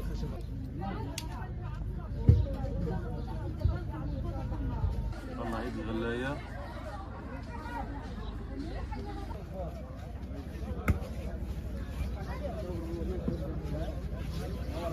هذا العيد الأضحى لم يكن كسابق عادي، لا يوجد فيه لحوم، لا يوجد أضحيات، لا يوجد عاديات، لا يوجد حتى ملابس الأطفال. فيش فلوس انه احنا نجيب لحمة عيد او نشتري، مجبورين ان احنا نعمل اللحمة هذا ونطعميها لاولادنا. بعدين يعني احنا بنطلب منهم انهم من الدول انها تقف معنا وتعمل هدنة تروحنا على دورنا. Perdana Menteri Israel Benyamin Netanyahu telah membubarkan kabinet perang yang beranggotakan 6 orang pada hari Senin 17 Juni. Pembubaran ini dilakukan beberapa hari setelah seorang anggota paling penting, yaitu Benny Gantz, meninggalkan pemerintahan. Gantz merasa frustrasi dengan cara memimpin Israel, yaitu Benyamin Netanyahu, menangani perang di Gaza. Absennya Gantz dari pemerintahan membuat Netanyahu lebih bergantung pada sekutu ultranasionalisnya untuk memerintah. Pembubaran kabinet perang menggarisbawahi perubahan tersebut seiring dengan berlarutnya perang 8 bulan di Gaza. Netanyahu kini diperkirakan akan mengadakan konsultasi mengenai perang Gaza dengan sekelompok kecil menteri, termasuk Menteri Pertahanan Yoav Gallant dan Menteri Urusan Strategis Ron Dermer yang pernah berada di kabinet perang.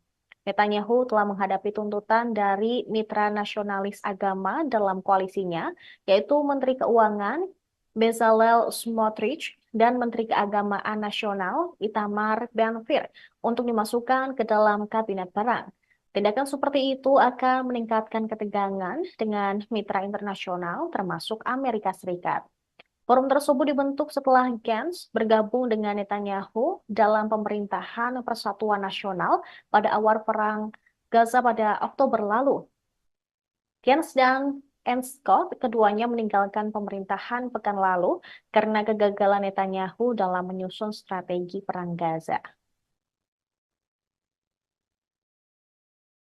War cabinet was a prerequisite of creating this national unity government. It was a prerequisite put in by member of Knesset Benny Gantz. With Mr. Gantz leaving the government, there is no longer a need for the war cabinet, and its duties will be taken over as mandated by the State of Israel, by the Security Cabinet, together with the full cabinet. The war cabinet was a prerequisite of creating this national unity government. It was a prerequisite put in by member of Knesset Benny Gantz. With Mr. Gantz leaving the government, there is no longer a need for the war cabinet, and its duties will be taken over as mandated by the State of Israel, by the Security Cabinet, together with the full cabinet. Putra Mahkota Arab Saudi, Mohammed bin Salman, meminta komunitas internasional untuk mengakui negara Palestina yang merdeka pada Senin 17 Juni 2024. Ia menekankan pentingnya langkah ini untuk mencapai perdamaian. Putra Mahkota mengatakan pengakuan ini sesuai dengan perbatasan tahun 1967 dengan Yerusalem Timur sebagai ibu kotanya.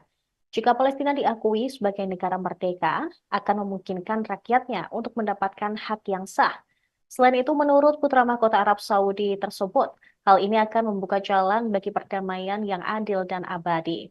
MBS menekankan pentingnya menerapkan resolusi Dewan Keamanan PBB baru-baru ini, khususnya resolusi yang menganjurkan gencatan senjata segera di jalur Gaza. Dia mendesak komunitas internasional untuk mengambil semua tindakan yang diperlukan untuk melindungi kehidupan di Gaza. Putra Mahkota turut meminta masyarakat internasional untuk dapat ikut serta dalam mengakui negara Palestina yang merdeka. Pernyataan tersebut disampaikan Putra Mahkota di Istana Kerajaan di Istana Mina. Sementara itu, diketahui militer Israel telah mengumumkan jeda taktis selama 11 jam setiap harinya. Jeda pukul 8 pagi hingga 7 malam ini berlaku di daerah penyeberangan Karem Abu Salem atau Karem Shalom ke Jalan Salah al-Din dan kemudian ke utara. Ini dilakukan agar bantuan kemanusiaan dapat masuk ke jalur Gaza.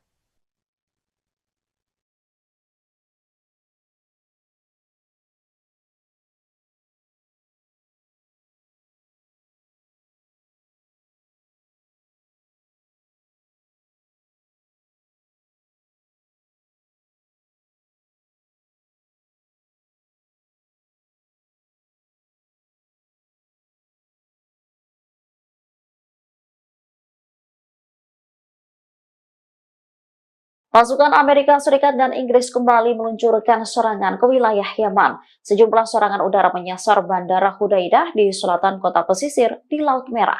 Dikutip dari Al-Mayadin, serangan udara ini dilakukan pada Senin 17 Juni 2024. Menurut laporan, Amerika Serikat Inggris melancarkan 10 serangan udara di berbagai lokasi di Yaman Barat. 6 di antaranya menyasar Bandara Hudaidah. Sementara 4 serangan udara lainnya menyasar Pulau Kamran di Laut Merah di sebelah barat Yaman. Namun tak dijelaskan secara rinci kerusakan apa saja yang ditimbulkan akibat serangan udara itu. Diketahui Amerika Serikat dan Inggris telah sering melancarkan agresi terhadap beberapa provinsi di Yaman. Tindakan ini dilakukan bersamaan dengan operasi yang dilancarkan Angkatan Bersenjata Yaman terhadap kapal-kapal Israel. Tak hanya itu, Houthi Yaman juga menargetkan kapal-kapal yang menuju Israel untuk mendukung warga Gaza. Sementara pemimpin gerakan Ansarullah Yaman, Sayyid Abdul Malik Al-Houthi, merespon tindakan Inggris Amerika. Dikatakannya, agresi gabungan tersebut tidak akan pernah mempengaruhi prinsip dan pendirian Yaman dalam mendukung Gaza.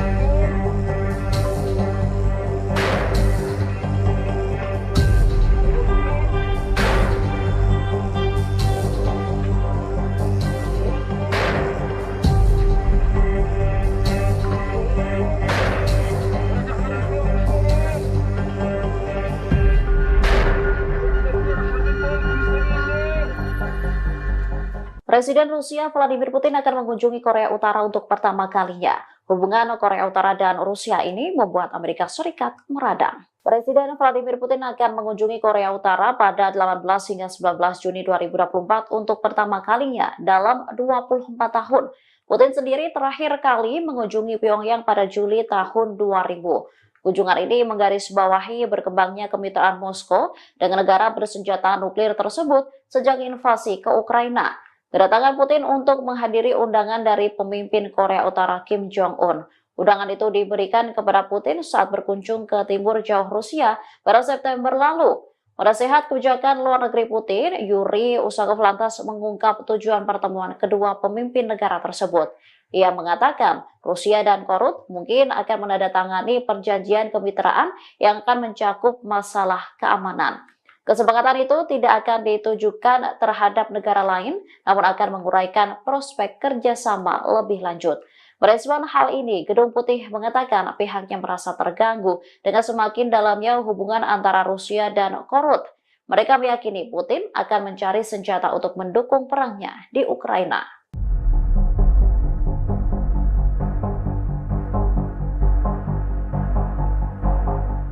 Karena keasikan bermain handphone, seorang tentara Israel menabrak rekannya sendiri di wilayah selatan Palestina yang diduduki. Imbas insiden tersebut, korban yang merupakan seorang tentara wanita Israel itu terpental. Ia juga terseret beberapa meter hingga mengalami luka-luka.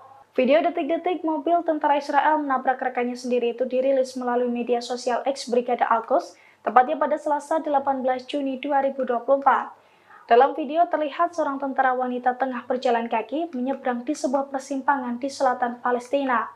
Kemudian dari sisi kirinya sebuah mobil berwarna putih yang dikendarai tentara Israel melaju dengan kecepatan tinggi dan langsung menabrak wanita tersebut. Imbas insiden tersebut, tentara wanita itu terpental dengan keras dan terseret hingga beberapa meter.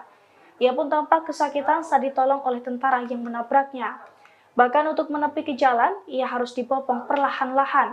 Sementara dari keterangan video dijelaskan bahwa insiden tersebut terjadi akibat tentara Israel keasikan bermain ponsel saat mengemudi.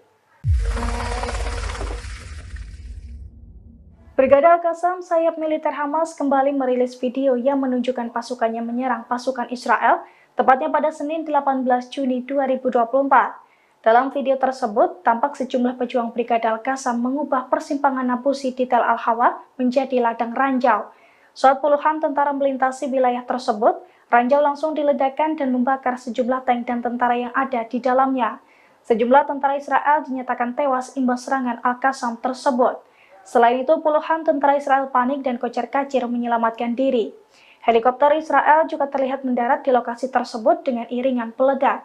Puluhan tentara Israel itu pun dengan cepat masuk ke dalam helikopter untuk kabur dari wilayah tersebut.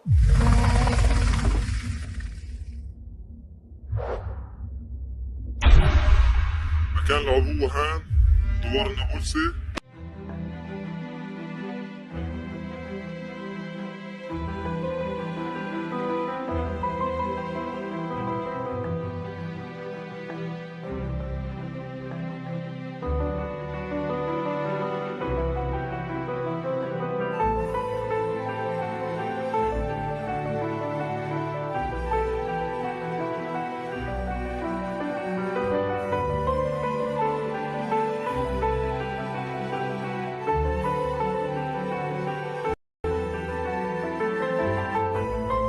كان العبور هان احتلال دوار النابلسي.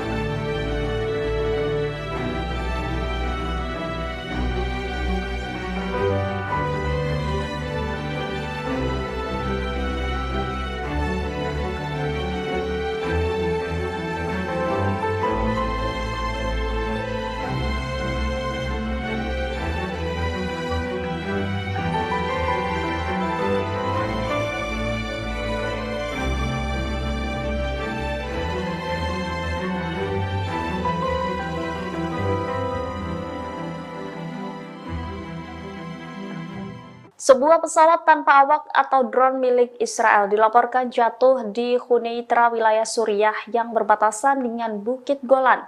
Daerah ini adalah salah satu wilayah yang turut diduduki oleh Israel. Insiden jatuhnya drone ini juga dibenarkan sendiri oleh pasukan pertahanan Israel pada Senin 17 Juni 2024. Drone tersebut yakni model Skylark. IDF mengklaim drone tersebut sedang menjalani misi pengintaian. Militer tidak memberikan informasi detail terkait kecelakaan tersebut. Hanya saja IDF mengaku tidak ada rasa takut akan bocornya informasi dari pesawat tersebut. Sebagai informasi, Skyrider seperti yang dikenal dalam bahasa Ibrani adalah drone pengintai taktis yang dibuat oleh Elbit Systems dan dioperasikan oleh Korps Artileri IDF. Miniatur UAV dapat diluncurkan oleh 1 atau 2 orang tergantung pada modelnya, dan setelah mengudara, ia akan memberikan siaran video langsung kepada tentara di darat. Insiden jatuhnya UAV ini bukan kali pertamanya. Banyak UAV yang relatif murah telah jatuh, seringkali di wilayah yang tidak bersahabat. Militan Houthi Yaman kembali meluncurkan rudal balistik dan drone pada Minggu 16 Juni 2024. Serangan kali ini menargetkan kapal perusak milik Amerika Serikat serta 2 kapal dagang di Laut Merah dan Laut Arab. Juru bicara Houthi, Jenderal Yahya Saree menjelaskan, operasi terhadap kapal-kapal tersebut terbagi menjadi 2. Operasi pertama menargetkan kapal perusak Amerika dan kapal Kapten Paris di Laut Merah menggunakan rudal. Sementara operasi kedua menargetkan kapal Happy Condor di Laut Arab menggunakan drone. Tidak jelas apakah serangan tersebut benar-benar tepat sasaran. Pasalnya hingga saat ini belum ada tanggapan dari Amerika atau perusahaan pemilik kapal yang diserang. Namun sejak awal Houthi telah bersumpah akan terus melanjutkan operasi di Laut Merah sebagai bentuk dukungan terhadap Gaza. Militan tersebut menargetkan kapal-kapal yang berhubungan dengan Israel, termasuk milik Amerika dan Inggris. Jumlah korban luka maupun tewas di antara pasukan pendudukan terus bertambah. Terbaru, IDF mengonfirmasi bahwa 16 tentaranya terluka saat terlibat pertempuran dengan Hamas di jalur Gaza dalam 24 jam terakhir. Sebelumnya, tentara Israel mengakui terbunuhnya 2 tentara dan melukai 3 lainnya, termasuk seorang perwira. Dikutip dari Al-Mayadin, 2 tentara yang terbunuh itu ialah Salom Menachem yang bertugas di Batalion Teknik 601. Kedua, Tizur Afraham yang berasal dari Brigade Nahal dan tewas dalam pertempuran di jalur Gaza Selatan. Kematian mereka menjadikan jumlah tentara yang tewas dalam jajaran tentara pendudukan menjadi 19 orang pada bulan ini. Sebagian besar dari mereka terbunuh saat tempur di Rafah. Padahal saat awal perang, militer Israel meyakini jika mereka mampu membunuh lebih banyak anggota Hamas di kota tersebut. Dengan demikian, jumlah tentara Israel yang tewas menjadi 664 orang sejak awal perang pada 7 Oktober 2023. Selain itu, 3.620 tentara terluka menurut laporan yang dipublikasikan Israel.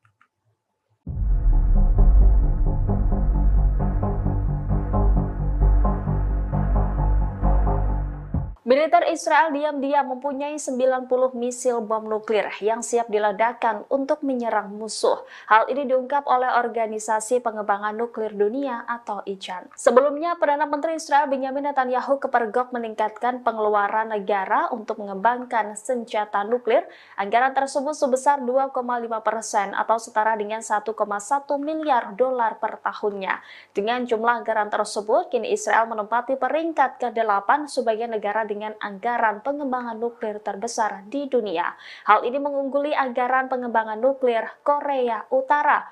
Alicia Sanders Zakre, Koordinator Kebijakan dan Penelitian di ICAN, menyebut pakar nuklir internasional menyimpulkan bahwa pendudukan Israel pada 2024 memiliki senjata nuklir dengan perkiraan sebanyak 90 hulu ledak. Dengan bengkaknya anggaran militer untuk nuklir menandai ambiguitas Israel untuk memperluas kepemilikan senjata nuklirnya.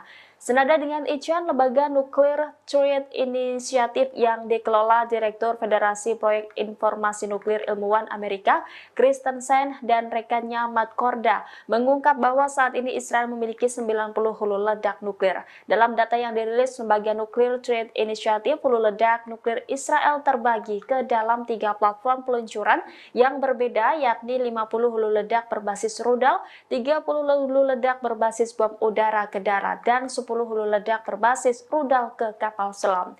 Selain untuk penyerang para musuh, menurut kabar yang beredar, senjata nuklir digunakan militer Israel untuk menyerang wilayah Gaza yang dihuni jutaan pengungsi Palestina.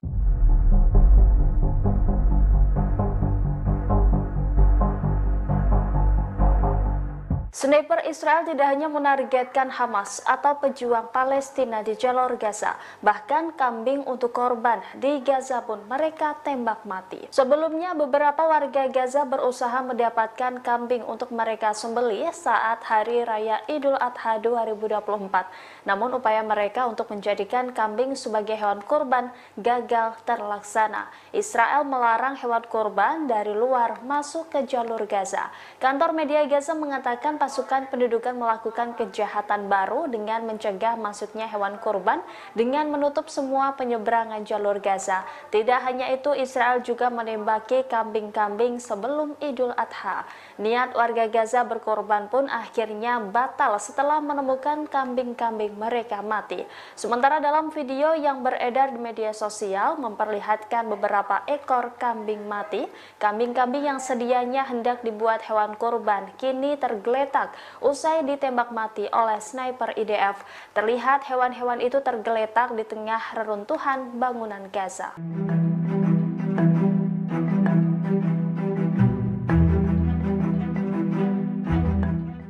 Tentara Israel terus menghadapi perlawanan sulit dari Hamas di jalur Gaza. Militer Israel bahkan dinilai belum mampu melenyapkan Brigade Al-Qassam. Di tengah kegagalan Israel, Tel Aviv dinilai mengalami krisis pendaftaran militer.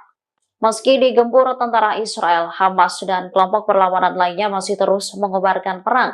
Akibatnya, IDF belum mampu melenyapkan Brigade Al-Qassam di kota Rafah. Dimungkinkan Tel Aviv akan mengakhiri operasi di sana tanpa mencapai tujuannya. Menurut seorang pengamat Israel, Ohad Hamo, Hamas telah berhasil membangun kembali dirinya di jalur Gaza. Laporan ini muncul bertepatan dengan terbunuhnya 11 tentara Israel. Media Israel, Ibrani menggambarkan serangan itu sebagai yang paling mematikan di Gaza sejak Januari. Ketika pertempuran berkobar, krisis pendaftaran militer di Tel Aviv terus memburuk. Israel diduga tengah membentuk divisi baru untuk pasukan cadangan di atas usia pensiun 40 tahun. Hal ini dilakukan untuk memenuhi kekurangan pasukan di medan perang.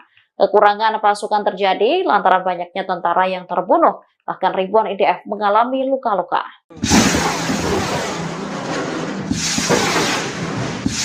Brigade Al-Mujahidin kembali menyerang pasukan Israel. Mereka menghujani sejumlah peledak dan roket 107 hingga mengakibatkan kendaraan lapis baja Israel terbakar. Sejumlah tentara Israel pun dilaporkan tewas imbas serangan tersebut. Dilansir dari Al-Mayadin, video detik-detik Brigade Al-Mujahidin menyerang kendaraan dan kumpulan tentara Israel itu dirilis pada Senin 17 Juni 2024. Dalam video tersebut, tampak dua kendaraan lapis baja menjadi target peledak Brigade Mujahidin. Seiring dengan ledakan tersebut, kepulan asap juga tampak membumbung tinggi.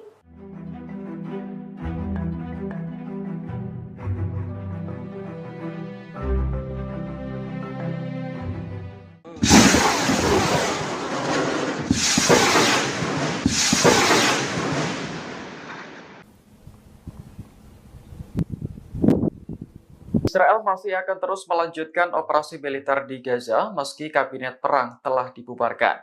Nantinya tugas-tugas kabinet perang akan diambil alih oleh kabinet keamanan, sebuah badan yang sudah ada sebelumnya. Hal itu disampaikan juru bicara kantor Perdana Menteri Israel, David Menchar, pada Senin 17 Juni.